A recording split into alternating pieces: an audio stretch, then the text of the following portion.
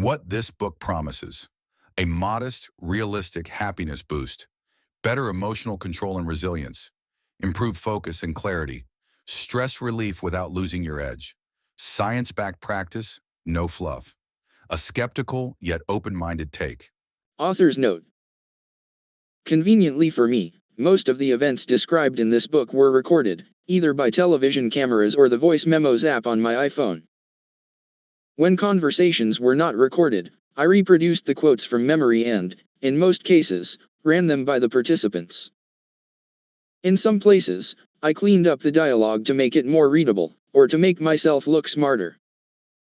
Preface to the 5th Anniversary Edition. I honestly thought this book would be a gigantic, fiery failure. The story I told myself ran something along these lines. Dude, you're a B-level network newsman writing a tell-all about the not-so-electrifying subject of meditation. Literally no one cares. While, admittedly, I have a tendency toward what the shrinks call negative self-talk, in this case my pessimism was not baseless. When my literary agent and I shopped around the initial book proposal to publishers, everyone said no. With one exception, Denise Oswald, an intrepid editor from HarperCollins, who decided to take a risk on me. Even after Denise agreed to publish the book, however, I got the sense that some on her team were still nervous. One person tried to bargain me up to 20% happier, which my meditation training notwithstanding gave me hives. Another development that nearly put me over the edge, just weeks before the book came out, my mother, with whom I am very close, sent an email begging me not to publish. She was worried that speaking openly about my drug abuse and panic attacks would torpedo my career. Her note sent me into an extended, days-long spasm of anxiety, during which time I actually considered pulling the book. For better or worse, however, I didn't really have a choice. The books were already printed and sitting in a warehouse somewhere. Ultimately, when the book came out, it had the title I wanted, and to my great surprise it not only didn't damage my career, it actually became a bestseller. I vividly remember the morning after the publication date. I awoke at 5 a.m. and promptly checked Amazon, where I saw that the book was topping the charts. I got back in bed and woke up my wife, who had held my hand through 4 years of anguished writing. When I told her the news, we lay there giggling for a long, long time. Aside from the initial onrush of giddiness, the experience has actually been humbling. That's a tricky word, humbling. Often, people will get up on stage after winning an Oscar and talk about how humbled they feel. Really? That kind of honor would put my ego on steroids. But the unexpected success of 10% Happier genuinely has been humbling. What quickly became apparent is that the success of the book wasn't so much about me as it was about the practical takeaway. I realized that people were only mildly titillated by the embarrassing stories I share in these pages. What they really wanted to know was, what do you have of use for me? On that score, I have real confidence. Meditation works. While it is not a panacea, science suggests it can help make you calmer, more focused, and less emotionally reactive. Since this book has come out, the research into the physiological and psychological benefits of the practice while still in its relatively early stages has only gotten stronger. Recent studies suggest meditation may decrease the risk of heart disease, boost the brain's resilience in the face of suffering, and promote healthier aging. I hear nearly every day from people who say this book led them to meditation, and that the practice has changed their life: a father on the verge of suicide, a police officer dealing with burnout, a firefighter whose young son has leukemia, a congressman who suffered a humiliating primary defeat, and celebrities who, despite their outwardly glimmering lives, privately struggle with anxiety. Dramatic anecdotes such as these get attention, but in some ways it is actually the accumulation of less flashy stories that drives home the impact of the book. Stories of the people who hit me up in airports or on Twitter to tell me that meditation has made them marginally but meaningfully saner. 10% Happier has now grown from a little idea in my head into something much more. My initial impulse for writing the book was to make meditation accessible to skeptics, But 5 years later, as the science has made the practice more socially acceptable, I am now primarily preoccupied by a new dilemma: the millions of people who want to meditate but can't get over the hump to establish an abiding habit. To that end, I've started a podcast, where, every week, I interview all sorts of meditators, from the Dalai Lama to RuPaul. I also co-founded a meditation app, which brings together some of the best teachers in the world, who provide simple instructions without incense or didgeridoo music. In the back of this book, I've included some guided meditation instructions, from me and also from some of my favorite teachers, including Joseph Goldstein, whom you will meet in the course of this narrative. You can also go to download the app and unlock audio versions of the meditations for free. See the new, expanded appendix for more details. To be clear, meditation isn't a silver bullet. As I type these words, I have been meditating for 9 years, and I am still capable of being neurotic, ambitious, and cranky. Which is why I like my whole 10% shtick. It sets the bar pretty low. That said, I am significantly happier and nicer than I used to be. I have come to believe that the 10%, like any good investment, compounds annually. I designed this book to be an argument dressed up as a memoir. The argument is this: you should meditate. Yes, you can consume the book as a yarn about a TV reporter on a deeply unlikely spiritual quest, but if you are so moved, I urge you to try out the meditation thing. As I like to say, if it can work for a restless, skeptical newsman, it can work for you. Preface. I initially wanted to call this book The Voice in My Head is an Asshole. However, that title was deemed inappropriate for a man whose day job requires him to abide by FCC decency standards. It's true, though. The voice in my head can be a total pill. I'd venture to guess yours can, too. Most of us are so entranced by the non-stop conversation we're having with ourselves that we aren't even aware we have a voice in our head. I certainly wasn't, at least not before I embarked on the weird little odyssey described in this book. To be clear, I'm not talking about hearing voices. I'm talking about the internal narrator, the most intimate part of our lives. The voice comes braying in as soon as we open our eyes in the morning, and then heckles us all day long with an air horn. It's a fever swamp of urges, desires, and judgments. It's fixated on the past and the future, to the detriment of the here and now. It's what has us reaching into the fridge when we're not hungry, losing our temper when we know it's not really in our best interest, and pruning our inboxes when we're ostensibly engaged in conversation with other human beings. Our inner chatter isn't all bad, of course. Sometimes it's creative, generous, or funny. But if we don't pay close attention, which very few of us are taught how to do, it can be a malevolent puppeteer. If you'd told me when I first arrived in New York City, to start working in network news, that I'd be using meditation to defang the voice in my head, or that I'd ever write a whole book about it, I would have laughed at you. Until recently, I thought of meditation as the exclusive province of bearded swamis, unwashed hippies, and fans of John Tesh music. Moreover, since I have the attention span of a 6-month-old yellow lab, I figured it was something I could never do anyway. I assumed, given the constant looping, buzzing, and fizzing of my thoughts, that clearing my mind wasn't an option. But then came a strange and unplanned series of events, involving war zones, megachurches, self-help gurus, Paris Hilton, the Dalai Lama, and 10 days of silence that, in a flash, went from the most annoying to the most profound experience of my life. As a result of all of this, I came to realize that my preconceptions about meditation were, in fact, misconceptions. Meditation suffers from a towering PR problem, largely because its most prominent proponents talk as if they have a perpetual pan flute accompaniment. If you can get past the cultural baggage, though, what you'll find is that meditation is simply exercise for your brain. It's a proven technique for preventing the voice in your head from leading you around by the nose. To be clear, it's not a miracle cure. It won't make you taller or better looking, nor will it magically solve all of your problems. You should disregard the fancy books and the famous gurus promising immediate enlightenment. In my experience, meditation makes you 10% happier. That's an absurdly unscientific estimate, of course. But still, not a bad return on investment.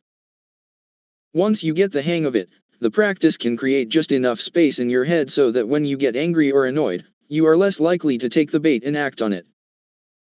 There's even science to back this up, an explosion of new research, complete with colorful MRI scans, demonstrating that meditation can essentially rewire your brain. This science challenges the common assumption that our levels of happiness, resilience, and kindness are set from birth. Many of us labor under the delusion that we're permanently stuck with all of the difficult parts of our personalities, that we are hot-tempered, or shy, or sad, and that these are fixed, immutable traits. We now know that many of the attributes we value most are, in fact, skills, which can be trained the same way you build your body in the gym. This is radical, hopeful stuff. In fact, as I discovered, this new neuroscience has led to the flowering of an elite subculture of executives, athletes, and Marines who are using meditation to improve their focus, curb their addiction to technology, and stop being yanked around by their emotions.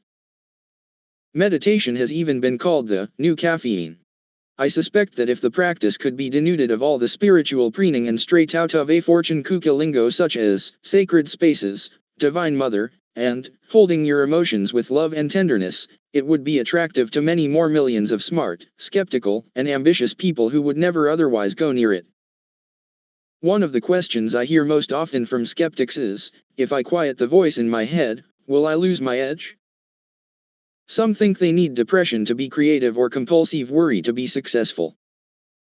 For the past 4 years, I've been road testing meditation in the crucible of one of the most competitive environments imaginable, television news. I'm here to tell you, it's totally doable. More than that, it can give you a real advantage, and, not for nothing, it might even make you nicer in the process. Yes, as you will see, I did stumble into a few embarrassing pitfalls along the way. However, with the benefit of my experience, you should be able to avoid them. What I'm attempting to do in this book is demystify meditation, and show that if it can work for me, it can probably work for you, too. The best way to illustrate this is to give you, as we say in the business, exclusive access to the voice in my head. All of us struggle to strike a balance between the image we present to the world and the reality of our inner landscape.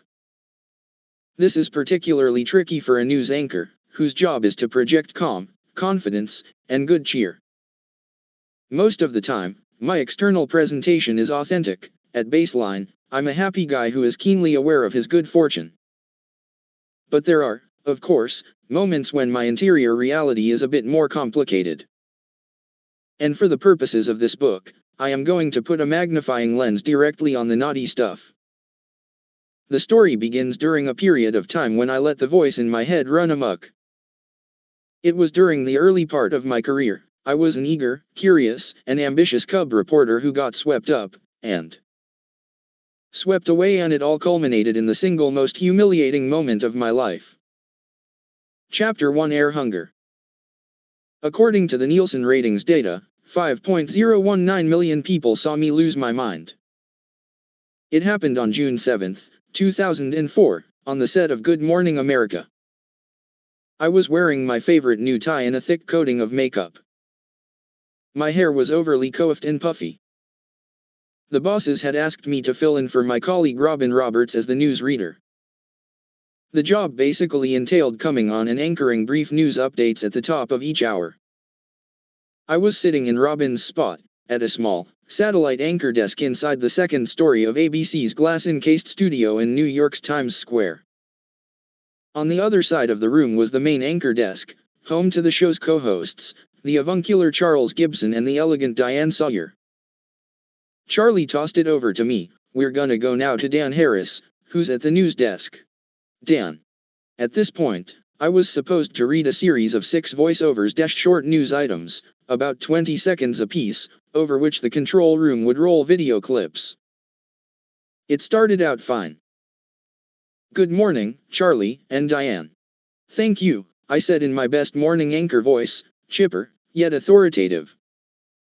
But then, right in the middle of the second voiceover, it hit.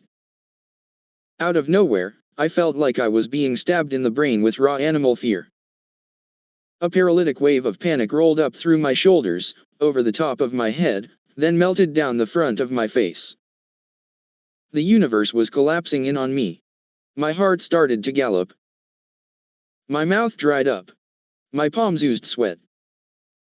I knew I had 4 more stories to read, an eternity, with no break and no place to hide, no sound bites or pre-taped stories or field correspondence to toss to, which would have allowed me to regroup and catch my breath. As I began the 3rd story, about cholesterol drugs, I was starting to lose my ability to speak, gasping as I waged an internal battle against the wave of howling terror, all of it compounded by the knowledge that the whole debacle was being beamed out live. You're on national television. This is happening now. Right now. Everyone is seeing this, dude. Do something. Do something.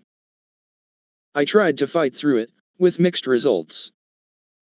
The official transcript of the broadcast reflects my descent into incoherence. Researchers report people who take cholesterol-lowering drugs called statins for at least 5 years may also lower their risk for cancer, but it's too early to prescribe statins slowly for cancer production. It was at this point, shortly after my reference to cancer production, with my face drained of blood and contorted with tics, that I knew I had to come up with something drastic to get myself out of the situation. My on-air meltdown was the direct result of an extended run of mindlessness, a period of time during which I was focused on advancement and adventure, to the detriment of pretty much everything else in my life. It began on March 13, 2000, my first day at ABC News. I was 28 years old, terrified, and wearing an unfortunate double-breasted suit as I walked through the high-ceilinged entryway lined with pictures of such luminaries as Peter Jennings, Diane Sawyer, and Barbara Walters, then took the steep, stately escalator up into the mouth of the building on Manhattan's Upper West Side. They made me go to the basement that day, to some fluorescent-lit security office to have my picture taken for my new identification card. In the photo, I looked so young that a colleague would later joke that a wider shot might reveal me to be holding a balloon. That I had made it to ABC at all seemed like a big misunderstanding, or maybe a cruel joke. During the preceding 7 years, as I toiled in local news, my dream had always been to get to the network, which was how people in the farm leagues referred to it, but I had assumed it wouldn't happen until I was maybe 40 and looked old enough to operate a motor vehicle. I had started in TV news straight out of college, with the vague goal of pursuing a career that had a modicum of glitz and also did not require me to do any math. My parents were doctors, but I didn't have the aptitude or the attention span for med school. So, despite some initial misgivings on the part of my folks, I took a job at an NBC station in Bangor, Maine. The gig was part-time, paid $5.50 an hour, and involved writing scripts for the anchorwoman, then operating the studio camera during a broadcast called Alive at 5:30. On my first day, the producer who was assigned to train me wheeled around from his electric typewriter and matter-of-factly announced, "This is not a glamorous job." He was right. Covering tire fires and snowstorms in rural Maine, not to mention living in a tiny apartment on the first floor of an elderly woman's house and eating mac and cheese nearly every night, was profoundly unsexy. Nevertheless, I loved it immediately. After a few months of badgering my bosses to put me on camera, they relented, and I became a reporter and an anchor, even though I was barely 22 and only had one blue blazer, a hand-me-down from my dad. It didn't take long for me to know that this job was what I would be doing for the rest of my life. I found the craft itself fascinating, especially the challenge of writing stories that were meant to be spoken aloud and matched to pictures. I delighted in the opportunity to get intrigued by an obscure but important subject, and then devise ways to teach viewers something that might be useful or illuminating. Most of all, I took enormous pleasure in the fact that my new position gave me license to march up to important people and ask him pertinent questions. Broadcast news is a tricky beast, though. Aside from the high-minded stuff about holding powerful interests accountable and using the power of the medium for good, there is also something deeply and irrationally affirming about getting your mug on TV. Watch how excited people get at baseball games when their faces flash on the Jumbotron. Now imagine doing that for a living. My colleague in Bangor was correct that much of the actual work of being a TV reporter sitting through interminable news conferences, spending hours in a news van with an irascible cameraman, chasing down cops for sound bites was not glamorous, but as I moved to larger markets, first to Portland, Maine, and then to Boston, the pay got better and the stories bigger, and the visceral thrill of being recognized in bars and online at the bank never got old. I remember my mother, a repository of wisdom, once telling me offhandedly at some point during my youth that she thought anyone who would run for president must have a hole on their inside that was so big it could never be filled. To the extent that I ever allowed myself to reflect on my drive to be on TV, I always found her comment haunting. 7 years after that first job in Bangor, I was working at a 24-hour cable news channel in the Boston area when I got a call, seemingly out of nowhere, indicating that I might be on the cusp of landing the big fish. My agent told me that executives at ABC News had seen my tapes and wanted to talk. They hired me as the co-anchor of ABC's loose and scrappy overnight newscast, World News Now, which airs from 2 to 4 in the morning, to an audience consisting primarily of insomniacs, nursing mothers, and college students hopped up on ad drugs. By the time I reported for duty, though, on that day in March of 2000, the guy I was supposed to replace, Anderson Cooper, had decided he didn't want to leave just yet. Not knowing what else to do with me, the bosses gave me a chance to file some stories for the weekend edition of our evening newscast, World News Tonight. As far as I was concerned, this was the coolest thing that had ever happened to me. Just a few weeks prior, I'd been reporting for an audience of tens of thousands of New Englanders. Now I was broadcasting to millions of people all over the country. Then it got even better. I was asked to file my first story for the weekday edition of the evening news, anchored by Peter Jennings himself. I idolized Jennings. My whole on-air style was a straight-to-video version of his. I had studied his intricate anchor desk ballet, the masterful mix of slow leans, head nods, and arched eyebrows. I admired his ability to be smooth, and yet emote without being mawkish. He was the epitome of the voice of God anchorman, with a personal mystique to boot, the 007 looks, the 4 wives, the rumored celebrity trysts. He was the colossus who sat astride ABC News. Internally, his broadcast was referred to simply as the show, almost as if we didn't have other major broadcasts like 20/20ths, GMA, and Nightline. He was also the object of bottomless fear. I hadn't met him yet, but I'd already heard the stories about his volcanic temper. Because of his reputation for eating his young, the executives deliberately scheduled my first appearance on his show for July 4th, a day they knew he would be on vacation. I did a feature story about baby boomers going back to work as lifeguards because all the young people were taking jobs with .com companies. When it aired, the show's producers seemed satisfied with the piece, but I never heard from Jennings himself. I didn't know if he'd been watching, or if he even knew who I was. A few weeks later, I was at the apartment I shared with my younger brother, Matt, riding the exercise bike we'd set up in the living room, when my landline, cell phone, and pager went off in rapid succession. I got off the bike and checked the pager. It read, 4040.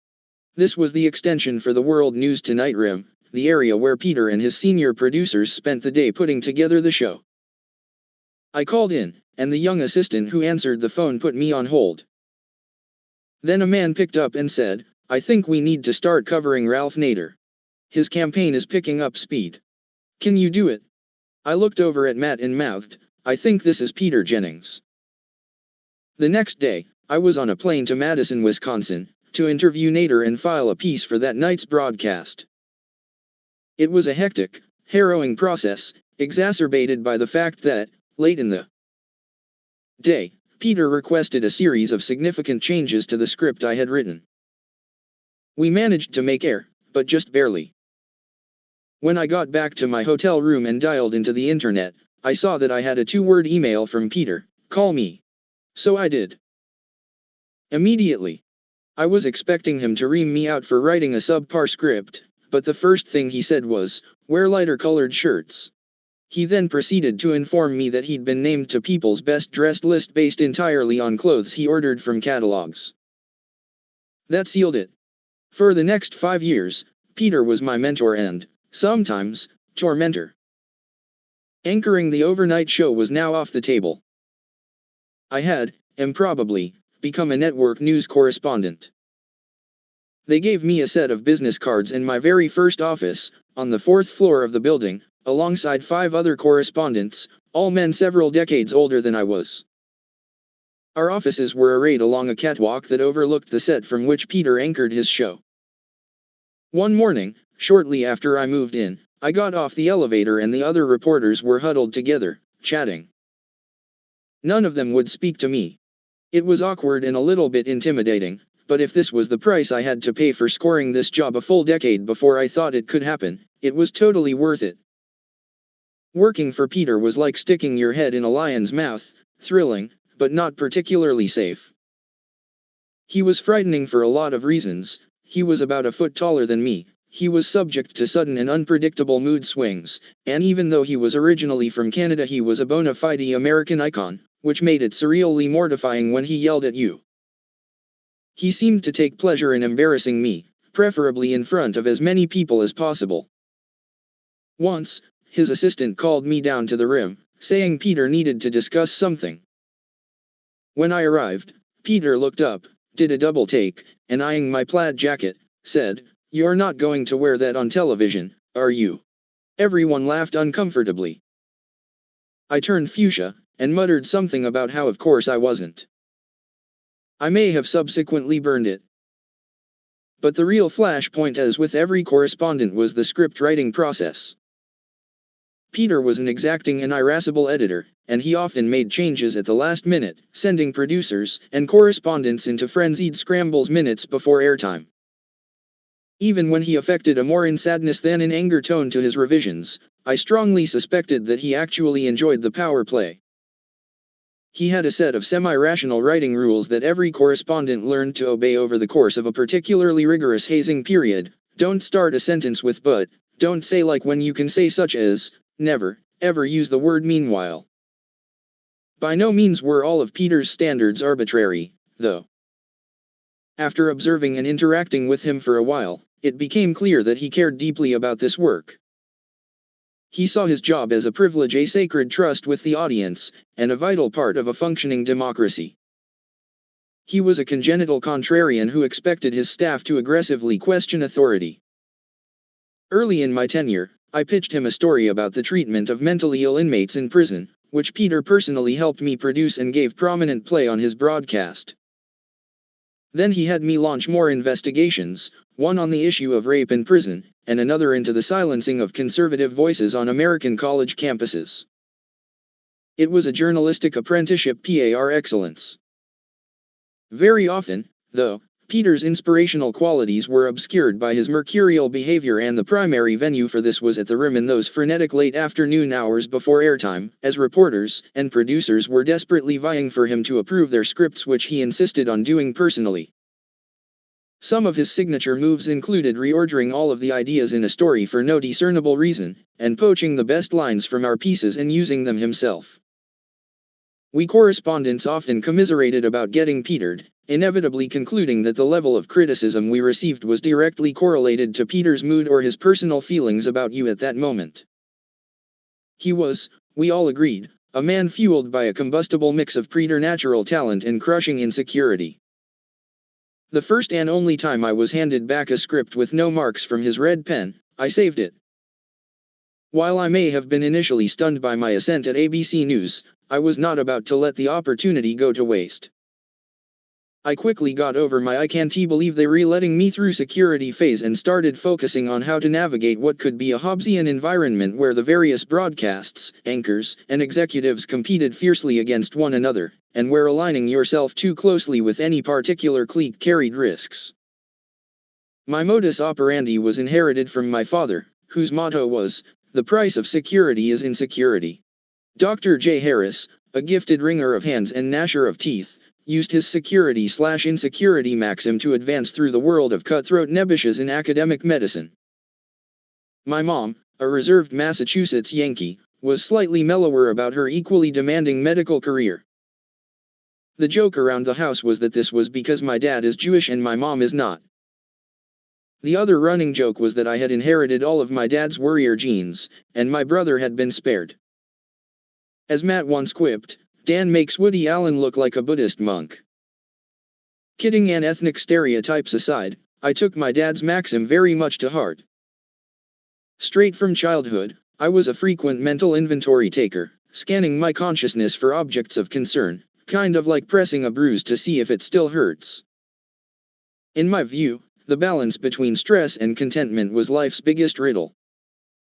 On the one hand, I was utterly convinced that the continuation of any success I had achieved was contingent upon persistent hypervigilance. I figured this kind of behavior must be adaptive from an evolutionary standpoint. Cavemen who worried about possible threats, real or imagined, probably survived longer. On the other hand, I was keenly aware that while this kind of insecurity might prolong life, it also made it less enjoyable. Once at ABC, though, any attempts at balance went directly out the window. I was young and out of my league. I had to work triply hard to prove myself in the face of widespread institutional skepticism. To compensate, I was pitching stories constantly. I was ruthlessly self-critical. I was willing to work nights, mornings, and weekends even if it meant skipping important events in order to get on the air. The news division was a fertile environment for this kind of intensity. In fact, people here were fond of repeating a famous quote from the legendary White House reporter Helen Thomas, one I embraced with gusto: "You're only as good as your last story." Getting on the air was not easy. On any given night, World News ran 6 or 7 taped pieces from correspondents, and most of those slots went to the people covering specific beats such as the White House. Meanwhile, there were about 50 other correspondents vying for what remained. I set up an endless mental tape loop. How many stories have I had on this week? What is the state of my relationship with Peter right now? What else do I have coming up? For the first year or so on the job, my strategy was to focus mainly on producing what we called back of the book pieces, stories that aired after the first commercial break. These ranged from investigations to in-depth pieces to fluffy features. I figured that given all the competition to cover the big, breaking news, this was the smart play. Aside from the aforementioned investigations, I reported on the dot-com boom and bust, and did colorful features on the periphery of the Bush-Gore recount battle in Florida. About a year into my tenure, Peter summoned me to his book-lined office to discuss a new assignment. He was settled behind an imposing dark wood desk as I sank uncomfortably into his overstuffed couch, which was clearly designed by the same person who invented such medieval torture devices as the Iron Maiden and the Pair of Anguish. He made an announcement that was both unforeseen and unwelcome. He wanted me to take over ABC's coverage of religion. This beat was a top priority for Peter. He had recently hosted a pair of highly rated, well-reviewed primetime specials about the lives of Jesus and St. Paul. He had also personally overseen the hiring of the first full-time religion correspondent in the history of network news, Peggy Wehmeyer. But Peggy, a comely, blonde evangelical from Texas, was leaving now, and Peter had decided I was going to take over her responsibilities. I tried to issue some sort of a protest about being a devout atheist. I didn't have the guts to tell him I couldn't care less about the subject, but he was having none of it. This was happening. End of discussion. Several months later, I was sitting in a puddle jumper on the tarmac in Fort Wayne, Indiana, having just finished shooting a story about church youth groups. A guy in the front of the passenger cabin hung up his cell phone, turned around, and told everyone that the Twin Towers were on fire.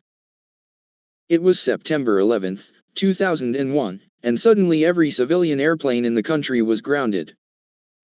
I was no longer heading back to New York anyway. My own cell phone rang, and my new marching orders were to get myself to Shanksville, Pennsylvania, where United Flight 93 had been brought down by passengers who stormed the cockpit. I disembarked, rented a car, and with my producer alongside me, began the 400-mile trek eastward. I spent those 7 hours in the car experiencing what was, for me, a new and confusing breed of misery. Like all Americans, I was furious and scared. But there was also an overlay of self-interest. This was, in all likelihood, the biggest story of our lifetimes, and here I was stuck driving a mid-size vehicle across the breadth of Ohio, helplessly listening to the news unfold on the radio. I knew Peter would be in his element, in full-on clarify and comfort mode, and it made me feel physically ill not to be part of the team reporting on and explaining this news to the country. I knew now that, back of the book, would no longer cut it for me. I reported from Pennsylvania that night, and then drove the rest of the way back to New York, where I essentially moved into the Tribeca Grand Hotel, just blocks from Ground Zero. The police had closed off much of Lower Manhattan, and since I lived and worked uptown, the only way to cover the story was to stay nearby. This boutique hotel, with its tiny rooms, exposed wrought iron elevator shafts, and huge lobby lounge, was an incongruously chic spot from which to cover the deadliest terror attack ever on American soil. I was right about Peter.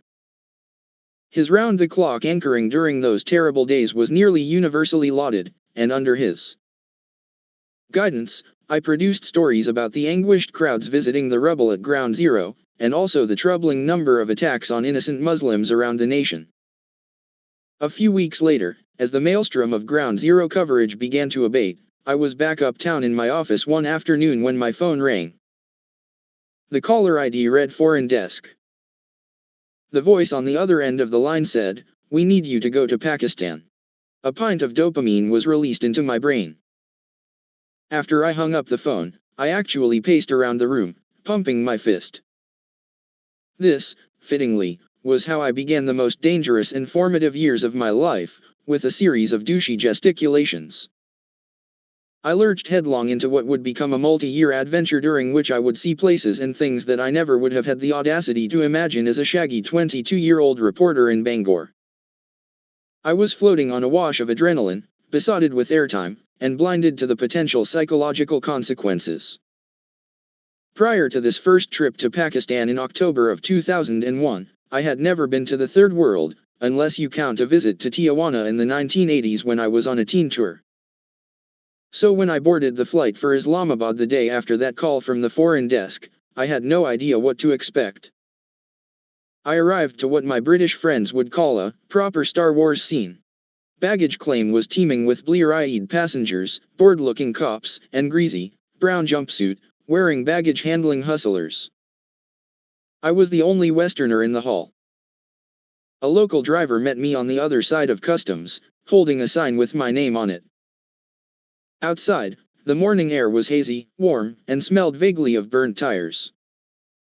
The highway was clogged with huge, brightly decorated cargo trucks whose drivers were constantly beeping their tinny, melodic horns. I later figured out that people in places like this didn't honk to get other drivers out of the way so much as to simply alert people of their presence, like a pulse of sonar. I had never felt so far away from home before. But then we got to the hotel. To my surprise, it was a Marriott, and a nice one at that, much larger and more elegant than the average American version. I dropped off my bags, then went straight up to the presidential suite, where the ABC team was working. This was my first time meeting many of these people. They were mostly from our London bureau swashbuckling types, veterans of places like Bosnia and Rwanda. They seemed completely comfortable with the cognitive dissonance of being in a dangerous, impoverished country where we had uniformed hotel staff bringing us cellophane-wrapped platters of cookies and mixed nuts twice a day. My fellow correspondent Bob Woodruff strolled in and nonchalantly ordered scrambled eggs from room service. Things got edgier pretty quickly. Within just a few days, I got word that we'd received an invitation from the Taliban, who were still ruling Afghanistan, to come visit their home base in Kandahar. It would be a sort of embed. At first blush, it sounded like a supremely dumb idea to go behind enemy lines, a guest of the actual enemy, and it provoked a spirited debate among our staff. We had a big meeting and argued it out. I went through the motions of listening to both sides, but it was really a foregone conclusion. There was no way I was going to miss this. I tried to call my mother to let her know where I was going before she saw it on TV, but I couldn't reach her at the hospital where she worked. So, against my better judgment, I called my father, the far more emotional parent. When I told him the plan, he started to cry. As the line went silent, except for the sounds of my dad catching his breath, the myopia of exhilaration gave way to remorse. Up until this point, I had been thinking only about what was in this trip for me. I hadn't considered the special kind of hell it would create for my family. My dad recovered pretty quickly, engaging in characteristically self-deprecating humor. "You have a Jewish mother, it's just not your mother." That night, I felt so guilty and, frankly, scared that I couldn't sleep. The next day, I was part of a small group of reporters who boarded a bus to the unknown. After a long, spine-rattling ride on the unpaved main road that bisects southern Afghanistan, we arrived in the middle of the night at a complex of squat government buildings on the outskirts of Kandahar. The American air campaign had knocked out power and the whole city was pitch black. We quickly went to the roof of one of the buildings, established a satellite signal, and taped a report in which Peter Jennings, at the news desk in New York, asked me questions about our journey. After talking to me, Peter, who still had a national newscast to prepare for, took the time to call my parents and let them know I was okay. The next 3 days were a surreal, heady blur. We were ferried around town by hirsute, heavily armed men. For the most part, they showed us things they wanted us to see for PR purposes, including bombed-out buildings in which they claimed innocent civilians had been killed by U.S. warplanes. But it was the off-screen demeanor of these Taliban fighters that made the strongest impression on me. Aside from the top commanders, who engaged in the requisite propagandist puffery, the rank-and-file soldiers were actually easygoing and sociable. They were kids, really. They taught us local curse words. At one point, one of them whispered to me, "Take me to America." I included a lot of this kind of color in my reports and received laudatory emails from the Home Office that were head-swimmingly intoxicating for a young reporter on the make. Peter was referring to me on the air as "our man in Afghanistan." My crew, a pair of Brits, spent many hours ribbing me, predicting that I was going to be an insufferable twat when I got home. They would act out imagined scenes of me in New York City bars with friends, interrupting every conversation with, yeah, did I tell you about the time I was in Afghanistan?" This trip was my first taste of what I would describe as journalistic heroin, the pure, sick rush of being somewhere you are not supposed to be and not only getting away with it but also getting on TV. I was hooked. When I got back to New York, though, I didn't have much time to play peacock. I was greeted with a public repudiation in the New York Times. Arts critic Karen James compared my coverage unfavorably to the BBC's, calling mine warm and fuzzy. It was a hammer blow to my psyche. I bitterly disagreed with her, but many of my colleagues did not. Her article cemented the impression that I was too green to do this job. Around the office, I immediately went from hero to donkey. A few weeks later, the foreign desk decided to give me a second chance, sending me this time to Tora Bora, where Osama bin Laden was holed up and under assault by local Afghan warlords on the American payroll. In the taxi on the way to the airport, I got a call from Peter. He told me the consensus was that I had blown it the first time around, and that now I really needed to prove myself. I spent much of the flight in the fetal position. There was no Marriott in Tora Bora. Upon arrival, we paid an opium farmer to let us sleep in his ramshackle compound of mud huts in the middle of an iced-over poppy field. There was a large, smelly ox tied up right outside the door, and every day when we came home for dinner, there would be one less chicken running through the yard. On this assignment, I redeemed myself. Part of what turned things around for me was a scene, captured on video, where I was shooting a stand-up, the part of a news story where the reporter speaks directly to the camera. I was perched on the side of a mountain, and right in the middle of my spiel, there was a whistling noise overhead. I had never heard gunfire up close before, so it took me a second to realize what was happening and dive to the ground. There was nothing warm or fuzzy about this. My bosses ate it up. There were, however, two embarrassing things about this moment. First, a close inspection of the videotape revealed that none of the Afghans in the frame behind me ducked, or even looked particularly concerned. Second, my immediate thought as that bullet whizzed over was, I hope we're rolling on this. This was new. If gunshots had gone off in a situation where I was not on the job, I would have wet my pants. I had no record of courage in my personal life. No military service, not even any experience in contact sports.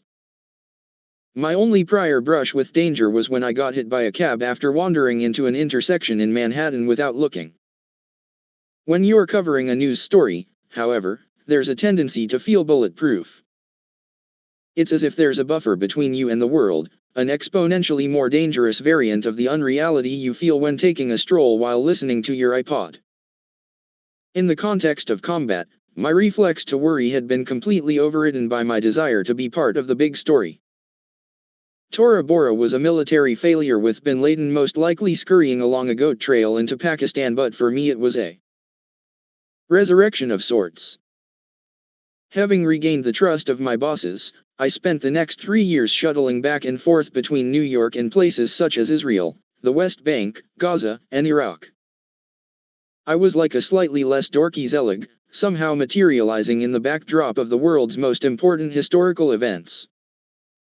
These were assignments that entailed repeated exposure to grotesquerie. In Israel, outside a seaside hotel after a suicide bombing, I watched as a gust of ocean breeze sent a bedsheet billowing off the ground, revealing a row of legs. In Iraq, a group of Marines and I stared down at a bloated corpse on the side of the road as we collectively realized that what we thought were gunshot wounds in the man's face were, in fact, drill holes. In the West Bank, I stood next to a father, watching bodies being dumped from a forklift into an impromptu mass grave in a hospital parking lot. The man let out a sustained, high-pitched wail as he spotted his own son tumbling into the pit. While I was unable to hold it together in the face of the crying father, walking out of camera range with a lump in my throat, I was surprised by my overall reaction to the horrors of war, or, more accurately, my lack of reaction. As far as I could tell, I was not that shaken.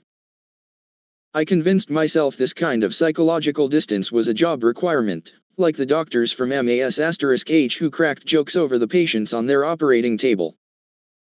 I reckoned repertorial remove served a higher purpose, allowing me to more effectively convey urgent information. If I broke down every time I saw something disturbing, how could I function? Back home, people would ask me whether my experiences overseas had changed me. My reflexive answer was, no. The old line, wherever you go, there you are, seemed to apply. I was still the same, I just had the proverbial front row seat at history. My parents openly worried about whether I was traumatized by what I'd seen, but I didn't feel traumatized at all. Quite the opposite, I liked being a war correspondent. Loved it, in fact. The bodyguards, the armored cars, being driven around like I was a head of state. I also liked the way flak jackets made my diminutive frame look larger on TV. In a war zone, the rules are suspended. You ignore traffic lights, speed limits, and social niceties. It has an illicit, energizing feel not unlike being in a major city during a blackout or a blizzard. And then, of course, there's the added romance of risk. We used to repeat to one another bastardized versions of an apt old quote from Winston Churchill, "Nothing in life is so exhilarating as to be shot at without result." It wasn't just the rush I enjoyed. I also genuinely believed in the importance of what we were doing, bearing witness to the tip of the American spear. I felt a sense of purpose that this was a cause that merited the risk. For both of these reasons, the thrill and the principle, I freely engaged in ABC's notorious intramural battles in order to stay in the game. An outsider might assume that we journalists spend most of our time competing with people from other networks. In actuality, we expend most of our energy competing with our own colleagues. In order to retain my spot on the front lines, I found myself vying against fellow correspondents like David Wright, another young reporter who'd recently arrived from local news. He was aggressive and smart, and I kind of resented him for it. While I'd once been content to let the senior folks fight it out for the big stories, I was now much more assertive. This competition mostly took the form of overt lobbying phone calls and emails to the anchors and executives who make the assignments. While the internal wrangling was, in many ways, a sign of a healthy, vibrant organization, it was also stressful and provoked me to dedicate way too many hours to measuring myself against people I worked with. For example, during a period in which David was kicking ass over in Afghanistan and I was stuck in New York, I could barely bring myself to watch the news. Fighting over airtime in the middle of a war was perverse, but such was the nature of the gig, it seemed to me. The great blessing of being a journalist is that you get to witness world events, to interface with the players, to experience the smells and tastes of it all.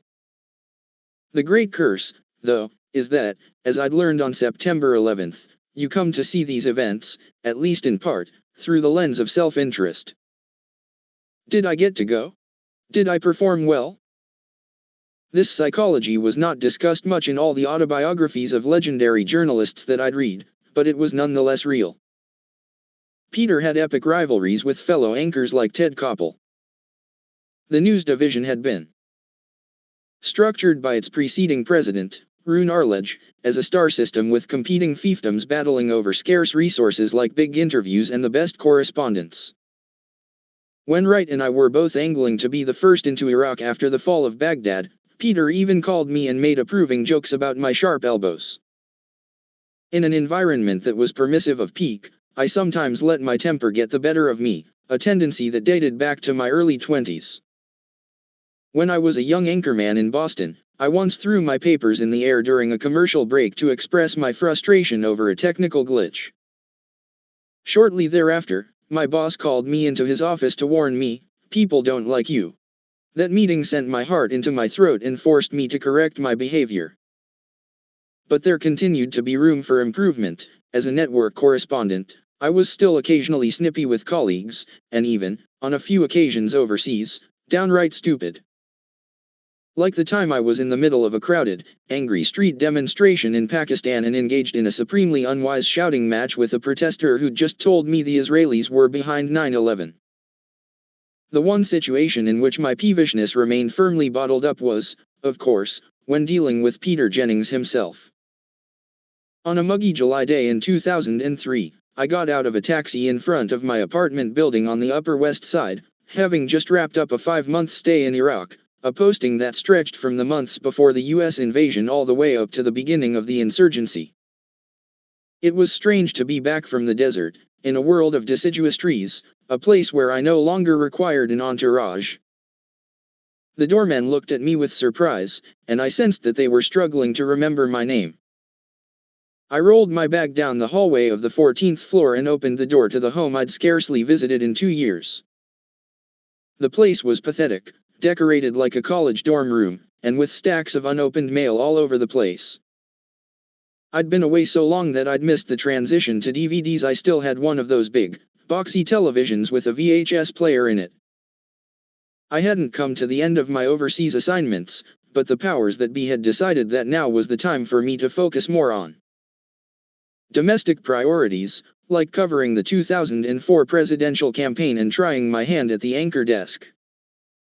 Meanwhile, my personal life was a blightscape. While I had been abroad, the already limited social network I'd maintained outside of work had largely evaporated. I was in my early 30s, and my friends had all coupled up and hunkered down. People my age were maturing, nesting, and reproducing. I, by contrast, had just endured an epic breakup after a short, fiery relationship with a Spanish journalist I'd met in Iraq. But I was so focused on work that romantic stability wasn't even on my list of priorities. Not long after I got home, I developed a mysterious illness with flu-like symptoms. I felt tired and achy all the time, I was perpetually cold, and I had trouble getting out of bed. I'd always been a little bit of a hypochondriac, but this was different. It dragged on for months. I convened lengthy, medical symposia over the phone with my parents. I got tested for tropical diseases, Lyme disease, and HIV. There was even talk of chronic fatigue syndrome. When all the tests came back negative, I latched onto the theory that my apartment had a gas leak, and I paid an exorbitant fee to get the place tested. For a few nights, I slept on the floor at the apartment of my close friend Regina, whom I'd known since college. She was a law school grad who had started a legal headhunting company. Throughout the night, her miniature pinscher would bring his kibble next to my head and chew it in my ear. Ultimately, the test results showed there was no leak. At which point I jokingly said to Regina that if I didn't find a diagnosis soon, I might have to admit that I was crazy. When I finally broke down and went to see a psychiatrist, he took about 5 minutes to deliver his verdict: depression. As I sat on the couch in this cozy Upper East Side office, I insisted to the kindly, sweater-wearing shrink that I didn't feel blue at all. He explained that it is entirely possible to be depressed without being conscious of it. When you're cut off from your emotions, he said, they often manifest in your body. This was humbling. I had always fancied myself to be reasonably self-aware. My mind, a perpetual motion machine of plotting, planning, and evaluating, had apparently missed something essential. The doctor had a couple of theories. It was possible, he said, that the horror of what I had witnessed overseas was too much for my conscious mind to handle. It was also possible that I was subconsciously pining for the adrenaline of war zones, that I was essentially in withdrawal from journalistic heroin. Or perhaps it was a combination of both. He recommended antidepressants. Unfortunately, I had already started self-medicating. Although many of my friends partook, I had made it through high school, college, and my 20s without experimenting with hard drugs. Alcohol and a little weed, yes, but nothing more. I was never even tempted, or to be more honest, I was scared. On a few occasions, pot had made me so intensely paranoid that I felt like I was incarcerated in an inner mortar. I figured harder drugs had the potential to be even worse. However, my psychosomatic illness had left me feeling weak and adrift.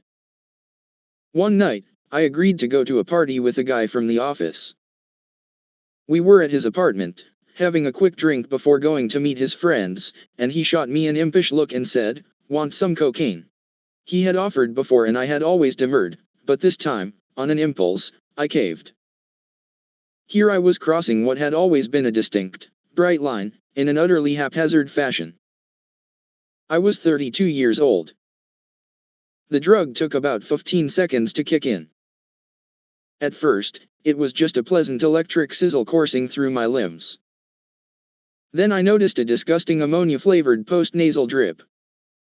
It didn't bother me, though, because it was accompanied by a triumphant horn flourish of euphoric energy. After months of feeling run down and ragged, I felt normal again. Better than normal. Rejuvenated. Restored. Logeria ensued. I said many things over the course of the evening, one of which was, "Where has this drug been all my life?" Thus began what my friend Regina sardonically called my bright lights, big city phase. That night, at the party I went to with the guy from work, I made a bunch of new friends. And those people also did cocaine. With coke, you never reach satiety. It hits, it peaks, it fades, and before you know it, every cell in your body is screaming for more. It's like that line from the poet Rilke, who referred to the quick gain of an approaching loss. I chased this dragon with the zeal of the convert. Late one night, I was partying with another new friend, Simon, a man who had, to put it mildly, a great deal of experience with drugs, and when he was ready to go to bed, I insisted we stay up and keep going. He looked over at me wearily and said, "You have the soul of a junkie." Then I discovered ecstasy. I was with some friends in New Orleans when someone started handing out little blue pills. They said it would take a half hour or more before I felt anything, and as I waited, I strolled through the city's French Quarter. I knew I was high when we passed a piano bar where they were playing Bon Jovi's "Livin' on a Prayer," and it sounded transcendent. I couldn't believe one pill could make me so happy. I felt as if my torso was swaddled in heated cotton balls. The very act of talking, the mere vibration of my vocal cords, was blissful. Walking was a symphony of sensual pleasure, with waves of euphoria melting all the calcified barriers of self-consciousness. I could even get out of my own way to dance. Sadly, the pain of the come down was proportional to the power of the high. Reality re-entered the scene with a pickaxe. The lesson for the neophyte drug taker was that there is no free lunch, neurologically speaking. On the day after ecstasy, my serotonin stores would be utterly depleted. I often found myself overwhelmed by a soul-sucking sense of emptiness, a hollowed-out husk of a man. It was partly because of the severity of the hangover. Cocaine, too, left me cracked out and colicky for at least 24 hours that I was meticulous about never doing drugs when I had to work the next day. Not only did I largely quarantine my substance abuse to weekends, but there were also long stretches of time when I was traveling for work and completely abstinent, covering the 2004 Democratic presidential primaries, for example. The pull of drugs was powerful, but the tug of airtime was even more so. In fact, during one of the years when I was using drugs, I was ranked as the most prolific network television news correspondent. This only served to compound my master of the universe complex, convincing me I could fool everyone and pull it all off. On some level, of course, I knew I was taking a massive professional risk. If my partying leaked out, I could have been fired. And yet I carried on, impelled forward blindly, my common sense hijacked by the pleasure centers of my brain. I kept using drugs well past the point where I had been diagnosed with depression. I failed or refused to connect the dots. I had always had an addictive personality. It's a lucky thing that the first time I tried cigarettes, at age 14, I puked. Otherwise, I might have picked up a lifelong habit. One of my most vivid childhood memories was playing ball one afternoon with my mom and brother on top of a hill near our house. I kept telling them I needed to use the bathroom, and would then sneak back to the kitchen to take slices of cake from the fridge. On the fourth or fifth trip, after realizing I had eaten nearly the whole thing, I came back and tearfully confessed. Not long afterward, I found out where my parents, who were very strict about candy, had hidden a bag of lollipops on a very high shelf in the kitchen. Over the course of several days, I repeatedly weaseled up there and ate them all. The power of craving, the momentum of wanting, was always difficult for me to resist. Now, as a budding drug abuser, it wasn't just the professional risks I shrugged off. I developed persistent chest pains that got so bad that one night I went into the ER to get checked out. A young medical resident told me that the trouble was very likely caused by cocaine, which I had reluctantly admitted to using. Despite her pleading, I left the hospital and pretended the encounter had never happened. Every drug recovery narrative has to have its bottom, and mine, or at least my first one, came on that warm June morning on the set of GMA when I melted down on live TV. Ever since my return from Iraq, I'd been occasionally filling in for Robin Roberts as the news reader. It was a huge opportunity, one I valued immensely and hoped would turn into something larger. I was used to the routine. I'd been appearing semi-regularly for a few months now, so I had no reason to think this morning would be any different. Which is why I was shaken to my core when that irresistible bolt of terror radiated out from the reptilian folds of my brain. My mind was in outright rebellion. My lungs seized up in what pulmonary doctors call air hunger. I could see the words scrolling up in front of me on the teleprompter, but I just could not get myself to say them. Every time I stumbled, the prompter would slow down. I could picture the woman who operated the machine, tucked away in a corner of the studio, and I knew she must be wondering what the hell was going on. For a nanosecond, amid my inner hurricane of thoughts, I really cared what she, in particular, was thinking. I tried to soldier on, but it wasn't working. I was helpless. Marooned, in front of millions of people. So, at the end of the voiceover about cholesterol-lowering drugs and their impact on cancer production, I decided to resort to a gambit I'd never used before on TV. I bailed punted.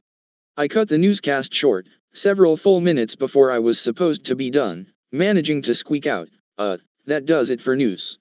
We're gonna go back now to Robin and Charlie. Of course, I was supposed to have said, Diane and Charlie.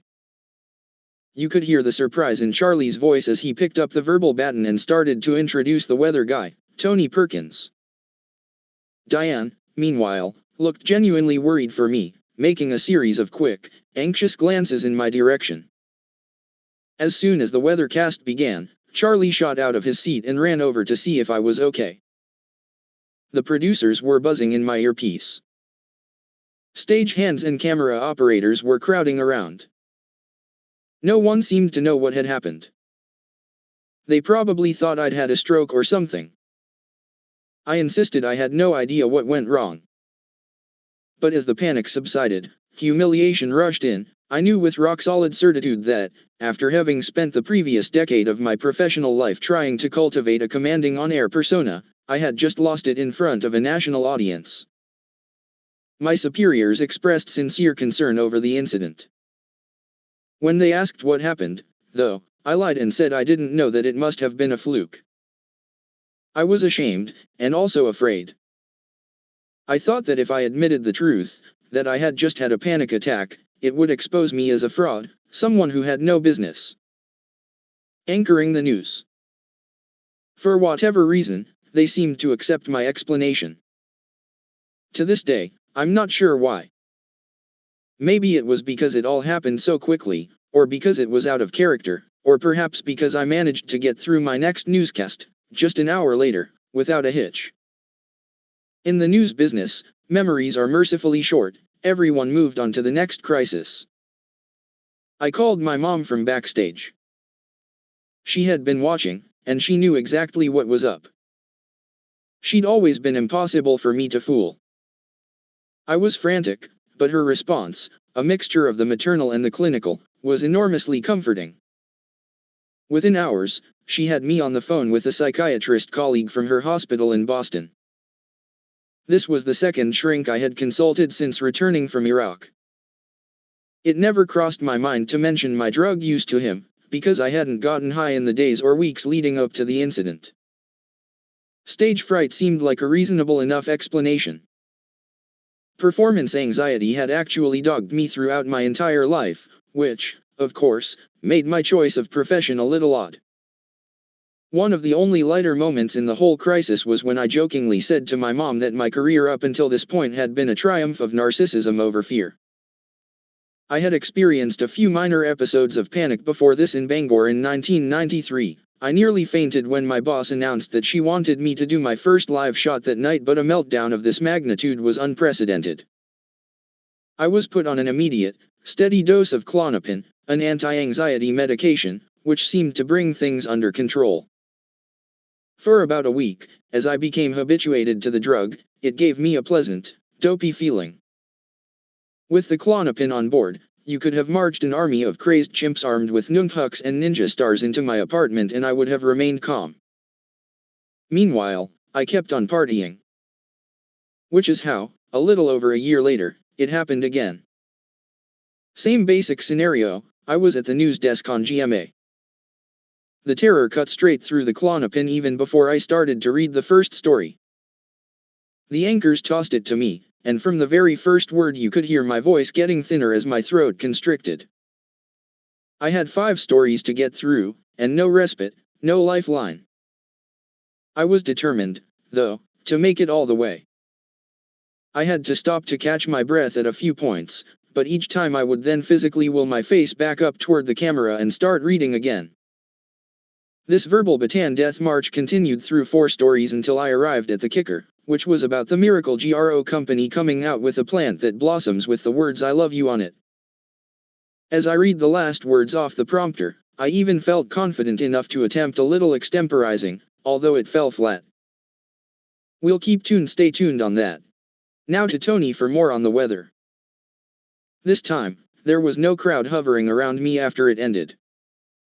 None of my colleagues or friends said anything to me at all. I hid it well enough that I don't think anyone even knew it had happened. I may have gotten away with it, but once again I knew full well what had gone down, and I went into DEFCON 1. If I couldn't reliably speak on the air even while taking anti-anxiety meds, my entire working future was up for grabs. From a professional standpoint, this was an existential issue. My folks found me a new psychiatrist, now the third shrink I'd seen since returning from Iraq, and purportedly the best guy in New York City for panic disorders. He was a tall, sturdy man in his mid-50s named Dr. Andrew Brotman.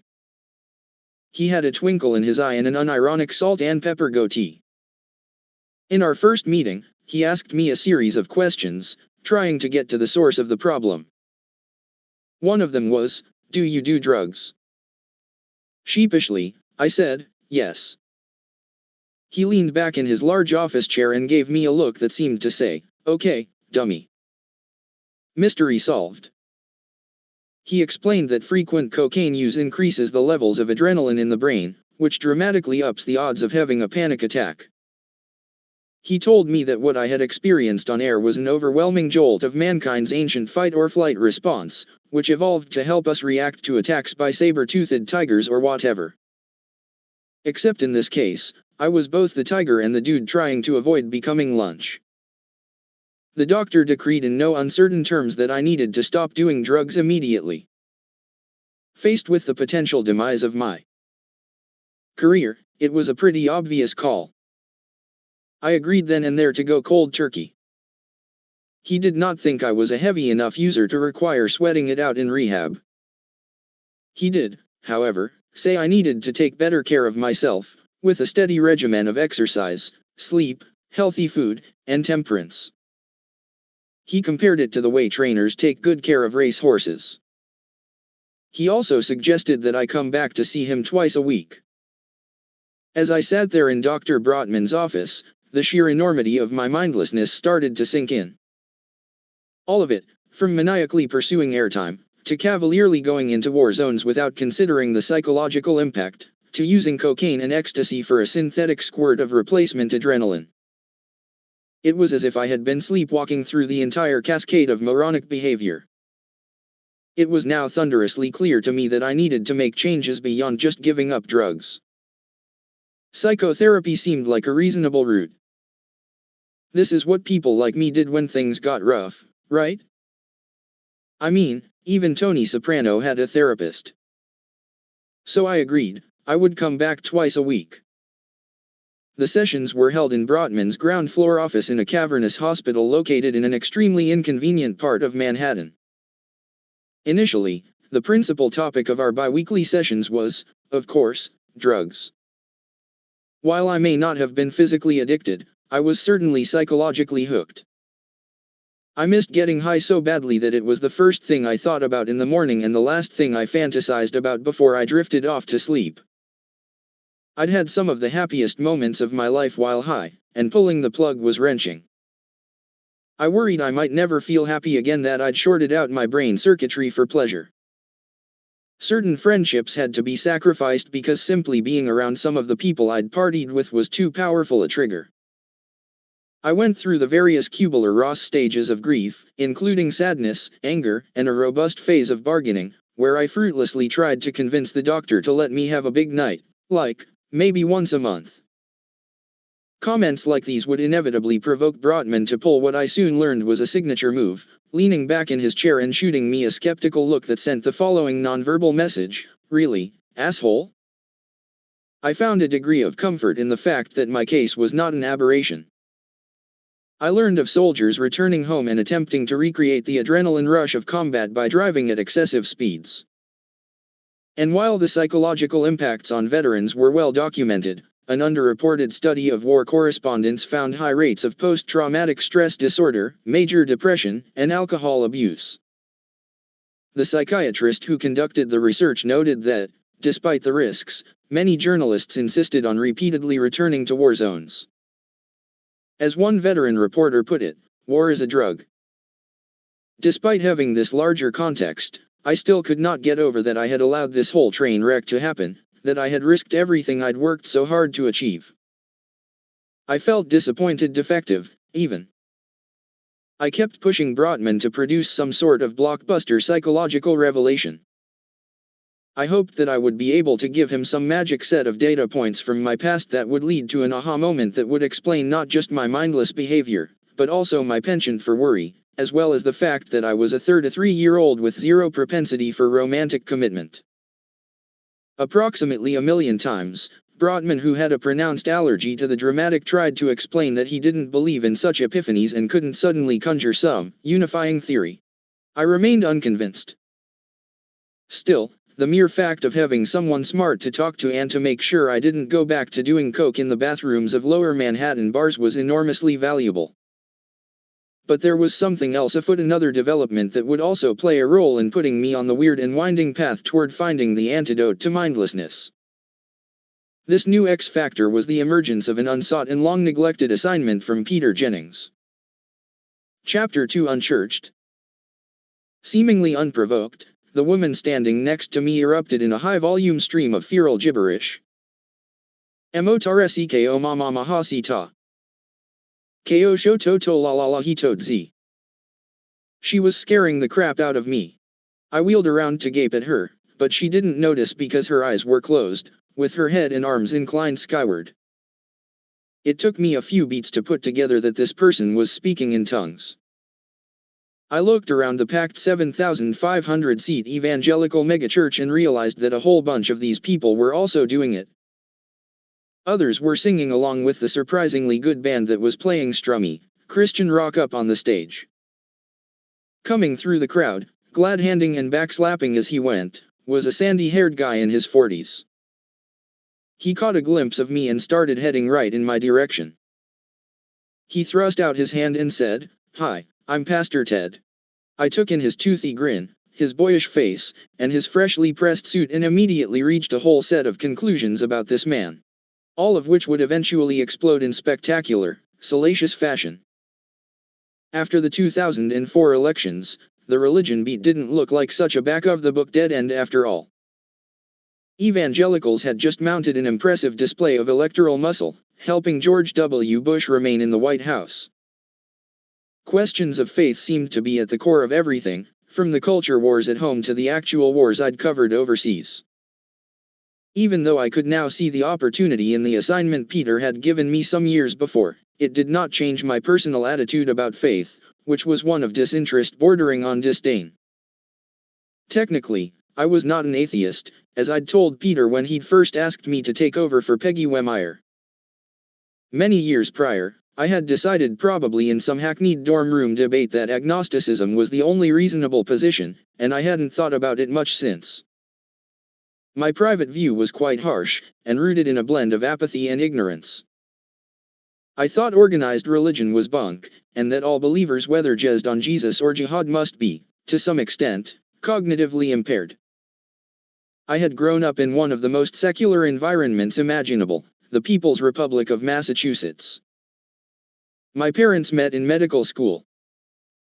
This was in the San Francisco area during the late 1960s, and they subsequently moved east and raised my brother and me with a mix of hippie warmth and left-of Trotsky politics. Our childhood featured Beatles records, homemade tie-dyes, and touchy-feely discussions about our emotions, but zero faith. When I was maybe 9 years old, my mother sat me down and matter-of-factly told me that not only was there no Santa Claus, there was also no God. In 7th grade, I managed to convince my folks to let me go to Hebrew school and have a bar mitzvah, but that had nothing to do with religion. I was gunning for social acceptance in our heavily Jewish hometown. I also wanted the gifts and the party. My family being mixed, we found a reform temple that didn't require that my mother convert. At Temple Shalom, I studied the basics of the Hebrew language, learned a bunch of Jewish folk songs, and flirted unskillfully with the girls at the annual Purim party. I don't remember there being much God talk. No one I knew, other than maybe the rabbi, actually subscribed to the metaphysics, and since that time I hadn't had a conversation of any significant length with a person of faith until Peter strong-armed me into this assignment. After a 3-year reprieve, during which time I covered the global, post-9/11 convulsions and then John Kerry's failed presidential bid, I now decided the time was right to take a deep dive into religion. Weeks after Bush's re-election, I traveled to a hard right church in Florida, where I interviewed parishioners who were clearly feeling elated and empowered. One of them told me, "I believe our Lord elected our president." Another said he wanted a Supreme Court that would enable him to take his kids to a baseball game and not have to see homosexuals showing affection to one another. I interviewed the pastor, a televangelist by the name of D. James Kennedy, who was straight out of Central Casting, a tall, imposing man who dressed in robes and spoke with a booming voice. I asked, "What would you say to the people in those states who are really worried about the impact Christian conservatives can have on our government?" I expected him to offer an answer that was at least partially conciliatory. Instead, he issued a mirthless chortle and said, "Repent." In that moment, I converted happily from war reporter to culture war reporter. When the story aired, Peter and the rest of my bosses loved it, and I realized this beat that I very much hadn't wanted was, in fact, tantamount to a full employment act for me. It got me on the air a lot, which was, of course, the coin of our particular realm. For several years, I reported on every twitch, every spasm or, as Jesus said in the Sermon on the Mount, every jot or tittle dash of the national argument over abortion, gay marriage, and the role of faith in public life.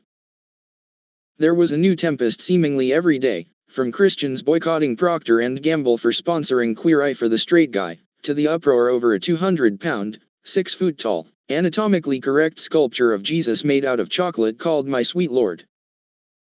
When I wasn't gorging on the culture wars, I was out producing lighter feature stories about evangelicals, feeling like a tourist in an open-air zoo. I filed reports on Christian reality TV shows, Christian rock festivals, Christian financial advisors, Christian plumbers, Christian cheerleaders, Christian health insurance, you name it. During a story about a Christian fitness club in California, I noted, "You can work your thighs while you proselytize." Not my finest moment. After an extended run of this, the producer who'd been assigned to work with me started to grow weary of my approach. He was a young man with a pleasingly alliterative name, Wanbo Wu. Like me. He was also not an obvious choice for the faith beat. He was a secular, second-generation Korean from Boston. And, he was openly gay. Over long car rides through the Bible Belt, we had some pretty epic debates. Not about the fact that we were interviewing a lot of homophobes. Wanbo was too professional to let that deter him. What he objected to was my proclivity for pieces that revolved around conflict and caricature. He wanted me to stop acting like the Anthony Bourdain of spirituality, feeding on the most bizarre fare I could find. He was tired of the culture wars. He wanted to focus not just on people shouting about their faith but rather on how their faith affected their daily lives. In sum, he wanted to go deeper. I told him he should go work for NPR. I was in pursuit of another of my fetishistic, "look at what the whack evangelicals are doing now" stories when I landed in that megachurch filled with people speaking in tongues. My crew and I had traveled to New Life Church in Colorado Springs, a complex of large buildings perched atop a hill with sweeping mountain views. We were here to see the NORAD of prayer. Our guide was a super solicitous man of God by the name of Pastor Ted Haggard. Moments after I was jarred by his noisily reverent congregant, the pastor ushered me and my team out of the main sanctuary, into the brisk Colorado air, and then into a gleaming, new, $5.5 million, 55,000 square foot building about 100 yards away. We pushed through the glass doors, and walked down a long hallway decorated with religious art, the crew backpedaling in front of Ted and me, recording our conversation. Then we entered the main room, a rather astonishing space lined with enormous glass windows, at the center of which was a huge, spinning globe. It was meant to be a sort of mission control for human communication with God, outfitted with computers, and piping in news feeds from around the planet. "We're watching the whole world all the time for events that need to be prayed for," he told me with earnest excitement. Ted was what's called a prayer warrior, someone who believes in the power of targeted, intercessory prayer to effect real-world changes. If there's any indicator that there's a problem, we notify hundreds of thousands of intercessors immediately. Ted was really excited about this place, although I got the feeling he could muster equal ebullience while discussing parsnips or annuities. He did, in fact, have the air of a man who could be a top regional insurance salesman. With his short, parted hair and his sparkling eyes, he had the Clinton-esque way of locking in on you and making you feel that, at least in that moment, you were the most important person in the world. He and his wife, Gail, had started new life in their basement several decades earlier, with a congregation of 22 people. It grew with fevered intensity as Ted led his followers on a sort of siege of the city, praying outside government offices, gay bars, and the homes of suspected witches. He and his troops prayer walked nearly every street in the city, and even prayed over random names in the phone book, all in an attempt to chase the devil out of town. Undoubtedly, part of Ted's appeal was that he had a way of invoking Satan while remaining ceaselessly chipper. At the time of our visit, the church had 14,000 people on its membership rolls, and Ted was one of the leading lights in Colorado Springs, which, because it was home to many large Christian organizations, such as Campus Crusade for Christ and Focus on the Family, had come to be known as the Evangelical Vatican. He wore his authority lightly, though, insisting that everyone simply call him Pastor Ted. By now the congregants had filed out of the sanctuary, so that's where we went to sit down and have our formal interview. As we talked, it became clear that Ted was a different breed from his fiery forebears on the religious right, figures like Jerry Falwell, Pat Robertson, and D. James Kennedy. He was part of a new generation of pastors who were trying to broaden the evangelical agenda beyond gay marriage and abortion. In some ways, he was more like a self-help guru. He'd written a series of books on things like making your marriage last and saving your neighbors from going to hell. He'd even published a weight loss guide, The Jerusalem Diet. To be sure, he was against abortion and homosexuality, but he didn't go out of his way to talk about it. After the interview, as the crew was breaking down their lights and packing up their gear, Ted sat down on the stairs leading up to the main stage and patted the step next to him. My first instinct was to make an excuse, figuring this was going to devolve into some sort of proselytizing session. But to beg off would have been rude, so I plopped down reluctantly, only to be pleasantly surprised by the conversation that ensued. With the cameras off, Ted toned down his eagerness a notch and began speaking with bracing frankness about the state of the evangelical scene in America. "Can we talk off the record?" he asked. "Absolutely," I said, thinking, this could get interesting. There's a huge difference between what I do as a pastor and what people like Jim Dobson do. Dobson was the head of Focus on the Family, whose main office was right down the road and was so large it actually had its own zip code. Dobson was a pillar of old-school orthodoxy, a firebrand, and an avid critic of gays and abortionists. "I have an actual congregation that I see face-to-face every week," Ted added, "so I see what their real issues are, like their marriages, children, and finances. If I'm consistently negative, it doesn't help them." Dobson, on the other hand, runs what's called a parachurch ministry. His ministry grows in the midst of controversy, because that attracts interest and funds. I was a little surprised to hear a big-time pastor trash-talking another major figure in evangelicalism. It seemed a little unchristian. But it was certainly intriguing, and I was starting to like this guy. He was a bit of a paradox, over-friendly and yet likable, saccharine but also capable of knowing irony. I sat there on those steps well past the point dictated by politeness, and Ted patiently answered all the questions about evangelicalism I would have been too embarrassed to ask anyone else. He didn't make me feel inferior for being, as they called it in evangelical lingo, unchurched, and he didn't try to convert me. He was also not defensive at all when I asked how biblical literalists reconciled the fact that different books in the Bible said different things about key details in the Jesus story. He beamed mischievously and said, "We have our ways." Sitting there with Pastor Ted, I realized, with genuine regret, how unthinkingly judgmental I'd been not only of Ted, but of religious people, generally. It hit me that I'd blindly bought into the prevailing stereotypes. The Washington Post had once declared these people to be poor, uneducated, and easy to command. Pastor Ted's story about the inner clashes of the movement put the easy-to-command notion to rest. As for my assumption about all religious people being unintelligent, Ted clearly wasn't. Then again, neither were believers such as Tolstoy, Lincoln, and Michelangelo, not to mention contemporary people of faith like Francis Collins, the evangelical and scientist who led the charge to map the human genome. Not only had I been unfair to people of faith by prematurely reaching sweeping, uninformed conclusions, but I'd also done myself a disservice. This beat could be more than just a chance to notch more airtime. Most people in America and on the planet, for that matter, saw their entire lives through the lens of faith.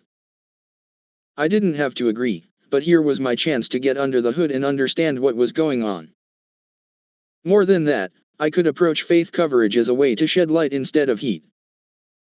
At a time when religion had become so venomously divisive, thoughtful reporting could be a way to take audiences into worlds they'd never otherwise enter, and in the process demystify, humanize, and clarify. It was why I'd gotten into this business in the first place, to both get on TV and do meaningful work. Shortly thereafter, I admitted to Wanbo that he was right. We could start covering this beat with more nuance without having to move to public radio.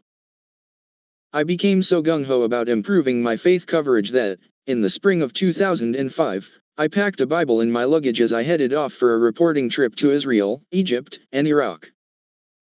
I figured if I was going to be a proper religion reporter, I should at least read the source material. It was right before I left on this trip to the Middle East that I had my last encounter with Peter Jennings. We met in his office, ostensibly so he could brief me on what my reporting priorities should be. He opened, characteristically, with an insult. "There's a perception," he said, "that you're not very good at this sort of overseas coverage."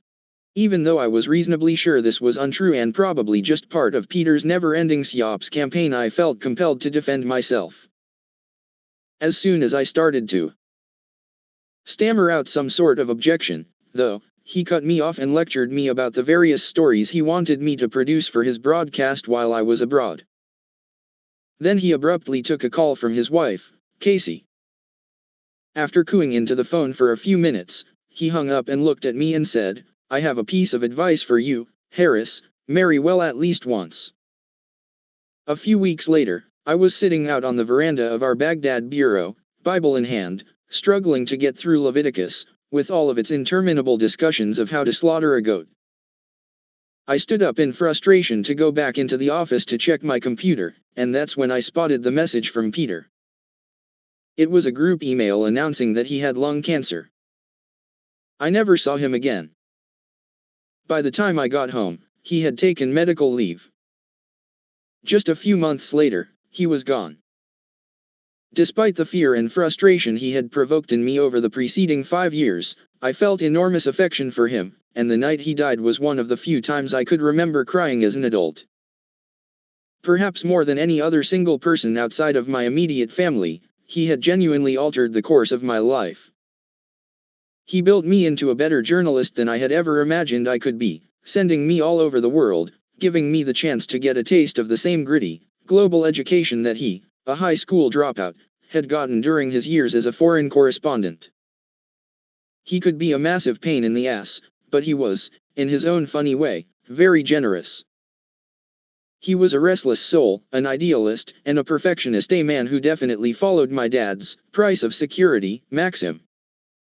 No matter how hard he was on me, I always knew he was exponentially harder on himself. Interestingly, during the entire time I knew Peter, the subject of his personal faith never came up. It wasn't until years after his death that I learned that Peter himself was not particularly religious at all.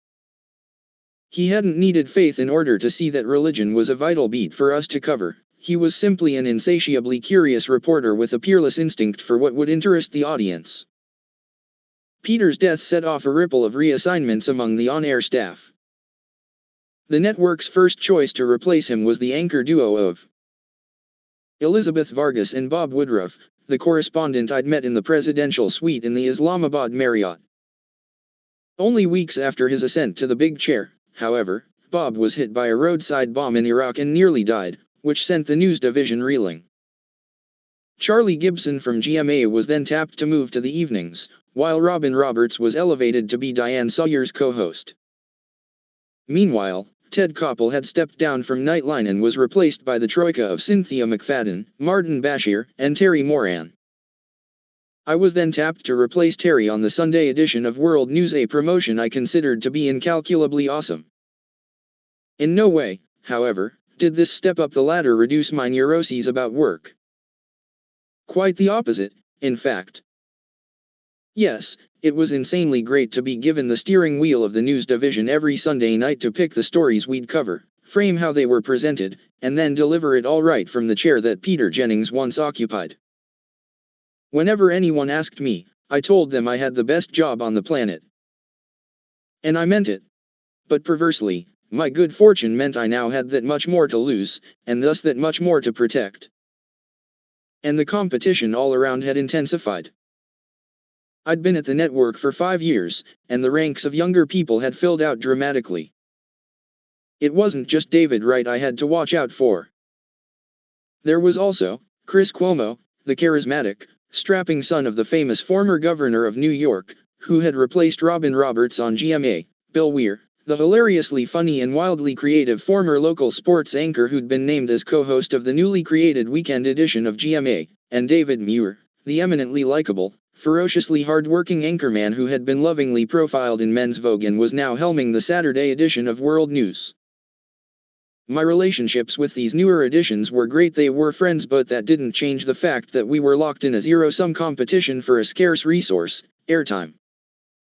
Specifically, assignments to cover the big stories, as well as fill in slots for when the A-list anchors were away. The mental loop that began when I first arrived from local news went into hyperdrive, only with an even more personal tinge. It was one thing, back in the day, to be big-footed by a veteran correspondent, but to be beat out by someone my own age, now that stung. Like almost all correspondents, every day I would check the rundowns for various shows, the computerized lists of stories the broadcasts would be covering, to see who was doing which ones. If someone scored an assignment I wanted, I'd experience a brief rush of resentment.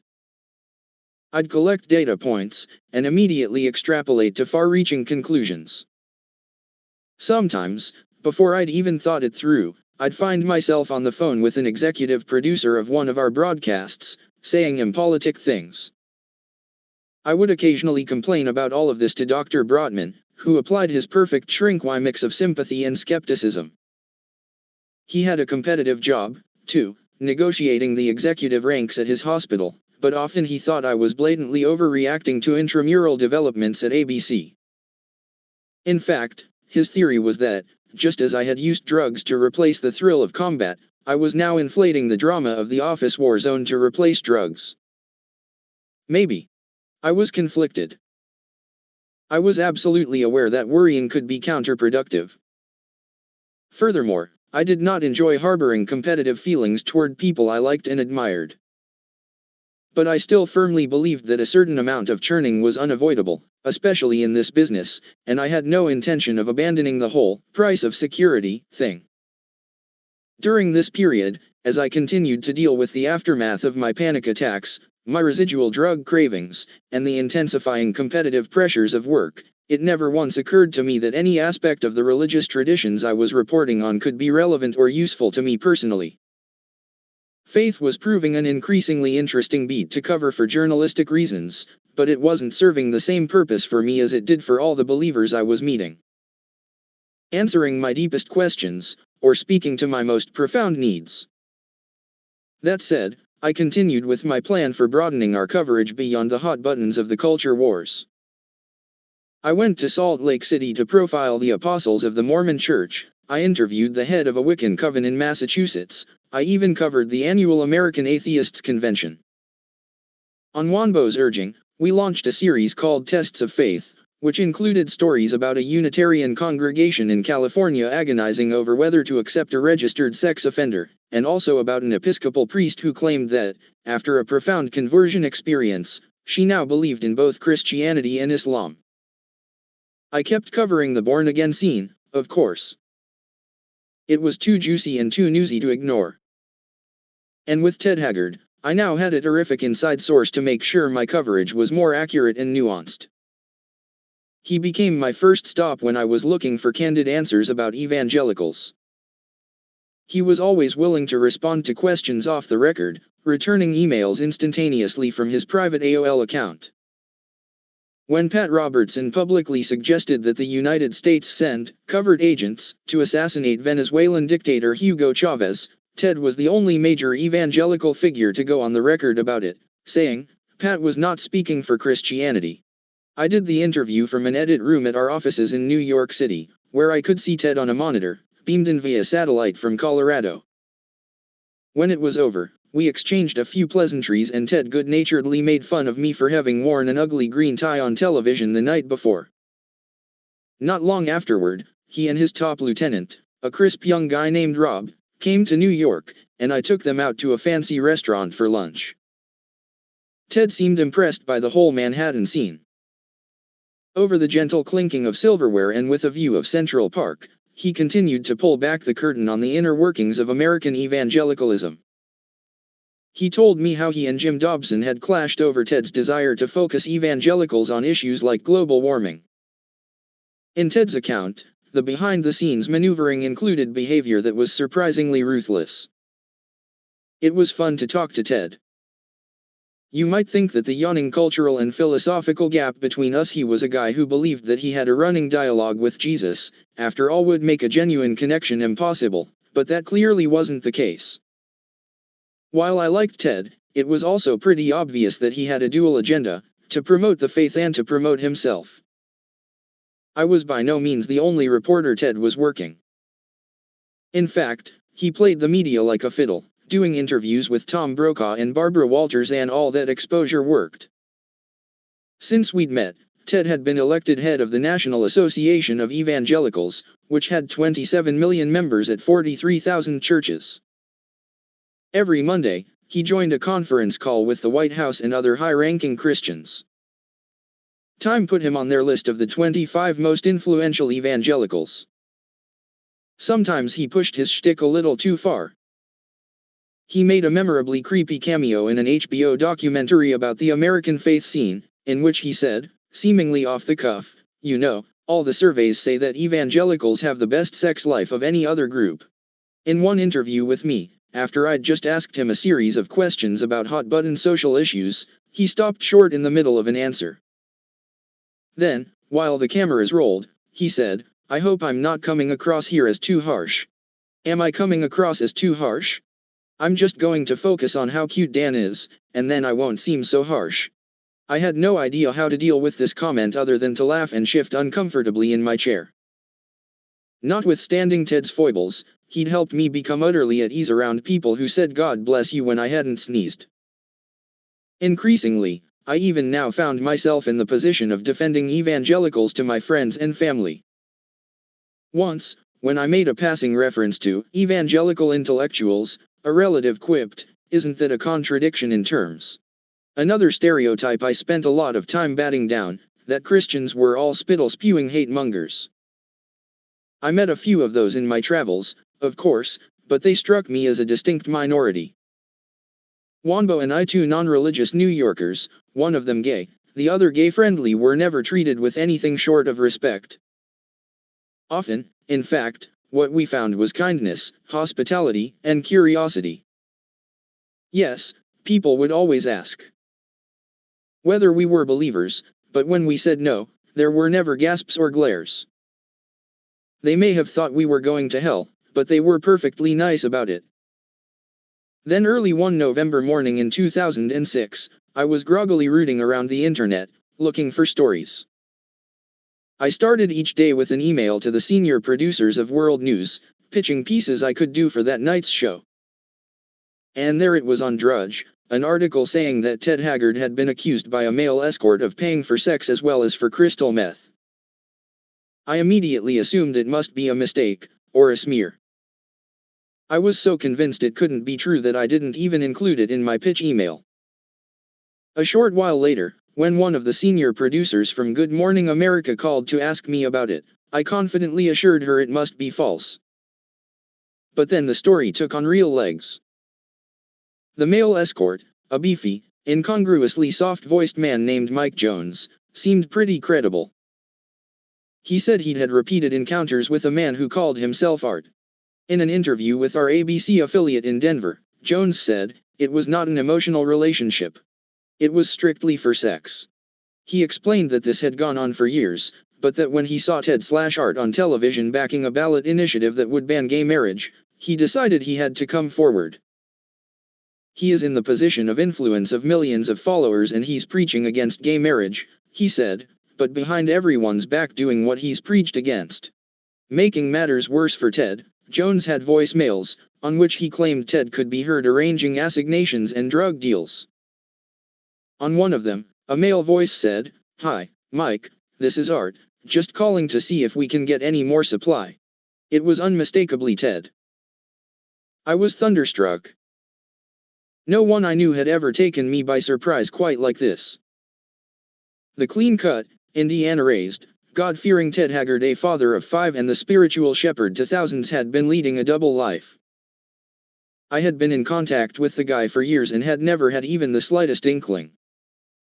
In hindsight, there might have been a few signs that all of his lieutenants were young and male. That time he called me cute. But really, none of that would have foretold the panoramic collapse that was now playing out. The unmasking of Ted Haggard became a massive national story. There are few things the media loves more than a self-appointed paragon of virtue falling from grace. Local reporters captured Haggard leaving his house in an SUV, with his wife by his side and several of his children in the car. To me, he looked like a child caught dead to rights but still hoping against hope that he could talk his way out of it. He leaned over the wheel and told the assembled reporters, "I've never had a gay relationship with anybody, and I'm steady with my wife." "So you don't know Mike Jones?" one reporter asked. "No, I don't know Mike Jones," he said. Moments later, in a flagrant bit of bad acting, Ted asked, "What did you say his name was?" Days later, the charade crumbled. He stepped down from his positions at the National Association of Evangelicals and at New Life Church. In a statement read aloud to his followers, he said, "There is a part of my life that is so repulsive and dark that I've been warring against it all of my adult life." The affair gave birth to 1,000 snarky blog posts, and it confirmed Americans' lowest opinions about evangelicals. This was, after all, a man who described homosexuality as a sin, as a life that is against God. My gay friends were eating it up, Wanbo being one notable exception. He never once crowed. Like me, he seemed surprised and a little saddened. We both agreed that, while Ted was clearly guilty of towering hypocrisy, there was also some poignancy to the fact that the moral teachings associated with his faith had forced him to suppress a fundamental part of who he was. We covered the story aggressively, but we also took pains to point out that Haggard was much less strident than many of his co-religionists on the issue of homosexuality. In fact, he had once assured Barbara Walters in a primetime interview that gays, too, can go to heaven. Throughout the crisis, I had been calling and emailing Ted repeatedly. No reply. The guy who used to get back to me within seconds had gone completely dark. After a few days, the story died down, as it always does. America, as then Senator Barack Obama had noted after Hurricane Katrina, goes from shock to trance, faster than any other nation on Earth. As Ted's world fell apart, mine was getting much better. Just weeks later, Bob Woodruff told me he wanted to set me up on a date. Not 2 years after surviving a bomb blast to the head in Iraq, Woody, as he was known to his friends, was playing matchmaker. At first I was skeptical. I wasn't enthusiastic about being set up. To me it seemed slightly pathetic, but it was hard to say no to an American hero, a guy whose story was turned into a best-selling book, and who was greeted by Jon Stewart during an appearance on The Daily Show with the question, "Why are you still more handsome than me?" Bob's wife, Lee, an effervescent and hilarious blonde, was hard to refuse as well. Here's how she laid out the whole setup situation. Her name is Bianca.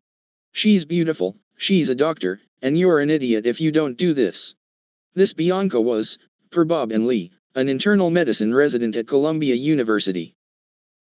The Woodruffs were friends with her parents, and what could I do? I said yes. On the night pre-arranged for the date, I was walking out of the gym on my way to the restaurant when my phone rang. It was Bob, calling to make sure I wasn't flaking out. "Dude," he assured me, "she's hot." We were meeting at an Italian spot on the Upper West Side. Pathologically punctual, I showed up early and staked out a spot at the bar, near a pair of bankers from New Jersey doing shots. It was mid-December and the place had festive decorations and a holiday feel. My plan was to lean against the bar, staring at my BlackBerry, so that when Bianca walked in, she could come over and tap me on the shoulder and I could look up all cool and nonchalant. Of course, I was too nervous to pull that off and ended up staring anxiously at the door. Minutes later, when she appeared, my internal reaction was similar to the one my cousin Andy described the first time he met his future wife: "I'll take this one." Bob had not exaggerated. She was beautiful, with golden hair and piercing, light blue eyes like a husky's, but much softer. As I did whenever I was confronted with anyone I found intriguing, I peppered her with biographical questions. She was raised in Manhattan. Her dad was a doctor, her mom an artist. She was 6 months out of medical school and in the hellishly stressful first year of residency. She was also, as I learned over the course of the evening, smart, passionate about medicine, humble, optimistic, quick to laugh, and a lover of animals and dessert. Pretty soon, we were doing tequila shots with the bankers. Drinks turned into dinner. The first date turned into a second. 3 months later, Bianca moved into my apartment. 2 months after that, we adopted cats. When we called my parents to ask them to provide a character reference for the assiduous pet vetters at the ASPCA, my father, who aside from being a worrier is also a wisest, asked whether we were also going to have a commitment ceremony. The cats immediately became the butt of jokes among my male friends at work, who automatically associated femininity with femininity. When Chris Cuomo heard about our pet adoptions, he sent me an email that read, "Do you sit when you pee?" As a man who was a mild hypochondriac, it was handy to have a doctor around. More significantly, after living alone in my apartment for nearly a decade, I found it wonderfully strange to get back into bed after a middle-of-the-night trip to the bathroom and see 3 cats in a human form lying there, all of whom now had equal claim to the territory. Bianca truly brought out the fool in me. I had never been this comfortable around anyone before.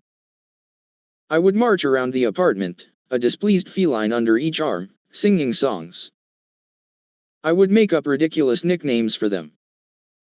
When she was in the living room trying to work, I'd use the remote app on my iPad to blast Steppenwolf and then lie there with a stupid, twisted-up grin as she burst into the room, tut-tutting about the interruption.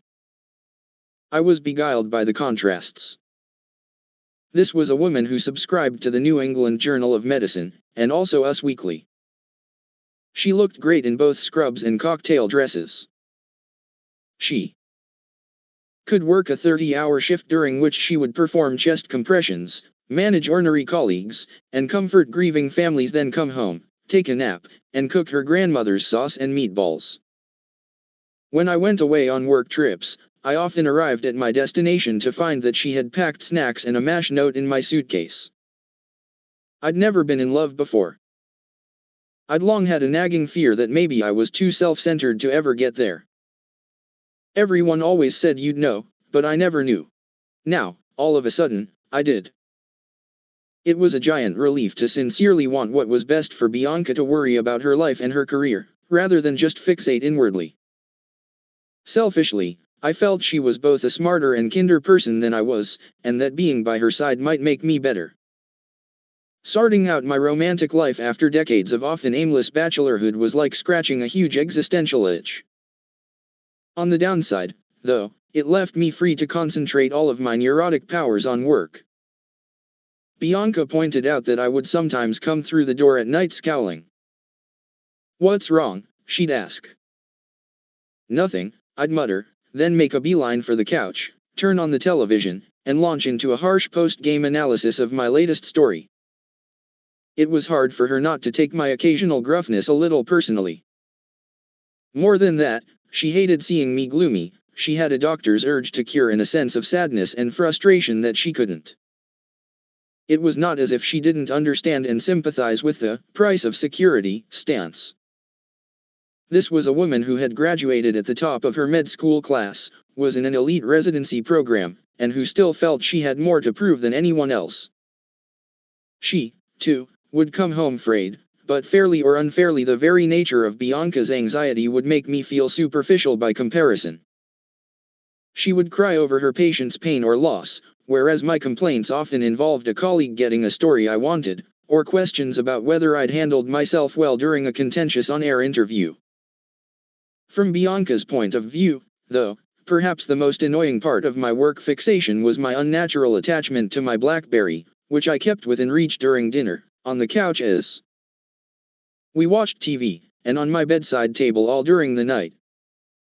She'd catch me glancing at it in the middle of conversations and shoot me a JAQ's look. She did eventually convince me to at least move the offending instrument, and its charger, to the other side of the bedroom while we slept. One of the things I was often doing with that BlackBerry was sending emails to Ted Haggard. I'd hit him up every month or so, desperately seeking that exclusive interview whenever he emerged from seclusion. Journalism aside, I also was massively curious about where he was and what he was doing. Nearly a year went by before he wrote me back. When at last I got him on the phone, he had an incredible story to tell. Time's 11th most influential American evangelical was now living with his family in a dingy apartment in Arizona, barely scraping by, selling insurance. Remarkably, his wife, Gail, had decided to stand by him. Several months later, on a frigid January morning in New York City, Ted and I sat down for his first network news interview since the scandal. I was nervous and it showed. I have a very obvious tell when I'm anxious, my face looks tired. And on this day I looked exhausted. I tried jumping up and down, slapping my cheeks, and standing out in the cold, but I couldn't fix it. I was simply uncomfortable doing what was sure to be a tough interview with someone I knew and liked. For the shoot, Wanbo had rented a studio downtown, and I was sitting in a cushioned chair opposite Ted, who was on a couch. Unlike me, he seemed entirely at ease with the inquisition that was to ensue. He was leaning back, legs crossed, wearing a blazer but no tie. I dove right in. "Is it fair to describe you as a hypocrite and a liar?" I asked. "Yes. Yes, it is," he said, almost enthusiastically, as if he couldn't wait to get this off his chest. "Do you think you owe gay people an apology?" I asked. "Absolutely. And I do apologize," he said. "I'm deeply sorry for the attitude I had.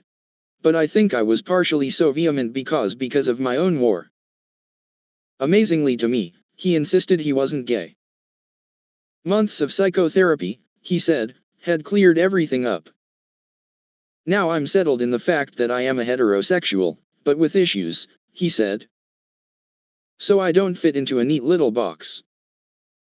He said it was no problem to stay faithful to his wife.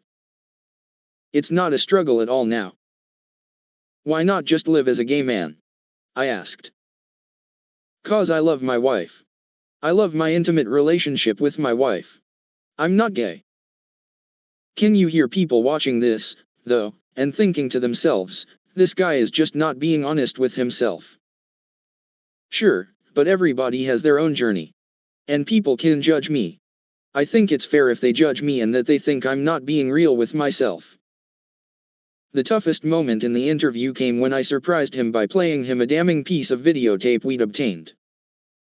It was an interview with a former parishioner, a young man who said he'd been sexually harassed by Ted.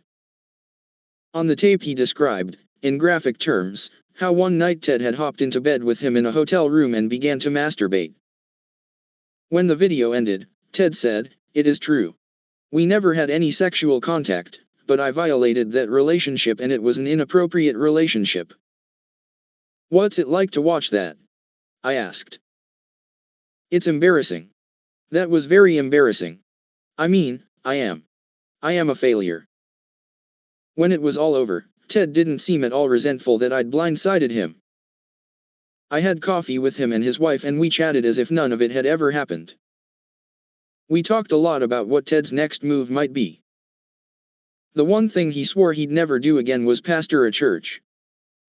What struck me most from the interview was not Ted's slipperiness or his eyebrow-raising claims about the nature of sexuality or even his wife's decision not to file for divorce. It was something else. For all of Ted's hypocrisy and deception, there was one issue on which he did not waver: his faith. "I never fell away from God," he told me. When I pointed out that it was his religious beliefs that forced him to live a life for so many years, he countered that it was the culture of hatefulness in the modern church that did that, not the core teachings of Jesus himself. In his darkest moments, when he was living in that apartment in Arizona, crying every day for a year and a half and actively contemplating suicide, his faith was his main source of comfort. It gave him the sense that his travails were part of a larger plan, that even if everyone on earth hated him, his Creator did not. "I knew with assurance," he said, "that God cared for me." In the weeks and months after the interview, I kept coming back to this. I, too, had endured my own self-created crisis, albeit of a less public and less intense variety. Ted's involved doing drugs and cheating on his wife, mine involved doing drugs and having a nationally televised freak-out. On this score, I envied Ted, and not in a patronizing, "I wish I were stupid enough to believe this stuff" way. It would have been enormously helpful to have had a sense that my troubles had a larger purpose or fit into some overarching plan. I had read the research showing that regular churchgoers tended to be happier, in part because having a sense that the world is infused with meaning and that suffering happens for a reason helped them deal more successfully with life's inevitable humiliations. Up until my interview with Ted, I had derived a smug sense of self-satisfaction that, unlike the believers I was covering, I did not have a deep need for answers to the big questions. I was comfortable with the mystery of how we got here and what would happen after we died.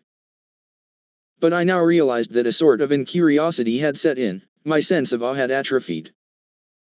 I might have disagreed with the conclusions reached by people of faith, but at least that part of their brain was functioning. Every week, they had a set time to consider their place in the universe, to step out of the matrix and achieve some perspective. If you're never looking up, I now realized, you're always just looking around.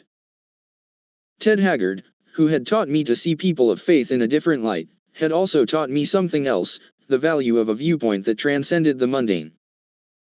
Of course, I wasn't forsaking ambition, and I wasn't planning to magically force myself to believe in something for which there was, in my opinion, insufficient evidence. However, I was about to cover a story that, for the first time since Peter Jennings had ordered me to start reporting on spirituality, would actually penetrate my defenses. The message came in a deeply weird and extremely confusing package. Chapter 3: Genius or Lunatic. The man sitting across from me and completely blowing my mind favored a style, both verbal and sartorial, so monochrome that it was as if he wanted to vanish like a chameleon into the barf-colored wallpaper of this hotel room in Toronto. He was elfin, rheumy-eyed, and, as the cameras rolled, droning on in a gentle Teutonic lilt. Superficially, at least, he was the type of person who, if you met him at a cocktail party, you would either ignore or avoid. And yet he was saying extraordinary things. Life-altering things. He was making points that were forcing me to rethink my whole price of security modus operandi. Not just rethink it, but think above it, beyond it, and possibly go beyond thought altogether. The real mindfuck, though, was this: almost as soon as he said something brilliant, he would say something else that was totally ridiculous. The man was toggling seamlessly between compelling and confusing, incisive and insane. He would go like this. Zig, a spot-on diagnosis of the human condition. Zag, a bizarre, pseudo-scientific assertion. Zig, a profound insight into how we make ourselves miserable. Zag, a claim that he once lived on park benches for 2 years in a state of bliss. He said he had a way for me to be happier, too, and despite the fog of Fold-Errol, I half suspected he actually might be right. Weeks before I first heard the name Eckhart Tolle, I was staring, unhappily, in the mirror of an airplane bathroom. I was on my way. Home from shooting a Nightline story in Brazil, where we'd spent a week living with an isolated Amazon tribe. It had been amazing. These people still lived exactly as their ancestors had in the Stone Age. They'd barely met any outsiders. They let my producer and me sleep in hammocks in their huts. I returned the favor by entertaining them with my video iPod. Leaning over the metallic counter in this lavatory, I was neither savoring the incredible experience I had just had nor strategizing about how to write my story, which was set to air a few weeks hence. Instead, I had my forelock pushed back and was scrutinizing a hairline that seemed to me about as stable as the Maginot Line. Bianca had busted me doing this on more than one occasion in our bathroom at home. She pointed out that, other than some thinning in the back and a receding divot near my part, I basically had a full head of hair. But every now and again, a stray glance in a reflective surface would send me down the rabbit hole. Here in this cramped airplane bathroom, I was flashing on a future that looked like this. Baldness rightward arrow, unemployment rightward arrow, flop house in Duluth. Inevitably, this led to a nasty rejoinder from some other, more reasonable part of my brain. Get over yourself, Harris. When I brought the hair thing up with Dr. Brotman, he leaned back in his chair and beamed skepticism at me from across his desk. You don't understand, I said to him. If I go bald, my career is screwed. You don't understand, he replied, eyeing my hairline. You're not going bald. By any rational measure, things were otherwise going extremely well in my life. Nearly 3 years had passed since my panic attacks. I was off the Klonopin and down to seeing Brotman only once a month or so. Occasionally I'd be ambushed by waves of longing for drugs, but the cravings were vastly diminished. At home, the situation was even better. After living together for more than a year, Bianca and I had gotten engaged and were planning a wedding in the Bahamas. At work, my gig anchoring the Sunday edition of World News continued to be a joy. And even though public interest in the wars in Iraq and Afghanistan was on the wane, a new opportunity had emerged. The post-Koppel Nightline had moved away from live interviews and more toward lengthy taped stories from all over the world. The producers had allowed me to launch major investigations, such as tracking rhino poachers in Nepal, and posing as a customer in order to expose child slave traders in Haiti. This was a new type of reporting for me. It had a crusading spirit. Corny or not, I found that old journalistic injunction to comfort the afflicted and afflict the comfortable inspiring. Nevertheless, my worrying over work had grown worse, and the hair issue was just the leading indicator. Increasingly, I was waking up to the fact that the whole industry rested on such an uncertain foundation. In my 8 years at the network, I had witnessed seemingly immovable fixtures of broadcast news fade or simply disappear. Among the missing were Peter Jennings, Tom Brokaw, and Dan Rather. When I had arrived at ABC News back in 2000, I was the youngest correspondent on the 4th floor. Suddenly, at age 37, I was nearly the oldest. All but one of those more senior correspondents had departed, often unceremoniously. These were guys who had given their lives to a profession that could be lavishly kind or capriciously cruel. I'd seen so many careers soar or sour based on seemingly random things, such as changing physical appearance, the personal whim of a specific anchor or executive, or the emergence of a more eye-catching rival. In discussing the unpredictability of my profession with my brother recently, he told me about scientific studies where lab rats were rewarded with food pellets at random, illogical times. Those rats went crazy. To make matters worse, the country was in the most severe recession since the Great Depression. Bear Stearns had just collapsed, along with Lehman Brothers. The stock market was in free fall. It felt like the world had gone off a cliff no one had seen coming. ABC News went through a wrenching round of layoffs. While my job seemed safe at the moment, I felt bad for my colleagues and fretted about the future.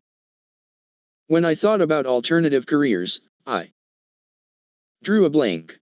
What other marketable skills did I have besides wearing makeup and bellowing into cameras?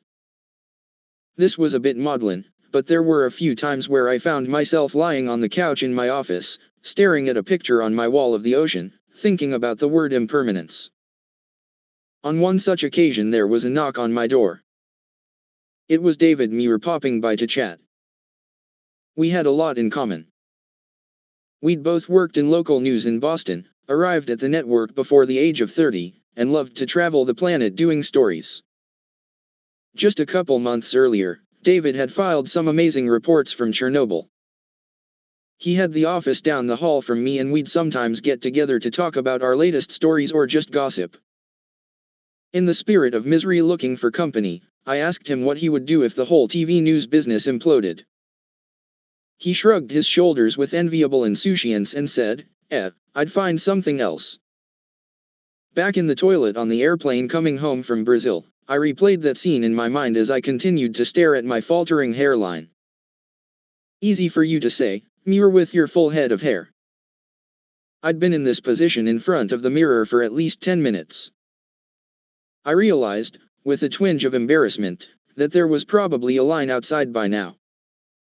I let my hair fall back down onto my forehead and returned, sheepishly, to my seat.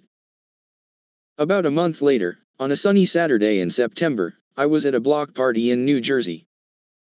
There was a cookout, a bounce castle for the kids, and a band with a bassist wearing a do-rag. When the music stopped, a pastor took the mic and declared, with his voice echoing off the brightly colored vinyl siding of the surrounding row houses, "There's room for everyone at the cross today." I was here for a story about Sarah Palin, recently plucked from obscurity to become John McCain's running mate. A video had just hit the web showing Palin praying for God's help to get a gas pipeline built in her home state of Alaska. That had sparked a lot of discussion about the fact that she was a Pentecostal, a strain of Christianity sometimes described as evangelicalism on steroids. I wanted to do a piece that would explain to viewers exactly what Pentecostals believed. The closest church was here in Jersey City, and they just happened to be throwing a party. To be away from the noise, our cameraman, soundman, and producer had set up for the interviews a little farther down the street. The three of them were in the middle of an animated discussion led by Felicia, the producer, a petite, apple-cheeked mother of two with whom I'd worked for many years. She was telling the others about a book she'd just read by someone named Eckhart Tolle. As I approached, she turned toward me. "Have you read him? You might like him. It's all about controlling your ego." The crew burst out laughing. Like me, they took it as a joke about the anchorman's inevitably inflated sense of self-importance. Felicia, earnest and unfailingly polite, flushed and, speaking rapidly now, assured us that she wasn't making a joke. Her point was that she had read Tolle's books and found them personally useful.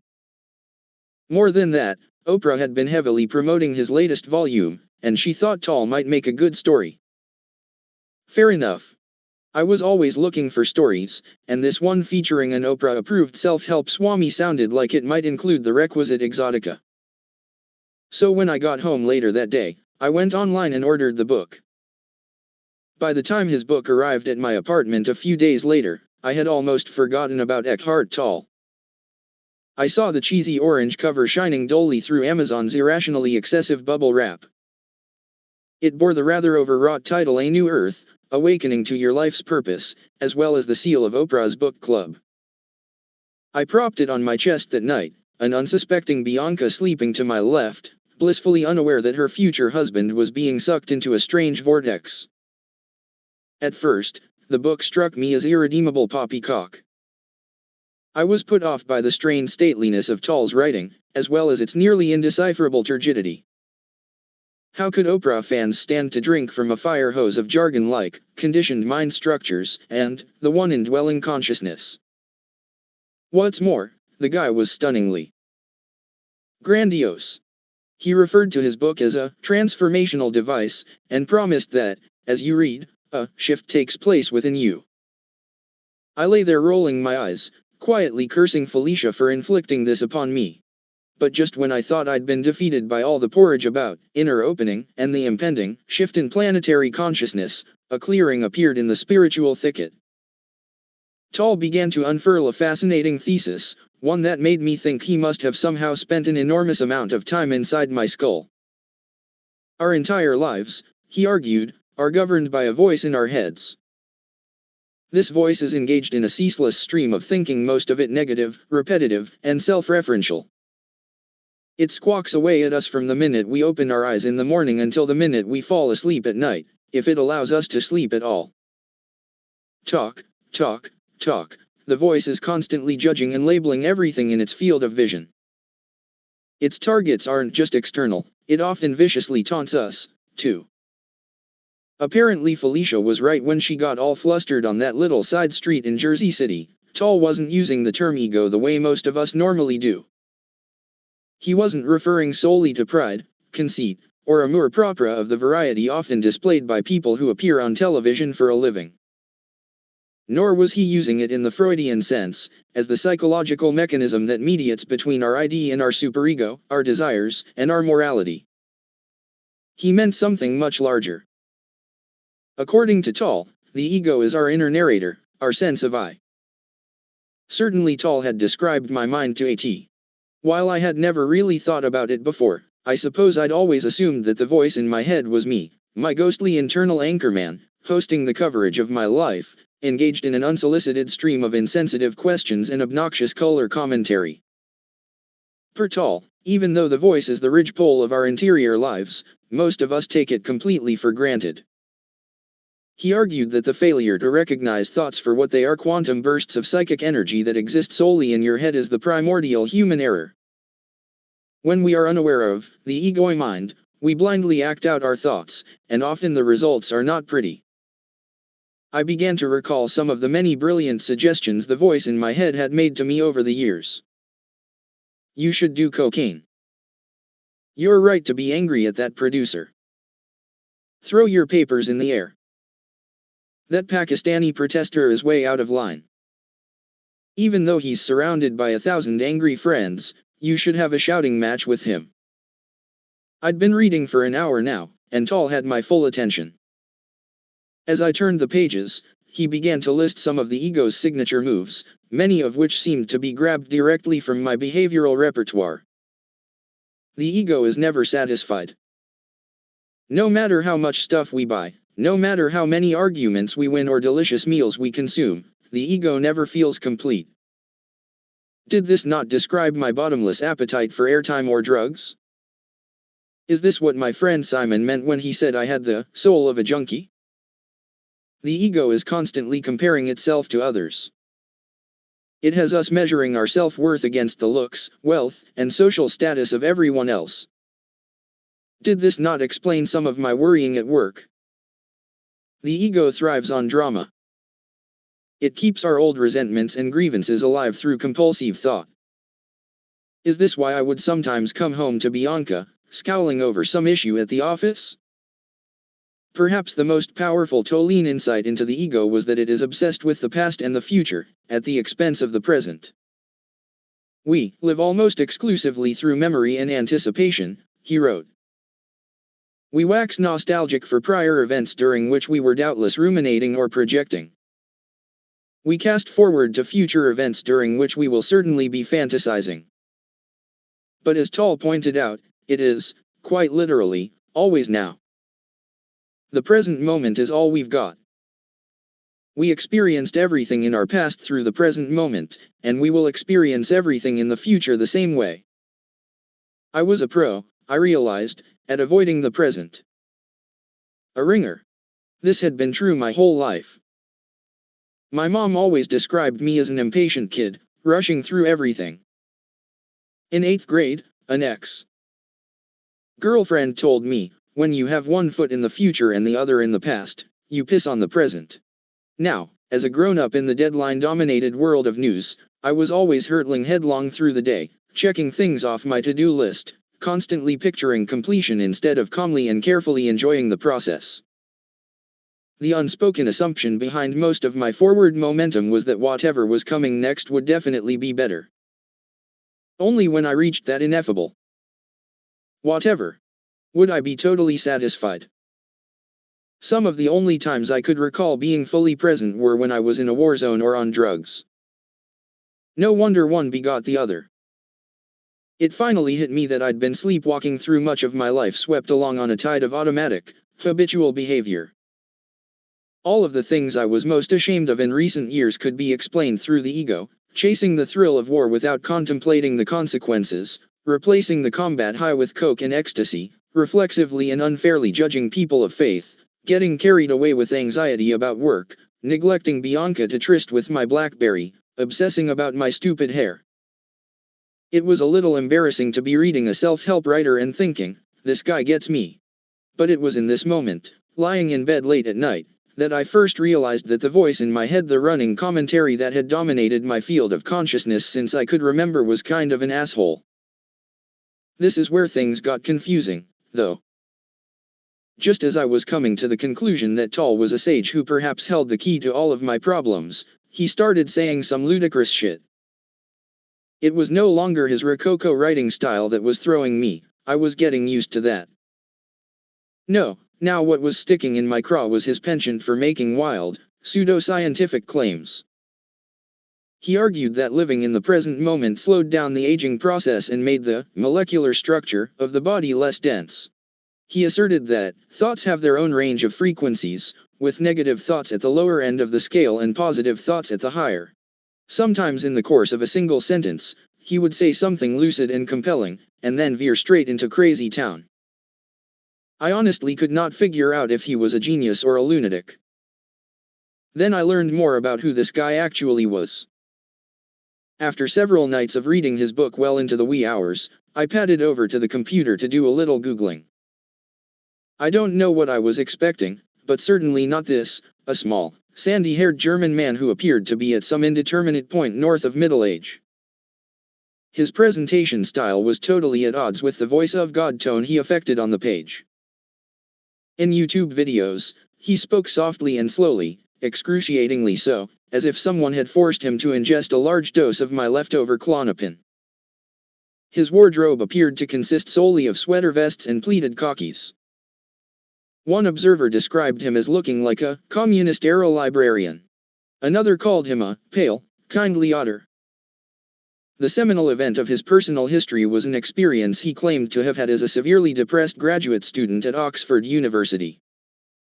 He said he was lying in bed when he was overcome with suicidal thoughts.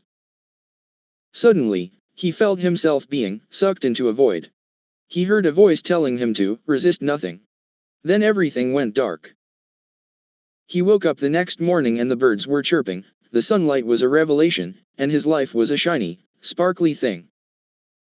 It was, quite literally, an overnight panacea. Bingo. Done. Sorted.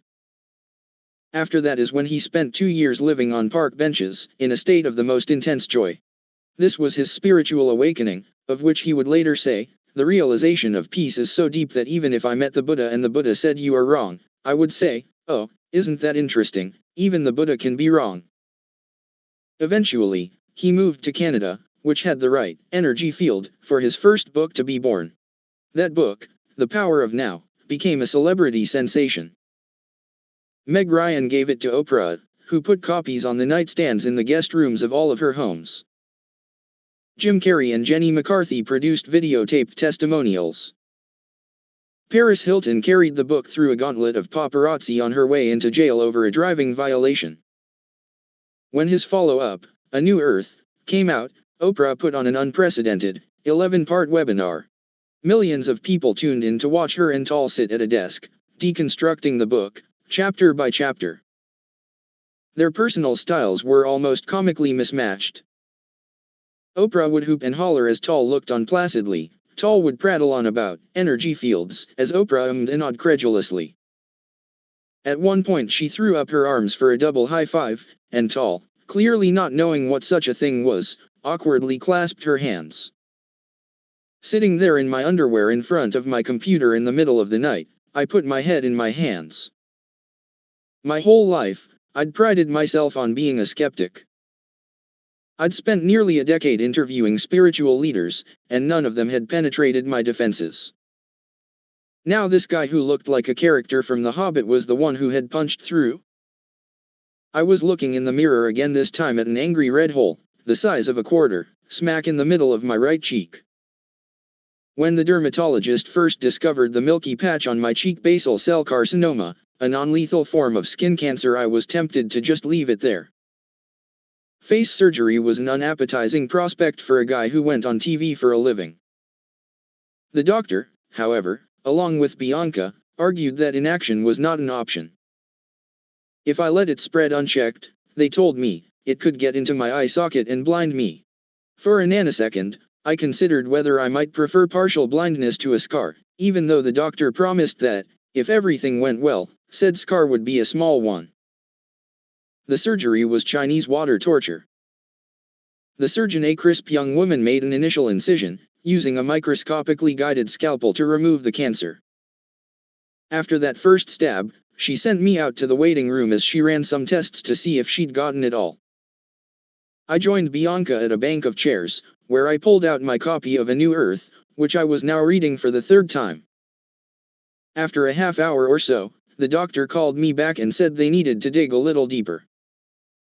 So I went under the knife again, and then back to the waiting room, where I read more of the book. Another half hour passed, and then the nurse came back and told me they still hadn't gotten every last teeny bit, they'd need to take a wider slice. When I arrived back in the procedure room this time, the doctor explained that the cancer was bigger than she had thought, and she still didn't know how big. I pressed her for worst-case scenarios, and she admitted that there was a danger that it might have spread up into the lower part of my eyelid. If that were true, closing the wound would likely involve a scar that permanently pulled down my right eye. I could feel my heartbeat accelerate as the following movie instantly played out in my mind. Scar the size of Omar Little's from The Wire. Rightward arrow fired from ABC News. Rightward arrow seeks career in radio. But then a funny thing happened. After all my reading about the empty nattering of the ego, I realized, these fearful forecasts were just thoughts skittering through my head. They weren't irrational, but they weren't necessarily true.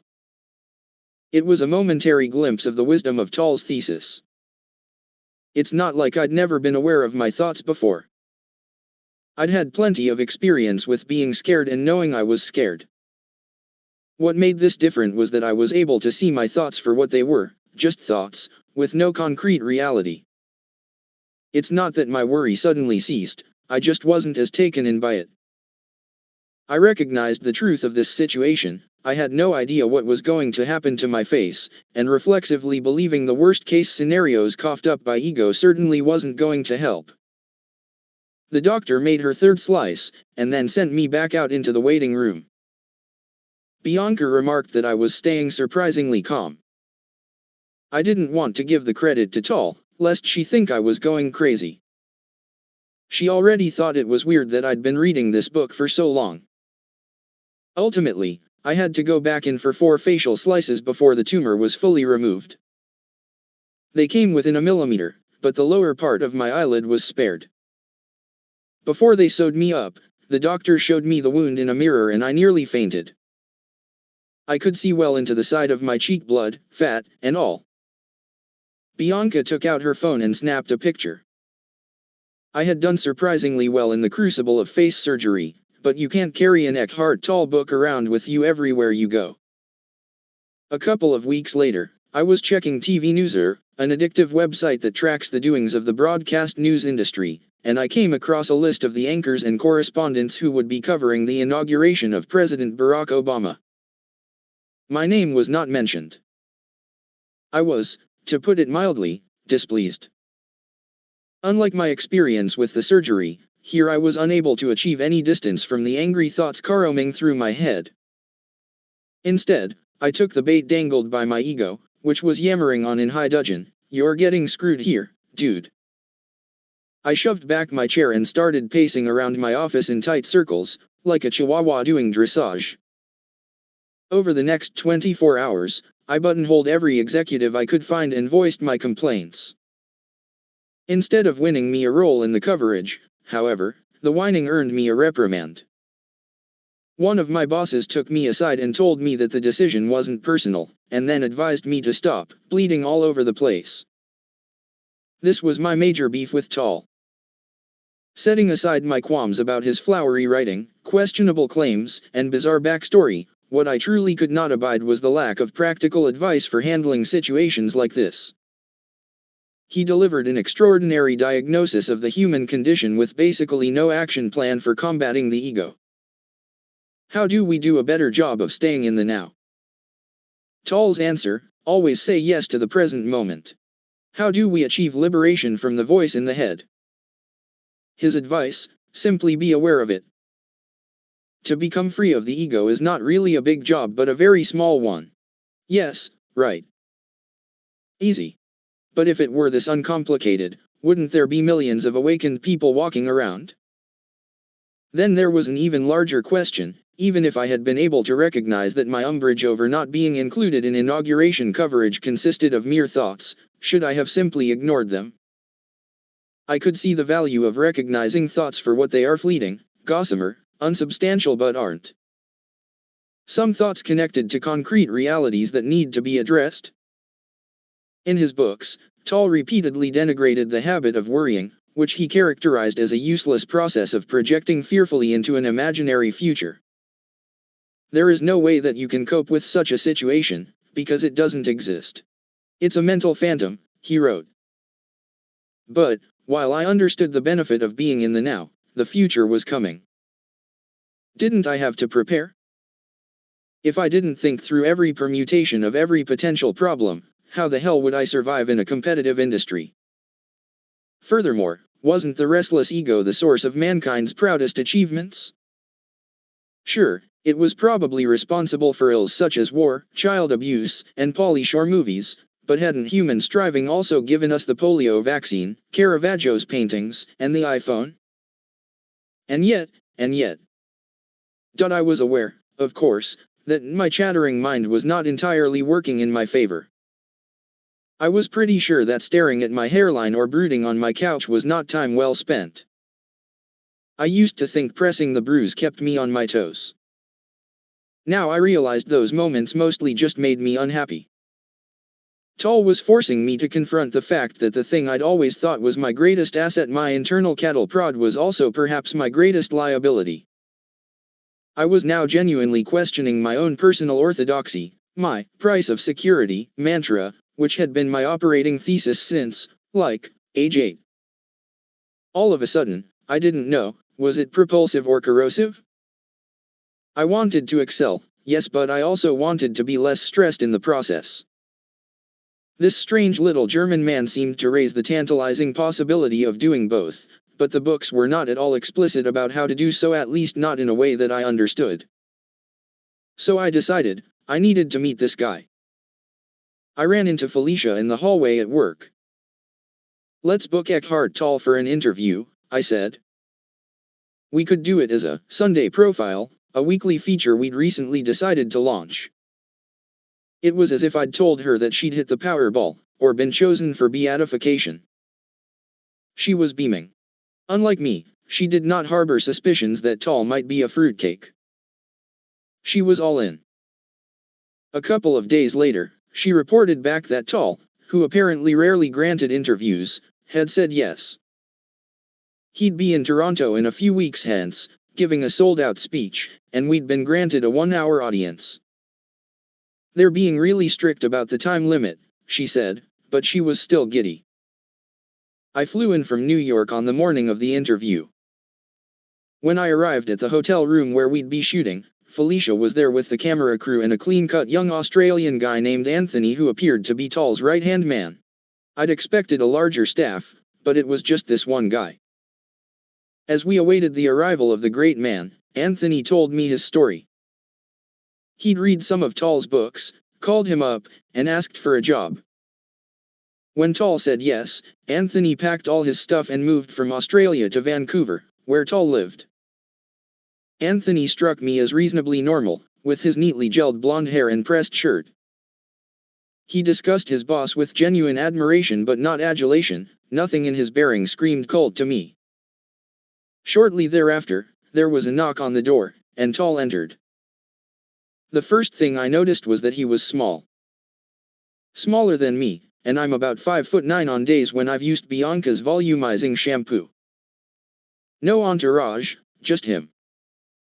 He had none of the swagger of a man who'd sold tens of millions of books and had a one-man industry of speaking gigs, CDs, and inspiration cards. He walked up and introduced himself with a handshake. He was unassuming, but not shy. Not unfriendly, but not especially warm. Just as he had on Oprah's webinar, he seemed pleased to be there, but not particularly eager. He was wearing an astoundingly bland, brown blazer over a tan sweater and a pale blue dress shirt. He had a scraggly beard that covered just his chin and neck. After the exchange of pleasantries, we took our seats for the interview. There were 2 cameras, one trained on Tall, the other on me. I was mildly self-conscious about my mottled cheek, but mostly I was just excited. Here I was, finally face to face with the man who had come out of nowhere and so thoroughly intrigued and confused me. This was the first interview since I'd started covering spirituality where I actually felt like I had some skin in the game. How on earth do you stop thinking? I began. How do you stop the voice in your head? I had a momentary surge of optimism as he shifted in his chair in clear preparation to give the practical advice I'd been yearning for. You create little spaces in your daily life where you are aware but not thinking, he said. For example, you take one conscious breath. Unbreak my heart, Eckhart. That's all you've got? But, I said, I can hear the cynics in the audience saying, this guy's saying I can awaken by taking a deep breath. What is he talking about? Yes, that's the mind talking. Of course, many people will have their mind commenting on what I'm saying and saying, that is useless. In fact, that was exactly what my mind was saying, that is useless. My mind started saying things that were even less charitable as he rolled out his second, allegedly practical suggestion. Another very powerful thing is to become aware of the inner energy field of your being. Aware that I had a camera aimed at me, I hammed it up, again using that old journalistic trick of channeling a third-party cynic, who could really be no one other than me. Energy field. Those are 2 words that, when put together, will fire off cynics' antennae very, very quickly. Yes, now those are people who are very much in their mind. So they are not even willing to try out something new. I mentioned that my efforts to stay in the now had been frustrating, adding another layer of guilt on top of the normal churn of my mind. Because I'm thinking all the time, I said, I can't be in touch with the now, so now I'm feeling guilty about not being in touch with the now. Yes, as you rightly put it, that's another layer of thinking, and that layer of thinking says, you see, it doesn't work. I can't be free of thinking. Which is more thinking, he said, laughing gently. So how do you break out of that? You simply observe that it's another thought. And by knowing that it's another thought, you're not totally identified with the thought. This made my head hurt. Clearly this line of questioning was going nowhere. Keenly aware that Tall's assistant, Anthony, had his eye on the clock, I decided to move on, which is when we came to the part of the interview where Tall made what I considered to be his most ludicrous claim yet. Don't you ever get pissed off, annoyed, irritated, sad, anything negative? No, I accept what is. And that's why life has become so simple. Well, what if somebody cuts you off in your car? It's fine. It's like a sudden gust of wind. I don't personalize a gust of wind, and so it's simply what is. And you're able to enjoy every moment, even if I start asking you a ton of annoying questions. Yes. That would be fine. Don't tempt me. Here he let out a real laugh from the diaphragm, leaning forward in his chair, eyes almost closed. He recovered and picked right up. It's becoming friendly just with the isness of this moment. The isness of this moment? Who was this guy kidding? Was he really saying that he was never in a bad mood? That nothing ever bothered him? How could he sit there on camera and claim that? It sounded great, of course. But so did learning how to fly. I don't fully understand that, because I sometimes think about change, either innovation or social activism, like that little bit of sand in an oyster that creates the pearl. Yes, well. Is it a clam or an oyster? I can't remember. Anyway, you know what I'm talking about. Laughing again, he continued. The most powerful change comes actually out of that different state of consciousness. This is why people so admire what Gandhi did, because he was bringing about change from a state of consciousness that was already at peace. And people sometimes believe that if you are already at peace, you are never going to do anything. But that's not the case. Very powerful actions come out of that. So, you're not saying sit around, let everything wash over you, let people cut you off in your car. You're saying understand that it is what it is right now. And then do what you need to do, he said, interrupting me this time, and speaking with uncharacteristic brio. Make the present moment your friend rather than your enemy. Because many people live habitually as if the present moment were an obstacle that they need to overcome in order to get to the next moment. And imagine living your whole life like that, where always this moment is never quite right, not good enough because you need to get to the next one. That is continuous stress. Okay, now this made a ton of sense to me. For example, in the case of inauguration coverage, I could have accepted that my exclusion was already a reality, and then simply had a series of calm conversations with my bosses about whether it was possible to change things instead of firing off a spray of foot bullets. Sitting with Tal was like watching the movie version of his books. Both in person and on the page, he moved with total ease between tremendously useful insights, and head-scratching, grandiose claims about perfect imperturbability.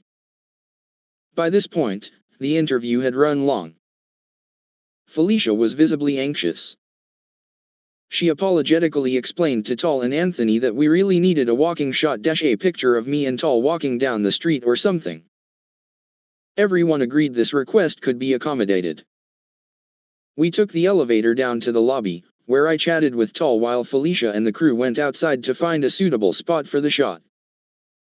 Sometimes, after an interview, people are warmer, they're relieved it's over and they feel they've gotten to know their interviewer a bit. Tal's effect, however, was utterly unchanged. He exuded the same pleasant unflappability. Making small talk, I asked him his age, and he told me he was 62. When I remarked that he looked much younger than that, he told me matter-of-factly that he basically hadn't aged since he'd had his spiritual awakening, which happened when he was 29. Yet another sharp left turn into Crazy Town. The story aired a few weeks later on both Sunday World News and Nightline. The reactions from my colleagues were interesting. A few of them wrote Tal off as a whack job. Several others said they found him oddly compelling. My friend Jean-Marie, for example, described him as being like a Yule log, initially boring, but ultimately mesmerizing. Personally, the encounter had left me in a funny spot. I definitely didn't think Tal was a fraud. I'd interviewed hucksters, prosperity preachers, child slave dealers, Saddam Hussein flunkies who vowed to turn back the U.S. led invasion, but this guy didn't give off the "I am full of shit and I know it" vibe at all. Maybe he was simply deluded? Impossible for me to tell. Essentially, I was right back where I was the first time I peered into the pages of his strange little book, fascinated yet frustrated. Tal had opened something up for me, a window into the enfeebling clamor of the ego. But he had not answered my most pressing questions. How do you tame the voice in your head? How do you stay in the now? Was it really possible to defeat the gray Stalinism of self-absorption without ending up on a park bench? I was not about to let this drop. It was as if I'd met a man who'd told me my hair was on fire, and then refused to offer me a fire extinguisher. Chapter 4: Happiness Incorporated. The first thing you notice is the rhinestone glasses. Then the fragrance, like he's just stepped out of a 2-hour massage. I met Deepak Chopra 6 weeks after my interview with Eckhart Tolle. While I had thought of little else other than the ego and its discontents during those weeks, my encounter with Chopra, another self-help superstar, was entirely unplanned. I called it serendipity, Chopra almost certainly would have called it karma. I had been asked to fly to Seattle to moderate a Nightline debate with the extremely subtle title, Does Satan Exist? Chopra, who was always, as we say in the business, TV-friendly, had been booked to argue the no case, alongside a Pentecostal bishop who'd lost most of his congregation after publicly reconsidering the existence of the devil. The yes side was made up of a hip, young local pastor as well as a former prostitute who ran an evangelical group called Hookers for Jesus. I was only vaguely familiar with Chopra. I knew, of course, that he was probably the most famous guru on earth and that he'd written truckloads of best-selling books. I had seen his cameo in the movie The Love Guru. He struck me as the golden arches or Nike swoosh of spirituality, a globally recognized icon next to whom celebrities could pose when they wanted to signal depth. I was also aware that while he preached good vibes and serenity, Chopra enjoyed wading into controversies over politics, science, and faith, sometimes even going on Fox News to mix it up with conservative hosts like Sean Hannity. It was that combination of spiritual star power and zeal for rhetorical combat that had motivated my producers to book Chopra for this face-off, which we were filming in a church in downtown Seattle. The house was packed with 1,000 people, all invited by the 4 debaters. The plan was to have the participants go at it for 2 hours, while we recorded with a battery of cameras strategically located throughout the room.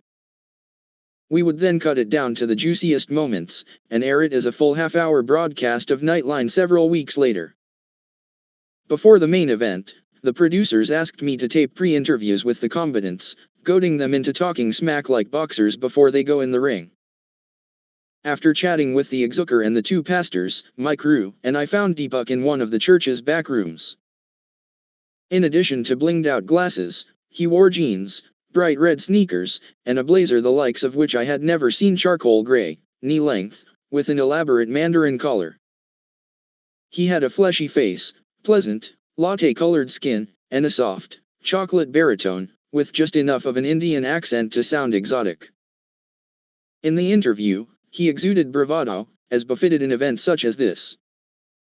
He dismissed Satan as a construct of people who needed an irrational, mythical explanation for evil in the world. As for his debate performance, he vowed, I am not going to do anything to offend anyone, but I still have to speak my own truth. Clearly, Chopra was, with the program, the one envisioned by Nightline, but he also presented an irresistible opportunity for me to pursue my own agenda. I wanted to get his take on Eckhart Tolle. So I told him my story, that I had been intrigued by Tolle's description of the ego but bemused by his lack of actionable advice. Right off the bat, Chopra dismissed Tolle as not a very good writer. Then, when I asked him if he knew how to stay in the moment, he allowed that he did. In fact, he insisted that he was permanently present. Our bosses had been encouraging the on-air types to produce more content for abcnews.com. I thought talking to Deepak about the notion of the now might make a good little video, so I whipped out a flip camera and popped a few more questions. So your mind doesn't wander? I asked. You don't find yourself thinking about things that are in the past or in the future? I have no regrets about the past, he said, and I don't anticipate the future. I live in the moment. Okay, so what if the moment is horrible? What if you really have to go to the bathroom and there's no toilet nearby? Or what if you're super hungry and there's no food? Then I separate myself from the situation surrounding the moment. The moment is always free. Run that by me again, I said. It's a sort of mind trick. It's not a mind trick. When you're totally present, whatever the situation is, good or bad, it's gonna pass. The only thing that remains is the moment. It's the transformational vortex to the infinite. Apparently, when one lives in the moment, one becomes unafraid of using terms like transformational vortex to the infinite. He still wasn't giving me specifics, so I pushed again. How do you do that? Because while I'm talking to you right now, sometimes my mind wanders, and I think, wow, those are nice glasses, or what am I going to ask next? If you stay in the moment, you'll have what is called spontaneous right action, which is intuitive, which is creative, which is visionary, which eavesdrops on the mind of the universe. I had no idea what he was talking about, but we were out of time. The sound tech arrived and began wiring Chopra with his lapel microphone for the debate. "I still think you make it sound easier than it is," I said. He looked at me and gave a good-natured shrug that seemed to say, "What can I say, you unlucky schmuck?" "For me it is," he said. "How do I become more like you?" "Hang around with me," he said. And then, moving in closer as the sound guy struggled to keep up, he asked for my mailing address, which I somewhat reluctantly gave him. After all that fancy talk of living in the moment and eavesdropping on the mind of the universe, as soon we hit the stage and got into the heat of the debate, Chopra was raising his voice, gesticulating wildly, and arguing in a way that certainly did not signal serenity. When he didn't have the floor, he would slouch back in his chair, feet stretched out in front of him, looking entirely nonplussed. To me, at least, he didn't seem to be present at all, certainly not in the Eckhart Tolle, blissed out way. But maybe he was. What did I know? Maybe, I thought to myself, I shouldn't reach reflexive conclusions as I did with Ted Haggard. Perhaps Deepak Chopra represented the twinning of passionate striving and ego subjugation. Is it possible this guy had it all figured out? I wasn't optimistic.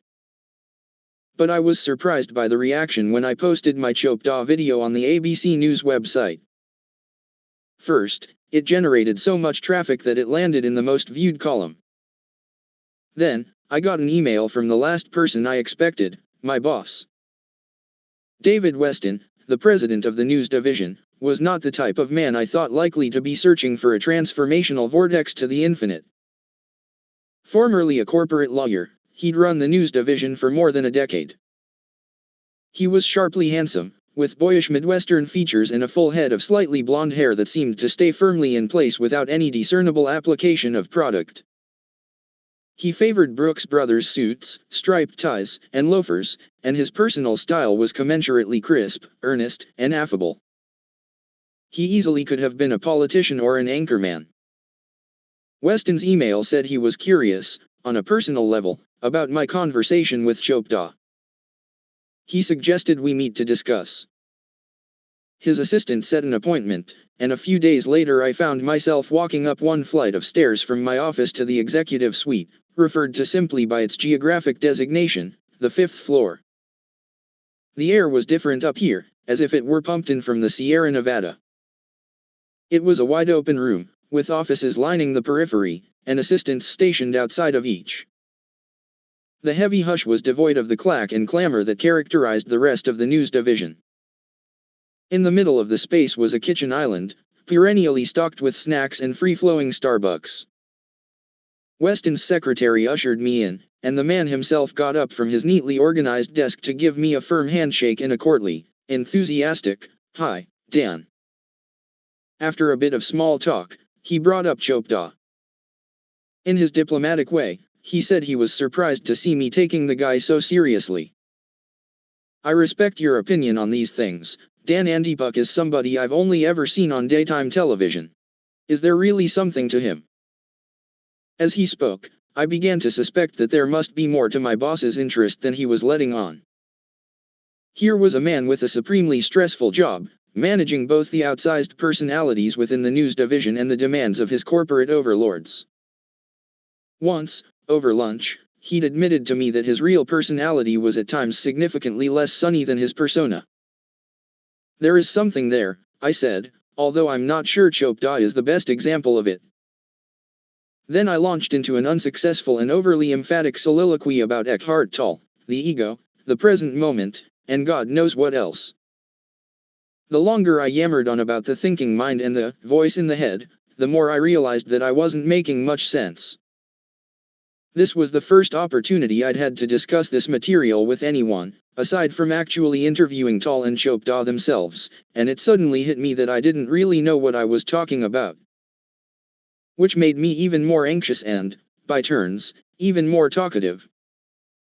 Finally, seeing I'd lost my audience, I swallowed the flood of saliva in my mouth and concluded by saying that maybe Weston should just read Tall's book.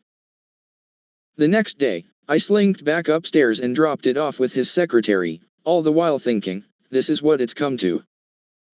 I'm the crazy guy handing out religious tracts on the street. I still wanted to talk about this stuff, though, to people I liked and trusted. It wasn't that I felt compelled to convert anyone, I just wanted a sounding board. Figuring that this would be easier with someone who wasn't my boss, I broached the subject at a dinner with my friend Regina. For a decade, Regina and I had been having no-holds-barred debates about everything from TV shows to New York real estate to my sometimes questionable, pre-Bianca romantic decisions. I figured the machinery of the ego would be terrific fodder. Moments after I started blathering about Eckhart Tolle, however, Regina cut me off. Whatever, Dan. If you need this, fine. Then she changed the subject to which soups we should order. The verdict was rendered with such offhand ferocity that it made me realize that this topic I thought so alive with potential could come off as merely fuzzy and embarrassing. She wasn't engaged enough to even needle me about it. My losing streak continued at a family brunch, when I floated Tolle past my younger brother. I should have seen this one coming. Matt's mission in life since emerging from the womb had been to torment me. Even though he was now a venture capitalist and the father of a beautiful baby girl, his devotion to puncturing my balloon had not diminished. As soon as I finished my spiel, he just stared back at me with a satisfied smirk. The knife inserted with nary a word. What made this series of failures especially frustrating was the realization that the expressions on the faces of my interlocutors were probably not dissimilar to the way I must have looked when confronted with some of the fringier religious people I'd interviewed over the years. Even with people who weren't reflexively hostile to the material, I wasn't making terrific inroads. At a group dinner downtown, I cornered my friend Kayama, an open-minded professor of French Lit at Columbia. As I concluded my discourse on the now, she asked, "But how do you really stay in the moment when it's always slipping away?" I had no answer. Perhaps the most meaningful exchange I had on the subject was a completely random discussion with my Uncle Martin at my parents' annual summer pool party. Martin, a former entrepreneur who was now in the early stages of Alzheimer's, turned to me and asked an intriguing question, which is more exciting to you? Reality or memory? I paused, considered it, and said, I wish I could say reality, but it's probably memory. And then I asked, what about you? At which point Martin stared blankly back at me and asked, what was the question? Bianca was mildly receptive to my newfound area of interest. Mostly, she was intrigued by the notion of having a less stressed husband-to-be. Then again, I had just come through a year-long obsession with climate change. It was reasonable to assume that this was just another of my transient fixations, only kookier. I was stuck in the same place I'd found myself at the end of my Tolle interview, knowing my hair was on fire but lacking an extinguisher. With Tolle having failed to answer my questions, and struggling with an ongoing inability to explain what intrigued me about all of this in even the most basic, comprehensible terms, I was at my wit's end. I didn't know where to turn. I recalled what Chopta had said to me at the end of our interview, hang around with me. Just days after I met him, he'd sent a whole stack of his books to my office, with titles like The Book of Secrets and Reinventing the Body, Resurrecting the Soul. He'd been texting and emailing me, and even forwarding me a Google alert he'd set on himself, in which Kim Kardashian sang his praises. Warily, I figured, what do I have to lose? Deepak was wearing a black t-shirt emblazoned with a peace sign made out of sequins as he enthusiastically showed me around the Manhattan outpost of the Chopta Center. Located in a Shishi Midtown hotel, the center offered spa treatments, medical consults, yoga, and astrological readings. We were in the gift shop. As I let my eyes fall on his vast array of personally branded products, I was thinking about Jay-Z, who once rapped, "I'm not a businessman. I'm a business man." Felicia and I had decided to profile Deepak for Sunday World News. It didn't take a lot of convincing to get him on board, and it became readily apparent how this man had landed on the Forbes list of richest celebrities, with an estimated income of $22 million a year. His itinerary was a manic, many-splendored thing. In just a few days, I personally saw him host a satellite radio show, hold meetings with video game developers for a project based on his spiritual teachings, and discuss a Broadway show with a man who claimed he could bend spoons with the power of his mind. On many levels, Deepak seemed like a walking contradiction. He claimed to be perennially present, and yet we filmed him pounding down the street while furiously typing on his BlackBerry, and then voraciously devouring articles on his Kindle while ostensibly working out on an elliptical machine. He claimed to live in a state of flow and effortless spontaneity, but he seemed pretty focused on mundane self-promotion to me. While publicizing his latest book, he lobbied a reporter to follow him on Twitter, and when shooting a promotional video, he told the cameraman, "Make sure I don't look fat." These didn't strike me as the actions of a man living in perfect harmony with himself. This was the type of shit I did. We did an interview at a picnic table in Central Park, and I challenged his self-proclaimed imperturbability. Thinking back to his performance at the Face-Off, I said, "Sometimes I've seen you worked up." But even though I was worked up, he responded, "Did you find that there was anger, resentment, or hostility in that? I can't read your mind, but judging from your body language, you weren't pleased. Without passion, you'd be a walking dead person," he said. "Even though you're dynamically engaged, you're not stressed." Was it really just dynamic engagement and not stress? Deepak insisted that, in fact, he hadn't experienced stress in decades. He told me that, years ago, when he was a frazzled young medical resident in suburban Massachusetts, he smoked 2 packs of cigarettes a day and drank too much. "We used to take care of a cardiac arrest and then we'd go outside and smoke a cigarette," he said. But then, quite suddenly, he changed everything. "It was dramatic," he told me. "I finally one day made a decision that that part of my life was over. I said, I've been there, done that." He quit his day job and went to work for the Maharishi Mahesh Yogi, the bearded Indian holy man perhaps most famous for his stint as the official guru of the Beatles.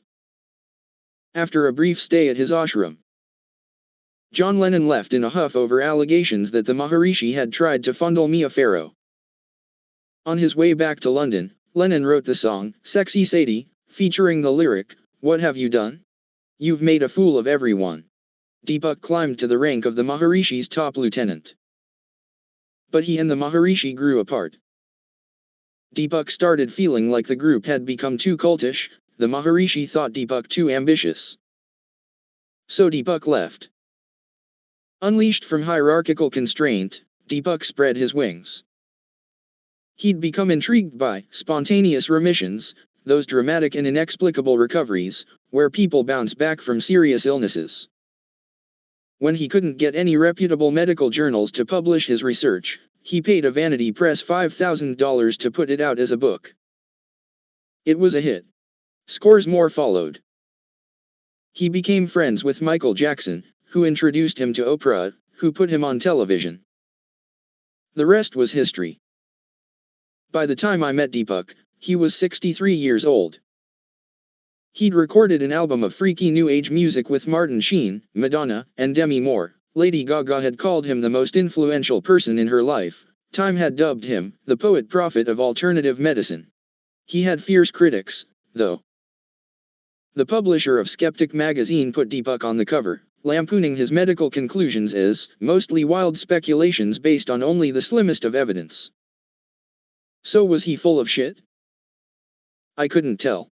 As with Tall, I found him to be a baffling mixtape of the interesting and the incomprehensible, like a DJ toggling between the Rolling Stones and Rick Astley, the band, and Dawkins. I liked it when he said things like, "The fact that you exist is a highly statistically improbable event, and if you are not perpetually surprised by the fact that you exist, you don't deserve to be here." But too often, he reverted to a seemingly involuntary, impenetrable spiritual patois that had a certain je-ne-sais pas pourquoi. His memorable assertions to me included, "The universe is a nanotechnology workshop in the mind of God," and don't call it God, call it a causal, non-local, quantum mechanical interreligiousness. Chopra was infinitely more fun to hang out with than Tal. I preferred Deepak's rascally what makes Sammy run style to the German's otherworldly diffidence, but I left the experience more confused, not less. Eckhart was befuddling because, while I believed he was sincere, I couldn't tell if he was sane. With Deepak it was the opposite. I believed he was sane, but I couldn't tell if he was sincere. It was intriguing that someone could strive so nakedly and yet claim to be without stress. That would have answered many of my questions about defeating the ego without killing your edge if only I believed him. My next move was motivated by sheer desperation. It was mercifully brief, but unrelentingly absurd. Felicia and I decided to launch a whole series of stories on self-help for Sunday World News. We called it Happiness, Inc. The idea was to delve into an unregulated, $11 billion industry that had attracted a growing number of followers as Americans moved away from organized religion. With no answers forthcoming from Tal or Chopra, this was the only thing I could think to do. What I found in this distinctly American subculture was beyond crazy a parade of the unctuous and the unqualified, preaching to the desperate and, often, destitute. One of the leading players in this questionable game was Joe Vitale, who had risen to prominence after landing a cameo in what would become a monster cultural phenomenon called The Secret. This was a high-gloss book and DVD that came out in 2006 and featured a whole crew of self-help gurus expounding upon the law of attraction, which offered the prospect of getting anything you wanted: health, wealth, love, simply by thinking about it in the right way. It was essentially a slick repackaging of an old idea that had been sent up the flagpole by such pioneering turkeys as Napoleon Hill, who produced the 1930s bestseller Think and Grow Rich, and Norman Vincent Peale, author of the canonical turd, The Power of Positive Thinking. As I slid into the backseat of Vitali's Rolls-Royce, it truly hit home to me how far Deepak was on the benign end of the self-help spectrum. Vitale had a doughy face and a large, hairless head, which gave the impression of a vastly overgrown baby. He was giving my crew and me a free taste of what would normally cost $5,000, something he called the Rolls-Royce Phantom Mastermind session, as his driver squired us through the Texas countryside. Vitale explained that people paid to come to his home in ex-urban Austin and take a ride with him, during which he helped them mastermind ideas that change lives. With the camera pointing back at us from the front seat, I said, "This is an amazing car, but $5,000 is a lot for 3 hours with you." Well, there are people who think I should charge a lot more than that. They think that's giving it away. The Rolls was just one of many sources of income for Dr. Vitale. Homeless just 30 years ago, Vitale had earned his PhD in metaphysics through a correspondence course from the University of Sedona.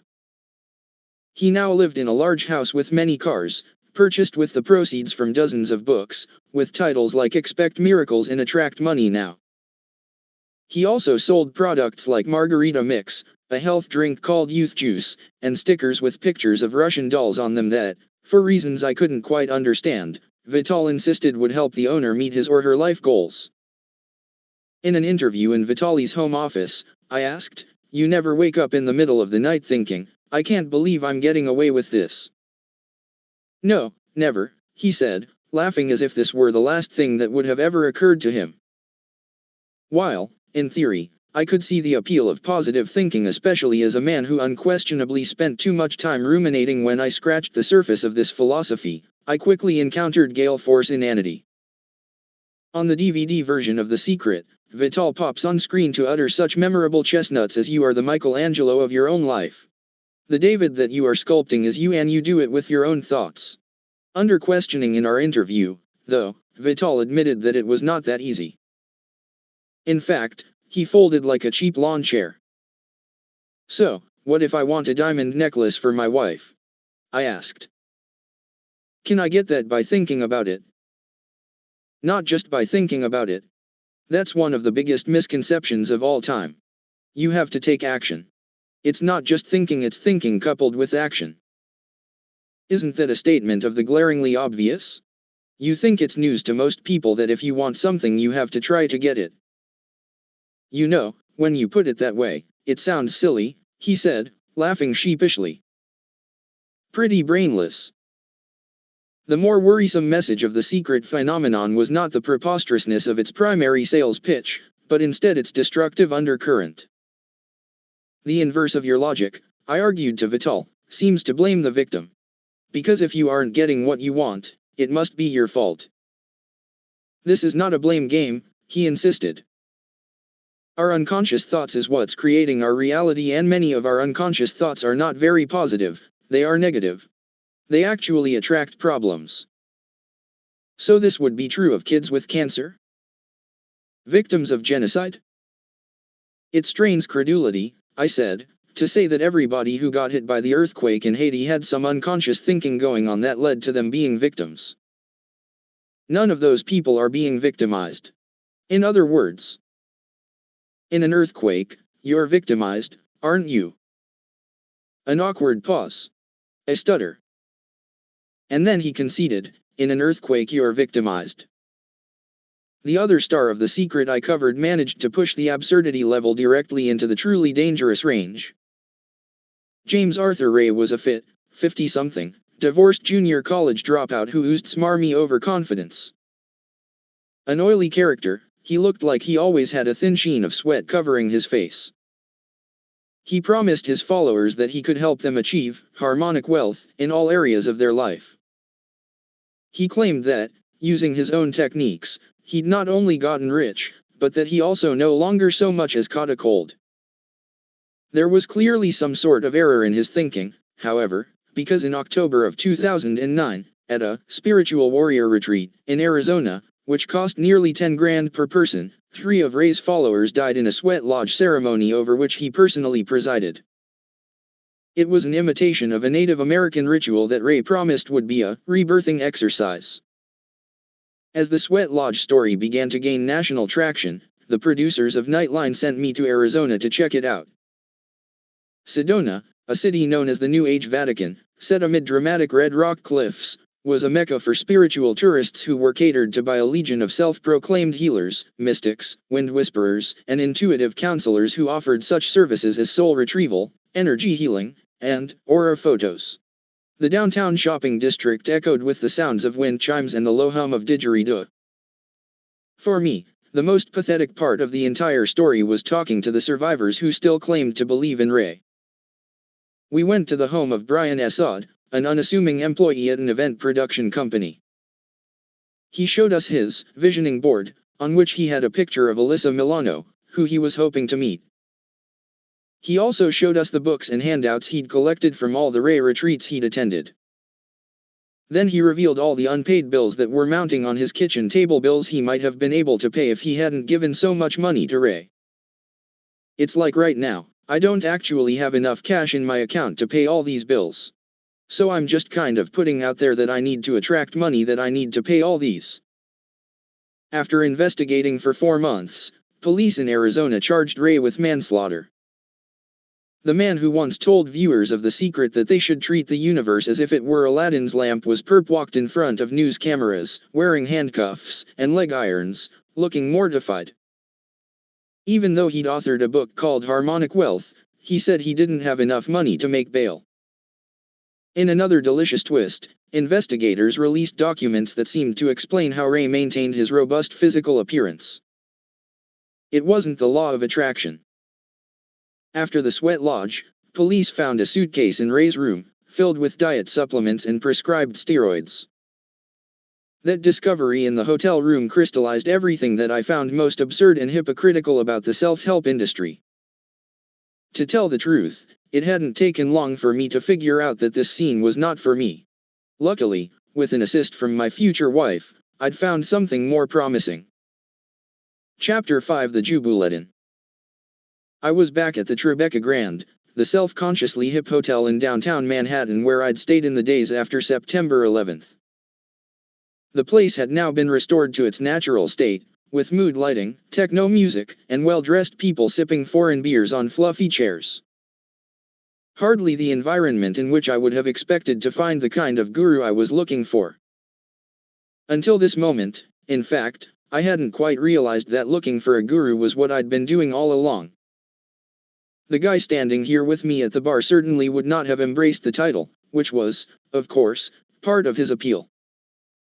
He was totally reasonable and utterly unchanged easy, a man with actual credentials, including a medical degree from Harvard, which conferred a sort of legitimacy that, say, an online degree from the University of Sedona did not. His basic message was that the best self-help program was developed 2,500 years ago, a worldview that, oddly enough, held that there is actually no self to help. The seeds of this encounter had been planted one evening at home as I was changing out of my suit and tie and into sweatpants, shucking sartorial detritus pants, socks, belt all over the floor. I enjoyed doing this not only because it appealed to both my laziness and my constant desire to rush to the next thing, but also because it annoyed Bianca, who sometimes playfully called me Hurricane Harris. On this night, though, she was not taking the bait. She was coming at me with a gift, in fact. In her hands she had a pair of books written by someone named Dr. Mark Epstein. She told me that, after months of listening to me alternately rhapsodize or carp about Eckhart Tolle et al., it had finally clicked with her why the ideas I was yammering on about with varying levels of cogency sounded so familiar. About 10 years prior, she had read some books by Epstein who, she explained, was a psychiatrist and a practicing Buddhist. His writing had been useful for her during a difficult time in her 20s, a quarter-life crisis, when she was struggling with family issues and deciding whether to embark on the interminable training necessary to become a doctor. I flipped over one of the paperbacks to get a look at this Epstein character, and there on the back cover was a kind-faced, middle-aged guy wearing a V-neck sweater and wire-rimmed glasses, sitting on the floor against the type of white backdrop you often see in photography studios. Even though he looked infinitely less weird than either Eckhart Tolle or Deepak Chopra, I still found myself thinking, not my kind of guy. That mild, momentary spasm of aversion was assuaged by the little bio next to Epstein's picture, which said he was a trained psychiatrist with a private practice in Manhattan. Thus began another night of delayed sleep and revelatory reading, with Bianca quietly dozing by my side. It was like my first evening with Tolle, only less embarrassing. What I found in the pages of Epstein's book was thunderously satisfying. Like scratching an itch in an unreachable area. Like finally figuring out why Luke Skywalker and Princess Leia's sexual tension never felt right. Very quickly, it became blazingly clear, the best parts of Tolle were largely unattributed Buddhism. Tolle had not, as I'd assumed when I'd first read A New Earth, made up his insights out of whole cloth. Apparently he'd appropriated them, and then effected a sort of intellectual elephantiasis, exaggerating their features in the most profitable of ways. 2.5 millennia before Eckhart Tolle started cashing his royalty checks, it was the Buddha who originally came up with that brilliant diagnosis of the way the mind works. In Epstein's writings, it was all there, the insatiable wanting, the inability to be present, the repetitive, relentlessly self-referential thinking. Here was everything that fascinated me about Tolle, without the pseudoscience and grandiloquence. To boot, the good doctor could actually write. Compared to Tolle, in fact, this guy was Tolstoy. After months of swimming against the riptide of bathos and bullshit peddled by the self-help subculture, it was phenomenally refreshing to see the ego depicted with wry wit. We are constantly murmuring, muttering, scheming, or wondering to ourselves under our breath, wrote Epstein. I like this. I don't like that. She hurt me. How can I get that? More of this, no more of that. Much of our inner dialogue is this constant reaction to experience by a selfish, childish protagonist. None of us has moved very far from the 7-year-old who vigilantly watches to see who got more. There were also delightful passages about the human tendency to lurch headlong from one pleasurable experience to the next without ever achieving satisfaction. Epstein totally nailed my habit of hunting around my plate for the next bite before I'd tasted what was in my mouth. As he described it, I do not want to experience the fading of the flavor, the colorless, cottony pulp that succeeds that spectacular burst over my taste buds. Prior to reading Epstein, my most substantial interaction with Buddhism was when, as a 15-year-old punk kid, I stole a Buddha statue from a local gardening store and put it in my bedroom because I thought it looked cool. Despite the fact that I was now a religion reporter, I still had only a glancing understanding of this faith. With Buddhists comprising only about 1/300 of the US population and not being in the habit of taking strident political stands, they didn't attract much coverage. What I knew of Buddhism was limited to the following: it was from Asia somewhere, the Buddha was overweight, and his followers believed in things like karma, rebirth, and enlightenment. Epstein made clear, though, that you didn't have to buy into any of the above to derive benefit from Buddhism. The Buddha himself didn't claim to be a god or a prophet. He specifically told people not to adopt any of his teachings until they'd test-driven the material themselves. He wasn't even trying to start a religion, per se. The word Buddhism was actually an invention of the 19th century Western scholars who discovered and translated the original texts. As best I could tell, the whole thing appeared to be less a faith than a philosophy, and one that had been intriguing psychologists since the days of Freud, when his early Viennese followers studied those newly translated texts. In recent decades, the mental health community had come to embrace Buddhism in an increasingly thoroughgoing way. According to Epstein, the Buddha may well have been the original psychoanalyst. To my surprise, Epstein seemed to be arguing that Buddhism was better than seeing a shrink. Therapy, he said, often leads to understanding without relief. Even Freud himself had conceded that the best therapy could do was bring us from hysteric misery to common unhappiness. Epstein's frank admissions about the limitations of therapy tracked with my personal experiences. I was, of course, grateful to Dr. Brotman for getting me to quit drugs and then steadfastly but affably making sure I stayed the course.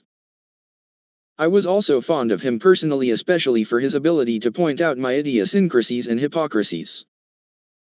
However, I still had that nagging and perhaps naive sense of disappointment that he had failed to come up with some sort of unifying theory to explain my entire psychology. Now Epstein seemed to be saying that even if Brotman had ripped the cover off some primordial wound, it wouldn't have left me better off.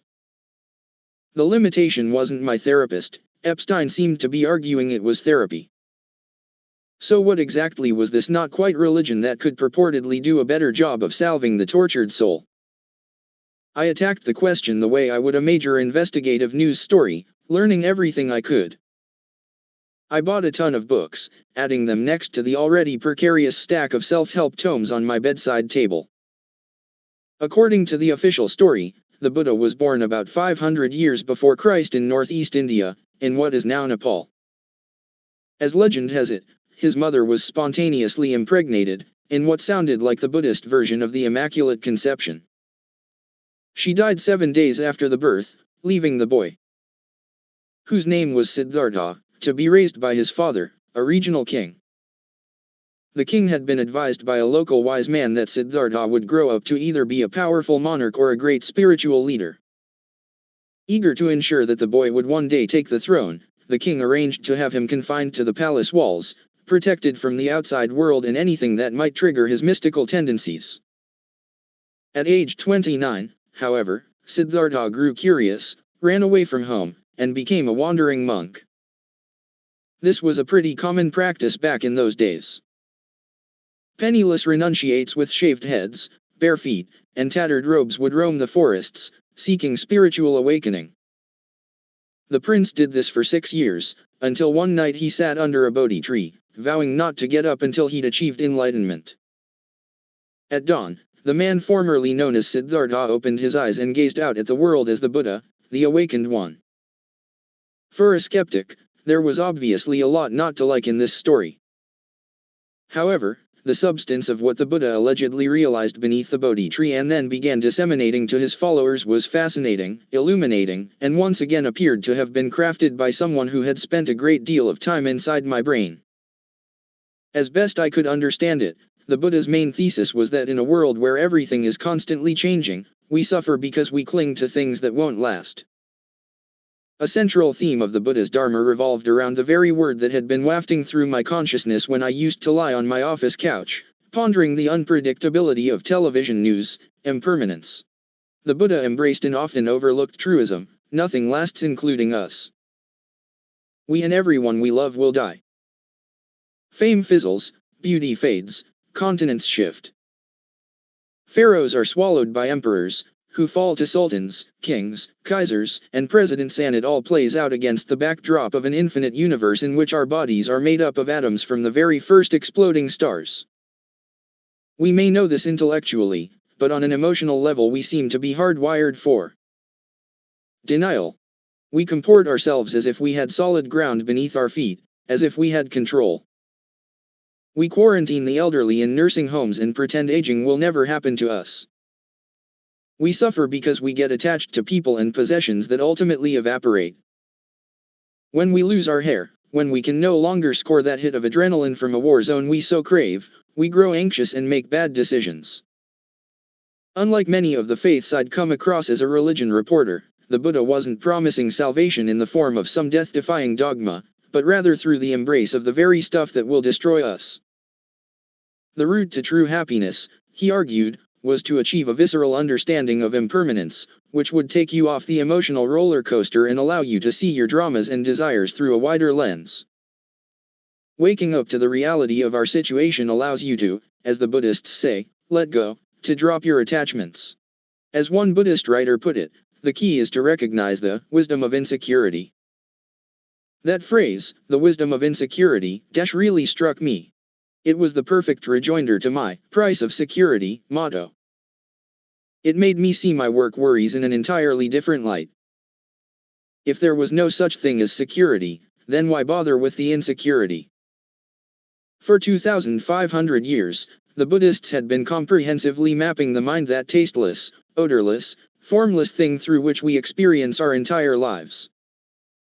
They compiled meticulous lists, the 3 characteristics of all phenomena, the 4 noble truths, the 4 highest emotions, the 7 factors of enlightenment, etc. They also came up with names for so many of the mental habits I'd come to notice in myself, such as comparing mind and wanting mind.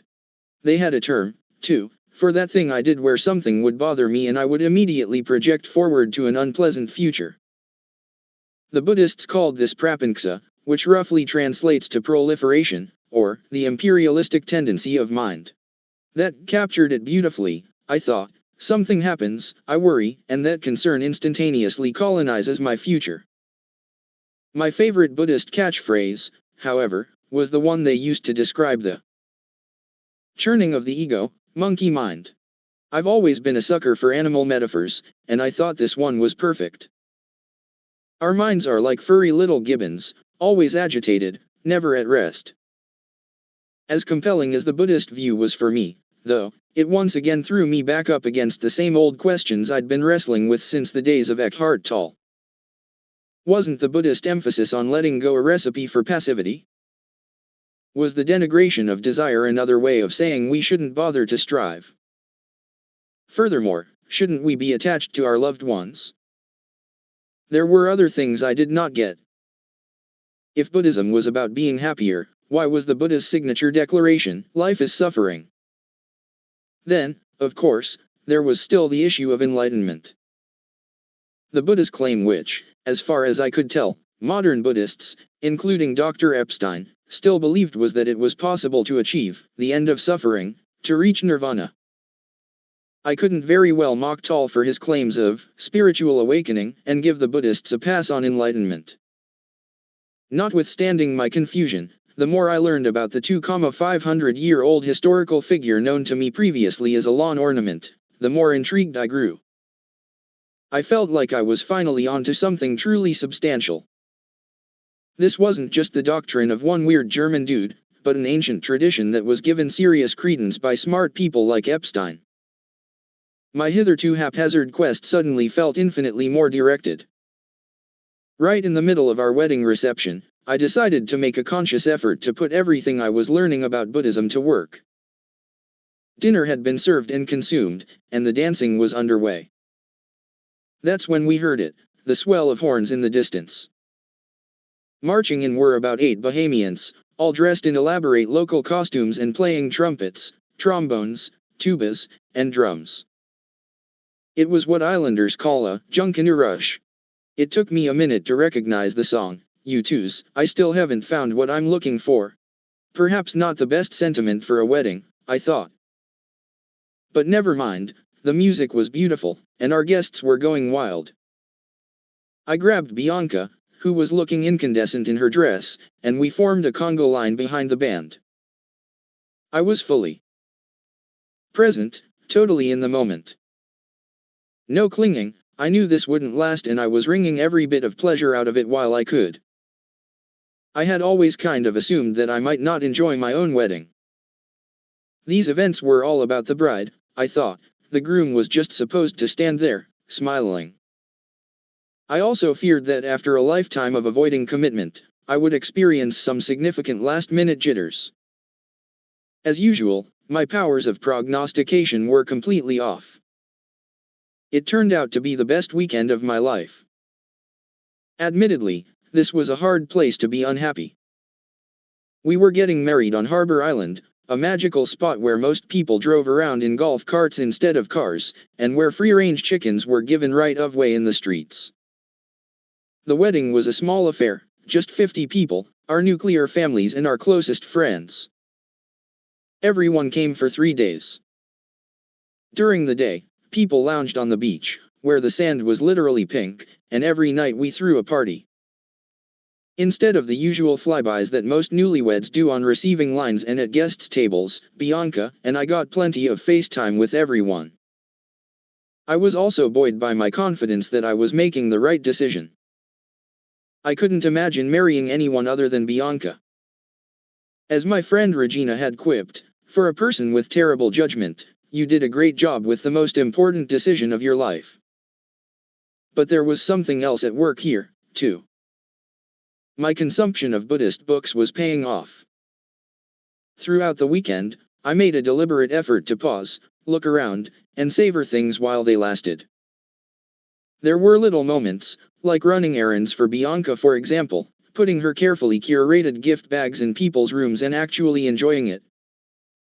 Or when I babysat my adorable, big-eyed baby niece Campbell in my room while everyone else was out having lunch. She sat on my lap and cooed contentedly while I ate a cheeseburger, trying not to drip ketchup on her head. There were big moments, too, like the ceremony itself, where I watched Bianca walk down the aisle and wondered how I'd gotten so lucky. As soon as I got back home from the honeymoon, though, my penchant for worry reasserted itself, provoked by a conundrum at work that I simply could not figure out how to handle in a Buddhist way.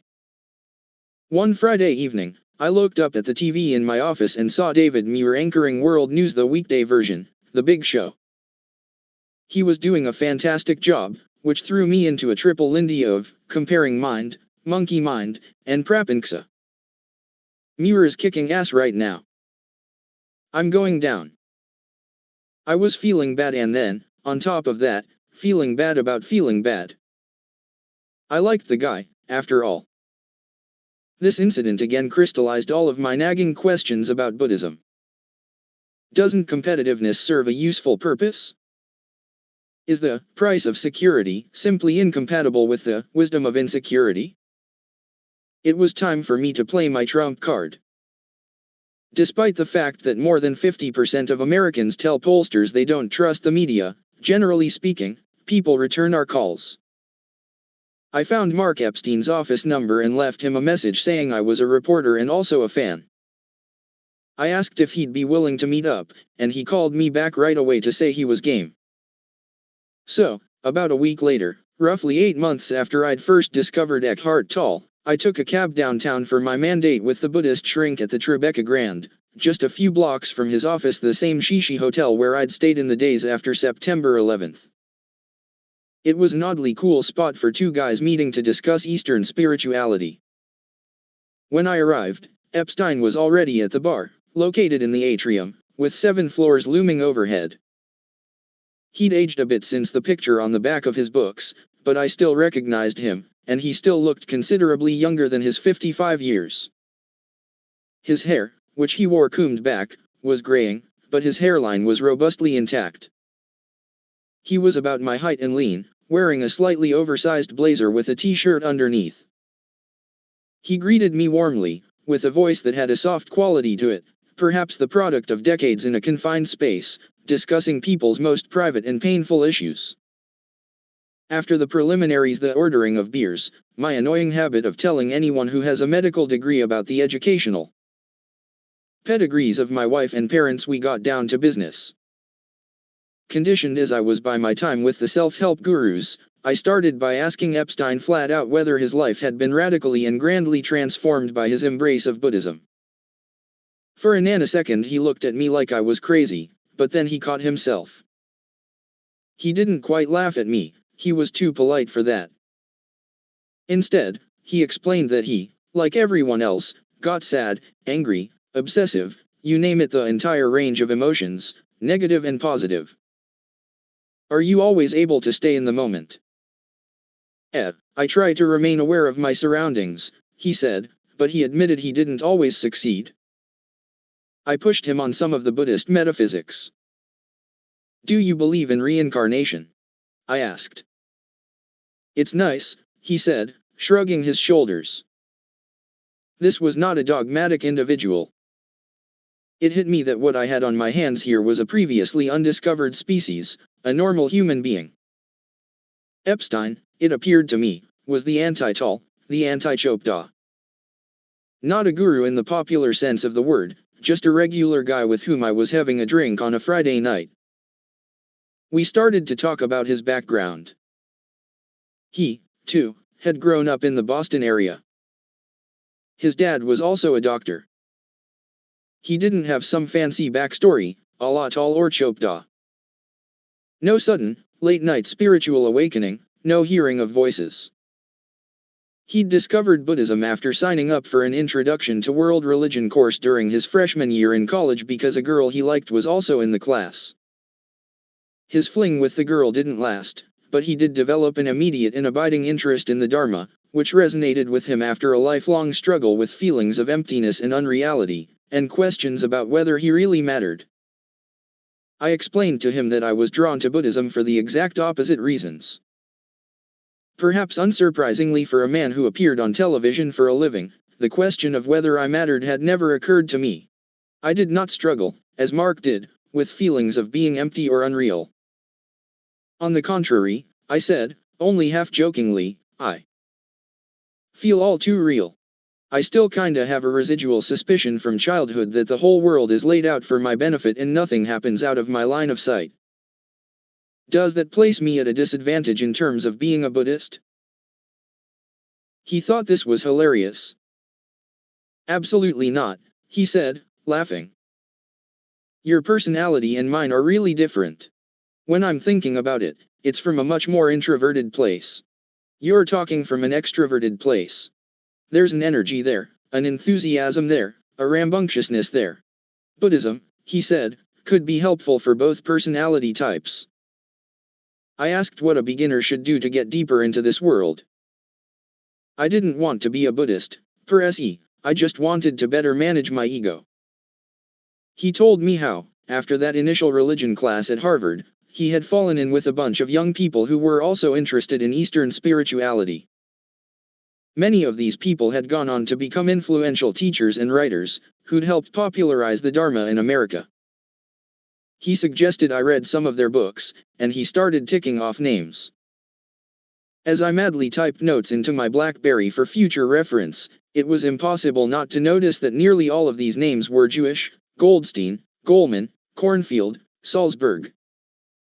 This is a whole subculture, he said. The little cabal even had a nickname, the Jew Bus. It sounded like a remarkable group. They had all met at elite Northeast universities and also while taking exotic, druggy romps through the subcontinent. Mark theorized that many of these young Jewish people, having been raised in secular environments, felt a spiritual hole in their lives. He also acknowledged that the Jewish penchant for anxiety probably played a role in their collective attraction to Buddhism. Over the ensuing decades, the Jew Bus had been a major force in figuring out how to translate the wisdom of the East for a Western audience, mostly by making it less hierarchical and devotional. Mark mentioned that he and some of his peers taught Buddhist-themed seminars around town, where they gave talks and answered questions. Go to some events, he advised, until you get bored. I laughed. I liked this guy. This man whose picture I had reflexively rejected turned out to be somebody with whom I could see myself being friends. We were a bit of an odd pair, to be sure, but there was a certain compatibility, too. He was a professional listener, I was a professional talker. We both had the whole Boston, New York, Jewish cultural affinity thing. He didn't feel foreign, like Tal and Chopda. He could have been one of my uncles. I wanted to be his friend, but what I really wanted was to figure out how to get what he appeared to have. Not some self-conscious, allegedly unbreakable equanimity, but a quiet confidence, an easy charm. There was no denial of his neuroses, he seemed to find them amusing rather than enervating. Normally at this point in the conversation, at least with a Tal or a Chopda, I'd have been asking for practical advice and in return getting a blizzard of non-answers. Mark, however, had a very explicit prescription. This is where the Buddhists diverged quite dramatically from self-help. They had an actual, practical program. It wasn't expensive gimcrackery. No spendy seminars, no credit cards required. It was totally free.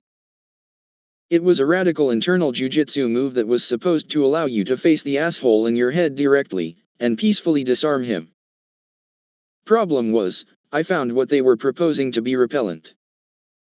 Chapter 6: The Power of Negative Thinking. My abiding distaste for anything associated with hippies or the New Age dates back to the mid-1970s when I was about 5 years old. My parents, still not having sloughed off the cultural residue of the age of Aquarius, sent me to a children's yoga class at a local elementary school. I showed up wearing Toughskins, the indestructible children's jeans that had been recently introduced by Sears. The teacher, who looms in my memory like an airy-fairy praying mantis, pronounced my pants to be insufficiently flexible for the exercises we'd be doing. In front of all the other little kids, she made me strip down and do sun salutations in my tidy whities. My early childhood traumas, which also included compulsory camping trips and visits to musty health food stores, were compounded by my years at Colby College, a small liberal arts school in central Maine, where I was repeatedly forced to listen to Jerry Garcia's interminable guitar noodling by hacky sack, playing Duragantava wearing deadheads from the suburbs of Massachusetts and Connecticut. All of which left me in a tricky position vis-a-vis Buddhism. Epstein et al. Argued that the only way to tame the monkey mind, to truly glimpse impermanence and defeat our habitual tendency toward clinging, was to meditate, and I had absolutely no intention of following their advice. Meditation struck me as the distillation of everything that sucked hardest about the granola lifestyle. I pictured myself seated in an unbearable cross-legged position in a room that smelled like feet, with a group of smug practitioners ringing bells, ogling crystals, intoning OM, and attempting to float off into some sort of cosmic goo. My attitude was summed up nicely by Alec Baldwin's character on 30 Rock, who said, "Meditation is a waste of time, like learning French or kissing after sex." Compounding my resistance was my extremely limited attention span. I assumed there was no way my particular mind, whirring at best, at worst a whirlwind, could ever stop thinking. This stalemate between the Dharma and me might have dragged on indefinitely, but then a month after my mandate with Epstein, I happened to go see my shrink. I was reluctant to tell Dr. Brotman about my budding interest in Buddhism because, like me, he had an aversion to sloppy sentimentality. It's part of why we were simpatico. But when I fessed up, he responded by telling me about a former colleague of his from Harvard who had written a best-selling book about the health benefits of meditation. Brotman seemed to think it might do me some good. "Yeah, I'm pretty sure that's not for me," I said. Then, as I sat there absorbing his surprising response, I recalled aloud how, on the first day we met, he had used an animal analogy to explain how someone like me needed to not only refrain from drugs but also engage in careful mental and physical upkeep in order to stay balanced. "When you say you think meditation might be good for me, is that because of the time you told me I needed to treat myself like a stallion?" He started laughing and shaking his head. "I never said stallion. I said thoroughbred." Whatever, semantics. I went ahead and read the book he was referring to by Brotman's friend. The doctor's theory was that, in modern life, our ancient fight-or-flight mechanism was being triggered too frequently in traffic jams, meetings with our bosses, etc., and that this was contributing to the epidemic of heart disease. Even if the confrontations were themselves minor, our bodies didn't know that. They reacted as if they were in kill or be killed scenarios, releasing toxic stress chemicals into the bloodstream. The doctor had done studies showing that meditation could reverse the effects of stress and lower blood pressure, which the hypochondriac in me found deeply appealing. I then read a few books about what Buddhist meditation actually involved, and learned that you didn't need to wear robes, chant Sanskrit phrases, or listen to Cat Stevens. Perhaps my attitude on this matter was yet another example of my reaching hasty conclusions. My resistance was starting to crack. St. Paul, the notorious murderer of Christians, had a conversion experience on the road to Damascus.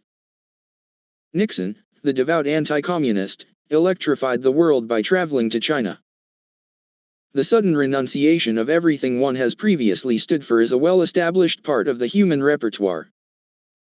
Mine came in a stolen moment on the floor of a beach house. It was the last weekend in August, and Bianca and I were sharing a big, old, converted barn with a group of friends. The people we were leasing it from, a pair of retired college professors, had rather idiosyncratically decorated the place with antique farm equipment, including sickles, axes, and pitchforks, which were hanging precariously from the rafters and from pretty much every inch of wall space. In addition to the elaborate arrays of saws, scissors, and hammers, there was a barrel filled with wooden rakes. One afternoon, I was out by the pool, after having just finished reading yet another book about Buddhist meditation. The thought popped into my head, should I try this? I was in a weakened state. Tenderized by the scientific evidence, and with my reference points for normalcy scrambled by months of marinating in Buddhism, I decided, damn it, let's give it a shot. Carpe diem, and whatnot. While my housemates clearly had a high tolerance for kitsch given their willingness to live in a house named Barnagandesh, I was not at all sure they were open-minded about meditation, and I had no desire to find out. I sneaked off to our bedroom to give it a try. The instructions were reassuringly simple. 1. Sit comfortably. You don't have to be cross-legged. Plop yourself in a chair, on a cushion, on the floor, wherever. Just make sure your spine is reasonably straight. 2. Feel the sensations of your breath as it goes in and out. Pick a spot, nostrils, chest, or gut. Focus your attention there and really try to feel the breath. If it helps to direct your attention, you can use a soft mental note, like an in doubt. 3. This one, according to all of the books I'd read, was the biggie. Whenever your attention wanders, just forgive yourself and gently come back to the breath. You don't need to clear the mind of all thinking, that's pretty much impossible. The whole game is to catch your mind wandering and then come back to the breath, over and over again. I sat on the floor with my back up against the bed and my legs sprawled straight out in front of me. I set the alarm on my BlackBerry to go off in 5 minutes and let rip. Shrubbery. I like that word. Why, from an evolutionary perspective, do we like the smell of our own filth? Get in the game, dude. In. My butt hurts. Let me just shift a little bit here. Idea for old school hip hop show, Rap Van Winkle. Now I have an itch on the ball of my left foot. Where do gerbils run wild? Would I describe myself as more of a baller or a shot caller? What was the best thing before sliced bread? And so it went until the alarm went off. By which point it felt like an eternity had passed. When I opened my eyes, I had an entirely different attitude about meditation. I didn't like it, per se, but I now respected it. This was not just some hippie time-passing technique, like ultimate frisbee or making God's eyes. It was a rigorous brain exercise, rep after rep of trying to tame the runaway train of the mind. The repeated attempt to bring the compulsive thought machine to heel was like holding a live fish in your hands. Wrestling your mind to the ground, repeatedly hauling your attention back to the breath in the face of the inner onslaught required genuine grit. This was a badass endeavor. I resolved to do it every day. I started getting up a little early each morning and banging out 10 minutes, sitting on the floor of our living room with my back up against the couch. When I was on the road, I meditated on the floor of hotel rooms. It didn't get any easier. Almost immediately upon sitting down, I'd be beset by itches. Then there was the fatigue, a thick ooze, a sludge-like torpor sliding down my forehead. Even when the itches and fatigue lifted, I was left contending with the unstoppable fire hose of thoughts. Focusing on the breath as a way to temporarily stop the thinking was like using a broom to sweep a floor crawling with cockroaches. You could clear the space briefly, but then the bugs came marauding back in. I knew I was supposed to just forgive myself, but I found that to be extremely difficult. Every time I got lost in thought, I went into a mini shame spiral. My wanderings were so tawdry and banal. Is this really what I was thinking about all the time? Lunch? Whether I needed a haircut? My unresolved anger at the Academy for awarding Best Picture to Dances with Wolves instead of Goodfellas? When I wasn't lost in random musings, I was obsessing about how much time was left, dying for the ordeal to be over. It was like that Simpsons episode where they showed the world record holder for longest consecutive case of the hiccups. In between hiccups, she would say, "Kill me." By the end of 10 minutes my jaw was often gritted from the effort. It reminded me of how one of our cats, Steve, who had a serious gum disease, would sometimes literally try to run away from himself when he was in pain. Similarly, when the alarm would go off at the end of a meditation session, I often would bolt out of my seated position, as if I could somehow physically escape the commotion of my own mind. There were always happy, round-faced statues of the Buddha out front at airport spas and Chinese restaurants. Although, I had come to learn that the Laughing Buddha is actually a medieval Chinese monk who somehow became conflated in the Western imagination with the historical Buddha, who only ate one meal a day and was most likely a bag of skin and bones. His image was bedazzled onto t-shirts sold in the gift shop at my gym. The word Zen had become synonymous with mellow. But this was all false advertising. Buddhist meditation was diabolically hard. Despite its difficulties, though, meditation did offer something huge, an actual method for shutting down the monkey mind, if only for a moment.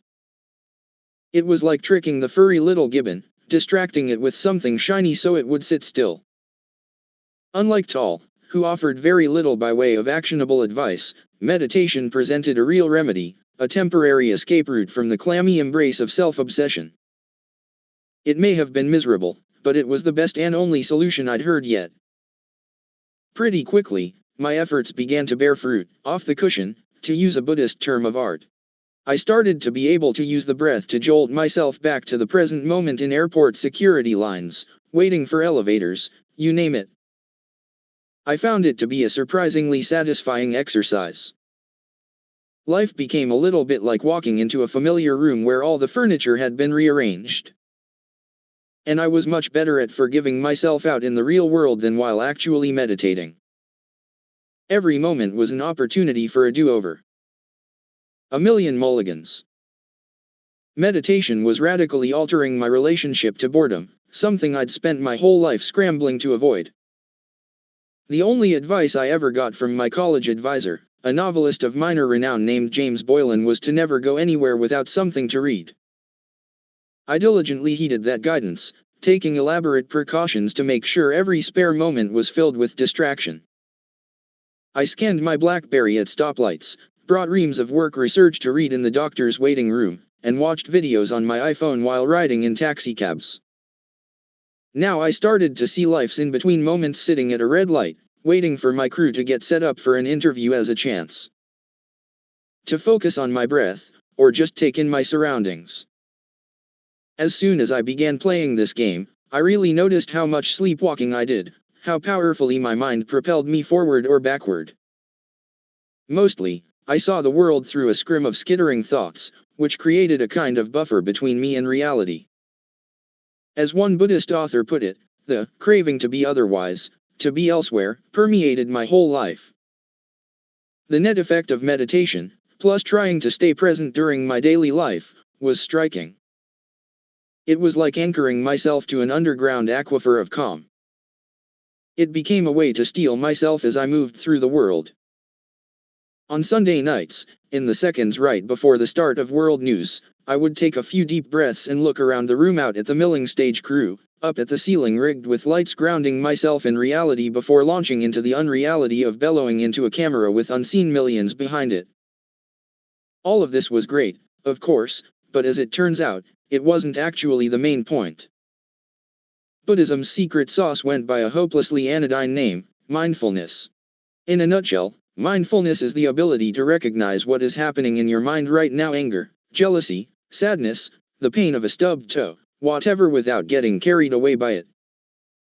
According to the Buddha, we have 3 habitual responses to everything we experience.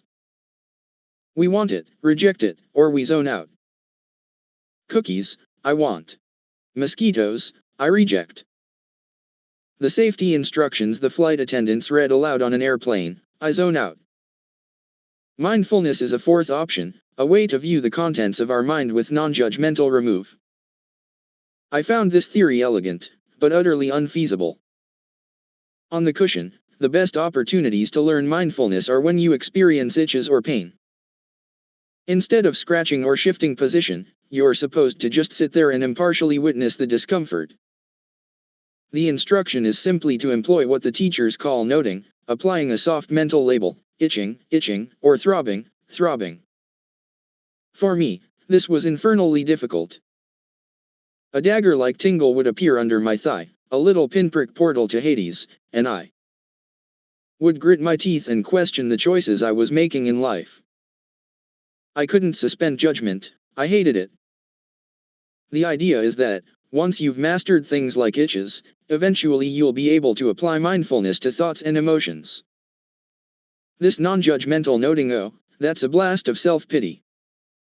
Oh, that's me ruminating about work, is supposed to sap much of the power, the emotional charge, out of the contents of consciousness. It was easy to see how scalable mindfulness could be. For instance, it'd be late in the day, and I'd get a call from the world newsroom telling me the story I'd spent hours scrambling to produce was no longer going to air in tonight's show. My usual response was to think to myself, I'm angry. Reflexively, I would then fully inhabit that thought and actually become angry. I would then give the person on the other end of the line some unnecessary chin music, even though I knew intellectually that they usually had a very good reason for killing the piece. In the end, I was left feeling bad about having expended energy on a story that didn't air, and also feeling guilty for having been needlessly salty.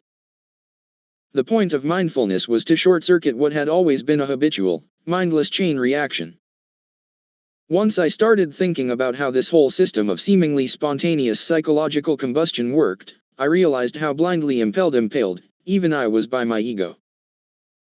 I spent so much time, as one Buddhist writer put it, drifting unaware on a surge of habitual impulses. This is what led me on the misadventures of war, drugs, and panic.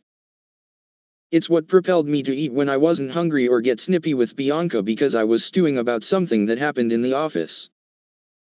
Mindfulness represented an alternative to living reactively.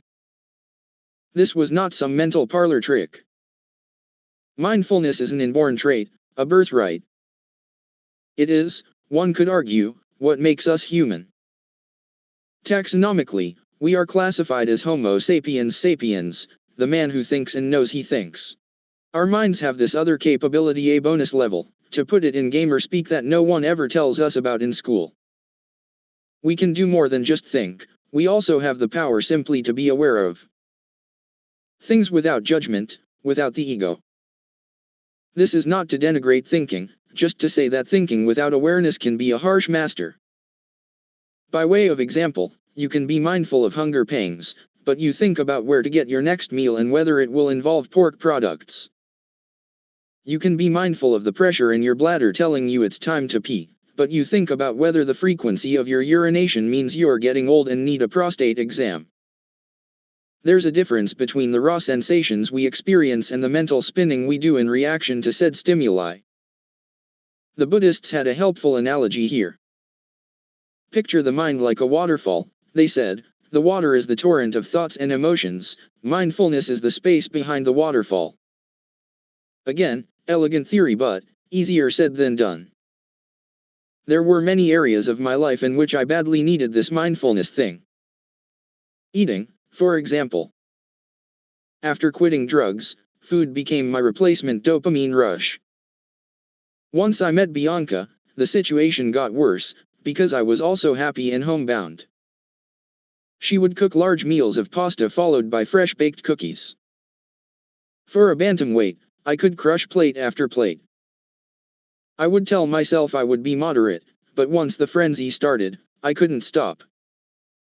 I was feeding the pleasure centers of my brain rather than my stomach, and I was particularly bad with dessert. The fact that my parents never let me have sugar when I was a kid produced a lifelong obsession. I could eat piles of cookies, my teeth scything through the chewy goodness. Airports were particularly dangerous. Auntie Anne, that seductress, would lure me in with a bouquet of cinnamon sugar sticks. As my paunch grew, it became the source of nearly as much angst as the recession of my hairline. Neither vanity nor mindfulness helped, though. It wasn't uncommon for me to get directly up from meditating, stuff my face, enter into a postprandial remorse jag, and take a nap. But where I really could have used a nice dose of mindfulness was in dealing with the events set in motion after I received a call from Amy Entelis, the Senior Vice President for Talent Development. Amy was in charge of recruiting and managing all the anchors and correspondents. She reached me when I was on my way to the airport for a story.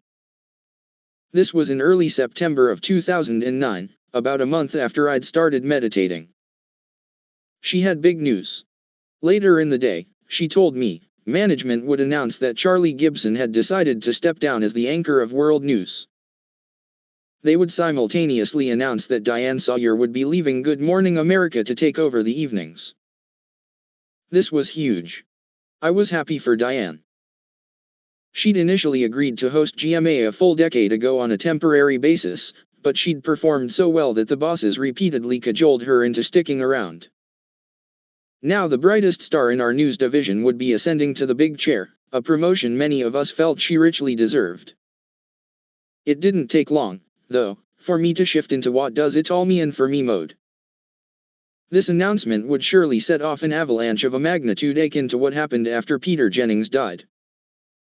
Many dominoes were about to fall. Diane's departure from the mornings meant the brass would probably have to remake the anchor team on GMA, which would have ripple effects throughout the on-air ranks. What was coming was a radical reshuffling of the dramatis personae. I had been anchoring World News on Sundays for about 4 years now and still loved it, but if new jobs were going to be opening up, I wanted in. My desire for forward momentum, even when the lack thereof was illusory, roughly resembled that of Woody Allen in that classic scene from Annie Hall where he breaks up with Diane Keaton. A relationship, I think, is like a shark, he says. It has to constantly move forward or it dies. And I think what we got on our hands is a dead shark. Not long after the Gibson-Sawyer news, the situation intensified. We got word of 2 other departures, John Stossel, the co-anchor of 2020ths, and Martin Bashir, one of the 3 anchors of Nightline. The latter development was of a special interest to me.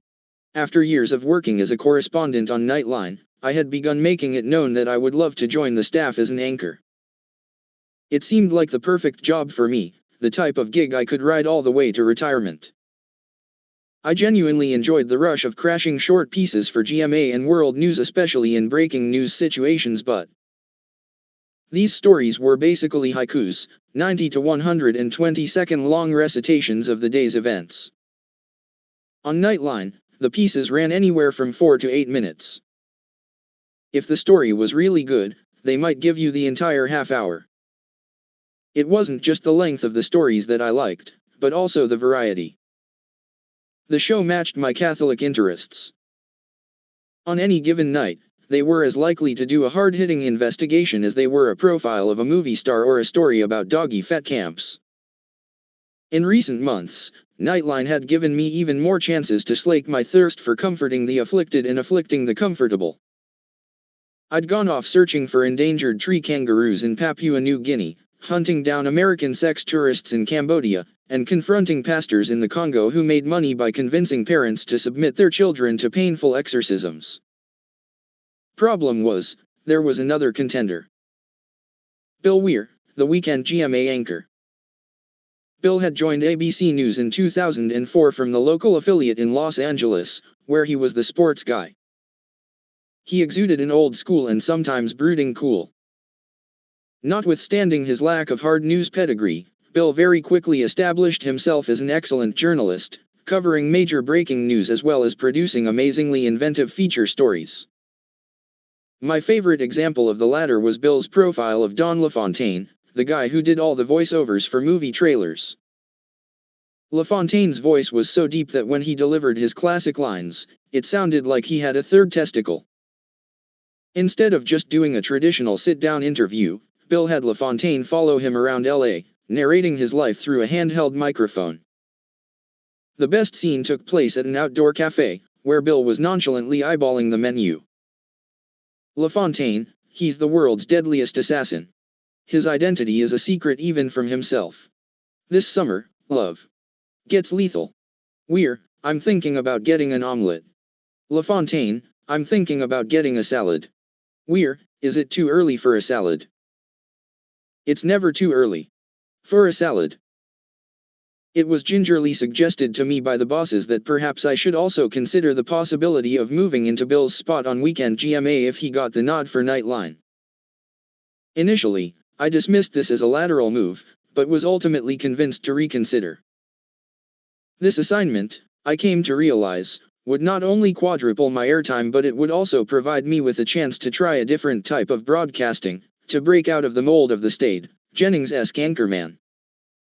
Morning television wasn't just one guy and a teleprompter, it was live, loose, and largely unscripted. Moreover, mornings were where the action was in network news. GMA had the younger viewers that advertisers wanted to reach, which made the show the profit center for the entire news division. I said I was up for it, but made it clear that my first choice was still Nightline. I was now in the tricky position of arguing for both jobs simultaneously and neither was a lock. I kept picturing the worst possible outcomes. Prapanksa, in full effect, no promotion rightward arrow eventually lose my hair and, as a consequence, all future job prospects rightward arrow flophouse in Duluth. I was granted an audience with David Weston, where I would be given a chance to plead my case. At the appointed hour, I walked one flight up from my office to the 5th floor. After the requisite wait on the couch outside his office, I was whisked inside by his secretary, and greeted by David's wide grin and firm handshake. He listened politely as I made my case, first for Nightline, then for GMA. He asked some smart questions, which I answered to the best of my ability. I thought I did okay, but it was hard to tell. Like all skilled managers, David was a master at uttering a lot of words without actually committing himself to a position. I knew not to push too hard, to minimize the displays of plumage. Anyone's affability can turn brittle under too much pressure. Our business concluded, the rest of the meeting moved on to non-work issues. Here things became very relaxed. There was banter and badinage, and I left feeling deceptively buoyant. This lasted about 90 seconds.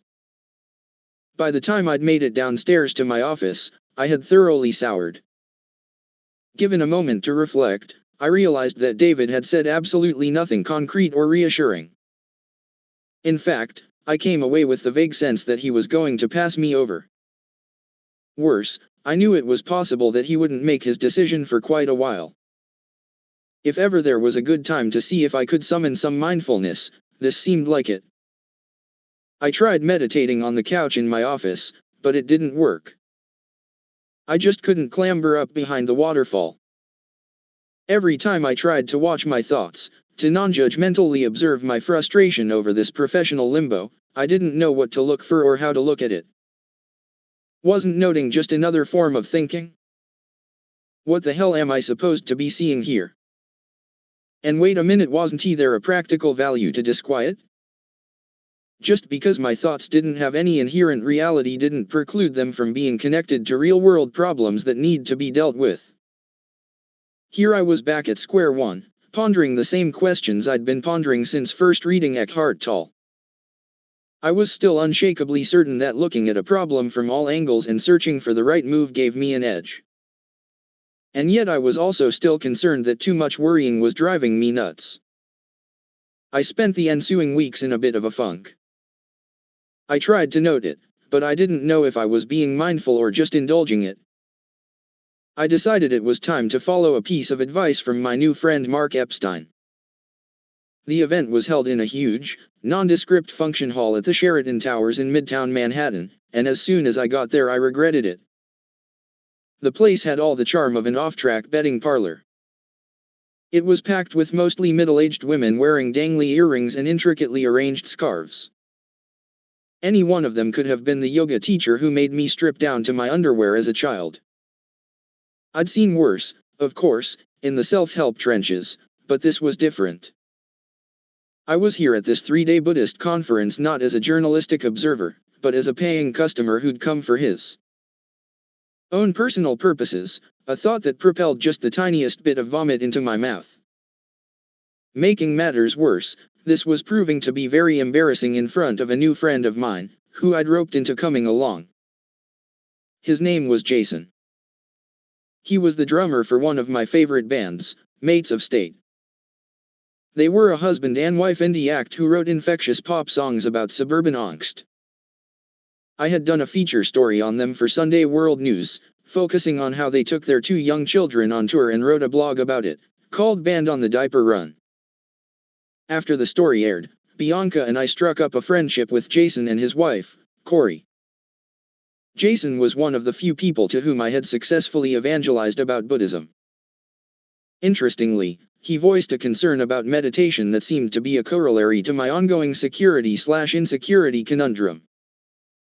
He worried that if he became too happy, it would defang his angst and disable his ability to write music.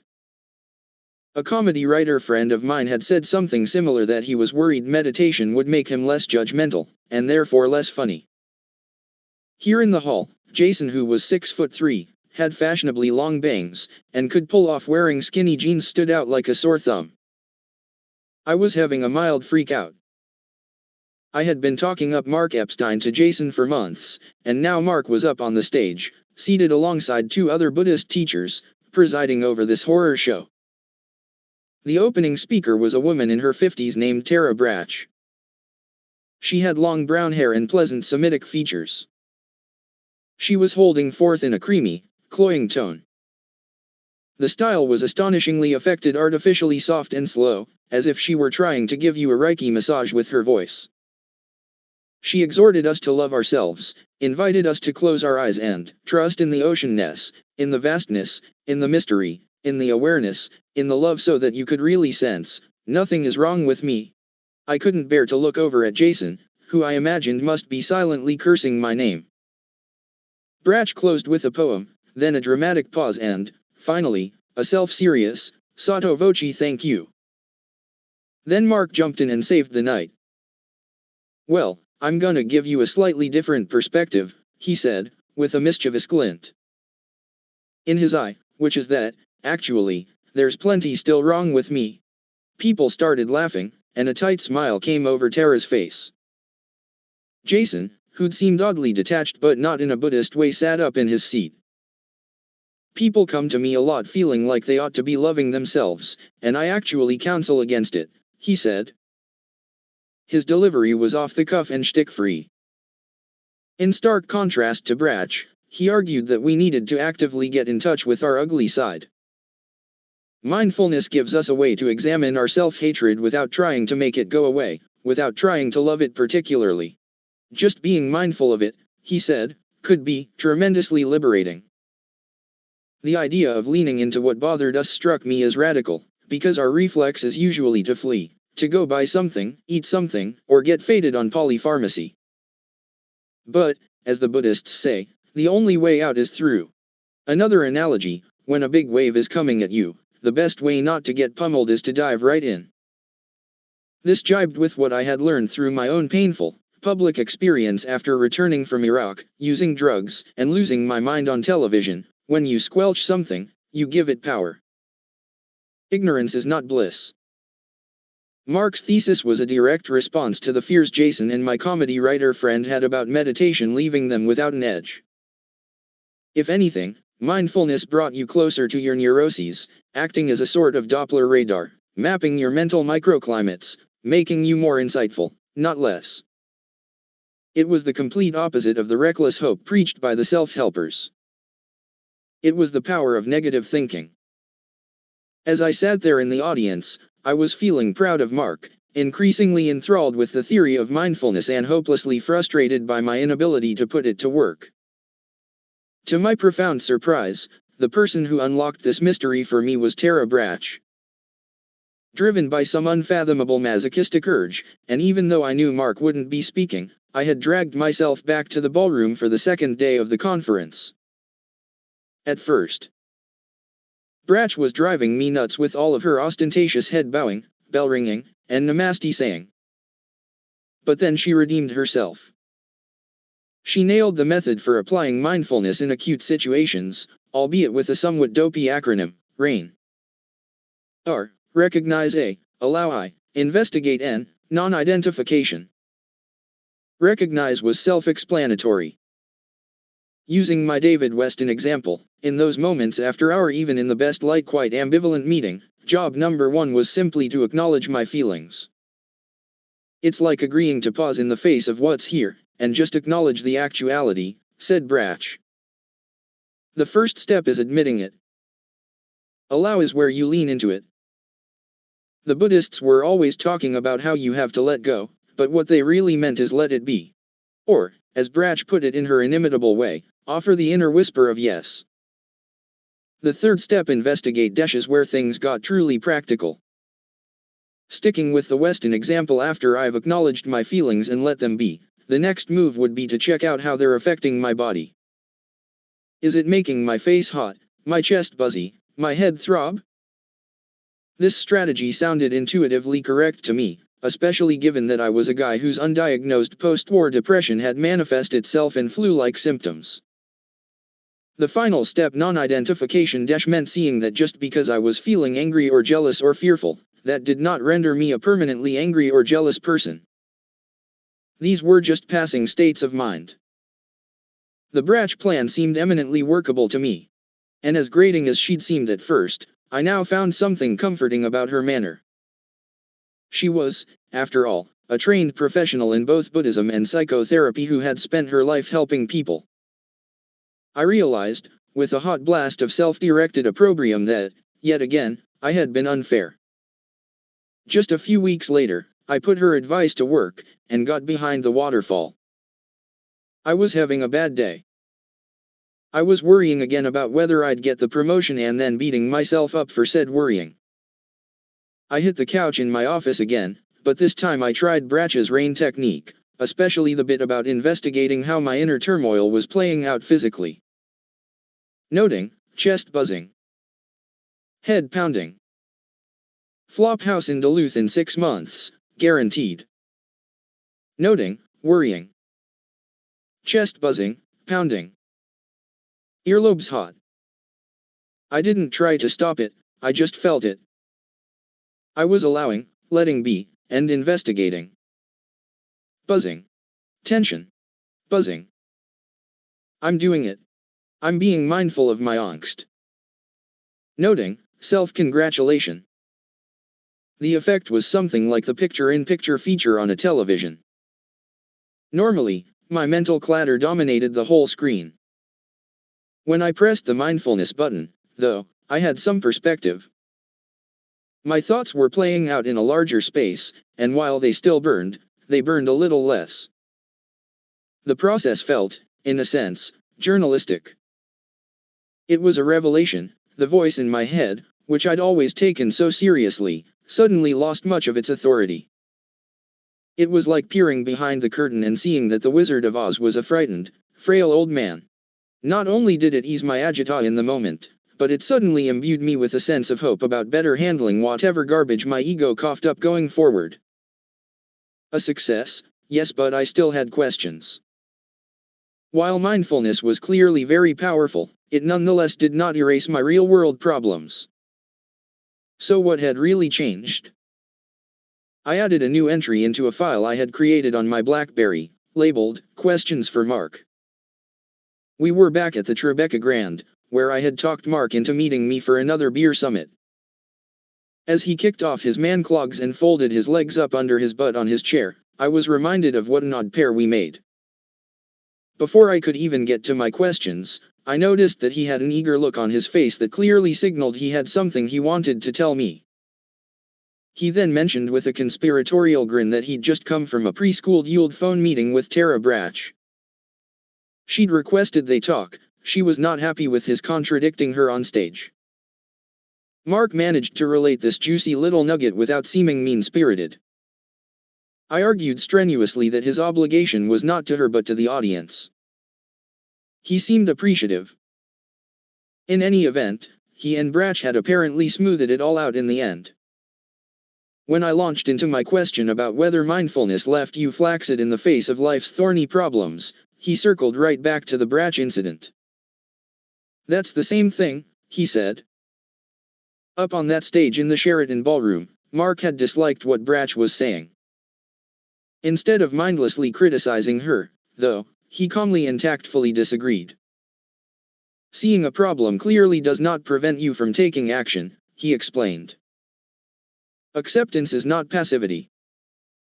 Sometimes we are justifiably displeased. What mindfulness does is create some space in your head so you can, as the Buddhists say, respond rather than simply react. In the Buddhist view, you can't control what comes up in your head, it all arises out of a mysterious void. We spend a lot of time judging ourselves harshly for feelings that we had no role in summoning. The only thing you can control is how you handle it. Bingo, respond not react. This, it struck me, was the whole ball of wax. This was why, as I'd recently learned, so many surprising people had become meditators.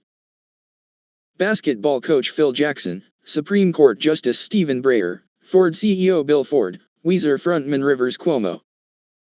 Even the rapper 50 Cent. Even Tom Bergeron.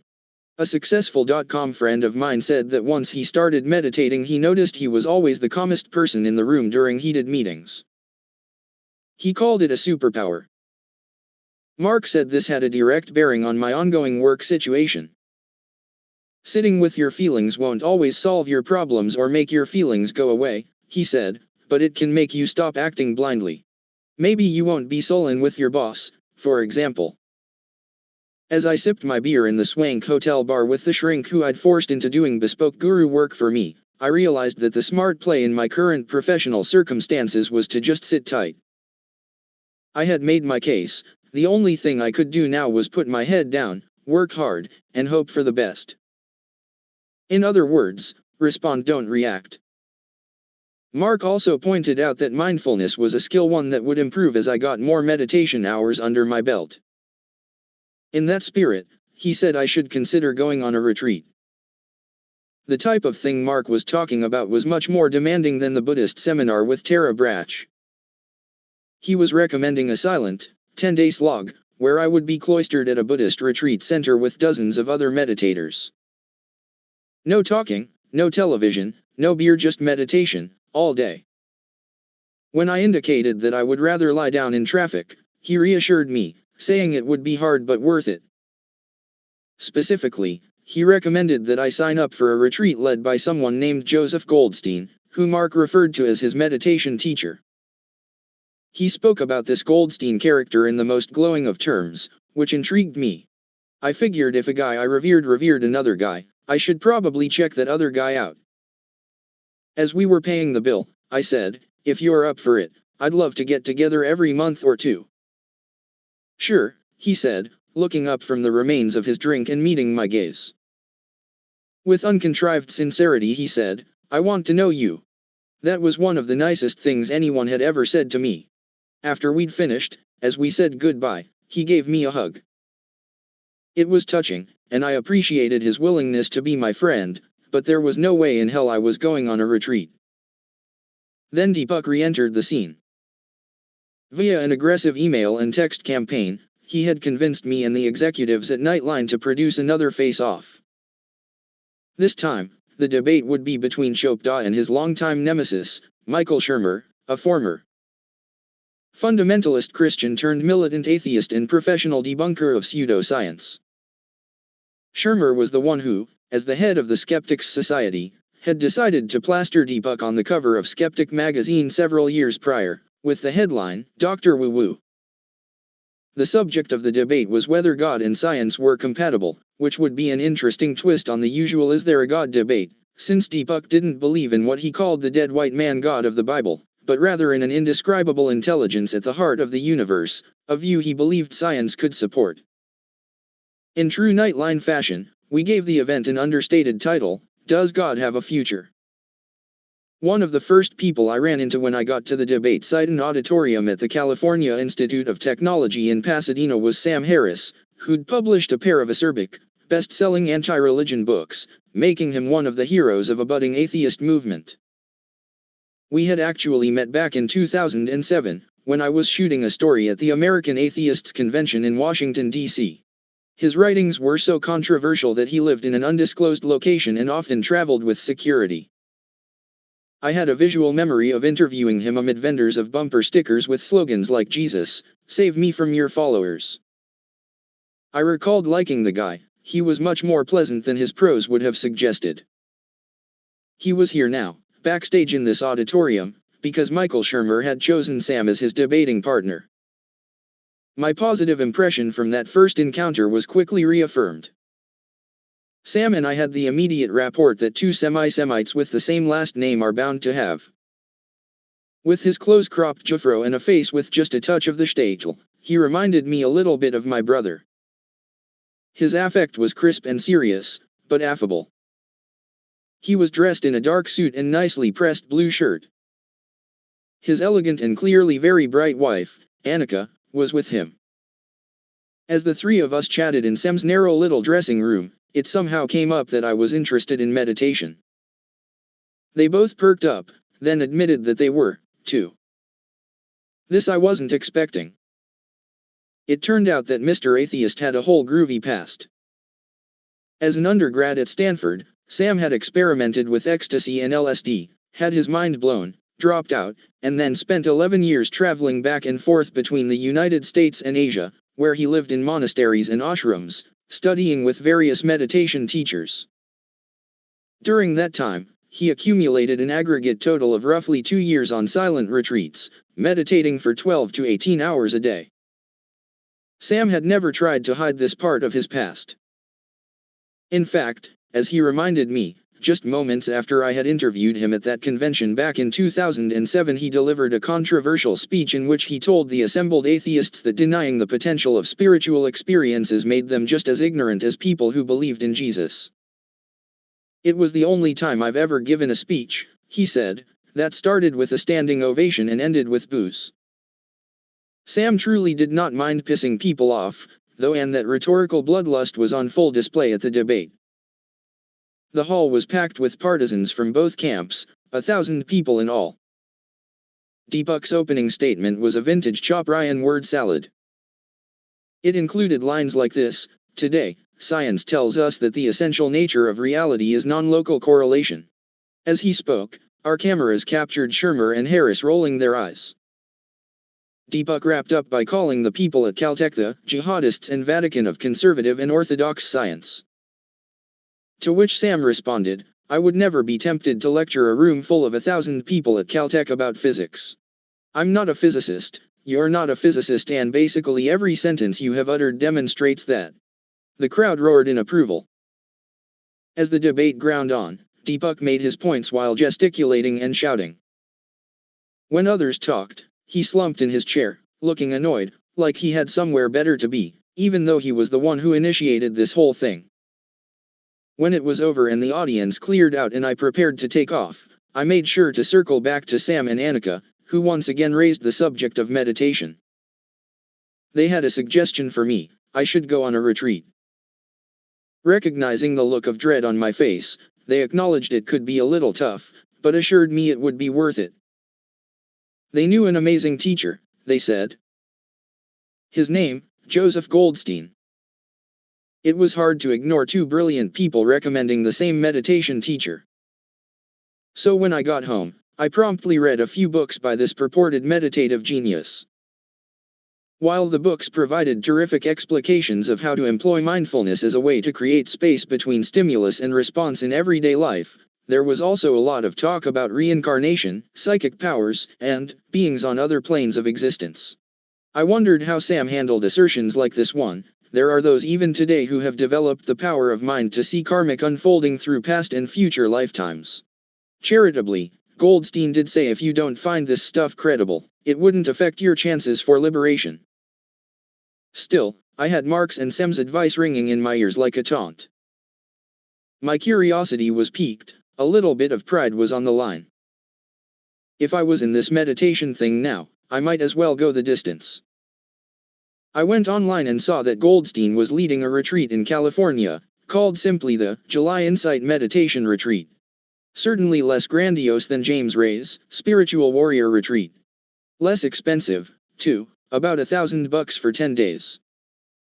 When I tried to sign up, though, I found to my wonderment that it wasn't so easy to get in. There were so many applicants that slots were awarded through a lottery system. I called Goldstein's people and tried to pull the reporter card.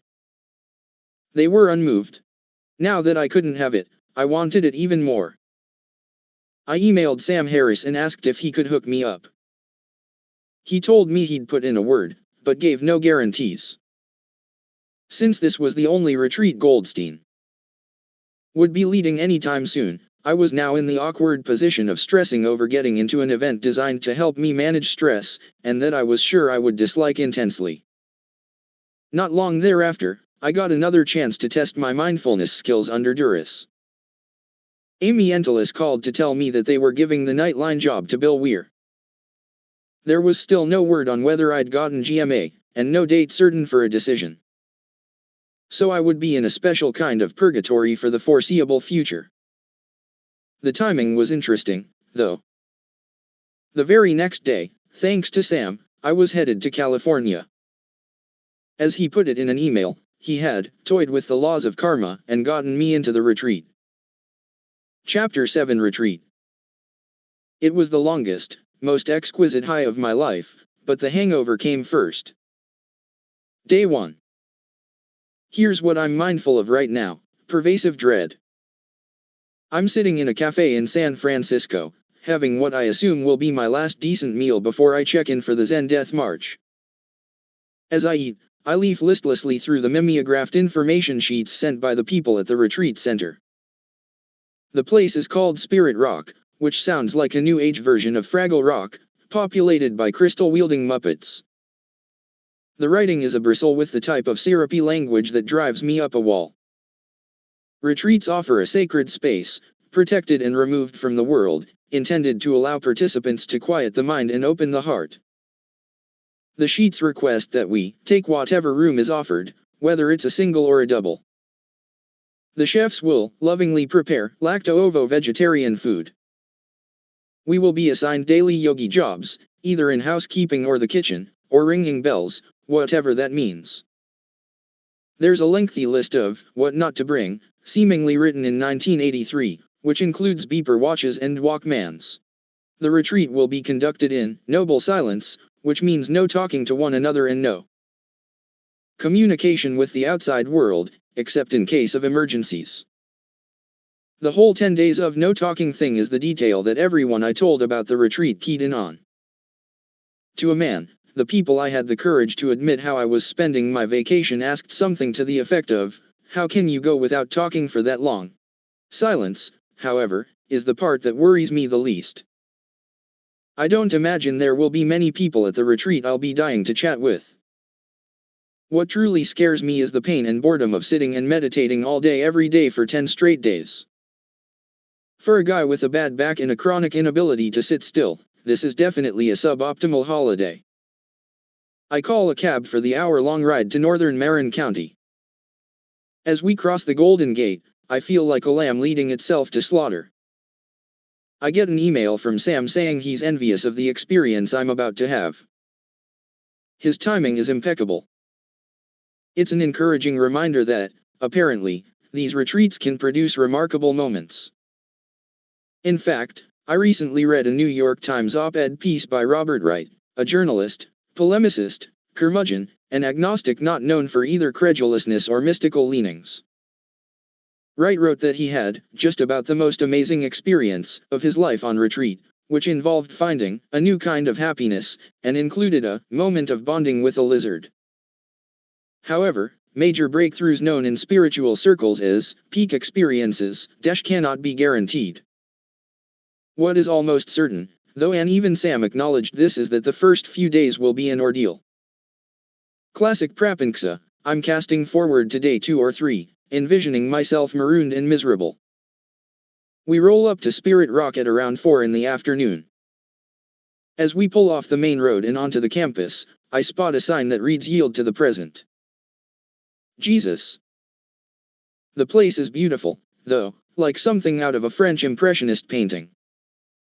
We are surrounded by hills covered in pale gold, sun-bleached scrub grass, with clusters of vivid green trees nestled throughout. The center itself is a series of handsome wood structures with Japanese-style roofs, built into the side of a hill. As I wheel my luggage up to the main office, I catch the first glimpses of my fellow meditators. They are solidly NPR card-carrying members of the Socks and Sandals set. We line up for our room assignments and yogi jobs. I'm told I will be a pot washer. Hallelujah, I get a single room, on the second floor of one of the 4 dorm buildings. The accommodations are spare, but not gross. There's a single bed next to a window. The walls are white. The carpet is tan. There's a mirror and a sink. The communal bathroom is down the hall. At 6 o'clock, dinner, and my first big shock, the food is excellent. It's a buffet of smashed pea dip, just baked bread, salad with dill dressing, and soup made out of fresh squash. I wait my turn in line, load up a plate, and suddenly find myself in one of those awkward, high school cafeteria-type situations, in which I don't know where to sit. There are around 100 of us. The crowd consists overwhelmingly of white baby boomers. A lot of these people seem to know one another. They must be regulars on the West Coast meditation scene. Since we haven't yet been told that we have to stop talking, everyone's kibitzing happily. I find a spot next to a kindly, older married couple, who strike up a conversation. I express my fears about the first few days being brutal. The wife reassures me, saying it's not that bad. It's like having jet lag, she says. As we finish eating, Mary, the head chef, a chipper, cherub-faced woman with short brown hair, gets up and makes a little presentation. There will be 3 meals a day: breakfast, lunch, and a light supper. There are rules: no food in the rooms, no entering the dining hall until invited in by one of the chefs, who will ring a bell. After eating, we must line up, scrape off our plates, and put them in plastic tubs for the kitchen cleaners. For hardcore vegans, there's a special side area of simple foods.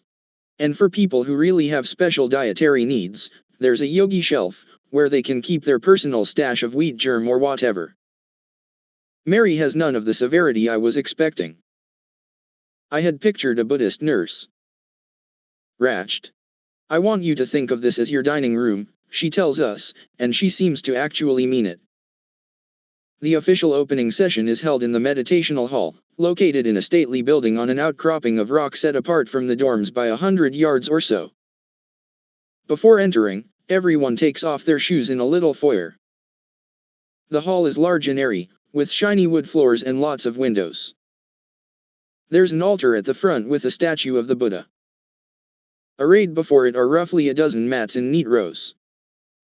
Many people have shown up early to claim their spots and have built elaborate meditation nests out of small wooden benches, round cushions called zaphis, and thin, wool blankets. They're sitting, with legs crossed and eyes closed, waiting for the proceedings to begin. This sends my comparing mind aflutter. I'm clearly out of my league.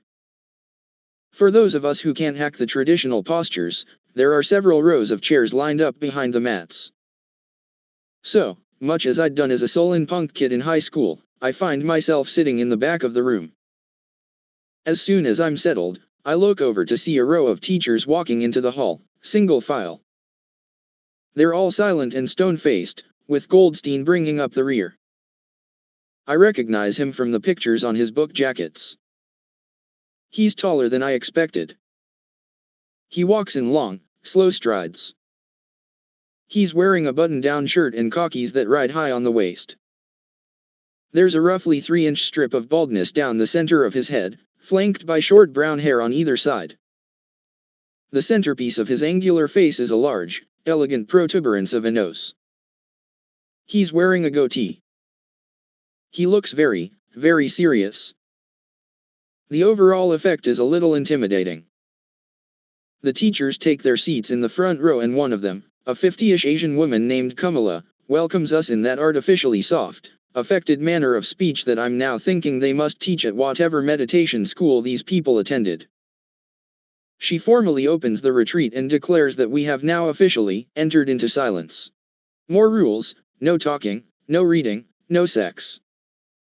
I've read that there's such a thing as a yogi crush, a silent longing for one of your fellow meditators, at whom you steal furtive glances, and around whom you construct feverish fantasies. As I look around the room, I realize this will not be a problem for me. In her contemplative purr, the teacher tells us that the goal on retreat is to try to be mindful at all times, not just when we're meditating. This means that all of our activities, walking, eating, sitting, even going to the bathroom, should be done with exaggerated slowness, so we can pay meticulous, microscopic attention. At this point, I get my first look at the schedule we will be following for the rest of the retreat. It's even more brutal than I'd imagined. The days will start with a 5 o'clock wake-up call, followed by an hour of meditation, then breakfast, then a series of alternating periods of sitting and walking meditation of various lengths, lasting all the way up until 10 at night, broken up by meals, rest, and work periods, and an evening Dharma talk. I do some quick math, roughly 10 hours a day of meditation. I honestly do not know if I can hack this. Day 2. My alarm goes off at 5 and I realize, suddenly and unhappily, where I am. I pick out one of the 3 pairs of sweatpants I packed in anticipation of long, sedentary days. I pad down the hall to the bathroom, perform the ablutions, and then walk outside into the chilly morning air and join the stream of yogis heading out of the dorms into the meditation hall. Everyone's walking slowly, with heads down. I realize that these people are really taking seriously the injunction to be mindful at all times. As I walk amid the silent herd through the pre-dawn darkness, I resolve to go balls out on this retreat. If I'm going to do this thing, I'm going to do it right, damn it. So, when I enter the hall, instead of going to the chair I'd picked out the night before, I wade into the archipelago of mats. I put 2 cushions on top of each other and straddle them, imitating the sitting style of some of the more experienced meditators. I notice that as people file in, many of them stop and bow in the direction of the Buddha statue at the front of the hall. This makes me uncomfortable. I wonder how Sam deals with this.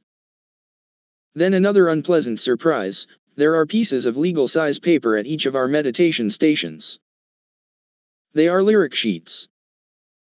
We will be expected to chant. One of the teachers, a middle-aged white guy, takes the podium and explains that these are the refuges and precepts, the chants with which yogis have, for centuries, started their day. The lyrics are in Pali, the language of the Buddha, but they're spelled out for us phonetically. He begins chanting, slow and low, and the rest of us join in, reading from our sheets. On the right side of the page is the English translation. In the first part of the chant, We're taking refuge in the Buddha, the Blessed One, the Perfected One, the fully enlightened One. Then we take the precepts, which are basically a series of promises: no harming, no stealing, no lying, no substance abuse, and also, as if this might be a problem, no dancing, singing, music, and unseemly shows. If my friends could see me perched on this tuffet, chanting, they would be laughing their asses off. When the chant ends, we're off weary meditating. This is it. Game on. Almost immediately, I realize that sitting on cushions is a terrible idea. I am assailed by back and neck pain. The circulation to my feet feels like it's dangerously choked off. I try to focus on my breathing, but I can't keep up a volley of more than 1 or 2 breaths. In out. In holy crap, I think my feet are going to snap off at the ankle. Come on, dude. In. It feels like a dinosaur has my rib cage in its mouth. Out. I'm hungry. It's really quiet in here. I wonder if anyone else is freaking out right now. After a truly horrible hour, I hear a gentle ringing sound, kind of like a gong. The teacher has just tapped on what looks like a metal bowl, but apparently is a bell. Everyone gets up and shuffles mindfully down the hill toward the dining hall. I follow along in a daze, like I've just had the bejesus kicked out of me. A line forms outside the building. Oh, right. We're not allowed to go in until one of the chefs comes out and rings a bell. There's something a little pathetic about this. I look around. While the word yogi sounds goofy like Yogi Berra or Yogi Bear, these people all seem so grim. Turns out, mindfulness isn't such a cute look. Everyone is in his or her own world, trying very hard to stay in the moment. The effort of concentration produces facial expressions that range from blank to defecatory. The instruction sheets gently advise us not to make eye contact with our fellow retreat ants, so as to not interrupt one another's meditative concentration. Which makes this the only place on earth where the truly compassionate response to a sneeze is to ignore it completely. The outfits aren't helping this little zombie jamboree. Aesthetically, many of these people seem to be cultivating an aggressive plainness and, in some cases, a deliberate oddness. Their clothes are often mismatched or several decades out of style. One guy is wearing pleated acid-washed jeans. Breakfast is followed by a break, and then the second sitting of the day. Even though I've retreated to my chair, I am nonetheless besieged by screaming back pain. I still can't maintain concentration for more than 1 or 2 breaths. Perhaps because I'm having some sort of performance anxiety, the meditation is much harder for me here than it is at home. I feel like a rookie who's been called up to the big leagues and just can't cut it. I cannot believe I'm going to be sitting in this chair, here in this room, with these people, for the next 9 days of my life. During the first period of walking meditation, I'm at a loss. I have no idea what walking meditation even means, so I decide to just take a stroll. There are lots of animals here: salamanders, baby deer, wild turkeys. They come right up to you, totally unafraid. Apparently the commitment to non-harming memo has reached the woodland creatures. And the humans take it very seriously. Last night, I saw a guy in the meditation hall make a big show out of ushering a bug out of the room on a sheet of paper rather than squashing it. The third sitting is even more of a nightmare. My body has now found a new way to revolt. My mouth keeps filling up with saliva.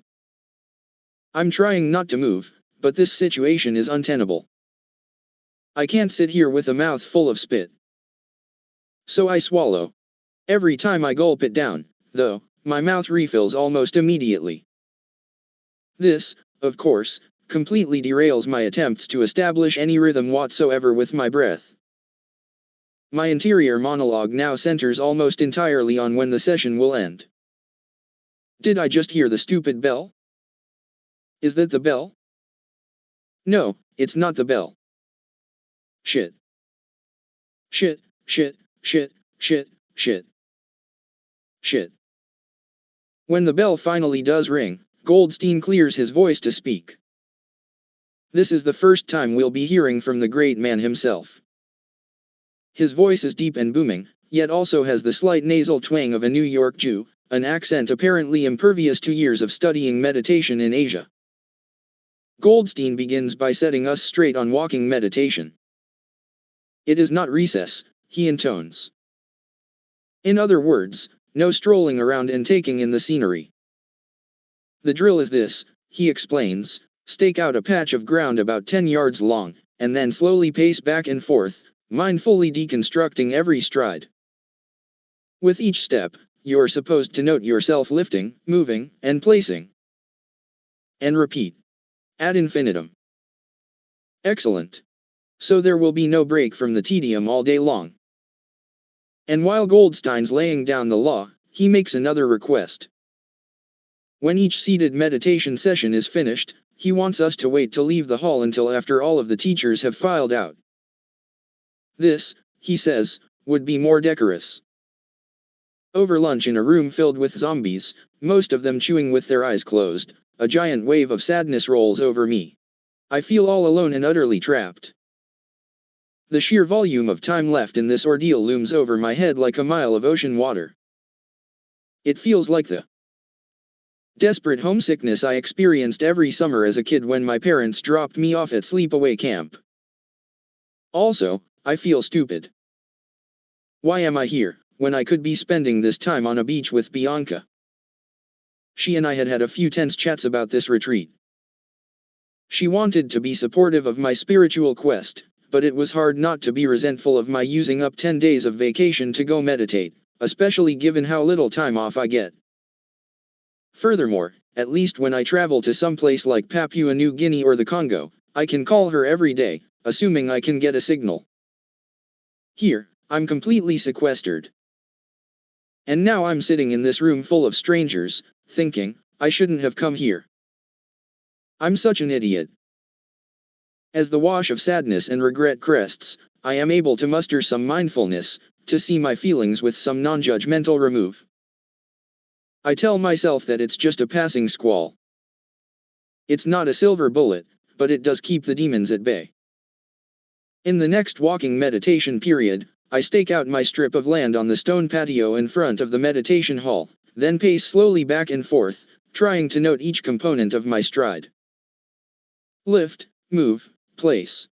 Lift, move, place. If a civilian were to stumble upon all of us yogis out here walking in slow motion, they'd probably conclude that a loony bin was having a fire drill. Back on the cushion, I'm waging a Sisyphean battle, trying to roll the boulder of concentration up a never-ending hill. I'm straining to focus on my breath, gripping at it like it's a rope hanging off the side of a cliff. I'm no match, though, for the pageant of pain, fatigue, and saliva. I find it humiliating and infuriating, really, that after a year of daily meditation, I cannot get a toehold here. Every instance of mental wandering is met with a tornado icy blast of self-flagellation. In. Out. Damn, dude. In. I wonder if they'll have more of that fresh bread at dinner? Did someone actually invent and patent the sneeze guard, or, like math and language, was it devised in several disconnected civilizations, more or less simultaneously? Idiot. Incompetent. Irretrievably, irrevocably, irredeemably stupid. By the time the evening Dharma talk begins, I'm feeling utterly defeated. Goldstein and his crew process into the chamber, with Goldstein leading the way with giant, magisterial strides. He sits at the center of the altar, all the other teachers array themselves around him in their meditative positions, eyes closed. Goldstein is trying to figure out how to put on the wireless headset. It's the kind of microphone singers wear in concert so their hands can be free as they caper around the stage. Once he has it on, he says, I feel like a rock star. A woman sitting behind me says reverently under her breath, you are. As he starts his talk, I realize he's infinitely less austere than he seemed in the hothouse of the meditation session. He's actually funny, with a delivery that reminds me of those Borscht Belt comedians with names like Shecky. He's talking about the power of desire in our minds, and how our culture conditions us to believe that the more pleasant experiences we have, sex, movies, food, shopping trips, etc., the happier we'll be. He reads out some advertising slogans he's collected over the years. Instant gratification just got faster. Shopvogue.com. Everyone laughs. Another slogan says, I don't let anything stand in the way of my pleasure. The best one of all, he says, pausing for effect, in a wait for it kind of way, chuckling to himself as he lets our curiosity build. To be one with everything. You need one of everything. The zombies erupt, as Goldstein lets out a series of gentle, high-pitched honks. He goes on to answer one of my biggest questions, the one about Buddhism's vilification of desire. It's not that we can't enjoy the good stuff in life or strive for success, he says. The key is not to get carried away by desire, we need to manage it with wisdom and mindfulness. Quite helpfully, he adds that he is by no means perfect on this score. He tells a story about his early years of intensive meditation in India in the 1960s. My practice was going quite well, and the mind was quite concentrated. And it's the kind of sitting where you think you're going to get enlightened any minute, he says with, I think, tongue-in-cheek. He explains that, at tea time at this retreat center, the yogis would be given a small cup of tea and a little banana. So I'm sitting there, about to get enlightened, and the tea bell rings. Comic pause. Enlightenment or banana? Another pause. He's cracking himself up again. More often than not, go for the banana. The humor is a relief. As is his love for the material. After a day of wondering whether sitting and watching my breath is perhaps the stupidest conceivable pursuit, Goldstein's talk is a welcome reminder of Buddhism's intellectual superstructure. His enthusiasm is palpable and infectious. He discusses verses from the Buddha like a sommelier rhapsodizing over a 1982 Bordeaux. In one discourse, he captured the whole game in just a few words. These lines, if you heard these lines in the right way, you could get enlightened, he says, chuckling again. So here's your chance. He's talking about a verse where the Buddha calls everything we experience, sights, sounds, smells, etc., the terrible bait of the world. It's an amazing statement, he says. Moment after moment, experiences are arising, and it's as if each one has a hook. And we're the fish. Do we bite? Or do we not bite, and just swim freely in the ocean?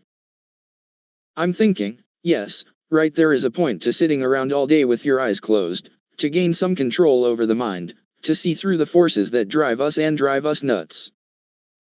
As he deconstructs various parts of the Buddhist scriptures, it strikes me that Goldstein is what you get when a brainy, intense Jew like my father decides to build an entire career out of Buddhism. I assume Goldstein's parents would have preferred him to be a lawyer or a doctor, but instead he's basically become a Talmudic scholar of Buddhism. And somehow, that accent, so much like my dad's, makes me like him even more. As the speech goes on, however, he starts to lose me. Earlier, he was joking about enlightenment, but now he's speaking without irony about rebirth, karma, purifying the mind, and achieving liberation. He closes by saying that the Dharma leads to calm, ease, and nibbana. Oi! Way to ruin a great talk. At the end of the last sitting of the day, another unpleasant surprise, more chanting. This time, it's the metta chant, where we send loving kindness to a whole series of beings, including our parents, teachers, and guardian deities. We wish for everyone to experience the end of suffering. It occurs to me that perhaps the quickest way for me to achieve the end of suffering would be to go home. Day 3. I have a line running through my head from Chappelle's show, indisputably the funniest show in the history of television. In one of the sketches, Dave Chappelle appears in a hip-hop news break as Tron, a Staten Island man who has been brutally attacked by members of the rap group the Wu-Tang Clan. Lying in a hospital bed surrounded by reporters, he says the rappers had sewn his anus shut and kept feeding me and feeding me and feeding me. It was torture, straight torture, son. That phrase, straight torture, son, keeps bouncing through my skull as I rotate, with the rest of the zombies, between sitting meditation, the Ministry of Silly Walks routine, and waiting in line at the dining hall to fill our bowls with grains and greens. I'm flat out loathing this experience. Late morning, I'm lingering, bored, in front of the message board in the foyer outside the meditation hall. With a frisson of excitement, I notice there's a note for me. It's from Goldstein. In neat, handwritten script on a small, white sheet of paper, he suggests we meet in about an hour. As the note explains, yogis are supposed to have regular interviews with the teachers, to discuss our practice. Since I didn't get on his schedule today, he's carving out some extra time. Around here, this is the closest you'll get to a thrill. At the appointed hour, I'm at the main office, taking off my shoes and pushing open the screen door. I pad into the carpeted room, where Goldstein is using his unreasonably long arms to pull an office chair directly in front of the big, fluffy love seat he's planning to occupy. He pats the office chair, indicating I sit down. One-on-one, he's even looser than he was during the Dharma talk. As is my wont, I pepper him with biographical questions. Turns out he was raised in the Catskills, where his parents owned a hotel for Jews from New York City. This explains his comic timing, he literally grew up in the Borscht Belt. I feel privileged to have this audience, but also mildly stressed. I have a million questions, and yet I don't want to overstay my welcome. He has a clock prominently displayed on the little table next to his chair, just like Dr. Brotman has on his desk. I start with the most acute problem. My mouth is filling with saliva all the time and it's messing up my ability to concentrate. He laughs and assures me that, for some reason, this seems to happen to a lot of meditators. I find this enormously comforting. He suggests I give myself permission to swallow. Don't fixate on it, he advises, or it'll get worse. He says his mother, a very intense woman, used to have the same problem, except she refused to swallow, not wanting to cave to her urges, and would let it all run down the front of her dress. I am dying to hear how he convinced his Jewish mother to meditate, but I don't have that kind of time. He asks how my practice is going, generally. Not wanting to reveal the full extent of my despair, I allow that I've had some low moments, but then add that even as I was experiencing those moments, I knew they would pass. He smiles wide, slaps his knees, and says, "That's the whole game. It's another useful reminder of why we're here, to learn how to not get carried away by the clatter of the mind." After 15 minutes, I figure I've used up all of my time. The meeting was brief, but hugely satisfying. This guy really is a gem, a mensch. He's like an emissary sent down every back alley and cul-de-sac of the mind, so that the rest of us can tell him our problems. And he can say, "Oh yeah, I've been there, and here's how you deal with it." This era of good feelings is brief. In one of the mid-afternoon seated meditation sessions, a teacher named Spring takes the podium and announces that today, we're going to try something different. Spring, who appears to be in her 30s, is the embodiment of everything that most bothers me about the meditation world. She's really working that speaking softly thing. Every S is sibilant. Every word is over-enunciated. She wears shawls. She's probably really militant about recycling. She says we're going to do metta or loving-kindness meditation, which sounds like it will fall foursquare into the category of things I will definitely hate. Here's how it works. We are supposed to picture a series of people in our minds and then, one by one, send them well wishes. You start with yourself, then move to a mentor, a dear friend, a neutral person, a difficult person, and then all beings.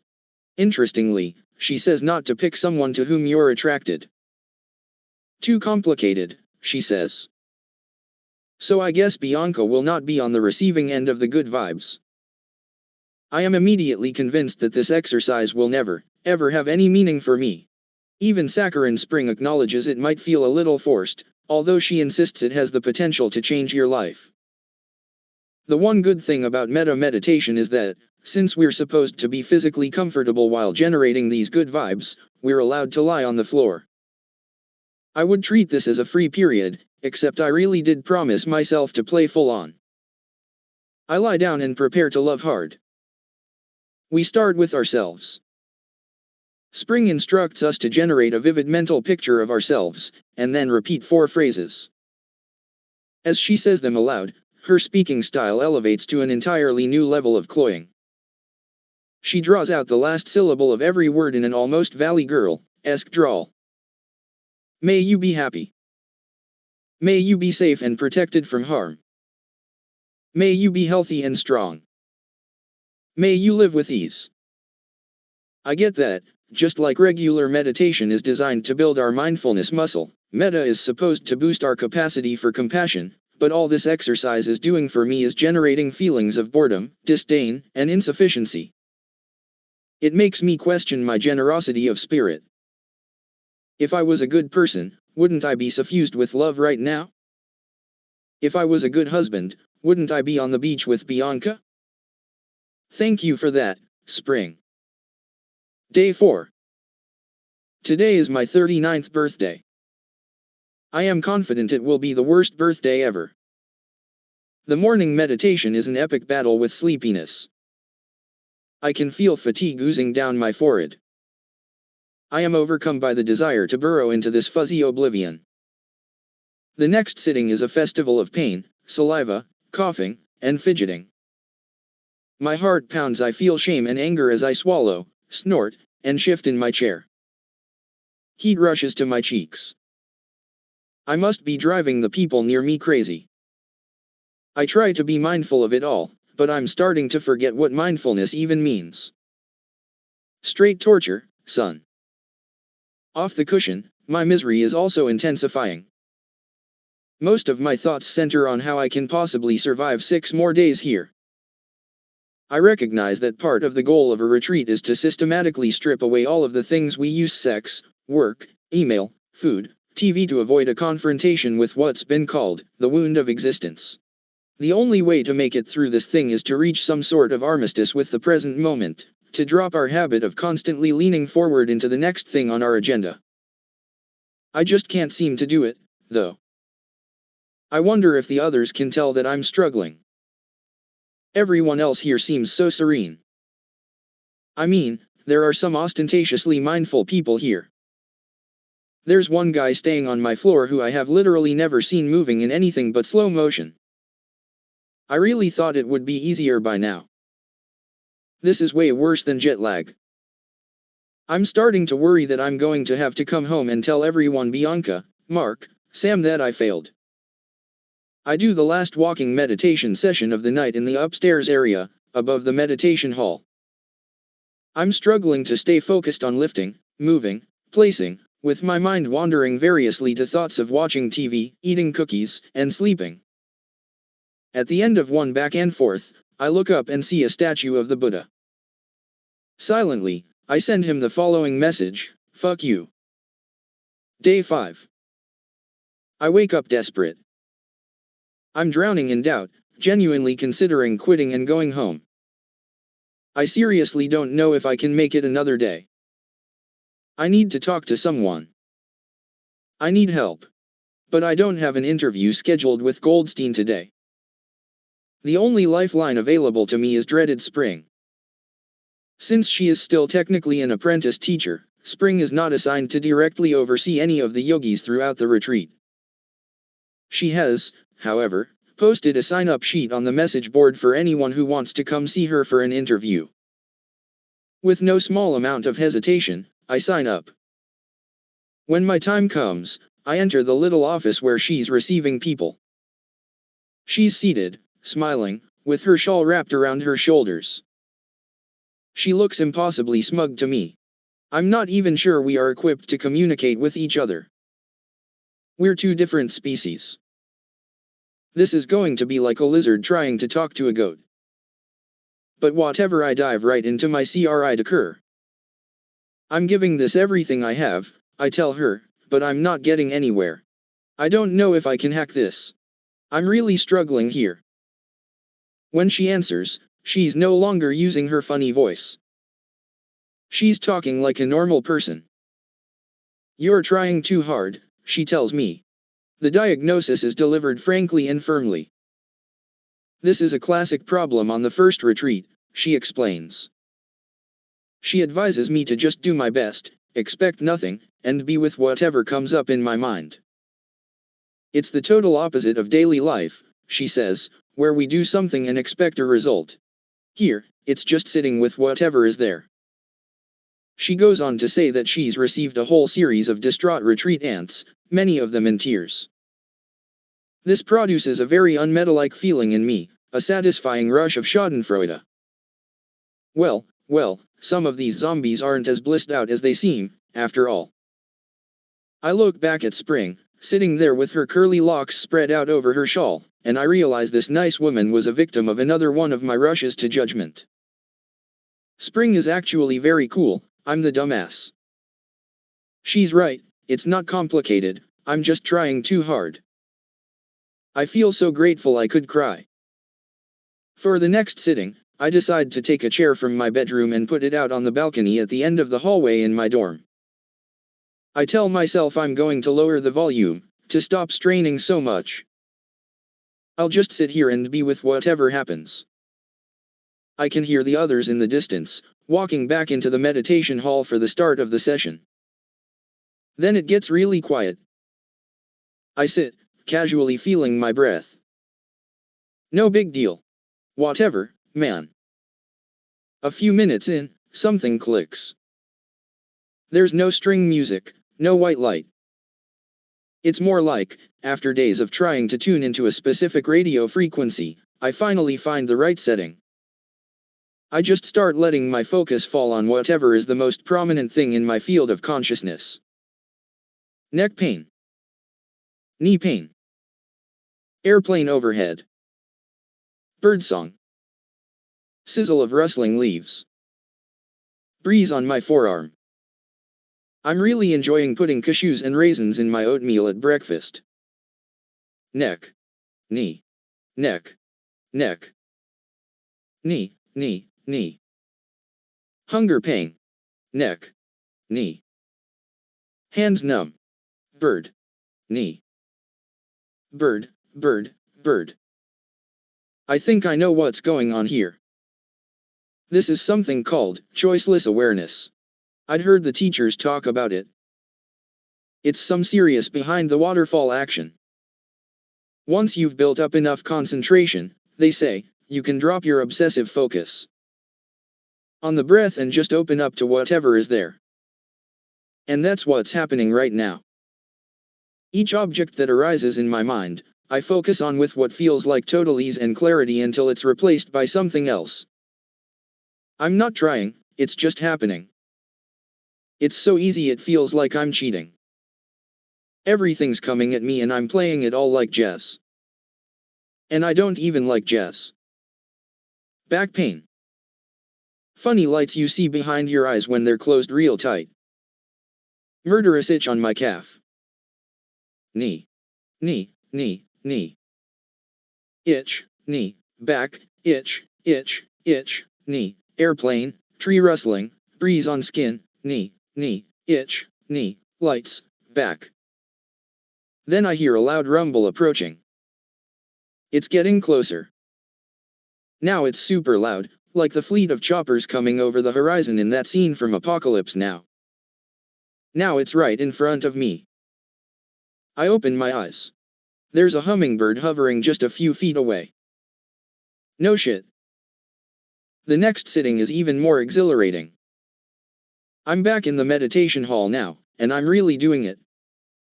Whatever comes up in my mind, it feels like I'm right there with it. At times, I still find myself looking forward to the session ending. But when those thoughts come up, I just note them and move on. It's like a curtain has been lifted. It's not that anything in the passing show is so amazing in itself, it's the sheer rapidity of it all, the objects arising and passing, ricocheting off one another with such speed. And there's something about the act of being present and awake in this way that produces a gigantic blast of serotonin. Hands feel stiff. Bird. Feet numb. Images of all those creepy baby faces in Renaissance art. Heart pounding. Back. Bird. Hands. Feet. Heart. Back, back, bird, feet, bird, bird, bird. Feet, hands, feet, feet, feet. Hands. Hands. Back, back, back. Heart, bird, feet, feet. Bird. Feet, bird, back, feet, feet, feet, heart. Bird. Bird. Bird. Old lady in the front row produces an epic burp. It's like I'd spent the past 5 days being dragged by my head behind a motorboat and now, all of a sudden, I'm up on water skis. This is an experience of my own mind I've never had before, a front row seat to watch the machinery of consciousness. It's thrilling, but it also produces some very practical insights. I get a real sense of how a few slippery little thoughts I might have in, say, the morning before I go to work, maybe after a quarrel with Bianca, a story I read in the paper, or an imagined dialogue with my boss can weasel their way into the stream of my mind and pool in unseen eddies, from which they hector and haunt me throughout the day. Thoughts calcify into opinions, little seeds of discontent blossom into bad moods, unnoticed back pain makes me inexplicably irritable with anyone who happens to cross my path. I'm remembering that time when my friend Kayama stumped me by asking how anyone can be in the present moment when it's always slipping away. It's so obvious to me now, the slipping away is the whole point. Once you've achieved choiceless awareness, you see so clearly how fleeting everything is. Impermanence is no longer theoretical. Tempus fugit isn't just something you inscribe in books and clocks. And that, I realize, is what this retreat is designed to do. Having been dragged kicking and screaming into the present, I'm finally awake enough to see what I could never see in my regular life. Apparently there's no other way to get here than to engage in the tedious work of watching your breath for days. In a way, it makes sense. How do you learn a sport? You do drills. A language? Conjugate endless verbs. A musical instrument? Scales. All the misery of repetition, the horror of sitting here in this hall with these zombies suddenly seems totally worth it. Walking meditation is starting to click for me as well. I'm out on the patio in front of the retreat hall, deconstructing every step. Lift, move, place. My feet feel nice on the warm stones. Midway through one of the endless round trips to nowhere, even though it's technically a violation of Goldstein's rule against using walking meditation as recess, I stop and stare at 3 baby birds perched on the ledge overlooking the courtyard, screeching their heads off as their mom zips to and fro, popping food into their mouths. I'm transfixed. A few other people have joined me, gaping at this little show. I feel incredibly happy and I keep telling myself not to cling to it.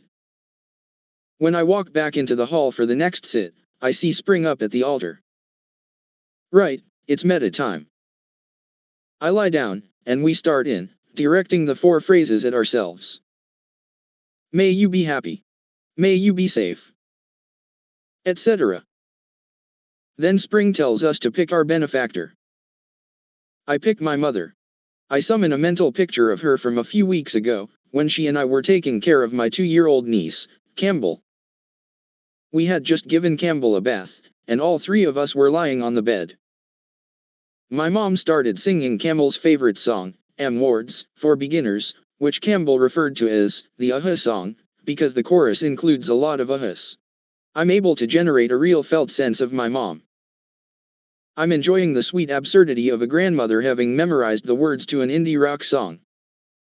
As I picture her, with her neatly coiffed, short gray hair, and her smart, casual clothing, something entirely unexpected overcomes me. A silent sob wells up in my chest with all the inevitability of a sneeze. There's no stopping this. Tears rush down the sides of my recumbent face, streaming down my temples in hot streams that get thicker with each successive wave of emotion. The water is pooling behind my ears. Now pick a dear friend, says Spring. She's back to using her funny voice, but it's not bothering me at all. I go with Campbell. It couldn't be more convenient. She's already right here in this scene I'm conjuring in such vivid detail.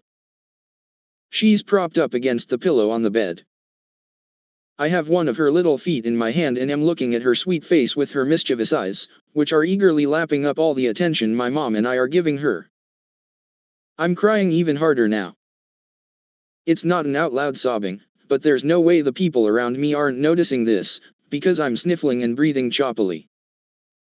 The blubbering lasts right up until when the bell rings. As I walk out of the hall, I'm grateful for the rule against eye contact, otherwise, this would be very embarrassing. I emerge into the daylight, walk down the hill a ways, and stand in the scrub grass under the warm afternoon sun. Amid the crashing waves of bliss, I feel a gentle undertow of doubt. Is this bullshit, or the real deal? Maybe it's just the result of 5 days of unbroken agony finally relieved? Like that joke where the guy is banging his head against the wall when asked why he's doing it, he says, "Because it feels so good when I stop." But no, the waves of happiness just keep coming. Everything is so bright, so crisp. I feel great. Not just great, unprecedentedly great. I'm aware of the urge to cling to this feeling, to wring out every last bit of flavor, like with a tangy piece of gum, or a tab of ecstasy. But this is not the synthetic, always just about to end buzz of drugs. This is roughly 1,000 times better. It's the best high of my life. My nose is running savagely. I don't have anything to wipe it with. I blow it into my hand and walk, dripping snot, to the nearest bathroom, laughing goofily. I take a run. I've been doing this most afternoons. I've found a little route that goes through an adjacent horse farm and out into the local neighborhood of upper-middle-class homes. I'm still high. As my feet pound, I'm crying, then laughing at myself crying, and then crying some more. I'm wondering whether this is the start of a different way of being in the world for me, one where, as brilliant genius Spring has described, you train yourself to have compassion rather than aversion as your default setting. I'd be loath to call what I'm feeling spiritual or mystical. Those terms connote to me, at least, otherworldliness or unreality. By contrast, what's happening right now feels hyper-real, as if I've been pulled out of a dream rather than thrust into one. After dinner, it's Goldstein giving the Dharma talk. He's making an intriguing point. The Buddha's signature pronouncement, "Life is suffering," is the source of a major misunderstanding, and by extension, a major PR problem.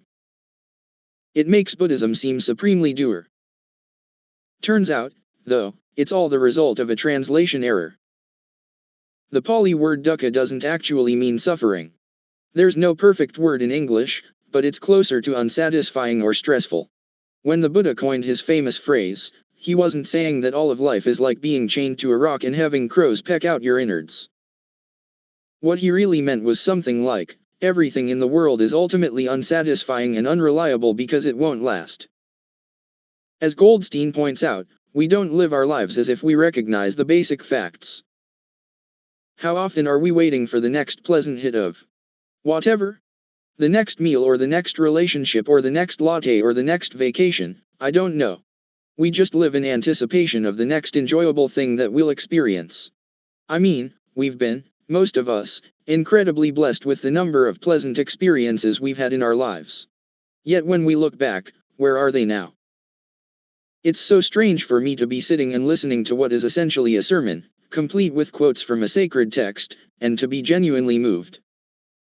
After all those years of being the only non-believer in a room filled with rapt devotees, here I am sitting and taking notes, totally engrossed, nodding my head.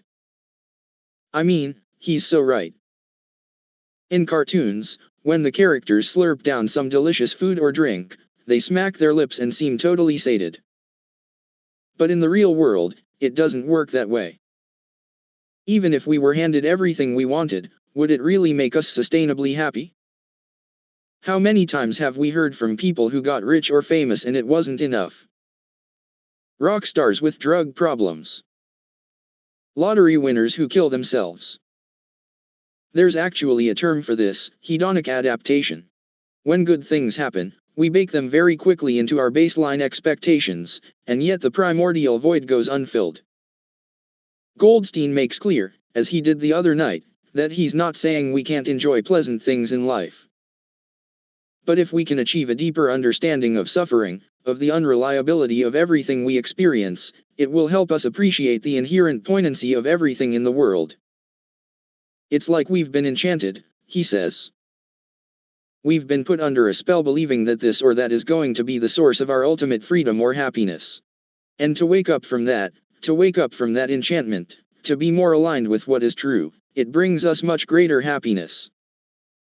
On retreat, with nothing to look forward to, nowhere to be, nothing to do, we are forced to confront the wound of existence, head on, to stare into the abyss and realize that so much of what we do in life, every shift in our seat, every bite of food, every pleasant daydream is designed to avoid pain or seek pleasure. But if we can drop all that, we can, as Sam once said in his speech to the angry, befuddled atheists, learn how to be happy before anything happens. This happiness is self-generated, not contingent on exogenous forces. It's the opposite of suffering. What the Buddha recognized was a genuine game changer. After the final meditation of the night, as I leave the hall, I turn around toward the Buddha, and I can't believe I'm doing this, I bow. Day 6. I wake up, and the world is still magical. I'm becoming almost frighteningly alert. My senses are heightened, like in the movies when a mortal starts turning into a vampire. After breakfast, as I walk back up the hill, I can hear the mice scurrying underneath the brush alongside the path. I have a freakish attunement to the communications within the hidden society of birds in the trees. Meditation is still easy.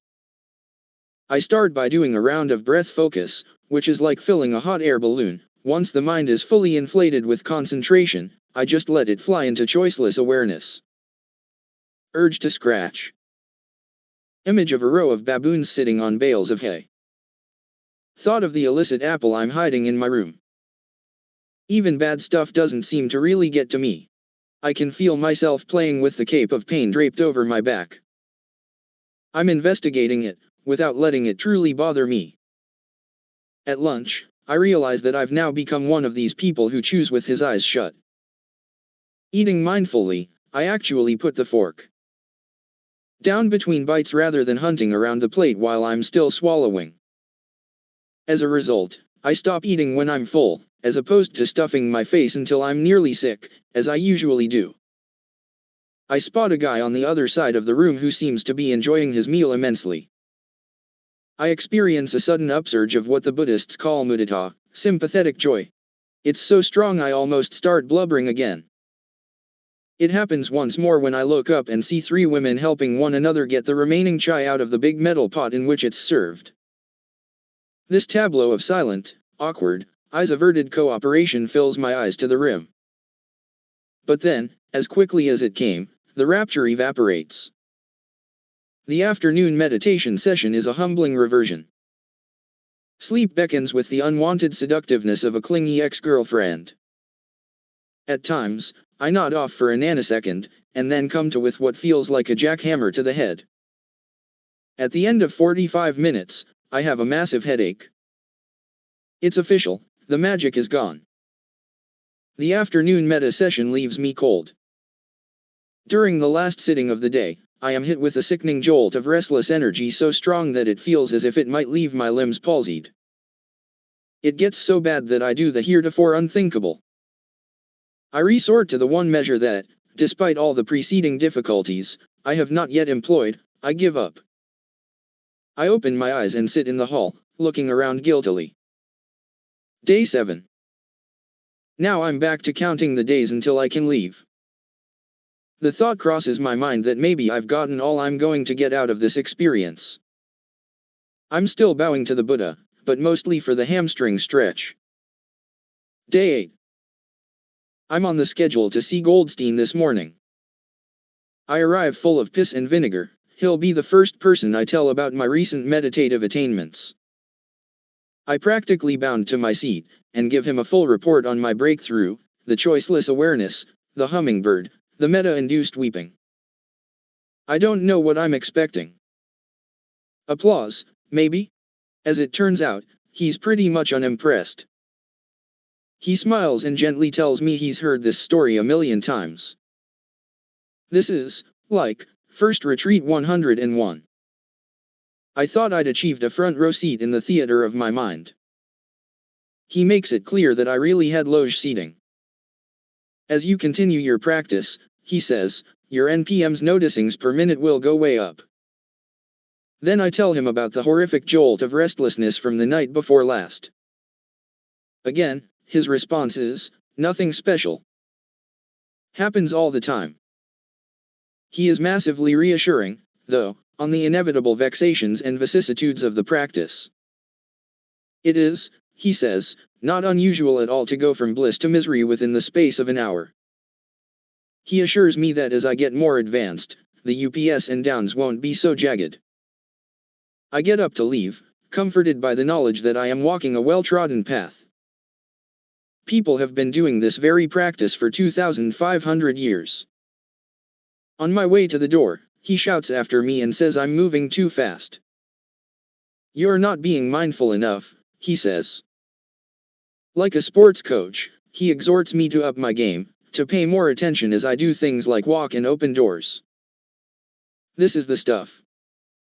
I wonder, is my growing reverence for Goldstein a form of Stockholm Syndrome? Or is this person genuinely special? As I stand outside the office, soaking up the sunshine for a moment, the hummingbird reappears. An hour or so later, in the morning question and answer period, a brassy red-headed woman in the front row asks the question that's been nagging at me this whole time: if enlightenment is real, where are all the enlightened people?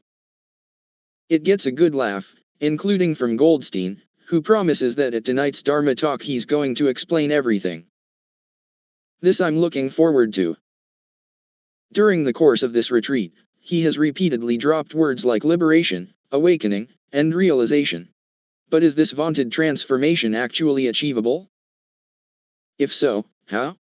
And what does it look like? In the Buddhist scriptures, people are getting enlightened left and right. They're dropping like flies, even 7-year-olds. The Buddha had an entire lexicon to describe enlightenment: the true, the beyond, the very hard to see, the wonderful, the marvelous, the island, and more. All those words, and still I have no idea what he meant. At 7 o'clock, it's time for the big show. We're all assembled in the hall. Goldstein is finally going to explain enlightenment. He starts by acknowledging that for householders non-monks the idea of an end to craving can seem unattainable. Can we even imagine a mind free of craving? I think most of us resonate probably more closely with the famous prayer of St. Augustine: Dear Lord, make me chaste but not yet. There's laughter, but then Goldstein launches into a dead serious description of the various steps toward achieving the unshakable deliverance of mind, the cessation of craving without remainder. His description of the stages of enlightenment makes it sound like the most elaborate video game ever. The process starts when the meditator becomes super concentrated, when their NPMs reach epic velocity. It's like my backbird knee experience, only on steroids. You see things changing so quickly that nothing seems stable. The seemingly solid movie of the world breaks down to 24 frames per second. The universe is revealed to be a vast soup of causes and conditions. From there, the path, as Goldstein describes it, involves moments of terror, periods of sublime bliss, pitfalls, trapdoors, and detours.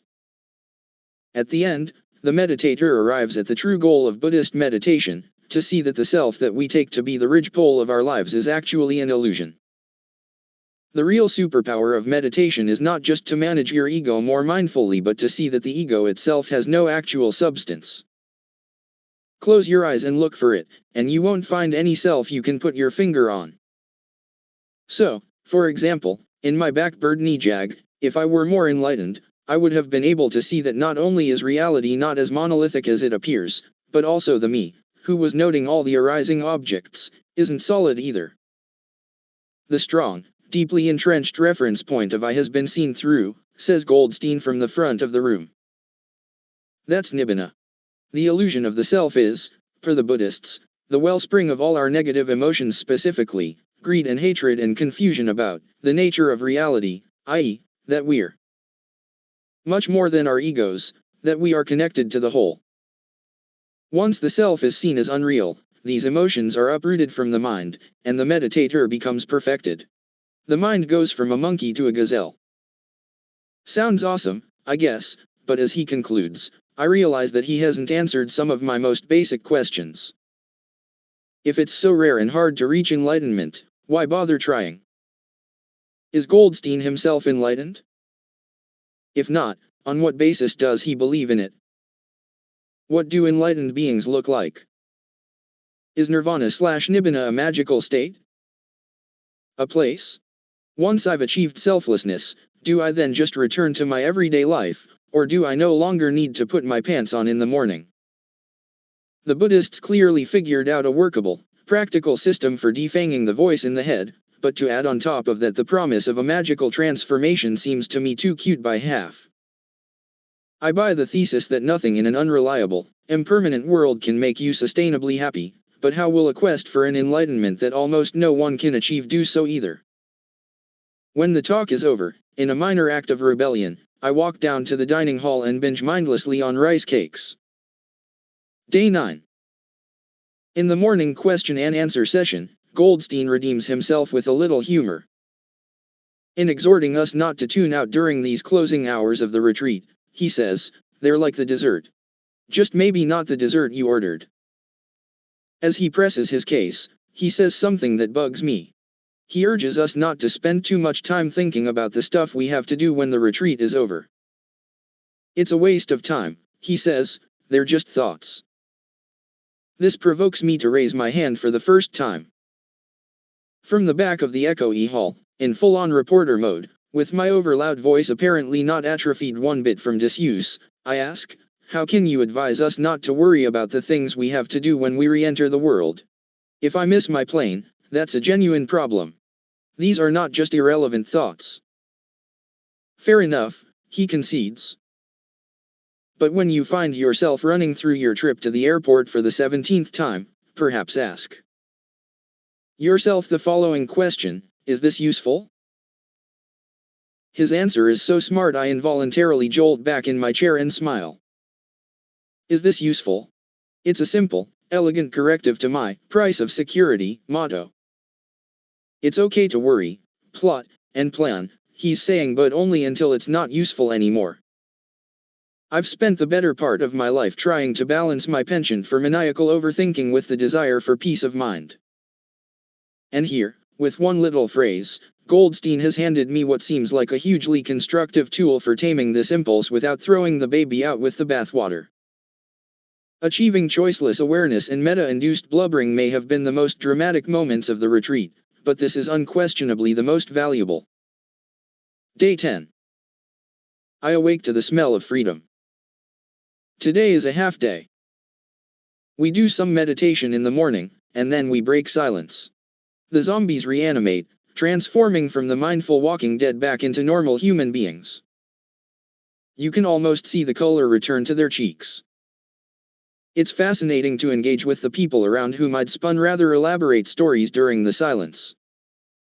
Turns out, they're totally normal. I have lunch with a handsome German woman, who admits that she called her kids a couple of times. Also at the table is a middle-aged technology executive, who says he came on a lark and largely enjoyed it. A young Asian guy approaches me. He's athletic and good-looking. In observing him over the past days, I had assumed he would be stern and serious. Turns out, he's super friendly. He tells me he felt privileged to be near me during that meta session when I cried. This produces a starburst of conflicting emotions, including gratitude and embarrassment. I mumble something and extricate myself. The teachers warned us that the real world would seem clangorous and jangly after 10 days of silence, but as I pull away from Spirit Rock in a cab, I turn on my BlackBerry and devour my email with curiosity more than dread. I visit my sister-in-law and enjoy being climbed on by her two young children. On the plane, I binge on TV shows on my iPhone. The habits of a lifetime reassert themselves with astonishing speed. It may have been one of, if not the most meaningful experiences of my life, but I was nonetheless ready for it to end. Chapter 8: 10% Happier. I knew my television career had undergone a radical shift when I found myself reading the following line off the teleprompter: "Now to the story of Erwin the paralyzed kangaroo." Cut to a live shot of a woman holding a handicapped marsupial dressed up in a shirt, tie, and vest. At which point I blurted out, with forced jollity, "I like Erwin's new suit. He's looking dashing." I was smiling on screen, but inside, my ego was hissing, "You are a dope." I was in the midst of an object lesson in the Buddhist concept of suffering, which in this case could be roughly translated into, "Be careful what you wish for."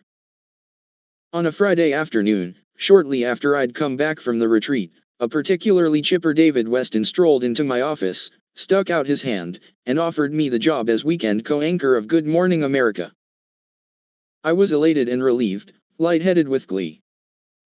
It was as if I had totally forgotten all of Joseph's Dharma talks about the impossibility of lasting satisfaction. I felt as if months of worrying about my place in the news division and my future in the industry could finally cease. All of my problems were solved. Deliverance. What came next was a series of developments that could have been authored by the Buddha himself. 2 days after Weston strode into my office and confidently extended the offer, I was at home when I saw the following headline on the New York Times website: "Chief of ABC News is resigning." When I got back into work the next morning, it was quickly made clear to me by various senior executives that Weston would be staying on as president for many more months, and that the offer still stood. That meant it was time to negotiate my new contract, which produced a fresh whole set of challenges. Talks quickly got bogged down over a variety of minor issues. Both sides dug in their heels. There came a moment where the entire thing appeared to be in jeopardy. After several weeks of stasis, in an attempt to break the impasse, the executive producer of GMA, Jim Murphy, called me in for a meeting. Murphy had been EP for several years, during which time I had grown quite fond of him. He was a tall, nattily dressed guy with slicked back, salt and pepper hair, a soul patch, and a taste for cigarettes, booze, and sardonic humor. As I sat across from him in his corner office, which had a panoramic view of Lincoln Center, I was prepared for Murphy to try to convince me that I should drop my various demands. I expected him to make the case that these issues were really not as important as I was making them out to be. Instead, he chose a more aggressive tack. "Can I tell you something as a friend?" he asked.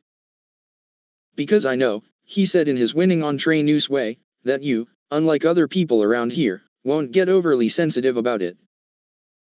"Sure," I said, shifting in my chair, trying to affect nonchalance. "You're never going to be the anchor of a major weekday newscast," he said with a casual certainty that made my stomach drop. "You don't have the looks," he went on, "and your voice is too grating." He had me in a funny spot. Having coolly promised him that I could take whatever he had to say without getting too sensitive, I couldn't very well lash out as he killed my dreams. So I pretended not to be poleaxed as we wrapped up the meeting and I limped out of his office. While my communication with my bosses was, to say the least, unsatisfying, I did meanwhile have a sudden epiphany about how to talk about meditation without looking like a freak. My disappearing on retreat for 10 days with no email or phone contact naturally provoked a lot of questions, which outed me as a meditator, and forced me to discuss my new practice with a much wider group. At first, these conversations didn't go so well. At my family's annual summer pool party, just weeks after my time with Goldstein in California, my father pointedly told me a story about some people he knew who had discovered meditation and subsequently become, totally ineffective. Later, he warily asked me, "So, are you a Buddhist now?" To which I muttered some sort of flustered non-answer. Among my broader group of friends and co-workers, the retreat spurred queries as skeptical as my father's. "You did what on your summer vacation?" they'd ask.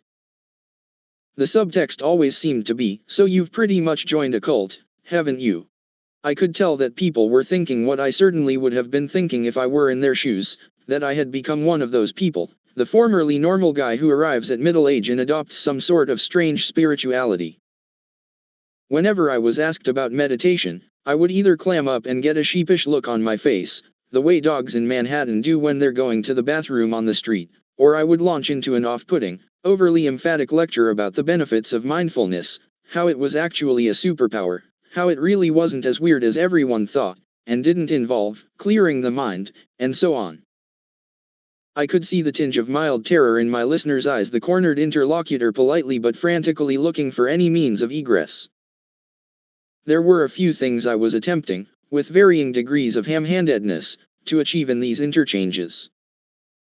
Mostly I was trying to defend my reputation, to make sure people didn't think I was a loon. But there was something else. The more I meditated, the more I looked around and appreciated that we all have monkey minds, that everyone has their own weirs and mirrors they're competing against, their own manufactured balding crises, and, of course, the kinds of more serious collisions with impermanence from which I had mercifully been spared thus far. Especially after my powerful experiences on retreat, I felt compelled to share what I had learned. I just couldn't figure out how to do this effectively. At one point, during a work meeting, for example, I mentioned to Barbara Walters that I was considering writing a book on mindfulness. She smiled and replied, "Don't quit your day job." After several weeks of this, I had a fateful conversation with my friend Chris, a senior producer at GMA. She'd been a mentor of mine since my earliest days at ABC. We had a no-holds-barred relationship, which usually consisted of her making fun of me for some on- or off-air foible. One day, we were chatting at the GMA room when the subject of my recent vacation came up. She shot me a funny look and said, "What's with you and the whole meditation thing?" Trying to avoid another long, unsuccessful answer, I blurted out, "I do it because it makes me 10% happier." The look on her face instantly changed. What had been a tiny glimmer of scorn was suddenly transformed into an expression of genuine interest. "Really?" she said. "That sounds pretty good, actually." Boom, I'd found my shtick. 10% happier, it had the dual benefit of being catchy and true. It was the perfect answer, really simultaneously counter-programming against the over-promising of the self-helpers while also offering an attractive return on investment. It vaguely reminded me of the middling 1990s comedy Crazy People, in which Dudley Moore plays an ad exec who decides to start employing honesty in his taglines, coming up with such gems as, "Volvos, yes they are boxy, but they're safe," and, "Jaguar for men who'd like hand jobs from beautiful women they hardly know." His company sends him to an insane asylum. My new slogan also jibed nicely with a major behind-the-scenes ethos in TV news. Reporters, it was believed, should try never to oversell their stories. You don't want to go around telling the people who run the various shows that you've got the most amazing material in the world, and then leave them underwhelmed. They'll never put you on the air again. Always best to provide room for upside surprise. Of course, you'd never know this by watching our product. On the air, we believe in the opposite of underselling, we slap exclusive labels on everything. I wished I'd had my 10% line at the ready when being questioned by my dad. I couldn't blame him for being skeptical, but now my new slogan was an effective kryptonite against this kind of wariness. As I started test driving it with others, it didn't create any on-the-spot converts, but it did at least appear to prevent people from thinking I had gone completely off the deep end. About a month or so after the retreat, I got the chance to test the slogan with Mr. Enlightenment himself. I had arranged to interview Joseph Goldstein for a new digital show on religion I'd started called Beliefs. On a sunny day in early September, he showed up at the ABC studios in his khakis and light blue dress shirt, wearing a BlackBerry holster attached to his belt. Outside of the retreat setting, he was looser and funnier, even charmingly goofy at times. We got along like a house on fire. I started the interview by asking how he discovered Buddhism in the first place. As a young man, he told me, he had been quite brash very much in my own head, he said. He went to Columbia University with the idea of becoming an architect or a lawyer, but he ended up majoring in philosophy. He then joined the Peace Corps. East Africa had been his first choice, but, karma being what it is, he was shipped off to Thailand, where he got his first exposure to Buddhism. He joined a discussion group for Westerners at a famous temple in Bangkok, in which he proved to be a controversial presence. People stopped coming to the group because I came, he told me, laughing. You've probably been to groups like that, where there's that one person who doesn't shut up. That was me. Finally, one of the monks who was leading the group said, "Joseph, I think you should try meditating." So he did. Alone in his room, he set an alarm clock for 5 minutes, and was instantly hooked. I saw that there's actually a systematic way of becoming aware of one's own mind, he said. It just seemed so extraordinary to me.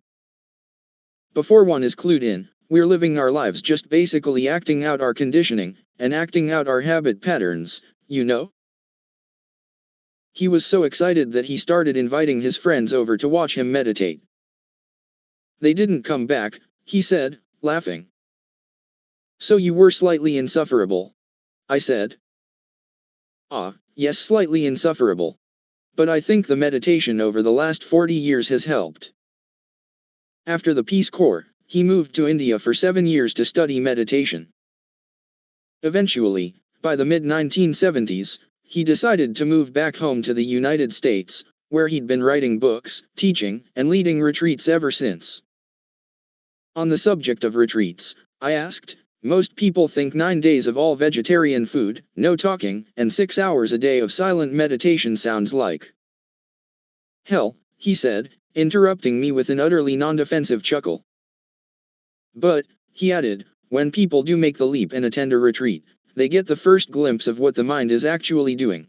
You know, we're getting a real close, intimate look at what our lives are about. That notion really struck me. Until we look directly at our minds, we don't really know what our lives are about. It's amazing, I said, because everything we experience in this world goes through one filter, our minds, and we spend very little time bothering to see how it works. Exactly. That's why once people get a taste of it, it's so completely fascinating, because really our life is the manifestation of our minds. With things going well, I figured this was the moment to float my new catchphrase. People ask me if I dare admit to them I meditate, so, is your life better? And I like to say, it's about 10% better. 10% is good for beginning a meditation practice. 10% is huge. I mean, if you got 10% of your money. Yeah, it's a good return on your investment. It's a good return, and it gets more, the return gets more and more. This turn in the conversation was perhaps inevitable. By the return on investment getting more and more, Joseph was, of course, signaling that one could not only be 10% happier, but also 100% happy. I will admit, I said, I remain skeptical about this notion of enlightenment. So I want to ask you, do you feel that you have achieved it? No, he said. But he very quickly went on to say something that surprised me. While he hadn't reached full enlightenment, the complete uprooting of greed, hatred, and delusion about the nature of reality, he was, he claimed, partway there. I'd read up on this issue a little bit since the retreat. According to the school of Buddhism to which Joseph belonged, there were 4 stages of enlightenment. The schema sounded like something out of Dungeons and Dragons. Someone who'd achieved the first stage of enlightenment was a stray mentor. This was followed by a once-returner, a non-returner, and then a fully enlightened being, known as an arhat. Each stage had 16 sublevels. So you've achieved some of the early stages. Yes, and there's more work to be done. How do you translate that into your daily life? When you start to lose your hair, or when somebody you love dies, or when your favorite baseball team starts to not be so good anymore, you don't suffer. I would say that the amount of suffering in those situations has diminished enormously. It's not that I have different feelings, but I don't identify and attach to them or make them a huge drama. You allow your emotions to pass through with ease. Are you not afraid of dying? One never knows until we're at that doorway, but right now I'm not. How was I supposed to compute this? Here I was, sitting across from a fiercely intelligent, self-deprecating guy who, like Mark Epstein, could easily have been one of my Jewish uncles. Nothing about this person screamed crazy. And yet he was telling me that not only did he believe in enlightenment, a seemingly fantastical transformation that denudes the mind of all of the things most of us believe make us human, but also that he was partway there. Was this some sort of affinity scam?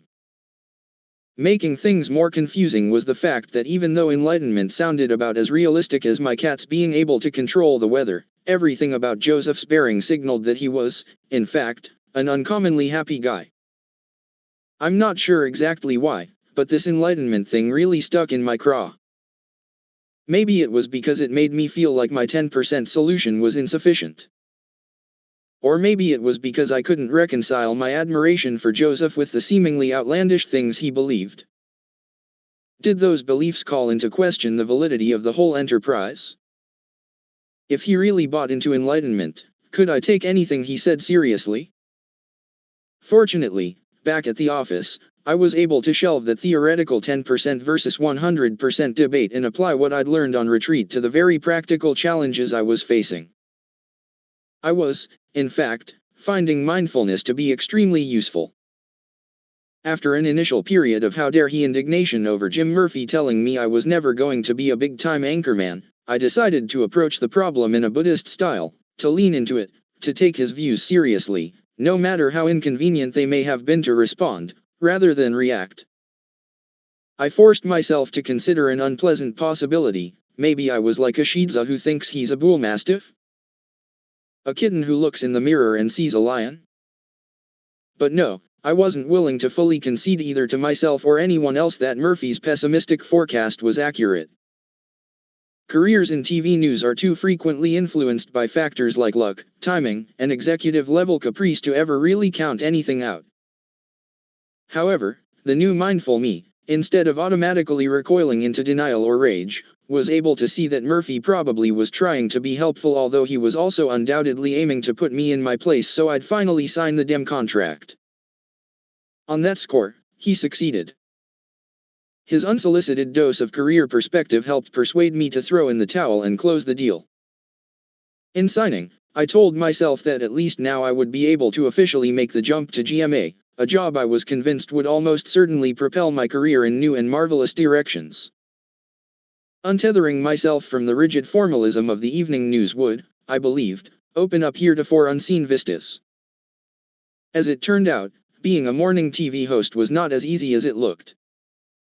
For 5 years on Sunday World News, I had been helming a true one-man show. 97% of what came out of my mouth was prescripted verbiage written by me and loaded into a teleprompter. When correspondents came on the show to do live shots, I knew in advance what they were going to say. In other words, there were very few surprises. Now I would be part of a cast of 4, including a female co-host, a newsreader, and a meteorologist, all of whom were free to say whatever they wanted whenever they wanted. This loss of control created some interesting challenges. GMA was structured in a way that was loaded with opportunities for ad-libbing, right from the minute we went on the air. That was the point of it, really. The audience wanted to see the hosts interacting spontaneously. The very first thing we did after the open of the show, the pre-produced part where you see snippets of the morning's big stories and then the Good Morning America animation, was called the Hellos, during which we would greet the viewers and preview a few of the other stories coming up that morning. Our lines were written into the prompter, but mostly that was just a guide. We were supposed to be having a conversation. However, when the chatter went down a verbal tributary for which I wasn't prepared, I would sometimes find myself tensing up, nervously shuffling my papers or letting out a forced Ed McMahon-style belly laugh. This was frustrating for me. Off camera, I was usually able to defuse situations with humor. Part of what was holding me back now was the dawning realization that the jokes that came naturally to me were often better suited to a late-night cable show than to morning television. Basic logistical questions could also be tricky. How did I sit on a couch where we did some of the lighter segments toward the end of the broadcast without slouching or spreading my legs too widely? How did I smoothly extricate the group from conversations when the producers were screaming in my earpiece that we were running out of time to hit the commercial break? No one gave me the memo. There was also the challenge of adjusting to the content of the show. I had been around morning television for a while, so I knew when I accepted the job that we'd be peddling softer fare than the evening news. I also considered myself an info omnivore who enjoyed crime and pop culture empty calories along with my nutritious hard news. Nonetheless, I would sometimes find myself outside of my professional comfort zone, playing judge in a live weigh-in contest to determine which chihuahua was the world's smallest, competing in a gingerbread house, making contest with my fellow anchors, and the coup de grace dancing on live television with a box on my head, dressed up like the shufflebot from the hip-hop band LMFAO. Luckily, Nightline and World News continued to provide me with opportunities to do work that put me firmly back in my comfort zone.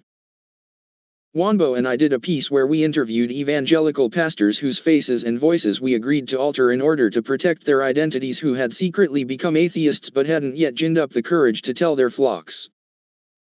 I confronted Governor Jan Brewer of Arizona about her refusal to set free an elderly convicted killer even after her own clemency board unanimously recommended his sentence be commuted.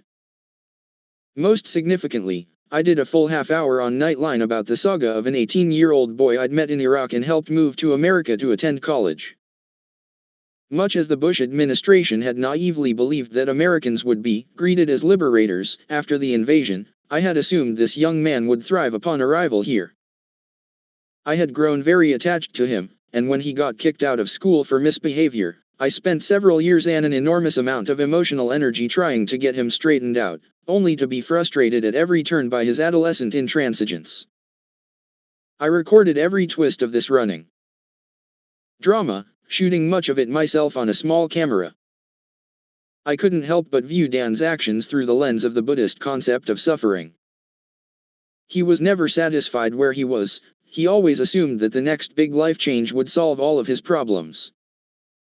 Ultimately, to my profound disappointment, he ended up moving back to Iraq, a decision he regretted immediately.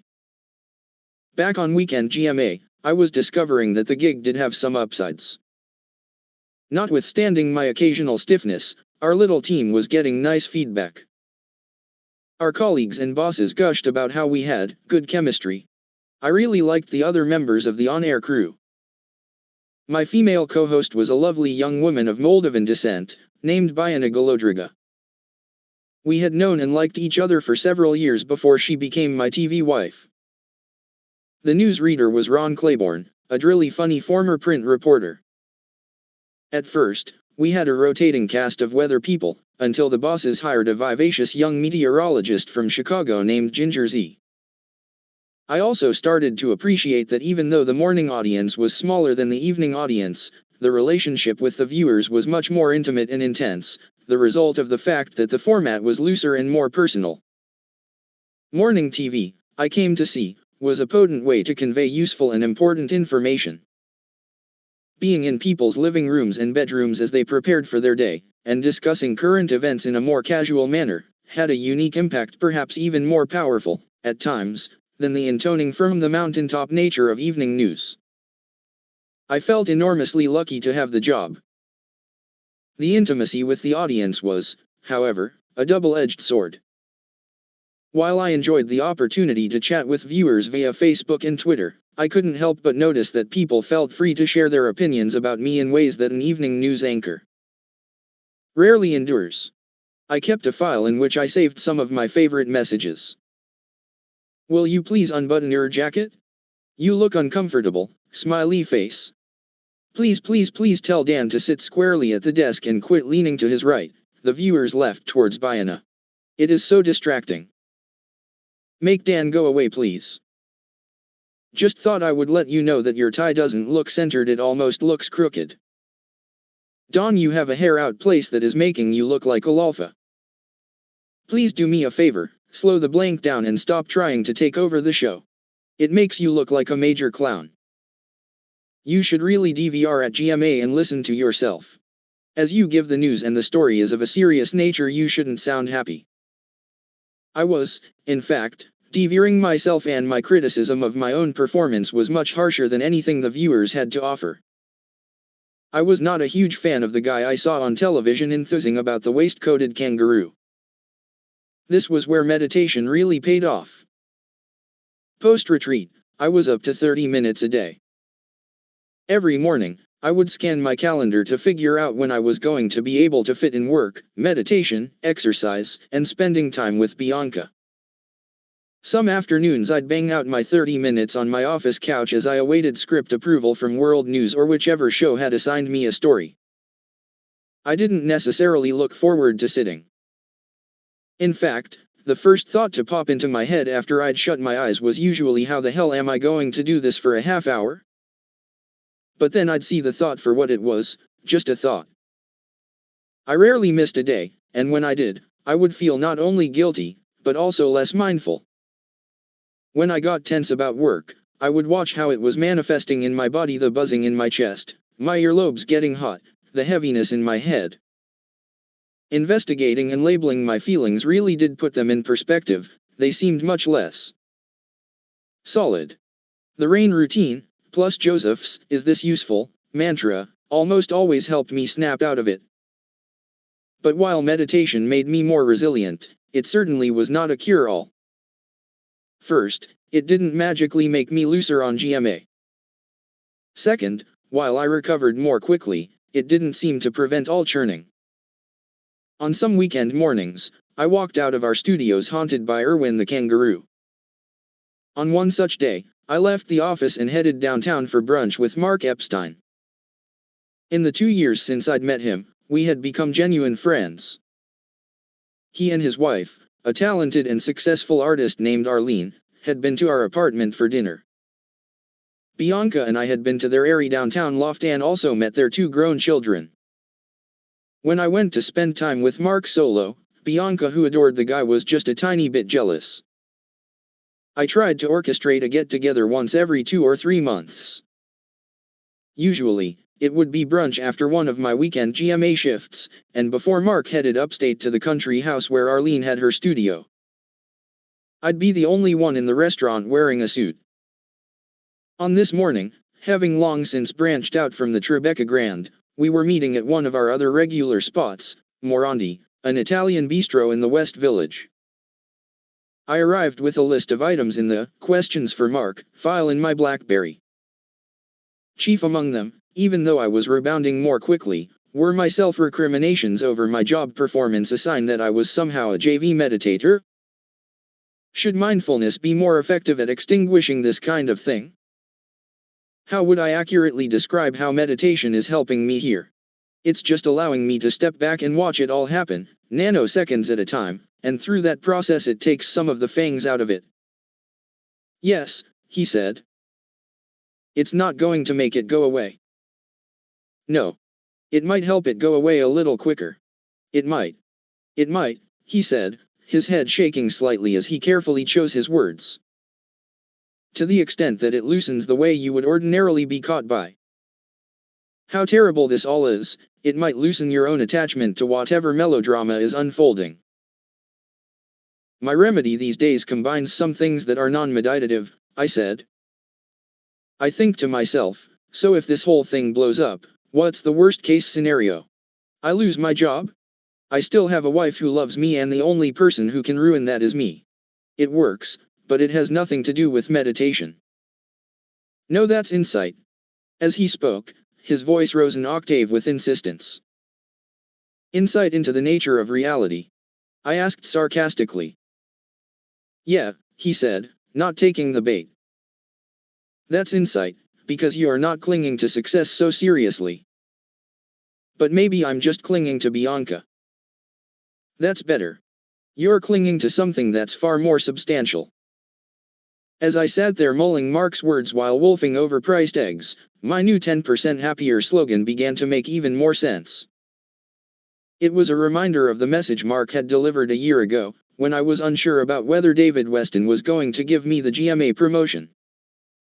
Back then, at our Tribeca Grand Beer Summit, Mark had helped me see that the point of getting behind the waterfall wasn't to magically solve all of your problems, only to handle them better, by creating space between stimulus and response. It was about mitigation, not alleviation. Even after decades of practice, Mark, who, unlike Joseph, made no claims to any level of enlightenment, told me, I still suffer like a normal person. Moreover, I could now see how the mitigation Mark was pitching had real-world consequences. For example, it allowed me to acknowledge my performance issues rather than pretend they didn't exist. Perhaps most important, it made me easier to live with. Bianca said she couldn't remember the last time I walked into the apartment scowling, even when I'd had a particularly tough day. Her only beef was that she had to tiptoe around the apartment if I was meditating in the bedroom. While she was a believer in the potential of meditation, she was not doing that much herself. On those occasions, when I saw her stressed about work, it took restraint not to recommend that she start her own practice. I was pretty sure, though, that proselytizing would make her want to throttle me, and that the smarter play was just to listen sympathetically. Much as it had been with my Iraqi friend Dan, it was illuminating to view my own struggles as a morning show host through the lens of suffering. In a world characterized by impermanence, where all of our pleasures are fleeting, I had subconsciously assumed that if only I could get the weekend GMA gig, I would achieve bulletproof satisfaction, and I was shocked when it didn't work out that way. This, as Joseph had pointed out on retreat, is the lie we tell ourselves our whole lives. As soon as we get the next meal, party, vacation, sexual encounter, as soon as we get married, get a promotion, get to the airport check-in, get through security and consume a bouquet of Auntie Anne's cinnamon sugar sticks, we'll feel really good. But when we find ourselves in the airport gate area, having ingested 470 calories worth of sugar and fat before dinner, we don't bother to examine the lie that fuels our lives. We tell ourselves we'll sleep it off, take a run, eat a healthy breakfast, and then, finally, everything will be complete. We live so much of our lives pushed forward by these if-only thoughts, and yet the itch remains. The pursuit of happiness becomes the source of our unhappiness. Joseph always said that seeing the reality of suffering inclines the mind toward liberation. Maybe, but all the Enlightenment talk continued to feel totally theoretical and unattainable, if not downright ridiculous. Here in the real world, people like me, who the Buddha called unenlightened worldlings, had to pursue happiness, as evanescent as it might be. As I hugged Mark goodbye and walked toward the subway, I confidently told myself that I was squeezing everything humanly possible out of the meditative superpower. However, as I was about to learn, there were practical, down-to-earth applications I hadn't even considered yet. They were being put into practice by people who would never wear shawls and dangly earrings, and for reasons that would both deeply impress me and fully put to rest any residual embarrassment I might have had about being a meditator. Chapter 9, The New Caffeine. Ridiculous. That was how Private First Class Jason Lindemann, a 20-something with a high and tight haircut and a permanently amused look on his face, described his first impression of meditation. The first time they had us do it, he told me, I thought, oh man, here we go. PFC Lindemann and I were talking in a dusty corner of the sprawling Camp Pendleton Marine Base in Southern California. So no part of you thought this could in any way be useful? I asked. With zero hesitation, he said, no. Lindemann was an involuntary subject in a multimillion-dollar scientific study, requested by the Marine Corps brass. The military's interest in a practice that was seemingly anathema to the world of warfare was fueled by an explosion of science. Forget the blood pressure study that had made me willing to try meditation in the first place, this new research was on the next level. It was creating some surprising converts, previously hardened skeptics who were now employing mindfulness in ways that would revolutionize my approach to work, and drive a stake through the heart of the assumption that meditation made you, totally ineffective. On my travels to various Buddhist seminars, I had started to hear mentions of scientific research into meditation. It sounded promising, so I checked it out. What I found blew my mind. Meditation, once part of the counterculture, had now fully entered the scientific mainstream.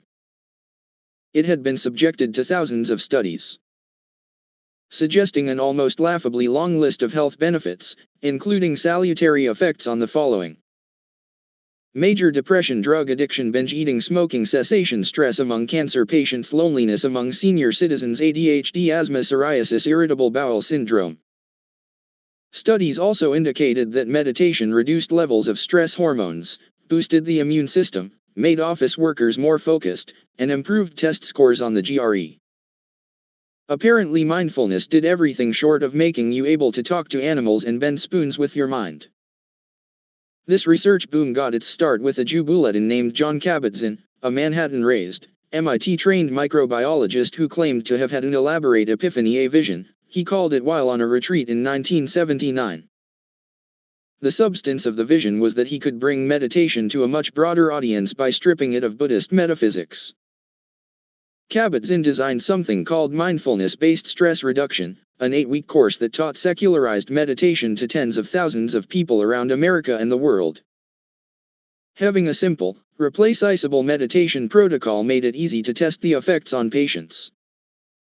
Things truly got sci-fi when researchers started peering directly into the brains of meditators. A blockbuster MRI study from Harvard found that people who took the 8-week MBSR course had thicker gray matter in the areas of the brain associated with self-awareness and compassion, while the regions associated with stress actually shrank. This study appeared to confirm the whole respond not react superpower. The regions where the gray matter shriveled were, evolutionarily speaking, the oldest parts of the human brain, which sit right atop the spinal column, and are home to our most basic instincts. Conversely, the areas that grew were the newer parts of the brain, the prefrontal cortices, which evolved to help us regulate our primal urges. Another study, out of Yale, looked at the part of the brain known as the default mode network, which is active when we're lost in thought, ruminating about the past, projecting into the future, obsessing about ourselves. The researchers found meditators were not only deactivating this region while they were practicing, but also when they were not meditating. In other words, meditation created a new default mode. I could actually feel this happening with me. I noticed myself cultivating a sort of nostalgia for the present, developing the reflex to squelch pointless self-talk and simply notice whatever was going on around me. A blast of hot halitosis from a subway vent as I walked to work, the carpet of suburban lights seen from a landing airplane, rippling water reflecting sine waves of light onto the side of a boat while I was shooting a story in Virginia Beach. In moments where I was temporarily able to suspend my monkey mind and simply experience whatever was going on, I got just the smallest taste of the happiness I'd achieved while on retreat. Even though scientists were quick to point out that the research was still in its embryonic stage, these studies had helped demolish neuroscientific dogma that had prevailed for generations. The old conventional wisdom was that once we reached adulthood, our brain stopped changing. This orthodoxy was now replaced with a new paradigm, called neuroplasticity. The brain, it turns out, is constantly changing in response to experience. It's possible to sculpt your brain through meditation just as you build and tone your body through exercise to grow your gray matter the way doing curls grows your bicep. This idea contradicted widespread cultural assumptions about happiness that are reflected in the etymology of the word itself. The root hap means luck, as in hapless or haphazard. What the science was showing was that our levels of well-being, resilience, and impulse control were not simply God-given traits, our portion of which we had to accept as a fait accompli. The brain, the organ of experience, through which our entire lives are led, can be trained. Happiness is a skill. Among the unlikely people for whom the science was creating some open-mindedness about meditation were two hard-driving and successful women who both loomed large in my psyche. My mother, the original skeptic in my life, the debunker of God and Santa Claus, was very impressed by the Harvard study showing gray matter thickening in meditators. After reading about it online, she asked me to give her a meditation guidebook for Christmas. A few weeks later, she sent me an excited email saying that she had read the book and had decided, during a taxi ride to the airport, to give it a try.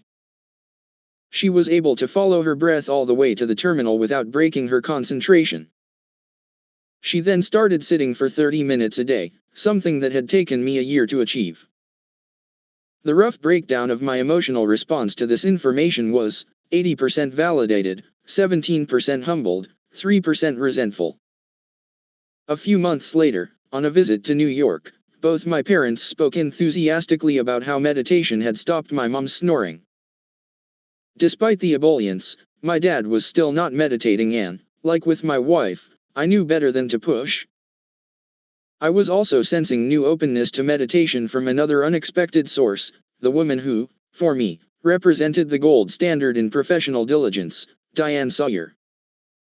She was one of the most fiercely intelligent and insatiably curious human beings I'd ever met. She read every newspaper and magazine known to man. She wrote and rewrote her own stories right up until airtime. She studied for interviews or major news events for weeks, memorizing obscure yet illuminating details. Diane was inspiring to me in many of the same ways that Peter Jennings had been. She had a deep sense of responsibility to the audience. She insisted on providing viewers with useful information and practical insights rather than just doing the same old lazy story that everybody else was doing. She had a dizzying knack for identifying the key question at the heart of every story. Unlike with Peter, though, there were no temper tantrums. I had built up a reservoir of affection for Diane ever since she visited the ABC News Bureau in Baghdad when I was stationed there before the war. Shortly after anchoring GMA Live from the roof of the Information Ministry, she came to our office and spent several hours just hanging out. Here was a woman who had worked in the White House, become the first female correspondent for 60 Minutes, and had more journalism awards than I have teeth, casually eating bad Iraqi pizza with us. That's not to say I didn't find her a little bit intimidating. When we went over scripts, she inevitably asked me an unanticipated and incisive question for which I had no answer. At first, my meditation habit was a source of gentle ribbing. Diane had long teased me for being pure. She joked about my healthful diet, frequent exercise, and abstinence from booze and caffeine. I would try to defend myself, pointing to my dessert habit and taste for cheeseburgers. I did not, however, have the nerve to tell her I used to do enough drugs that it apparently contributed to my having a panic attack not 10 yards away from her. I fought through the fear that pitching Diane a story on meditation would only provoke an eye roll. I sent her an email, suggesting we do a piece about how the scientific research was inspiring people in unusual places to embrace mindfulness. To my delight, she bit. When the PR woman in the leopard print blouse started dropping phrases like letting go, and turning into your emotions, I really knew meditation was breaking out of the Buddhist ghetto. After Diane gave me the green light to go do some mindfulness stories, my first stop was Minneapolis, and the headquarters of General Mills, the corporate behemoth behind such brands as Cheerios, Betty Crocker, and Hamburger Helper. Everyone here was so earnest and hail fellow well met, with crisp demeanors and twangy Midwest accents. Which made it all the more remarkable that there were now meditation rooms, complete with zaphus and yoga mats, in every building in the complex. The person responsible for this was a hard-charging, no-nonsense, sensible haircut corporate attorney named Janice Marchirano. She'd discovered meditation a few years prior, found it to be a massive value add, both personally and professionally, and started spreading it virally through the executive ranks. She'd trained scores of her colleagues, including the PR woman whose job it was to shepherd us briskly through this hive of corporate busyness all day long. A big part of Marchirano's success in bringing mindfulness to this unlikely venue was that she talked about it not as a spiritual exercise but instead as something that made you a better leader and more focused, and that enhanced your creativity and innovation. She didn't even like the term stress reduction. For a lot of us, she said, we think that having stress in our lives isn't a bad thing. It gives us an edge. I liked this a meditation philosophy that left room for the price of security.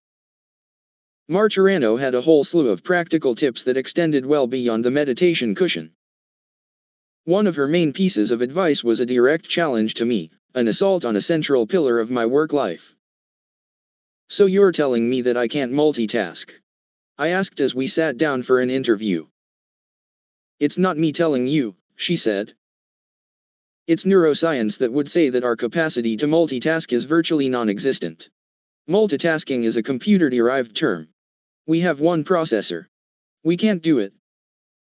I think that when I'm sitting at my desk feverishly doing 17 things at once that I'm being clever and efficient, but you're saying I'm actually wasting my time. Yes, because when you're moving from this project to this project, your mind flits back to the original project, and it can't pick it up where it left off. So it has to take a few steps back and then ramp up again, and that's where the productivity loss is. This problem was, of course, exacerbated in the age of what had been dubbed the info blitzkrieg, where it took superhuman strength to ignore the siren call of the latest tweet, or the blinking red light on the BlackBerry. Scientists had even come up with a term for this condition: continuous partial attention. It was a syndrome with which I was intimately familiar, even after all my meditating. Marturano recommended something radical: do only one thing at a time. When you are on the phone, be on the phone. When you are in a meeting, try actually paying attention. Set aside an hour to check your email, and then shut off your computer monitor and focus on the task at hand. Another tip: take short mindfulness breaks throughout the day. She called them purposeful pauses. So, for example, instead of fidgeting or tapping your fingers while your computer boots up, try to watch your breath for a few minutes. When driving, turn off the radio and feel your hands on the wheel. Or when walking between meetings, leave your phone in your pocket and just notice the sensations of your legs moving. If I'm a corporate samurai, I said, I'd be a little worried about taking all these pauses that you recommend, because I'd be thinking, well, my rivals aren't pausing. They're working all the time. Yeah, but that assumes that those pauses aren't helping you. Those pauses are the ways to make you a more clear thinker and for you to be more focused on what's important. This was another attack on my work style. I had long assumed that ceaseless planning was the recipe for effectiveness, but Marturano's point was that too much mental churning was counterproductive. When you lurch from one thing to the next, constantly scheming, or reacting to incoming fire, the mind gets exhausted. You get sloppy and make bad decisions. I could see how the counterintuitive act of stopping, even for a few seconds, could be a source of strength, not weakness. This was a practical complement to Joseph's "is this useful?" mantra. It was the opposite of zoning out, it was zoning in. In fact, I looked into it and found there was science to suggest that pausing could be a key ingredient in creativity and innovation. Studies showed that the best way to engineer an epiphany was to work hard, focus, research, and think about a problem and then let go. Do something else. That didn't necessarily mean meditate, but do something that relaxes and distracts you. Let your unconscious mind go to work, making connections from disparate parts of the brain. This, too, was massively counterintuitive for me. My impulse when presented with a thorny problem was to bulldoze my way through it, to swarm it with thought. But the best solutions often come when you allow yourself to get comfortable with ambiguity. This is why people have aha moments in the shower. It was why Kabat-Zinn had a vision while on retreat. It was why Don Draper from Mad Men, when asked how he comes up with his great slogans, said he spends all day thinking and then goes to the movies. Janice Marturano was on the bleeding edge of what had become an improbable corporate trend. Meditation classes had infiltrated not only General Mills but also Aetna, Procter & Gamble, and Target, where, as part of my Diane-approved field trip, I sat in on a weekly session at the corporate headquarters called Meditating Merchants. Mindfulness was also being taught in business schools and written about without derision in the Wall Street Journal and the Harvard Business Review. An article on financial-planning.com featured meditation tips for advisors. High-powered executives were using mindfulness to make sure that every confrontation didn't escalate into a fight-or-flight event, and that every email, phone call, and breaking news alert didn't derail their focus. This trend had become particularly hot in Silicon Valley, where meditation was now increasingly being viewed as a software upgrade for the brain. At Google, engineers were offered a class called Neural Self-Hacking. An article in Wired magazine referred to meditation as the tech world's new caffeine. It wasn't just corporations hopping on this bandwagon, but also schools, prisons, the U.S. Forest Service, and, of course, the Marines, who were actively eyeing meditation as a way to effect a sort of psychological regime change among their own troops. The final stop in my field trip was Camp Pendleton, where I met the reluctant meditator, Private First Class Lindemann. The Marines were initially interested in mindfulness because they thought it might help them deal with an epidemic of PTSD, but there was also hope that meditation could produce more effective warriors. The theory was that the practice would make troops less reactive, and therefore less vulnerable to the classic insurgent tactic of provoking the types of disproportionate responses that alienate the civilian population. What a counterintuitive notion, meditation is a way to deal with asymmetric warfare. As the woman who'd convinced the Marines to conduct this experiment, Georgetown professor Liz Stanley, told me, there is nothing insensitive about that. There just isn't. While there was resistance at first, many of the Marines ended up liking meditation. Even PFC Lindemann grudgingly came around. He told me he now found it easier to calm down after stressful situations. At first, I was kind of skeptical, he said, but then you kinda start noticing a little bit of change. As you go further into it, you start understanding it. After shooting all of these stories, I, too, experienced a sudden vision. It wasn't as dramatic as Jon Kabat-Zinn's, but it did come at an unusual moment. The producers of Weekend GMA had decided to wire up a rental car with cameras, pack the anchors inside, punch in some GPS coordinates, and call it America's Cheapest Road Trip. The conceit: have the cosseted on-air types drive themselves hundreds of miles to a seaside campground, pitch their own tents, and cook their own food. Hilarity ensues. There was even a patina of news you can use value to this ratings stunt because the economy was still in the tank, and the piece would contain a few useful nuggets of advice about how to do family vacations on a budget. Somewhere between New York City and our final destination in Maryland, we stopped at one of those roadside plazas that have gas, greasy food, and bathrooms with fossilized filth dating back to the Mesozoic era. While I was waiting outside for Ron and Bayana to finish up inside, I decided to do a little walking meditation. About 3 steps into it, a family passed by and stared at me. I clammed up and pretended to check my BlackBerry. That's when I had my vision. Nothing too elaborate, I simply flashed on a world in which doing a zombie walk in public wouldn't be slightly mortifying, where meditation would be universally socially acceptable. I felt nearly certain that this world was actually not too far off. Mind you, I wasn't predicting a tall-esque shift in planetary consciousness.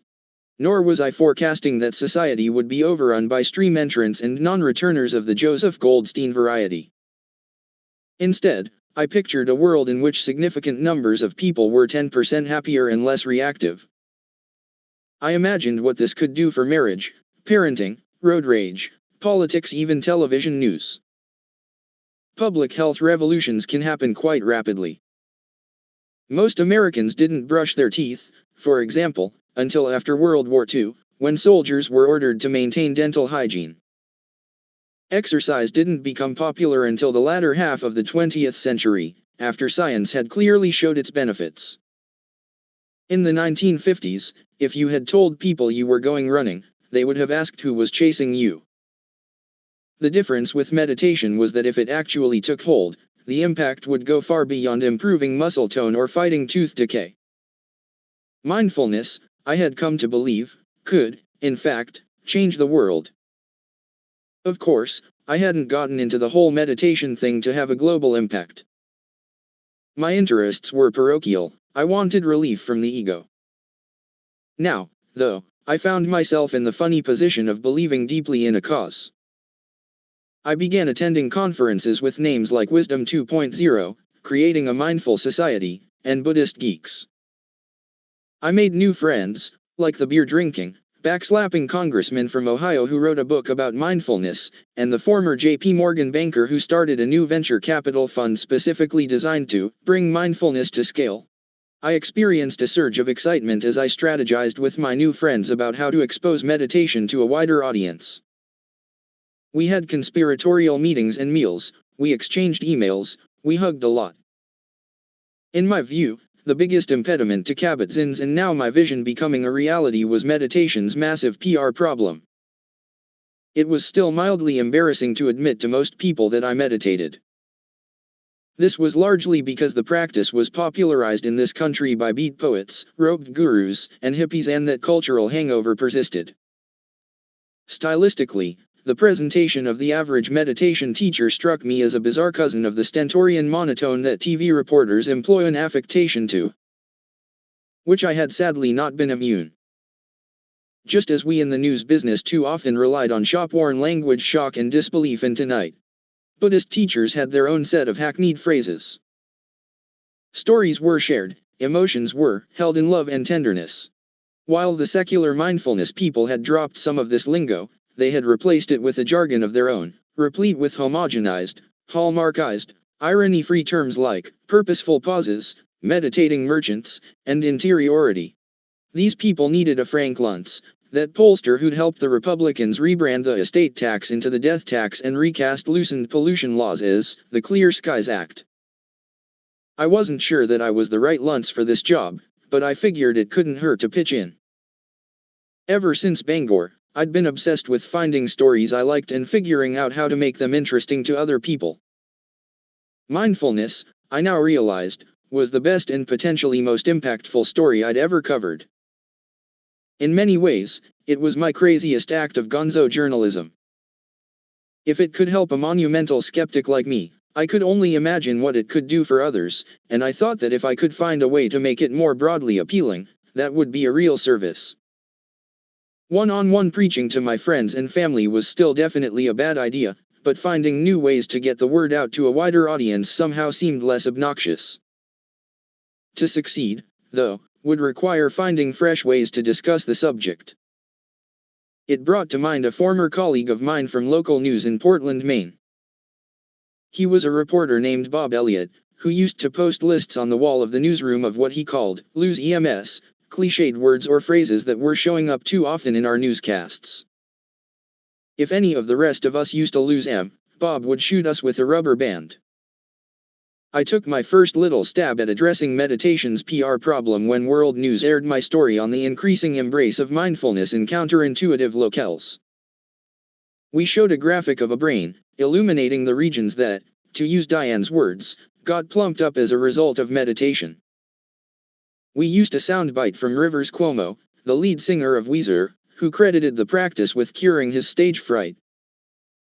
I explained how simple meditation was, and that there was no need for robes, chanting, incense, or joining a religious group.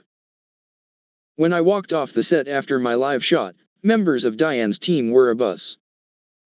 Was it really that simple? How many minutes a day did they need to do to change their brains?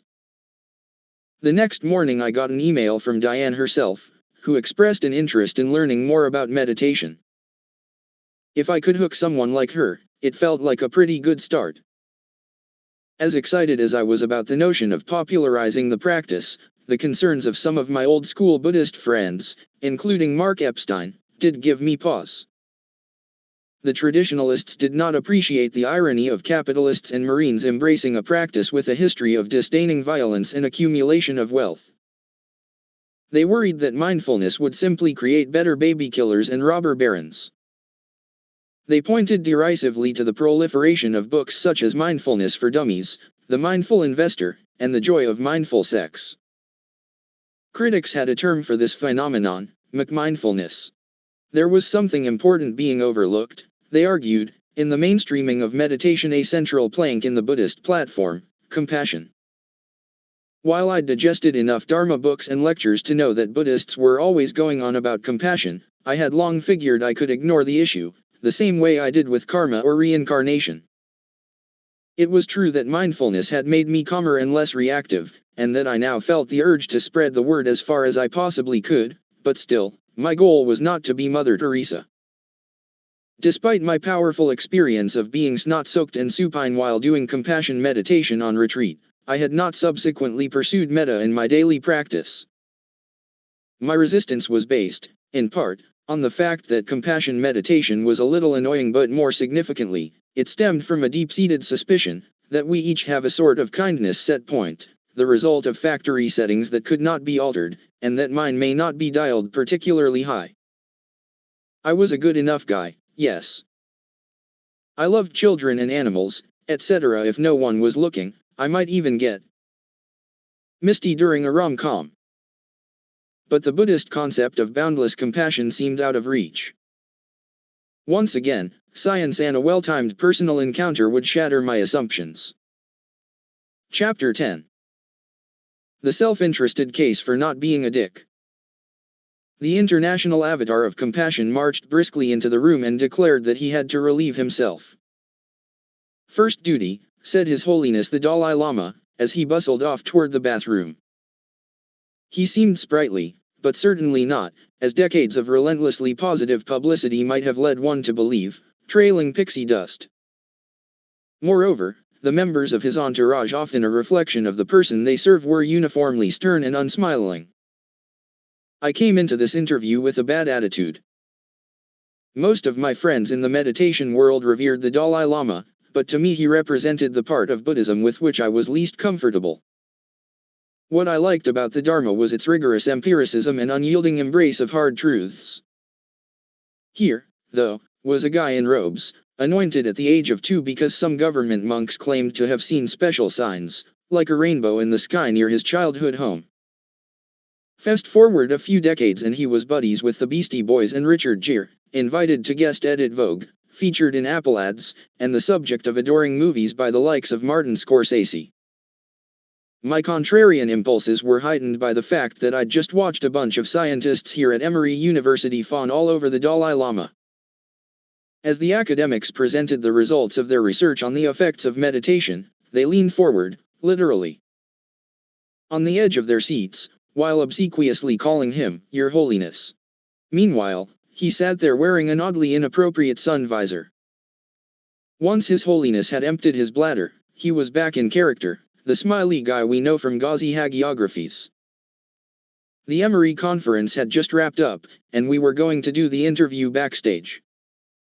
I started by asking about his long-standing support for scientific research into meditation. There's a risk, I said. What if scientists discover something that contradicts your faith? No risk. If a scientist confirms non-existence of something we believe, then we have to accept that. So if scientists come up with something that contradicts your beliefs, you will change your beliefs. Oh yes. Yes. Reassuring answer. I wondered to myself, though, whether this policy applied to the issue of rebirth.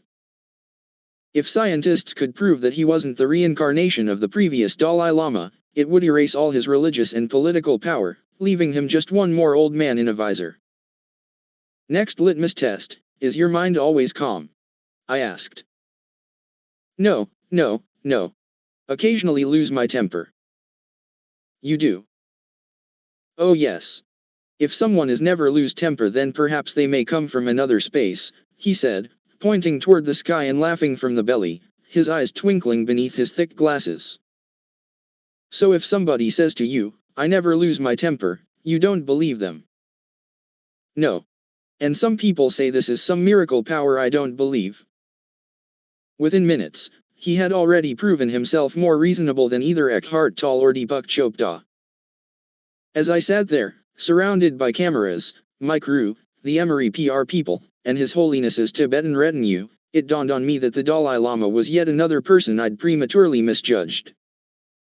After all, even if he subscribed to a metaphysical program I didn't share, he had actually played a key role in jump-starting the scientific research into meditation, providing both inspiration and funding. What's more, I realized, one should probably not overlook that whole thing where he responded to the Chinese invasion of Tibet from which he barely escaped with his life with repeated requests for forgiveness and nonviolence. As the interview progressed, my posture both internally and externally changed. It's not that I was feeling my heart beat more keenly, a la Scorsese, but, like the academics I'd scorned at the conference, I, too, was now leaning forward in my chair, with the closest my face can come to a beatific expression. Meanwhile, I was relieved to find the Dalai Lama seemed to be pretty engaged himself. I'd read that if he leaned back in his chair, that meant he'd lost interest. But he was still inclined toward me, eyes bright. Toward the end of our 20-minute interview came an exchange that fundamentally changed my view on compassion. I brought up something he'd posted on Twitter. "You have a quote that I love. You say, most of one's own troubles, worries, and sadness come from self-cherishing, self-centeredness. But don't we need to be somewhat self-centered in order to succeed in life? Self-cherishing, that's by nature," he said. "Without that, we human beings become like robots, no feeling. But now, practice for development of concern for well-being of others, that actually is immense benefit to oneself." A light went off in my head. It seems like you're saying that there is a self-interested, or selfish, case for being compassionate. Yes. Practice of compassion is ultimately benefit to you. So I usually describe, we are selfish, but be wise selfish rather than foolish selfish. This was an entirely new spin for me. Don't be nice for the sake of it, he was saying. Do it because it would redound to your own benefit, that it would make you feel good by eroding the edges of the ego. Yoked to self-interest, the compassion thing suddenly became something I could relate to, maybe even something I could do. After the interview, the Dalai Lama placed a white satin scarf around my neck and gave me a blessing. As our crew was packing up to leave, he called me back over one more time and said that if I was really interested in Buddhism, I should read his favorite book, by an ancient sage named Shantideva. The PR people from Emory breathlessly told me this must mean he really liked me. Ultimately, I couldn't get through the book, but that notion about being nice for selfish reasons, that I kept. There was cutting-edge science to back up the Dalai Lama's advice about the self-interested case for not being a dick. Right there on the Emory campus, in fact, scientists had been studying regular people who were given a brief course in compassion meditation. The subjects were then placed in stressful situations in the lab, including having a TV camera pointed at them. The scientists found that the meditators released significantly lower doses of a stress hormone called cortisol. In other words, practicing compassion appeared to be helping their bodies handle stress in a better way. This was consequential because frequent or persistent release of cortisol can lead to heart disease, diabetes, dementia, cancer, and depression. You didn't even have to meditate to derive benefits from compassion. Brain scans showed that acts of kindness registered more like eating chocolate than, say, fulfilling an obligation. The same pleasure centers lit up when we received a gift as when we donated to charity. Neuroscientists referred to it as the warm glow effect. Research also showed that everyone from the elderly to alcoholics to people living with AIDS patients saw their health improve if they did volunteer work. Overall, compassionate people tended to be healthier, happier, more popular, and more successful at work. Most compelling for people like me who were not naturally overflowing with loving kindness, there was evidence that compassion meditation can actually make you nicer. The leading scientist in this area was a Jew bulletin named Richie Davidson, who now ran a large lab at the University of Wisconsin, Madison, called the Center for Investigating Healthy Minds. His team had done studies showing that people who were taught compassion meditation displayed increased brain activity in regions associated with empathy and understanding. They also found that preschoolers became more willing to give their stickers away to strangers. My favorite study, done at Emory, asked subjects to wear tape recorders for days at a time, which captured their conversations. The meditators were more empathic, spent more time with other people, laughed more, and used the word I less. Compassion research was part of a larger shift in emphasis for modern psychology. For decades, scientists had focused mainly on cataloging human pathology and cruelty, but now the positive emotions such as happiness, kindness, and generosity were getting their due. This research helped give rise to a new view of human nature itself, a move away from the prevailing paradigm that focused on the dark side of Darwin, in other words, the survival of the fittest. In the old view, man was thoroughly selfish, and morality but a thin veneer over a bottomless well of turpitude. The new view took into account a long overlooked branch of Darwinian thinking, namely the observation that tribes who cooperated and sacrificed for one another were more likely to be victorious over other tribes. Apparently nature rewarded both the fittest and the kindest. I had my qualms. I worried that in competitive career fields like TV news, compassion was not adaptive. Also, I still wasn't a huge fan of doing meta, which felt forced and artificial to me. But I wanted the aforementioned benefits. So, with some trepidation, I added a parallel track to the ongoing science experiment I'd been conducting on myself. From a traditionalist standpoint, my approach to meditation and that of most Western practitioners was backward. In the Buddha's day, he first taught generosity and morality before he gave his followers meditation instructions. The logic was self-interested. It's hard to concentrate if your mind is humming with remorse over having been a shithead, or if you're constantly scrambling to try to keep various lies straight. In his typical OCD fashion, the Buddha even compiled a list of the 11 benefits to practicing metta, which promised that you'd sleep better, your face would be radiant, people and animals would love you, celestial beings would protect you, and you'd be reborn in a happy realm. As usual, the list lost impact for me as it edged toward the supernatural. The intellectual underpinnings of the practice were compelling. We all have an innate feeling of being separate from the world, peering out at life from behind our own little self, and vying against other isolated selves. But how can we truly be separate from the same world that created us? Dust to dust isn't just something they say at funerals, it's the truth. You can no more disconnect from the universe and its inhabitants than a wave can extricate itself from the ocean. I couldn't imagine myself conquering these bedrock feelings of separation, but the effort seemed worthwhile. A couple of times a week, I began adding metta into the mix of my daily meditation. Per Spring's instruction from the retreat, I'd spend the first 5 or 10 minutes of my sessions picturing and sending good vibes out to myself, a benefactor, a dear friend, a neutral person, a difficult person, and then all living beings. On retreat, Spring had advised us not to include anyone we were attracted to, but at home I decided to add Bianca to the mix, in her own special category. Suffice it to say, I did not enjoy the process of systematically trying to cultivate sap.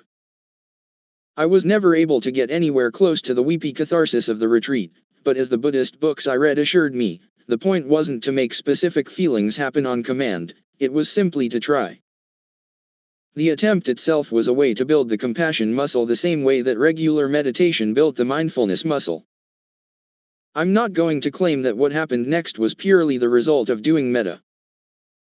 There may have been other factors, like the inevitable effects of maturation, or subtle peer pressure from my new friends in the mindfulness subculture.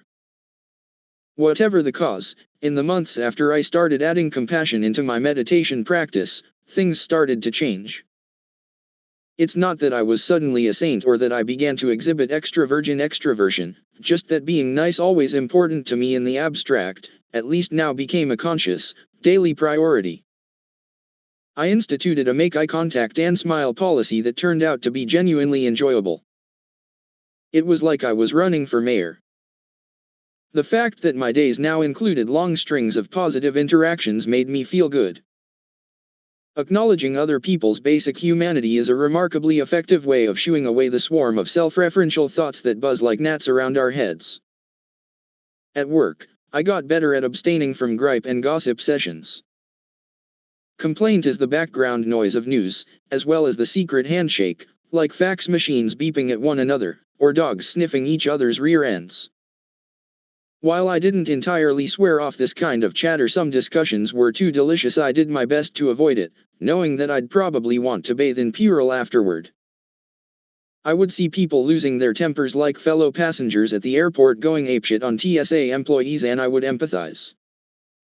True, I might experience a brief burst of superiority and an urge to recommend meditation to them, but I could also, in the style of Bill Clinton, feel their pain, the toxins running through their veins.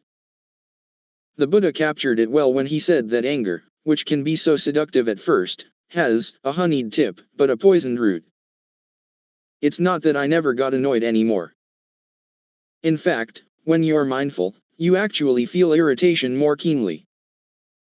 However, once you unburden yourself from the delusion that people are deliberately trying to screw you, it's easier to stop getting carried away. As the Buddhists liked to point out, everyone wants the same thing, happiness, but we all go about it with varying levels of skill. If you spend a half hour on the cushion every day contending with your own ego, it's hard not to be more tolerant of others. I had to swallow hard and admit that perhaps the concept of karma did, in fact, have some validity. Not the stuff about how the decisions we make now play out in future lifetimes. In my emerging understanding, there was nothing mechanistic or metaphysical about karma. Robbing a bank or cheating at Scrabble would not automatically earn you jail time or rebirth as a Gila monster. Rather, it was simply that actions have immediate consequences in your mind which cannot be fooled. Behave poorly, and whether you are fully conscious of it or not, your mind contracts. The great blessing and, frankly, the great inconvenience of becoming more mindful and compassionate was that I was infinitely more sensitive to the mental ramifications of even the smallest transgressions, from killing a bug to dropping trash on the street. I recalled how my dad once described undergoing a shift in his professional life where the achievements of his mates began to mean more to him than his own. I wasn't quite there yet, but I did feel an increasingly strong urge to provide for younger ABC News staffers the kind of advice and counsel that Peter Jennings and now Diane Sawyer had provided for me. I found that applying the price of security maxim by proxy worrying about other people's professional challenges was much more easeful than applying it on myself. It dawned on me that much of what had been driving me since the beginning of my spiritual adventure had been a not quite fully conscious desire to live up to my parents and my wife, all three of whom had, for years, been putting on a clinic in metta, even without a formal practice. Admittedly, there was a large amount of self-interest at play here. Not letting my mind get locked in negativity made space for something else to emerge. I experienced a phenomenon I had heard Joseph once describe, a virtuous cycle, in which lower levels of anger and paranoia helped you make better decisions which, in turn, meant more happiness, and so on.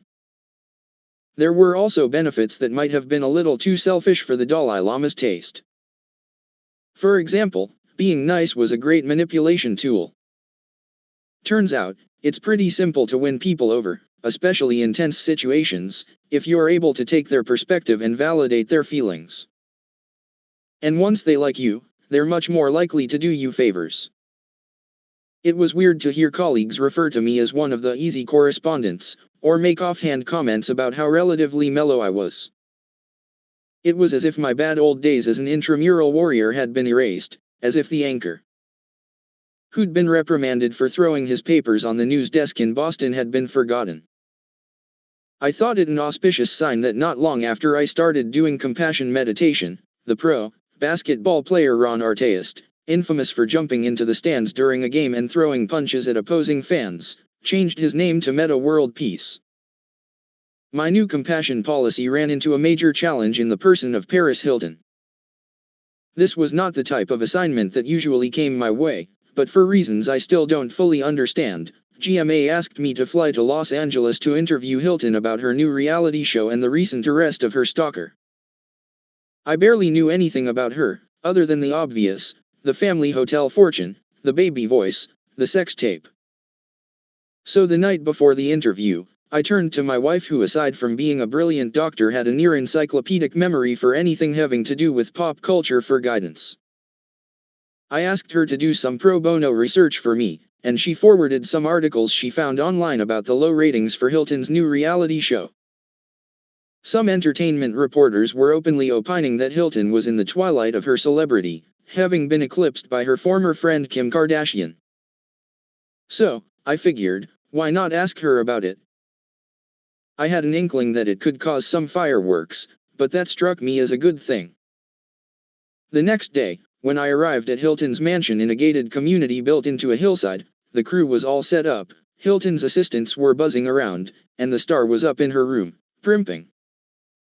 The house seemed barely lived in, less a home than a product showroom.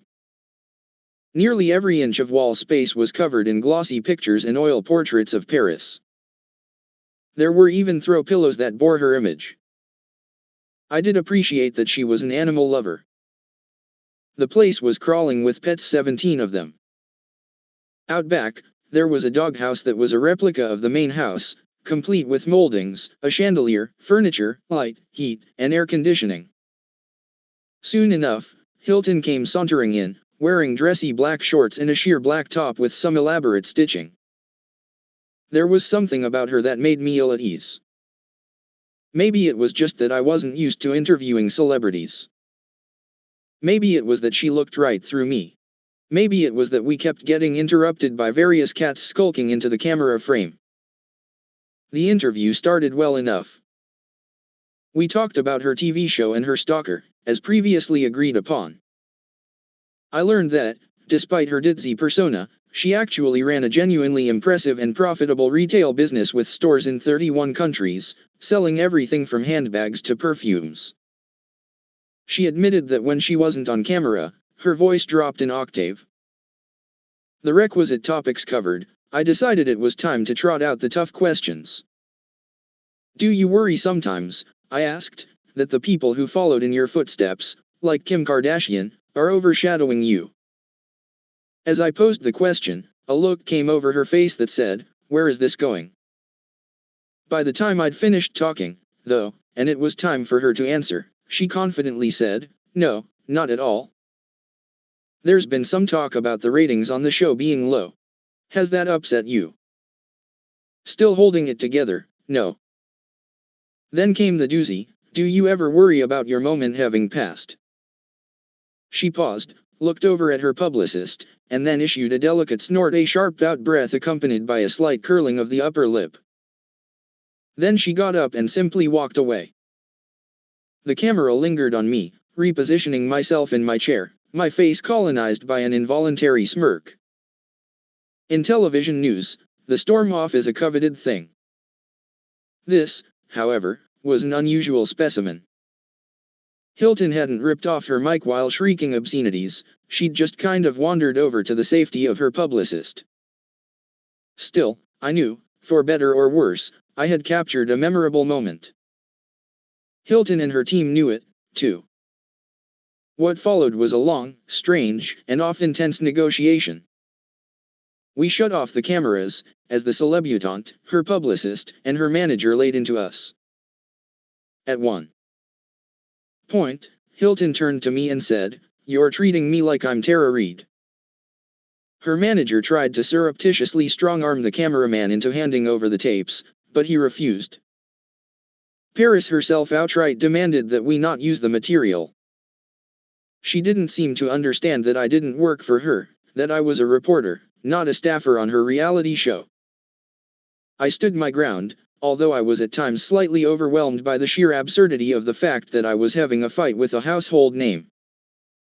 In fact, the decision about whether to use the material was not in my hands. It was up to my bosses. As I boarded a red-eye back to New York, where I'd be live on the GMA set first thing in the morning, the producers asked me to write 2 versions of the story, which I referred to as the safe version and the nuclear option. When I landed and checked my BlackBerry, I learned we were indeed going nuclear. Right at the top of the show, in the open, they ran the video of Hilton walking away and then they teased it going into every commercial break, right up until it was time for my story to run. After it aired, the producers and anchors expressed enthusiasm. I left the studio feeling reasonably good. I went home to crash for a few hours. When I woke up, the story had gone viral. Every entertainment outlet on earth had picked it up. I clicked on The View and saw Joy Beer calling me rude. My heart sank. While ridiculous on 1,000 levels, this incident did raise some serious questions about my compassion policy.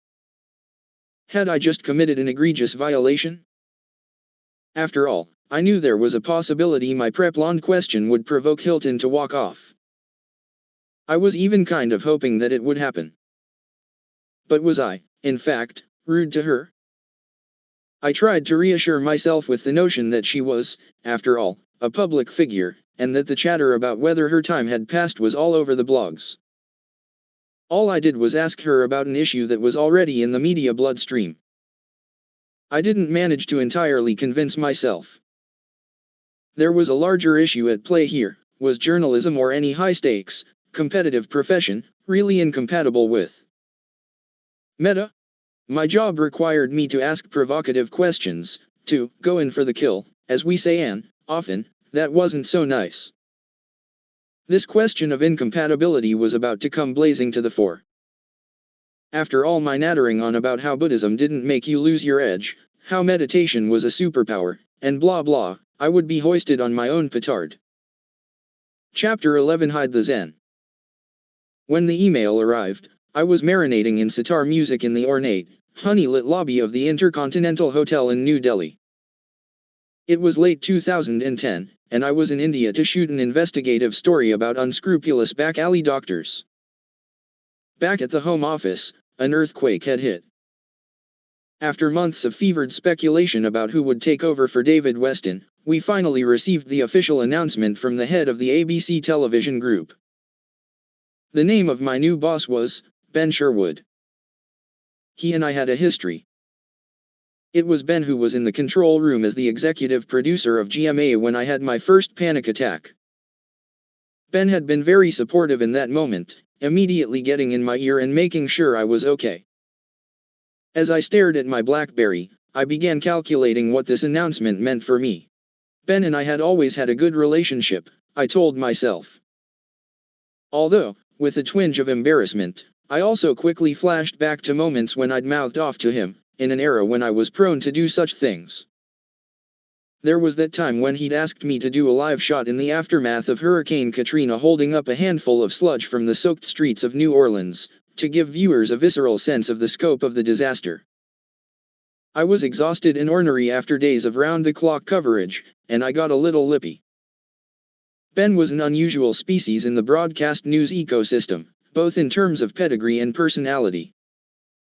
A Harvard grad and Rhodes Scholar, he'd held a variety of senior jobs at both ABC and NBC. Between news gigs, he would head off on his own and write a book. He had 3 bestsellers under his belt, 1 nonfiction book and 2 novels. He was extremely tall, crackling with energy, and capable of both earnestness and sarcastic candor. I didn't know it as I sat in the lobby in India absorbing the news, but Ben's arrival would precipitate a professional crisis. He began work a few weeks later. Things started off well enough between us. He was sending encouraging emails. For example, he liked a one-liner of mine during a live rap I did on weekday GMA. After a story about a young man who was forced to stand for an entire flight from Chicago to Florida because he was too tall to sit in his seat, I said, "Not a problem I've ever had." Then, when Congresswoman Gabrielle Giffords was nearly killed by a deranged, gun-toting college dropout at a "Meet Your Representative" event, Ben dispatched me to Tucson as part of the first team in. It was a round-the-clock work marathon. I'd covered mass shootings before, but the outpouring for Representative Giffords and the other victims was like none I'd ever seen. After a few days on the ground, Ben called me and we had a detailed, positive discussion about how the news division was covering the story. It quickly became clear that Ben was going to be the most handsome boss most of us had ever had. He personally presided over the division-wide conference call every morning, putting on a master class in TV producing, variously engaging in pointed critiques and lavish praise of our work, including details as small as the graphics and the individual shots that producers chose in their stories. The call became appointment listening. His emails' evocative little tone poems showed up in our inboxes at all hours. The man did not appear to sleep. He watched every minute of every show we did, and nothing escaped his attention. One day, I did a story for World News about a new poll showing that mainline Protestant churches were losing membership. Distracted by other work, I hadn't put a lot of time or effort into the piece. I had basically phoned it in. As soon as the story aired, I got an email from Ben saying the writing seemed flat and unimaginative. He was right and I had no defense. It was both terrifying and invigorating to have a boss who knew your job as well if not better than you did. He had served notice, no one would get away with lazy work. As I watched the entire news division scramble to reorient to this dynamic new presence, I made a calculation. I wasn't going to crowd him or go out of my way to impress him.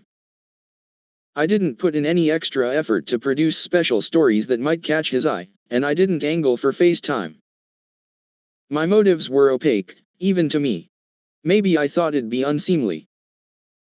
I was now a guy who was hanging out with the Dalai Lama. I shouldn't be striving so nakedly, right? I figured he knew me, knew my history. I'd be fine. I'd lived through these seismic events before, including Peter's death and Charlie's retirement, and always emerged unscathed, if not enhanced. I had seemingly stowed my internal cattle prod in favor of a new, creeping passivity. Very quickly, my strategy or lack thereof began to backfire. When massive street protests flared up in Egypt against the dictator Hosni Mubarak, Ben flooded the zone with ABC News staffers. This was history in the making, the kind of thing I lived for. In the past, it was exactly the type of story for which I'd been first out the door, but this time I did not get the call. Instead, I watched from the discomfort of my living room couch as Terry Moran and David Muir, among others, covered the story. The old me might have made an impulsive phone call or two. But the new, meta-meditating me thought that approach, which involved making my case to the detriment of my peers, uncompassionate.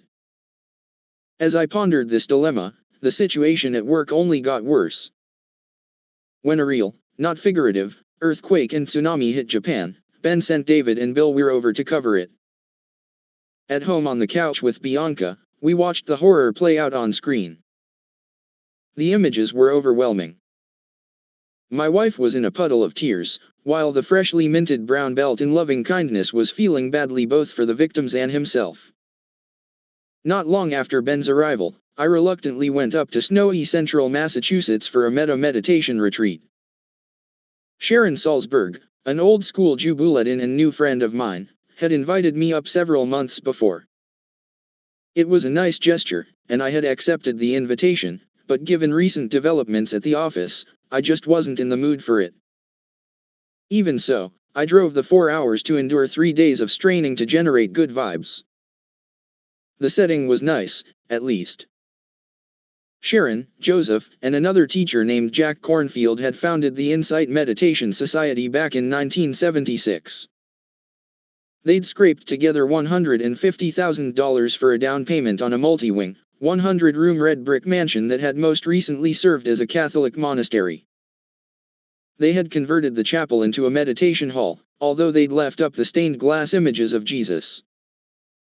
The rest of the building was decorated with potted plants, large geodes, and ancient Buddhist artifacts, which reminded me of the living rooms of my childhood friends with progressive parents.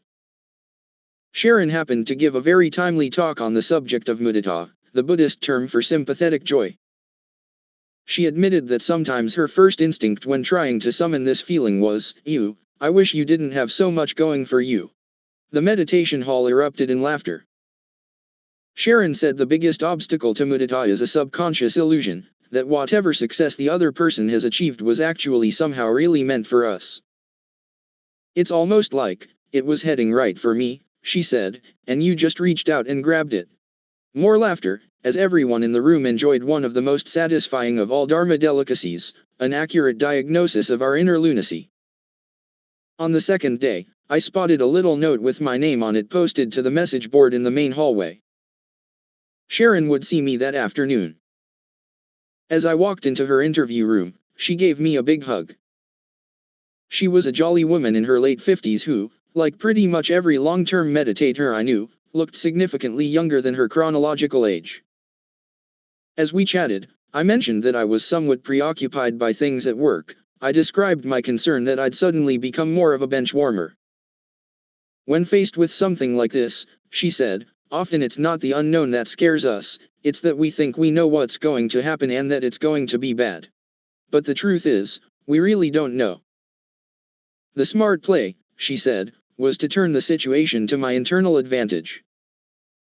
Fear of annihilation, she said, can lead to great insight, because it reminds us of impermanence and the fact that we are not in control. This got me thinking again about the wisdom of insecurity. From the comfort and remove of the sylvan idol of IMS, it hit me afresh that the security for which I had been striving was an illusion. If everything in this world was in constant decay, why expend so much energy gnashing my teeth over work? I began to examine the source of my drive. Was it rooted in my privileged upbringing? Maybe this is just what people like me did. Was it because I grew up in a town crawling with rich kids whose parents drove Porsches and BMWs, while my folks academic physicians, not bankers, drove a shit brown Plymouth Valiant and a grey Chevy Chevette? Much of my adolescence was characterized by a self-imposed feeling of lack. Now that I was a spiritual guy, maybe it was time to transcend my bourgeois conditioning? I snapped out of it quickly enough. The Buddha never said it was unkosher to strive. Right there on his Noble Eightfold Path, his list of the 8 things you had to do to get enlightened, right livelihood, was number 5. He was proud of everything he built, including his ranks of monks and nuns. He wasn't particularly modest, either. This was a man who regularly referred to himself in the third person. Here I was, 2.5 years after I'd first discovered Eckhart Tolle, still wrestling with the same question: was it possible to strike a balance between the price of security and the wisdom of insecurity? Back at the office, what I viewed as a downward spiral only continued. 2011 was a huge news year: the death of Osama bin Laden, the fall of Gaddafi in Libya, the royal wedding of William and Kate, and I didn't get tagged to cover any of it. That last one fell into the didn't he want to do it but would have liked to have been asked category, but still. At times, I managed to convince myself I was handling it pretty well. When I got into a rut, it didn't take long for me to jar myself out of it. I would use rain watching how the feelings would show themselves in my body and then labeling them with some degree of non-judgmental remove. It reminded me of how soldiers and police officers I'd interviewed described their reactions in emergency situations. They would almost always say something to the effect of, "My training kicked in." I also thought, with a degree of self-satisfaction, that having a calmer, more compassionate mind was allowing me to take a dry-eyed view of the situation, unclouded by unhelpful emotion. Rather than take it personally, I tried to see it through Ben's eyes. He was just doing the best he could to turn the news division around. Maybe I just wasn't his cup of tea. I comforted myself with the conclusion that I was engaged in a healthy acknowledgement of reality that would ultimately allow for the virtuous cycle of less unnecessary straining and better decision-making. My loving wife, however, thought I was being a total wuss. While she was glad I wasn't losing my cool, she was bewildered by the fact that her husband seemed so suddenly gelded. When a big story broke, she and I would often have text exchanges in which Bianca would urge me to advocate for myself. For example, I feel I still don't have a good approach yet to asserting myself in these situations without reverting to my old dickish ways. Bianca, I understand. But you're not going to risk anything by being slightly more aggressive about it instead of a passively available team player. I knew she wasn't trying to criticize, but I could feel defensiveness welling up anyway. I struggled not to misdirect my frustration at the one person who was trying to help me. All I wanted to do was bury my head and hope the situation went away. I just couldn't figure out the right play. By now, the nice emails from Ben had stopped because I wasn't doing anything to deserve them. Not only was I not getting tapped to cover the big stories, but I'd somehow lost my motivation to pitch and produce special investigative reports, my longtime specialty. I'd hear Ben praising people on the morning call, summoning rounds of applause from the attendees, and I wanted to do work that merited this reaction. And yet the more discouraged I got, the more trouble I had overcoming inertia. After months of drift, in July of 2011 I finally decided to act. I emailed Ben to schedule a chat, and a few days later I was in his corner office, ready to see if I could fix this thing. Between where I sat on the couch and Ben's chair was a large coffee table covered in snacks, including tall glass jars filled with pretzel sticks and licorice. There was even, curiously, a bunch of bananas. He joked that he liked to see how people managed to peel and eat a banana in front of their boss. I assumed he'd be expecting me to come at him with a litany of complaints, so after a lot of strategizing with Bianca, I decided to take a different tack. "I'm concerned," I said, "that you do not see me as part of the A-team, and I want to know how I can change your mind." His response was a thing to behold. I could practically see the wheels in his head turning as he calibrated, then recalibrated, his approach. After maybe 5 seconds of buffering, he launched into his speech. "First of all," he said, "you're wrong. I do see you as a major player. But," he went on, "there were some real problems I needed to address. Chief among them, I wasn't hustling and getting on TV enough." He said, "I think you've fallen into that classic weekend anchor trap where you have your little pocket of airtime on Saturday and Sunday, and then the rest of the week you are nowhere to be seen." This was unquestionably true. "You need to up your game," he declared.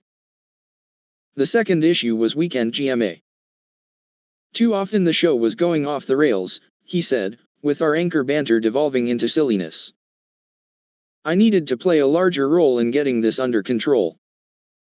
I need you to be a leading man," he said. When I put up a mild protest, arguing that I didn't want to be bossy or imperious, Ben, who knew I'd become a meditator, looked me dead in the eyes and said, in a tone that was both playful and serious, "Stop being so zen."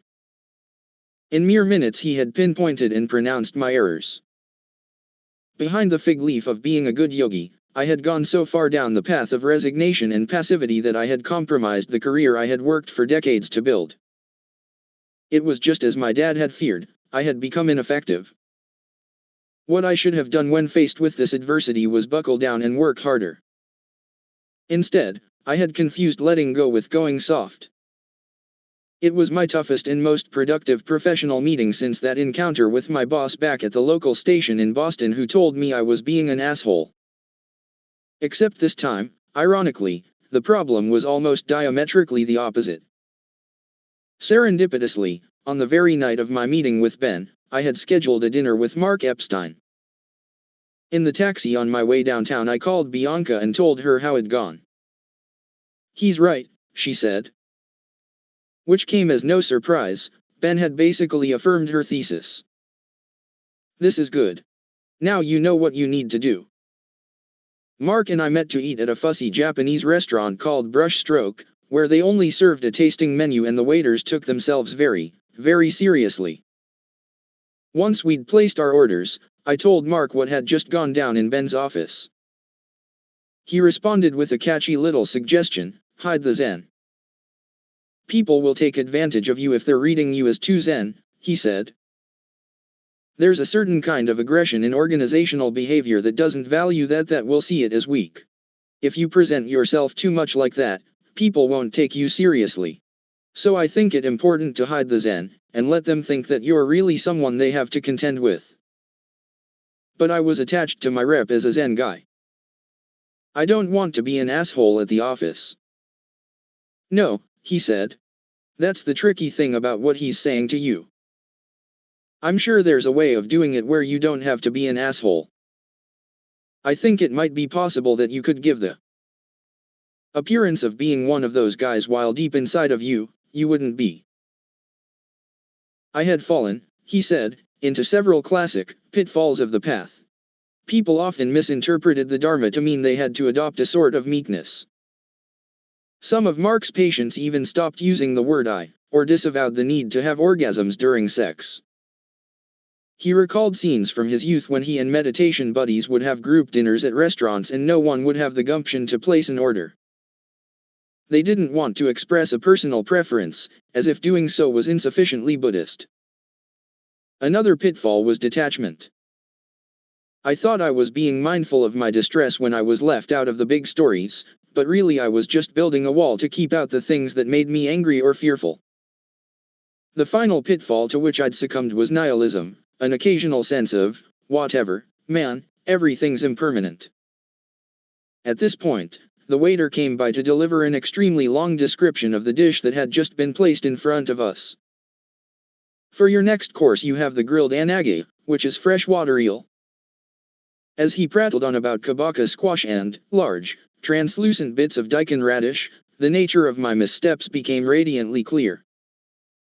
The Sufi Muslims say, praise Allah, but also tie your camel to the post. In other words, it's good to take a transcendent view of the world, but don't be a chump. Joseph often told a story about his first meditation teacher, an Indian guy named Munindra, who used to advise all of his students to keep things simple and easy. One day, Joseph came upon Munindra in the village marketplace, haggling fiercely over a bag of peanuts. When confronted about this apparent contradiction with his simple and easy mantra, his teacher explained, I said be simple, not a simpleton. When the waiter left, I said, this is really humbling. Mark, always eager to put things in the best possible light, said, I think it's like a revolution in your understanding of this material, a deeper understanding. This makes it so much more alive. Right. Right, I said. Because when everything's going well and you're being mindfully aware of stuff, that's pretty easy. That's easy. This is, like, a real conundrum. The same conundrum I'd been fixated on for years, in fact the balance between Buddhist principles and ambition. It was, I mused aloud, frustrating after all this time not to have the answer. As I sat there feeling bad for myself, it slipped right past me when Mark offered up that he actually did have an answer. It was simple, brilliant advice, but I was too preoccupied to hear it. Nonetheless, back on the job, things began to improve. At the top of the to-do list I kept in my BlackBerry, I wrote down my marching orders from the meeting with Ben, up your game, and leading man. I'd never been one for this type of sloganeering. I liked my mottos to be a touch more arch, but having these exhortations blaring out at me in all caps every time I checked the list was extremely useful. I started saying yes to every assignment that came my way, no matter how small, the way I used to do when I was an eager cub reporter. It did not go unnoticed. A mere 3 days after our meeting, the emails started coming again. The first about my writing in a GMA piece on the phone hacking accusations rocking Rupert Murdoch's British newspaper empire. Metastasizing scandal. VDeft, Dan. Good to see you on GMA. I covered the arrest of the so-called Craigslist killers, who allegedly lured their victims through a help-wanted ad. I reported from a hospital on Staten Island where they had to send away all their patients because Hurricane Irene was bearing down. I covered the child sex abuse allegations that brought down legendary coach Joe Paterno at Penn State, where I got pepper sprayed on camera during student riots. Like any good coach, Ben was satisfying to please. He savored the little things, grace notes, as he called them. When he gave a shout-out to my work on the morning call, my chest swelled more than I cared to admit. I got back into the habit of finding, pitching, and producing special reports, which I had neglected during my long slide into professional lethargy. I chased down the CEO of Philip Morris International on the street, and confronted him about the sale of cigarettes to young children in Indonesia. I reported on suburban moms who stole Adderall from their children. I investigated con men who ran a scam that involved calling people who had illegally ordered prescription drugs online and pretending to be DEA agents. They would threaten criminal charges, and then ask for bribes to make the case go away. But the story of which I was proudest involved my spending 2 days locked up in solitary confinement. The idea was to bring attention to the growing national debate over whether this kind of incarceration was torture. My producers convinced the officials at the county jail in Denver to hold me for 2 days in a cell wired up with cameras. During this time, I endured boredom, bad food, claustrophobia, and the non-stop screaming of my fellow inmates, also in solitary, many of whom were having full-on nervous breakdowns. I awoke on the first morning to the animal howls of the inmate in the cell directly beneath me. It lasted for hours. Other inmates were hollering just to let off steam, including one troublemaker a few cells down, who, upon seeing our cameras, yelled out to no one in particular, "Yo, they're making a movie. They should come suck my dick and make it a love story." On my last day in captivity, as I was walking to the shower, my mischievous neighbor shouted the following advice: "You need sandals, bro. You'll catch gingivitis." My time in solitary was a humbling reminder of the limits of meditation, or, at least, the limits of my meditation abilities. I had cockily figured I could meditate through most of the experience, but the noise level and the lack of privacy with cameras everywhere, and guards constantly peering in made it nearly impossible. To make matters worse, whenever I tried to meditate, my neighbor, who couldn't even see what I was up to, would uncannily break into karma chameleon. My meditation also suffered when I was out covering breaking news, arguably the time when I needed it most. During the Penn State story, for example, in between live shots and filing deadlines, I would try to meditate in my hotel room, but I was often unable to fight through the fatigue. In the midst of these intense work sprints, when I had less time to sleep, exercise, and meditate, I could feel my inner monologue getting testier, too, and I didn't have the wherewithal to not take the voice in my head so seriously. I looked tired in my live shot this morning. I need a haircut. I can't believe that Facebook commenter called me a major clown. The ego, that slippery son of a bitch, would use fatigue as an opportunity to sneak past my weakened defenses. My increasing story count, as we call it, may have created difficulties in my meditation practice, but it was well worth it. And this was not the only area of professional improvement. I also made some progress on weekend GMA. The upturn began one morning after the show, when Bianca found me sitting on the living room couch, once again watching and puzzling over some on-air moments with which I was dissatisfied. She grabbed the remote out of my hand and spontaneously began an hour-long clinic, starting at the top of the show and deconstructing exactly how and where I went wrong. The hellos had started well enough that morning. I was smiling and laughing alongside my co-host. As we were all encouraged to do, Paula made an unscripted joke a few seconds into the show. Bianca pressed pause on the remote. "Look what happens right here. You tense up. You can literally see it." It was true.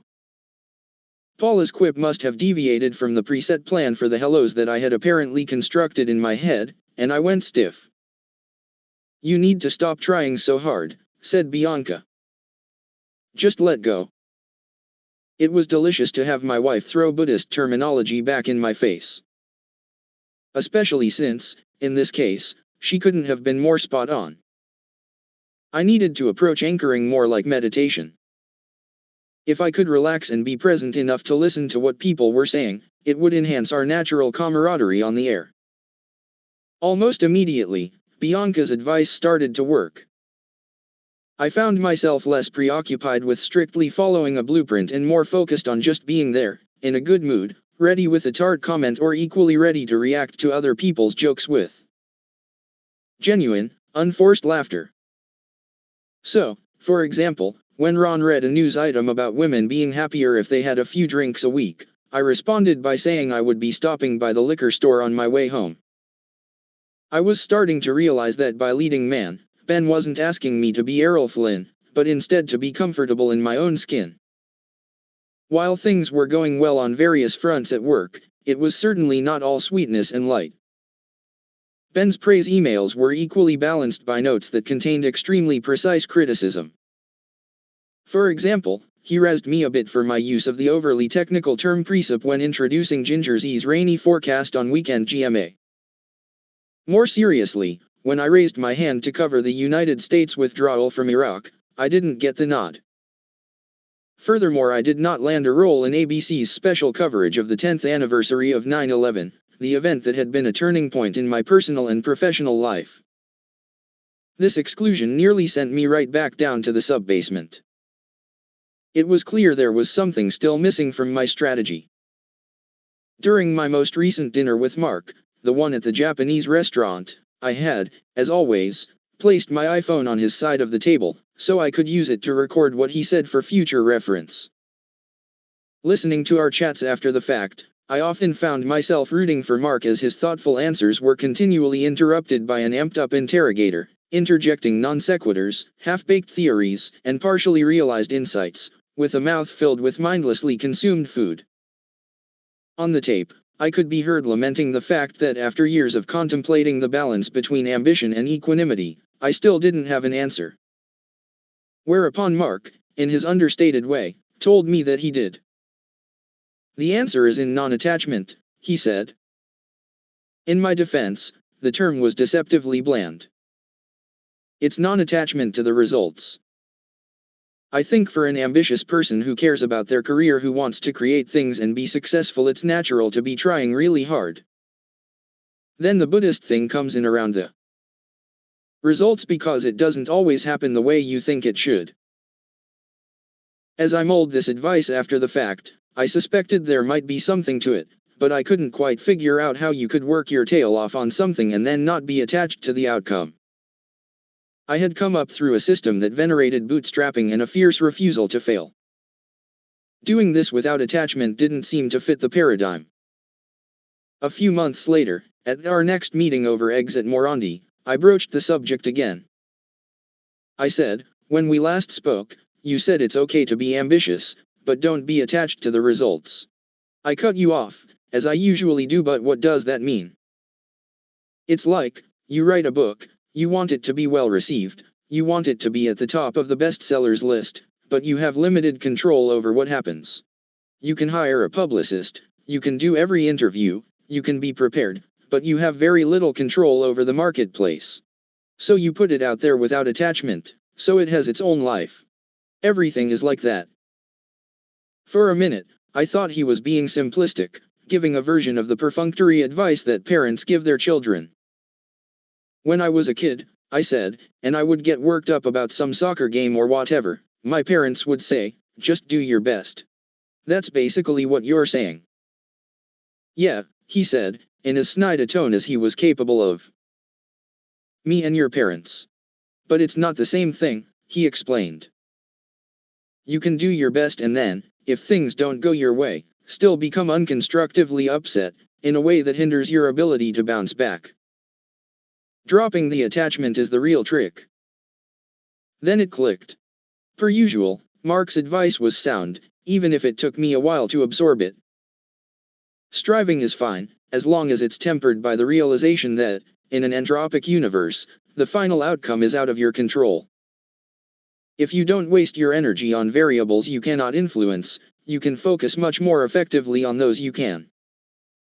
When you are wisely ambitious, you do everything you can to succeed, but you are not attached to the outcome, so that if you fail, you will be maximally resilient, able to get up, dust yourself off, and get back in the fray. That, to use a loaded term, is enlightened self-interest. It brought to mind a meeting we'd had at ABC a few months before the 2012 election. A small group of reporters, anchors, and executives were in a conference room, clustered around David Axelrod, who was conducting President Obama's re-election campaign.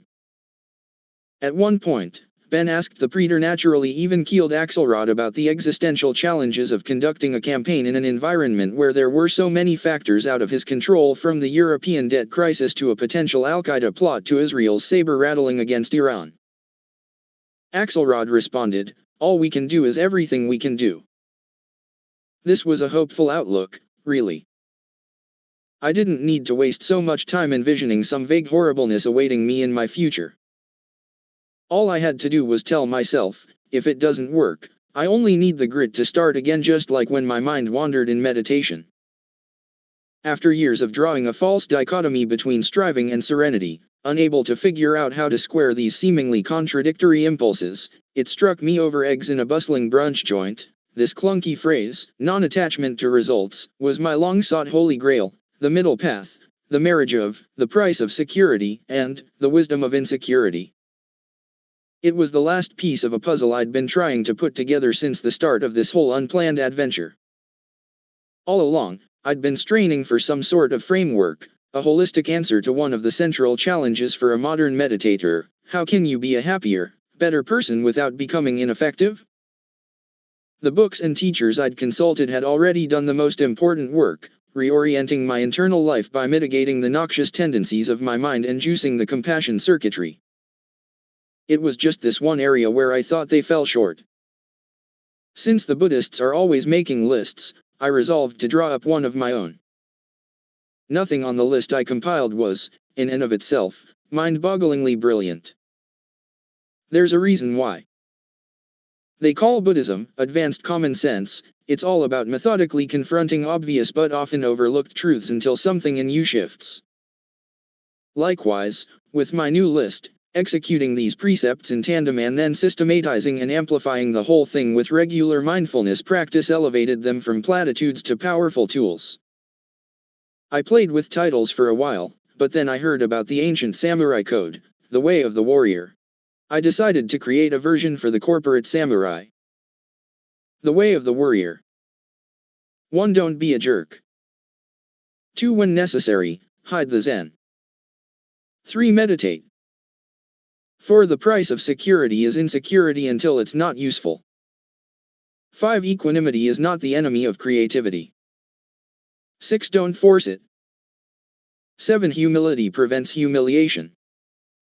8. Go easy with the internal cattle prod. 9. Non-attachment to results. 10. What matters most?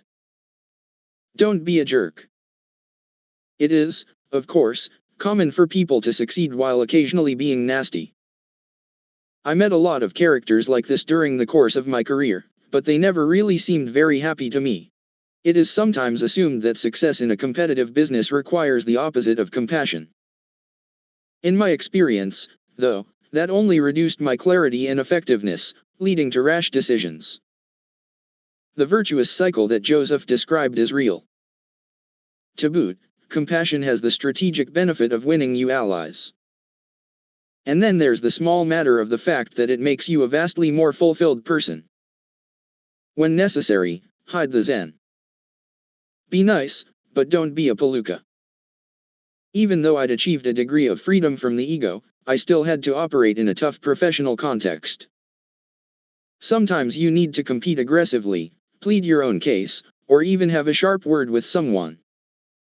It's not easy, but it's possible to do this calmly and without making the whole thing overly personal. Meditate. Meditation is the superpower that makes all the other precepts possible. The practice has countless benefits from better health to increased focus to a deeper sense of calm, but the biggie is the ability to respond instead of react to your impulses and urges. We live our life propelled by desire and aversion. In meditation, instead of succumbing to these deeply rooted habits of mind, you are simply watching what comes up in your head non-judgmentally. For me, doing this drill over and over again had massive off-the-cushion benefits, allowing me at least 10% of the time to shut down the ego with a Reagan-esque, "There you go again." The price of security is insecurity until it's not useful. Mindfulness proved a great mental thresher for separating wheat from chaff, for figuring out when my worrying was worthwhile and when it was pointless. Vigilance, diligence, the setting of audacious goals, these are all the good parts of insecurity. Hunger and perfectionism are powerful energies to harness. Even the much maligned, comparing mind, can be useful.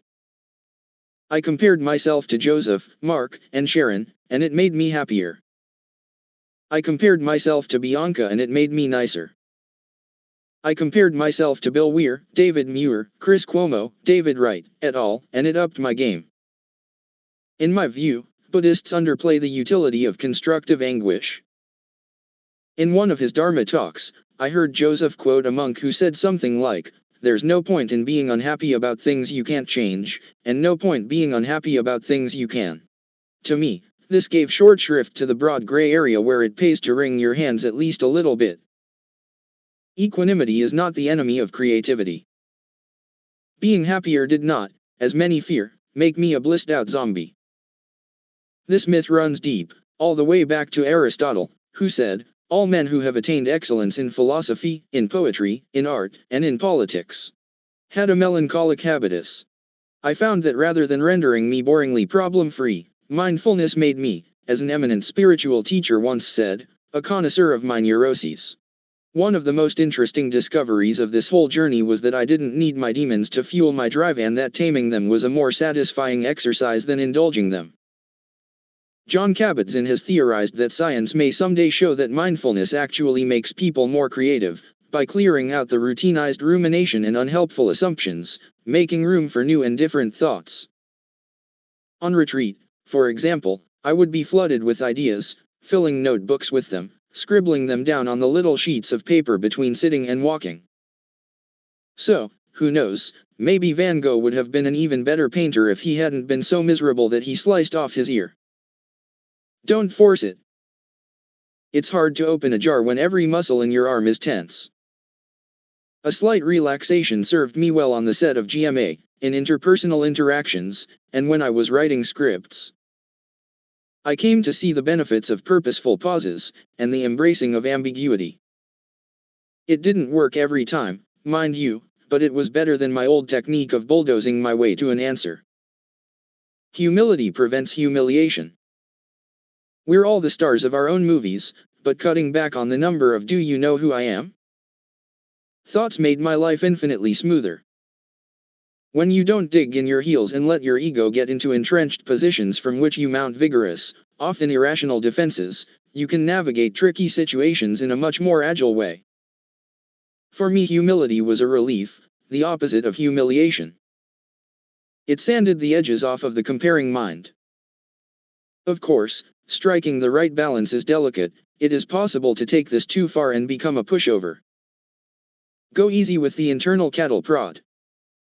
As part of my price of security mindset, I had long assumed that the only route to success was harsh self-criticism. However, research shows that firm but kind is the smarter play. People trained in self-compassion meditation are more likely to quit smoking and stick to a diet. They are better able to bounce back from missteps. All successful people fail. If you can create an inner environment where your mistakes are forgiven and flaws are candidly confronted, your resilience expands exponentially. Non-attachment to results. Non-attachment to results plus self-compassion equals a supple relentlessness that is hard to match. Push hard, play to win, but don't assume the fetal position if things don't go your way. This, I came to believe, is what T.S. Eliot meant when he talked about learning to care and not to care. What matters most? One day, I was having brunch with Mark and Joseph, forcing them to help me think about the balance between ambition and equanimity for the umpteenth time. After the entrees and before dessert, Joseph got up to hit the bathroom. He came back smiling and pronounced, "I've figured it out." A useful mantra in those moments is, what matters most. At first, this struck me as somewhat generic, but as I sat with the idea for a while, it eventually emerged as the bottom line, gut check precept. When worrying about the future, I learned to ask myself, what do I really want? While I still loved the idea of success, I realized there was only so much suffering I was willing to endure. What I really wanted was aptly summed up during an interview I once did with Robert Schneider, the self-described spastic lead singer for the psych pop group, Apples in Stereo. He was one of the happiest seeming people I'd ever met, constantly chatting, perpetually in motion. He just radiated curiosity and enthusiasm. Toward the end of our interview, he said, "The most important thing to me is probably, being kind and also trying to do something awesome." I proudly presented my list to Bianca. Her response was to flash an impish grin and say, "But you're not actually practicing these." Specifically, she was referring to the first one about not being a jerk. "This is aspirational, not operational," I assured her. While imperfectly applied, my precepts were having salutary effects at the office. 9 months after my initial meeting with Ben, I requested another meeting, this time to ask him a specific question related to this book. I wanted to make sure he was okay with my including old stories of drug abuse. It was the first time I was telling anyone in power about the real story behind my panic attacks. It was fascinating to watch the twitch of recognition on his face as he recalled and reevaluated the event. We discussed the pros and cons of disclosure. Ultimately, he said he would have my back, whatever I decided. Then, unprovoked, he raised the subject of the 2 mantras he had created for me in our last meeting, and declared that I had, in his eyes, fully succeeded in both, upping my game and becoming a leading man. For good measure, he also pointed out that while he had enjoyed a recent story I'd done for Nightline on a squad of teenage girl exorcists, he thought I could have used a cleaner shave. Epilogue. As I write this, in the fall of 2013, it's been 5 years since I first read Eckhart Tolle, 4 years since I started meditating, and more than 2 years since I had my pivotal meeting with Ben Sherwood. I have 3 significant updates since the end of the last chapter. These include a flip-flop, a promotion, and I guess what you might call a moment of clarity. Let's start with the volte-face. To my profound surprise, I've pulled something of a reversal on enlightenment. As with most of my changes of heart, this one was rooted in science. During my travels in the mindfulness subculture, I heard about a group of young neuroscientists taking a bold, public stance. Unlike their Jubuladin predecessors, who, like John Kabat-Zinn, have bent over backward to distance themselves from traditional Buddhism, these young guns are unabashedly interested in liberation, rather than just stress reduction. They've been doing fMRIs of advanced practitioners. While they haven't proven that enlightenment is real by, say, finding the brain signature for stream entry or erhenthood, they are interested in trying. I was, to say the least, intrigued. I made friends with one of these scientists, Dr. Judd Brewer, a compact 38-year-old with short brown hair, perfect teeth, and an ebullient manner that reflects both his earnest Indiana roots and Ivy League pedigree. In the course of his research at Yale, he had invented something potentially revolutionary, a real-time neurofeedback mechanism that allows meditators to see when they're shutting down the default mode network of their brains, the so-called selfing regions, that are active during most of our waking, mindless hours. From inside the narrow tube of the scanner, the meditator can see, via a mirror, a small computer monitor. When the DMN is deactivated, the screen goes blue. When the ego is chattering, the screen goes red. Essentially, Judd's invention tells people whether they're meditating correctly. He's had a dozen or so people who claimed to be highly attained practitioners hop in the scanner. Many of them made the machine go deeply blue. Judd's vision for his technology is that it could teach average Joes how to meditate so well that they wouldn't waste their time doing it incorrectly, which would then put them on a speedier path toward enlightenment. Over plates of pasta one day, I pressed Judd on the whole notion of liberation. Why am I wrong to think enlightenment is this weird piece of bullshit baked into this otherwise really helpful program? He explained that the brain is a pleasure-seeking machine. Once you teach it, through meditation, that abiding calmly in the present moment feels better than our habitual state of clinging, over time, the brain will want more and more mindfulness. He compared it to lab rats that learn to avoid an electric shock. When you see that there's something better than what we have, said Judd, then it's just a matter of time before your brain is like, why the fuck am I doing that? I've been holding on to a hot coal. If you give your brain enough of a taste of mindfulness, it will eventually create a self-reinforcing spiral, a retreat from greed and hatred that could, Judd insisted, potentially lead all the way to the definitive uprooting of negative emotions. Why would it stop? He said. Evolutionarily, it doesn't make sense that it would stop. Does water seek out the lowest level? This was the first rational explanation I'd heard for enlightenment yet. I found myself sitting there, nodding my head in agreement, stunned by the fact that I was doing so. I could barely believe it, but I was actually thinking, should I be gunning for stream entry? Perhaps this was another arena in which I needed to up my game? To make sure I wasn't losing my mind, I called the most skeptical person I knew, Sam Harris. Lo and behold, he, too, said enlightenment was real, although he used a different analogy. Just as it's possible for humans to train to be fast or strong enough to compete in the Olympics, he argued we can practice to be the wisest or most compassionate version of ourselves.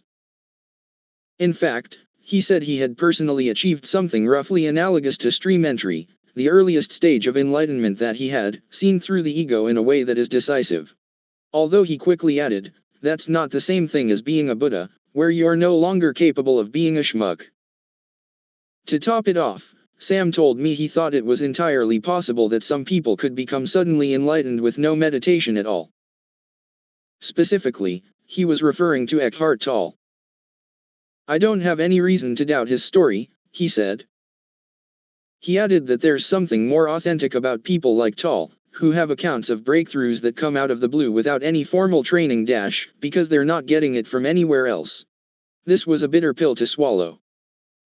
Mockery of Tal had been my one true north on this journey. Now, as the Buddhists say, maybe I had to let it go. I went back and read that first Tal book, the one that kicked off my whole spiritual odyssey, and while it still struck me as flowery and bizarre, it made a lot more sense to me now than it did 5 years ago. When I first read A New Earth, I had rolled my eyes when Tal rather immodestly promised that his book would initiate the awakening process in the reader. Now I had to admit that, in my case, the weird little German man was, in a sense, right. Here's where I've come down on this. For now, I don't know if it's possible to be enlightened, either through meditation, or through a Tal-style sudden awakening. I'm agnostic but not with the deadening incuriosity that characterized my stance before I began this whole trip. I now realize that on the issue of enlightenment I was blinded by my own skepticism. All the poetic language about the Buddha sitting under a tree and reaching the beyond, the deathless, the very hard to see, and so forth had provoked a sort of intellectual gag reflex. I had, in essence, inverted the normal quandary that spiritual seekers face. Instead of a meat puppets-esque, open your mind, in pours the trash, I had closed my mind prematurely. This whole experience had been a process of my seeing over and over that many of my assumptions were wrong. Enlightenment was perhaps the latest example. I do know one thing for sure, there's much more for me to do. Whether or not 100% happy is achievable, I can definitely be more than 10% happier, and I'm excited to try. I often think about a quote from a writer I admire named Jeff Warren, who called meditation the next frontier of human exploration. It's insanely encouraging to see that my Jubuletan friends, all a full generation older than me, are still as excited about this stuff as when they were in their 20s. Mindfulness, happiness, and not being a jerk are skills I can hone the rest of my life every day, every moment, until senility or death. And the payoff is less reactivity, less rumination, and who knows? Maybe stream entry. I have willingness and curiosity. I have confidence and trust. I guess another word I could use is faith. The next update is more down to earth. The other day on October 7, 2013, at 11 a.m., to be exact, Ben asked me to meet him on the set where we shoot most of our major broadcasts. He stuck out his hand and offered me a job as one of the co-anchors of Nightline.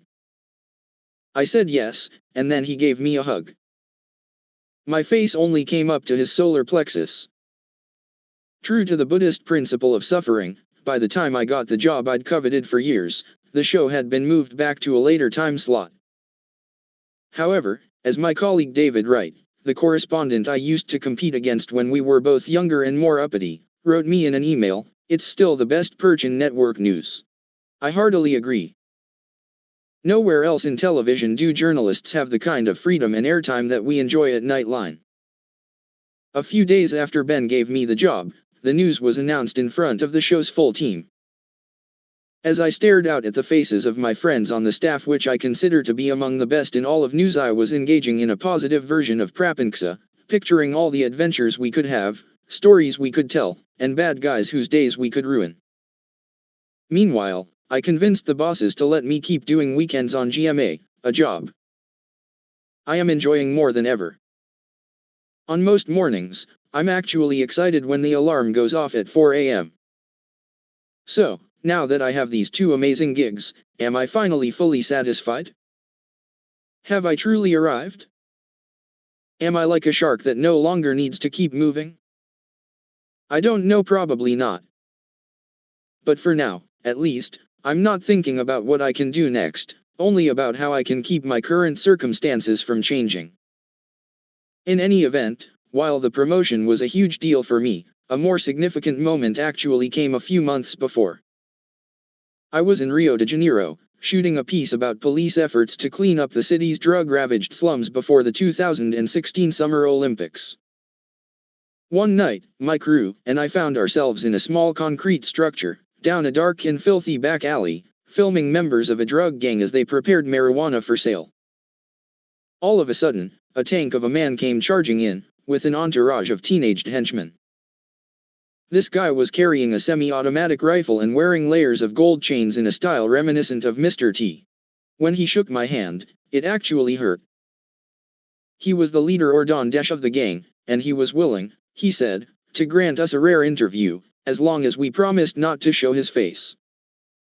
We hastily set up our cameras, with the Don's heavily armed lieutenants looming over my producer's shoulder, peering into the viewfinder to make sure we didn't compromise the boss's anonymity. When the interview got underway, I asked him, "Would you describe your work as dangerous?" "Your job is dangerous," he said. "What if I decided to kill or kidnap you right now?" Awkward silence. I was 97% sure the Don was kidding, but the remaining 3% was enough to throw me into a funny headspace. What followed was what I'm calling, for lack of a better term, a moment of clarity. Again, nothing mystical, just a series of thoughts, realizations, and entreaties that arose in a flash. It began with an internal plea, "Dear drug lord, please don't kill me just when I've finally gotten my shit together." This was followed by a sort of stock-taking, a review of how far I'd come since my bad old days of mindlessness, the days when I might have come face to face with a drug dealer under entirely different circumstances. It struck me that the voice in my head is still, in many ways, an asshole. However, mindfulness now does a pretty good job of tying up the voice and putting duct tape over its mouth. I'm still a maniacally hard worker, I make no apologies for that. I still believe firmly that the price of security is insecurity, that a healthy amount of neuroticism is good. But I also know that widening my circle of concern beyond my own crap has made me much happier. Paradoxically, looking inward has made me more outward-facing and a much nicer colleague, friend, and husband to the wonderful Bianca. And while I still worry about work, learning to care and not to care, at least 10% of the time, has freed me up to focus more on the parts of the job that matter most, such as covering great stories like this one. Then I sent one more little mental plea to the drug lord. Meditation has made me much less reliant on unstable and constantly changing external circumstances. My happiness is much more self-generated. In other words, I'm increasingly comfortable with impermanence, but not so comfortable that I am okay with you erasing me right this very moment. As I said, this all happened very quickly. Seconds after he issued his threat, the drug lord's ample belly began to shake with laughter. "Tell him I'm joking," he said to my translator. The gangster then reached out and put his bare claw on my shoulder, in what was either supposed to be a gesture of reassurance or intimidation, or a little of both, while I chuckled nervously and gulped down saliva. I had one more thought. Ironically, it was the exact same thought I had had more than a decade prior, at the beginning of this odyssey, on the top of that mountain in Afghanistan when I was shot at for the first time. I hope we're rolling on this. Acknowledgements. In the immortal words of Jay-Z, first of all, I want to thank my Connect. Huge gratitude to my wife, Dr. Bianca Harris, for making me 100% happier before I became 10% happier. Thank you for introducing me to the work of Dr. Mark Epstein, for tiptoeing around our little apartment when I'm meditating, for putting up with my going on retreats, and for helping me every step of the way with this book, even though you were uncomfortable with my repeatedly gushing about your brilliance and beauty. I love you. Speaking of the amazing Mark Epstein, I want to thank him for agreeing for reasons I'll never fully understand to make friends with an obnoxiously inquisitive stranger. I want to thank all of my Jubuletin friends, including Mark, Joseph Goldstein, Sharon Salzberg, Daniel Goleman, and Tara Bennett Goleman, John Kabat-Zinn, and Richie Davidson. You guys changed my mind.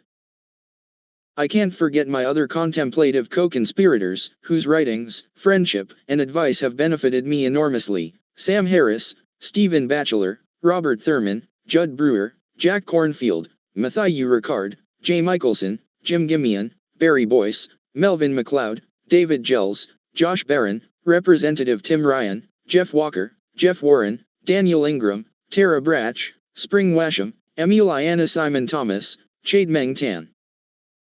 Mirabai Bush, Vince Horn, Elizabeth Stanley, Janice Martirano, Soren Gordhamer, and Gino Gibson. I was lucky enough to have a volunteer army of first readers, who dedicated truly unreasonable amounts of their personal time, and saved me from embarrassing myself in countless ways.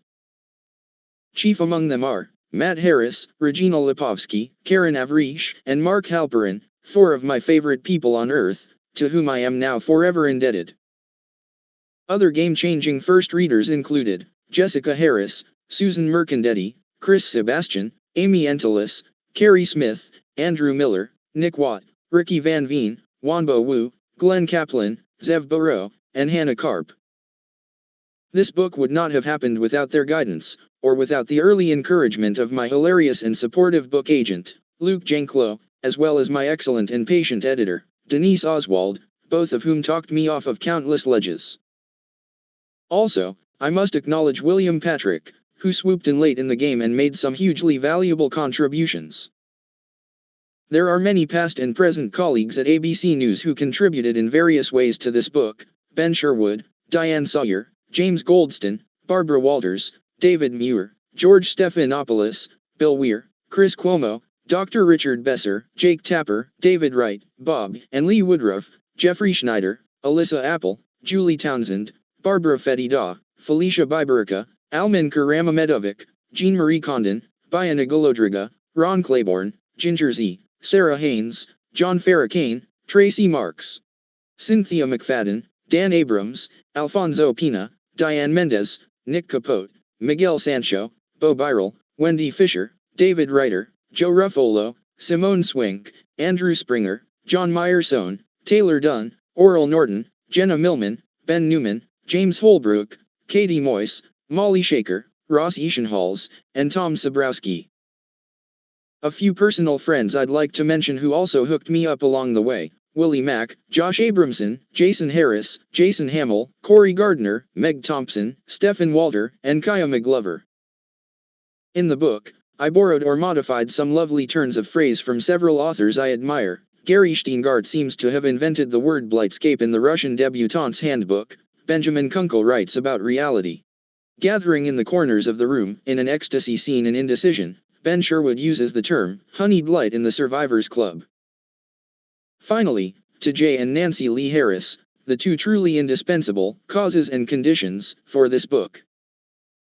This seems like a good place to note, for the record, something my dad recently said that surprised me. The price of security is insecurity line was not, in fact, his personal motto, but instead something he concocted to make his anxious young son feel better about worrying so much. So apparently, the advice was not strategic, but rather compassionate. It only took me 4 decades to figure out how to put it to use wisely.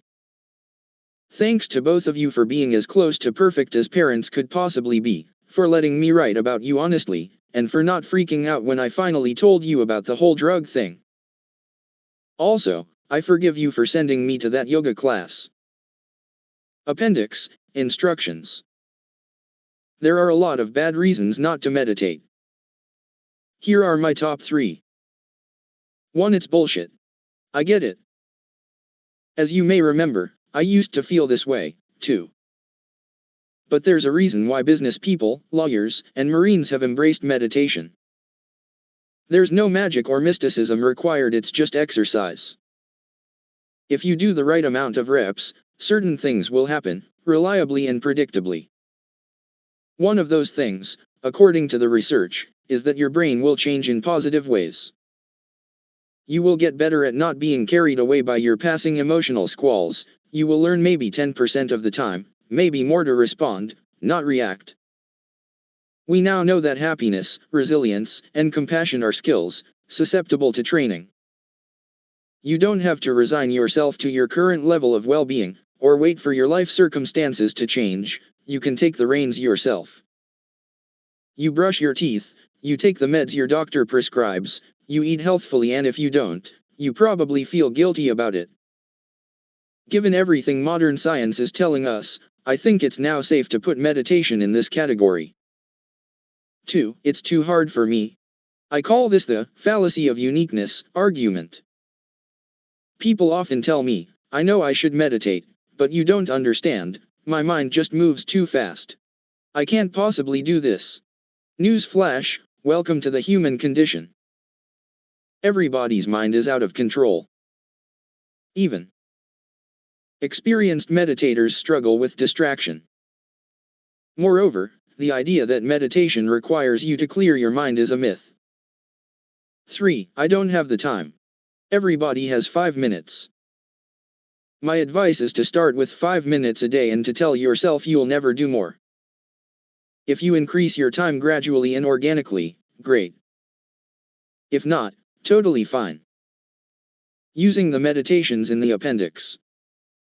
Since booting up a meditation habit can be tricky, I've included a range of guided meditation instructions in this appendix from some of my favorite teachers, including Joseph Goldstein and Spring Washam. All of the meditations included here are also available for free on the 10% Happier app, so you have the option of listening to a teacher walk you through the meditation you choose. My advice is to experiment with both guided and unguided meditations and see what works. My colleagues at the 10% Happier app have also unlocked our flagship beginning meditation course for you. It's called The Basics. And we've found that people who take this course are literally 10 times more likely to establish an abiding meditation practice. Each session in The Basics includes a quick video lesson followed by a guided audio meditation from Joseph. Go to download the app and unlock this content. Basic Mindfulness Meditation. 1. Sit comfortably. You don't have to twist yourself into a cross-legged position unless you want to, of course. You can just sit in a chair. Whatever your position, you should keep your spine straight, but don't strain. 2. Feel your breath. Pick a spot, nose, belly, or chest. Really try to feel the in-breath and then the out-breath. 3. This one is the key. Every time you get lost in thought, which you will, thousands of times, gently return to the breath. I cannot stress strongly enough that forgiving yourself and starting over is the whole game. As my friend and meditation teacher Sharon Salzberg has written, beginning again and again is the actual practice, not a problem to overcome, so that one day we can come to the real meditation. Pro tips. To stay focused on the breath, try making a soft mental note, like an end out. Noting, as it's called, can also be useful when something strong such as itches, pain, worries, or hunger comes along and drags your attention away from the breath. The act of applying a label, planning, throbbing, fantasizing can objectify whatever's going on, making it much less concrete and monolithic. Another trick for staying focused is to count your breaths. Start at 1, and every time you get lost, start over. When you reach 10, if you ever reach 10, start back at 1. Try to meditate every day. Regularity is more important than duration. Use a guided meditation to help stay on track. I built the 10% Happier app with Joseph Goldstein and other clear, qualified, and cool teachers to help with this. Find friends who are also interested in meditation. It's not a must, but sitting with a group or merely having people with whom you can discuss your practice can have an HOV lane effect. Find a teacher you trust. Meditation can be a lonely and subtle business. It really helps to have some personal guidance. If you live in a remote area, there are teachers who offer lessons over Skype. Beginning meditators are sometimes advised to sit at the same time and in the same place every day. If, like me, your schedule is unpredictable and involves a lot of travel, don't worry about it. I sit whenever and wherever I can fit it in. Every once in a while, do a little reading about meditation or Buddhism. Even though the basic instructions are simple, hearing them repeatedly can be useful. It's the opposite of airplane safety announcements. Also, since the practice itself often feels stupid, glancing at even a few passages of a good book can be a helpful reminder of the intellectual underpinnings of the practice, which are extremely compelling. Here are some books I like. On Meditation. Real Happiness, Sharon Salzberg. Insight Meditation, Joseph Goldstein. On Buddhism and Mindfulness in General, Going to Pieces Without Falling Apart, Dr. Mark Epstein. Buddhism Without Beliefs, Stephen Batchelor. FAQs. Remind me, what's the point of this? Meditation is the best tool I know for neutralizing the voice in the head. As discussed, the ego is often a hatchery of judgments, desires, assumptions, and diabolical plans. The act of simply feeling the breath breaks the habits of a lifetime. For those short snatches of time when you are focused on the rise and fall of the abdomen or the cool air entering and exiting the nostrils, the ego is muzzled. You are not thinking, you are being mindful, an innate but underused ability we all have, which allows us to be aware without judging. When you repeatedly go through the cycle of feeling the breath, losing your focus, and hauling yourself back, you are building your mindfulness muscle the way dumbbell curls build your biceps. Once this muscle is just a little bit developed, you can start to see all the thoughts, emotions, and physical sensations that carom through your skull for what they really are, little squirts of psychic energy without any concrete reality of their own. Imagine how massively useful this can be. Normally, for example, when someone cuts you off in traffic or online at Starbucks, you automatically think, "I'm pissed." Instantaneously, you actually become pissed. Mindfulness allows you to slow that process down. Sometimes, of course, you're right to be pissed.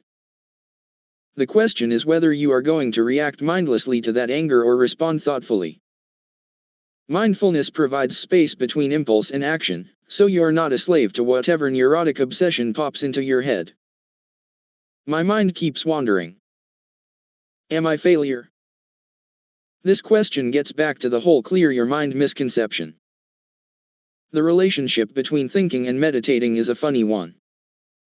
Thoughts are simultaneously the biggest obstacle to meditation, and also an unavoidable part of it, like the opposing team in basketball, or the hurdles in track. The goal is not to erase the obstacles, but to play as well as possible. So, again, this entire endeavor revolves around moments of mindfulness, interrupted by periods of distraction, then gently catching yourself and returning to the breath. Over time, the mindfulness may grow longer and the wandering shorter. Not incidentally, the ability to begin again and again has significant, off-the-cushion, benefits. It creates a resilience that can be enormously useful when confronting the ups and downs of everyday life. How come I don't feel relaxed? This really sucks. First of all, when you learn any new skill, Urdu, French horn, crumping, whatever, it is often awkward and difficult at the beginning. Second, write down this quote from John Kabat-Zinn and put it up on your wall. Meditation is not about feeling a certain way. It's about feeling the way you feel. It's amazing how many times I can hear this message and yet forget it when I sit down to meditate. You don't need to achieve some special state, you just need to be as aware as possible of whatever's happening right now. This is what the Buddhists mean by letting go, better translated as letting be. Meditation became much easier for me when I stopped holding myself responsible for what was happening in my head.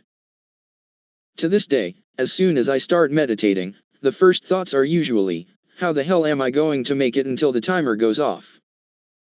Why am I even doing this? But I haven't summoned those complaints. They just come out of the void. So rather than lapse into what Sharon Salzberg calls a judgment jag, I just note the thoughts as complaining or rushing or doubt. Yet again, there are massive off-the-cushion consequences to cultivating this attitude. Just because your spouse or your kids are driving you nuts does not mean you are a bad person. You can't control what comes up, only how you respond. You keep talking about this notion that you can't help what we feel, only how you respond, but I want to feel different things. Won't meditation do that for me? In my experience, yes, it will. Not right away, of course, and not entirely. But as you learn to stop feeding your habitual thought and emotional patterns through compulsive mental churning, you will make room for new things. If I'm in physical pain, should I change position? I know this stinks, but the advice is to sit still and investigate the discomfort. If you look closely, you'll see the pain is constantly changing. Try to note it, stabbing, throbbing, pulling, etc. You may find that it's not the pain that is intolerable, but instead your resistance to it.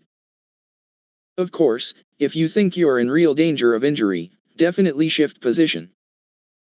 I keep falling asleep. This is not a new problem. The Buddhists, perhaps unsurprisingly, have lists of things you can do to fight fatigue. Meditate with your eyes open. Do walking meditation. Investigate the feeling of fatigue. Where do you feel it in your body? Is your head heavy? Your forehead buzzy? Do metta. Pull your ears, or rub your hands, arms, legs, and face. Splash water on your face. If all else fails, go to bed. Also, consider the possibility that you're constipated. This is so unbelievably boring. Boredom, also not a new problem. The advice here is similar to how you should handle pain and fatigue. Investigate. What does boredom feel like? How does it manifest in your body? Whatever comes up in your mind can be co-opted and turned into the object of meditation. It's like in judo, where you use the force of your enemy against him. Another trick for overcoming boredom is to increase the level of difficulty in your meditation. Try feeling the breath more closely. Can you catch the beginning and the end of an in or out breath? Can you see yourself subtly leaning forward into the next breath instead of being exactly where you are? Can you note the intervals between breaths? Maybe, if those periods are long enough, you can designate a few touch points. Quickly bring your attention to your butt or your hands or your knees before the next breath resumes. I keep trying to feel the breath as it naturally occurs, but every time I focus on it, I involuntarily start to control it, so it feels artificial. Doesn't matter. As Joseph Goldstein says, this is not a breathing exercise. You don't have to breathe a certain way. If you want, you can even take sharper breaths so that it's easier to feel them. What matters here is the mindfulness, not the breath. What if I feel panicky and hyperventilate every time I try to watch my breath? This is not uncommon. Fortunately, there are many variations of mindfulness meditation. To wit, open awareness. Teacher, Joseph Goldstein. 1. Take a comfortable seat and close your eyes. 2. Settle into the awareness of your body sitting. Sit, and know you're sitting. 3. Become aware of your body breathing. Breathing in, know you're breathing in. Breathing out, know you're breathing out. 4. Other experiences may arise that take you away from the breath. As these other objects become predominant sound, a physical sensation, or a thought, use a soft mental note to frame that experience. When that experience is no longer predominant, simply return to noticing the breath or the sitting posture. 5. Now move into a period of open awareness. Instead of returning to the breath after being mindful of different experiences, simply be mindful in a relaxed way. Lightly hold the question, what is being known, in the mind as each new experience presents itself. Practice being open to the flow of experience. 6. If you feel the mind is getting scattered, less focused, increasingly lost in thought, release the open awareness practice, and refocus on the feeling of the breath. Mindful while walking. Teacher, Sharon Salzberg. Being mindful while walking is among the most easily accessible ways of being present and calm. Whether you're strolling outside or just heading to the next meeting, use these instructions to bring awareness into the activity of movement. 1. Begin by walking at a normal pace. Feel the sensations of your feet touching the ground. There's no need to look down to feel your feet. Aim your attention at the actual sensations of walking. Notice each step as it occurs. 2. This is not an intellectual exercise, knowing which muscle group is doing what. Instead, you're feeling hardness, softness, tightness, relaxation whenever it might be. You don't have to name these sensations, just feel them as you walk at a normal pace. 3. If your attention wanders, if you become lost in thought, see if you can simply recognize that and return your attention to the sensations of walking. 4. After some time, if you wish, you can slow down a bit. Feel more precisely the sensations of your feet lifting up, moving forward, placing your next step. 5. When you're ready, finish walking as you would normally. See if you can bring this careful attention to sensations in your body throughout the day. Body scan for sleep. Teacher, Sabine Selassie. Many of us settle into bed at night with our minds still racing from the activity of the day or filled with tomorrow's to-do list. This meditation is a guided relaxation to help you wind down and prepare for a restful night's sleep. 1. Start by lying on your back. Rest your arms comfortably at your sides and allow your feet to fall away from each other. 2. Breathing deeply into the belly is shown to help calm and relax your whole system. Place a hand on your belly and begin by slightly exaggerating the breath. Breathing deeply. In, feel the belly and hand rise. Breathing out, feel them fall. After several cycles, allow the breath to come to its natural rhythm. 3. Now we're going to scan from the feet to the head with the intention of releasing any tension and relaxing into sleep. 4. Bring awareness to the feet. What sensations do you feel in the feet? There's no right way to feel the body, just notice what comes into your awareness. There may be sensations of air moving against bare skin, or feelings of the blanket or sheet against the skin. 5. Move to the ankles and notice any sensations there. You might notice tingling, numbness, tension, temperature, pain, or no sensation at all. Just notice with curiosity. 6. Continue moving up the body, noticing what sensations are present and giving that area a gentle suggestion to relax and release. 7. I hope you have a restful sleep. Loving Kindness Meditation. Teacher, Spring Washam. Metta is a heart-based practice focused on developing the quality of loving kindness. This practice cultivates self-love, compassion, and altruistic feelings toward others, and can be used as an antidote to self-hatred and anger. 1. This practice involves picturing a series of people and sending them good wishes. Start with yourself. Generate as clear a mental image of yourself as possible at whatever age generates the most natural sense of goodwill. 2. Repeat the following phrases: may I be happy, may I be healthy, may I be safe, may I live with ease. Do this slowly and let the sentiment land. You are not forcing your well wishes, you're offering them up, just as you would a cool drink. Success is not measured by whether you generate any specific emotion. The point is to hone the intention of kindness. Every time you do, you're strengthening your capacity for kindness. 3. Many people will start feeling anger, sadness, or numbness as they begin learning this practice. This is good progress. Be patient with these periods and the meditation will slowly loosen them with time. You're not doing anything wrong. 4. After you've wished the phrases for yourself, move on to someone in each of the following categories: a benefactor, a close friend, a neutral person, a difficult person, and, finally, all beings. 5. It's helpful to begin learning this practice in the most natural way possible. Stick with yourself or the category that is easiest for you until the practice becomes familiar. Then come back to the classical progression. Stress is natural. Teacher, Alexis Santos.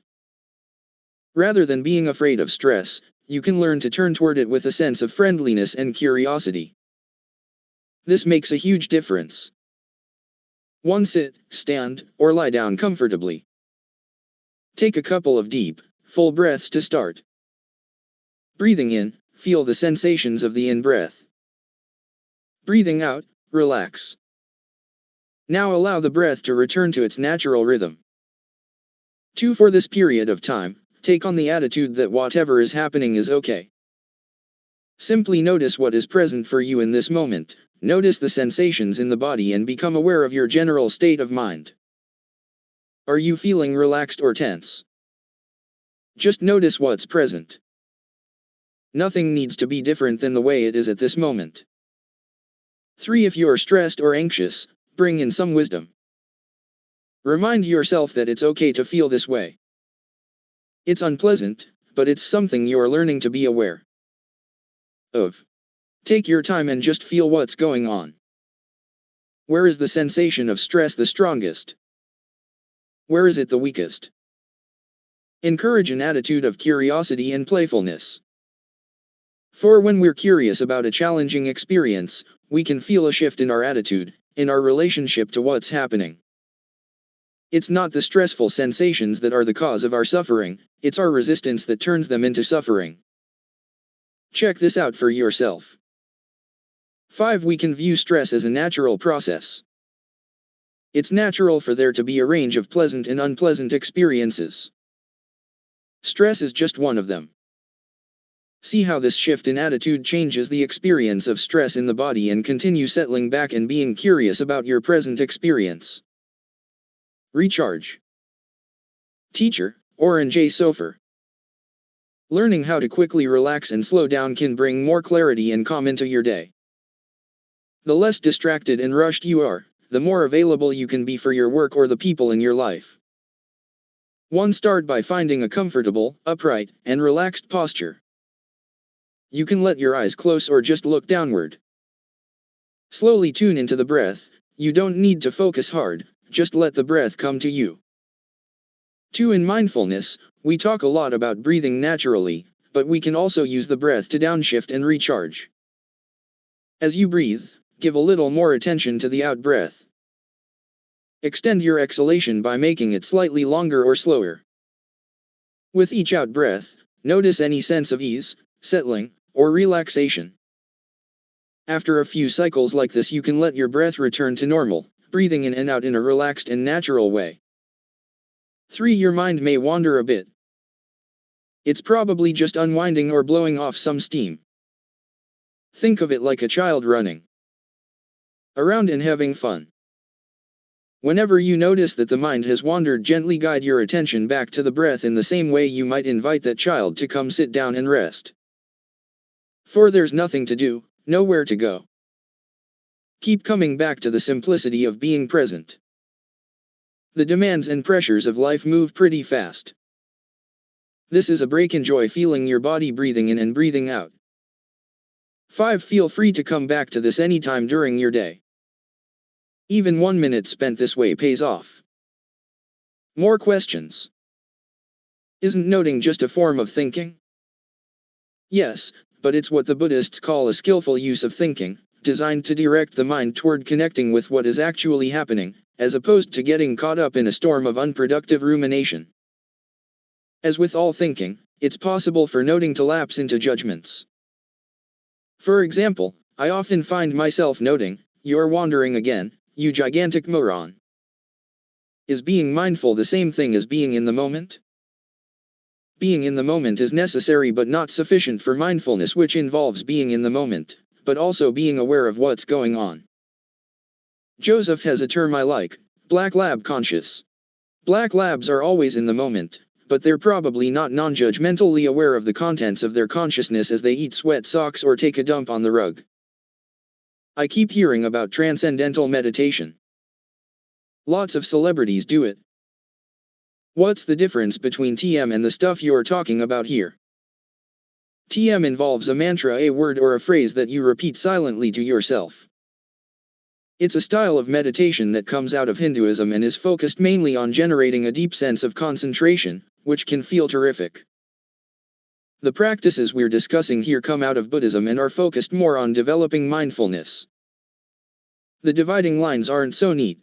You definitely build up concentration in Buddhist meditation, and you can also develop some mindfulness in TM. The two schools tend to look down their noses at each other. However, even though I'm in the Buddhist camp, I've done enough poking around in the TM world to be convinced the practice has plenty of benefits. Is meditation good for everyone? If you have severe depression or trauma, it might be best to practice in close consultation with a mental health professional or a very experienced teacher. You're not a teacher. What business do you have providing meditation instructions? Fair question. You should be wary of teachers who lack deep experience. I had everything here vetted by people who actually know what they're talking about. Can I meditate if I'm a believing Christian? Will it erode my faith? There's some controversy around this question. Dr. Albert Mohler, the head of the Southern Baptist Theological Seminary, has criticized both yoga and meditation as being based on Eastern spirituality, and therefore not good for Christians. Before he became Pope Benedict XVI, Cardinal Ratzinger specifically slammed Buddhism as an autoerotic spirituality. There's equally strong pushback from devout Christians who point out that meditation has been a part of the mystical traditions of all the great faiths. Furthermore, they argue, mindfulness meditation, especially the secularized MBSR technique pioneered by John Kabat-Zinn, is simply a tool for improving mental hygiene. In fact, they argue, quieting the voice in the head has helped them feel closer to God. What is the least amount of time I can sit and still get the benefits the scientists are always talking about? No one's figured out the dosage question yet. I don't have any evidence for this, but I think if you can manage 5 minutes, you'll start seeing changes in your own life, particularly as it pertains to your level of emotional reactivity. In sum, forget your preconceived notions. Forget the dopey packaging and the unfortunate cultural baggage. Meditation is worth the work even if you're too embarrassed to admit to your friends that you're doing it. Under the sway of the ego, life becomes a constant low-grade crisis. You are never sated, never satisfied, always reaching for the next thing, like a colicky baby. Meditation is the antidote. It won't fix everything in your life, make you taller, or land you in a state of bliss on a park bench. But it can make you 10% happier, or maybe much more. There used to be a sign on the wall of Newberry Comics, my favorite record store in Boston. Above the list of upcoming releases, it read, "All dates can change, so can you." About the author. Dan Harris is a co-anchor of Nightline and the weekend edition of Good Morning America on ABC News. Previously, he was the anchor of the Sunday edition of World News. He regularly reports for 2020's World News with David Muir, and the weekday editions of Good Morning America. Harris has reported from all over the planet, covering wars in Afghanistan, Israel/Palestine, and Iraq, and producing investigative reports in Haiti, Cambodia, and the Congo. He has also spent many years covering America's faith scene, with a focus on evangelicals who have treated him kindly despite the fact that he is openly agnostic. He has been at ABC News for 14 years. Before that, he was in local news in Boston and Maine. He grew up outside of Boston and currently lives with his wife, Bianca, in New York City. This is his first book. Discover great authors, exclusive offers, and more at Praise for 10% Happier. With startling, provocative, and often very funny candor, Dan Harris tells the story of why he urgently needed to tame the strident voice in his head, and how he did it. His argument for the power of mindfulness, which he bases both on cutting-edge science and his own hard-won experience, will convince even the most skeptical reader of meditation's potential. Gretchen Rubin, author of The Happiness Project. 10% Happier is hands down the best book on meditation for the uninitiated, the skeptical, or the merely curious. Dan Harris has whipped up an insightful, engaging, and hilarious tour of the mind's darker corners and what we can do to find a bit of peace. Part confessional, part investigative journalism, 10% Happier is 100% engrossing. Daniel Goleman, author of Emotional Intelligence and Focus. An enormously smart, clear-eyed, brave-hearted, and quite personal look at the benefits of meditation that offers new insights as to how this ancient practice can help modern lives while avoiding the pitfall of cliché. This is a book that will help people, simply put. Elizabeth Gilbert, author of Eat, Pray, Love. Lively. Part reporting, part personal experience. By letting us hear the voice in his head before and after he starts meditating, Harris makes a convincing case that if he can do it, we can, too. Harris describes in fascinating detail the stresses of working as a news correspondent and the relief he has found through the practice of meditation. This is an extremely brave, funny, and insightful book. Every ambitious person should read it.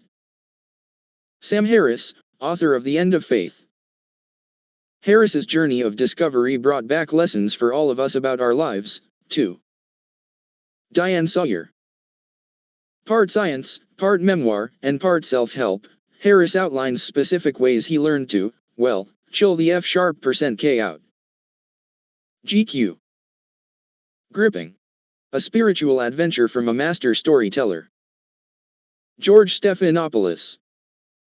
Nightline co-anchor Dan Harris is an unlikely ambassador for mindfulness, but his new book might be just the thing that gets people to unplug and recognize that all this multitasking is making us miserable and unhealthy.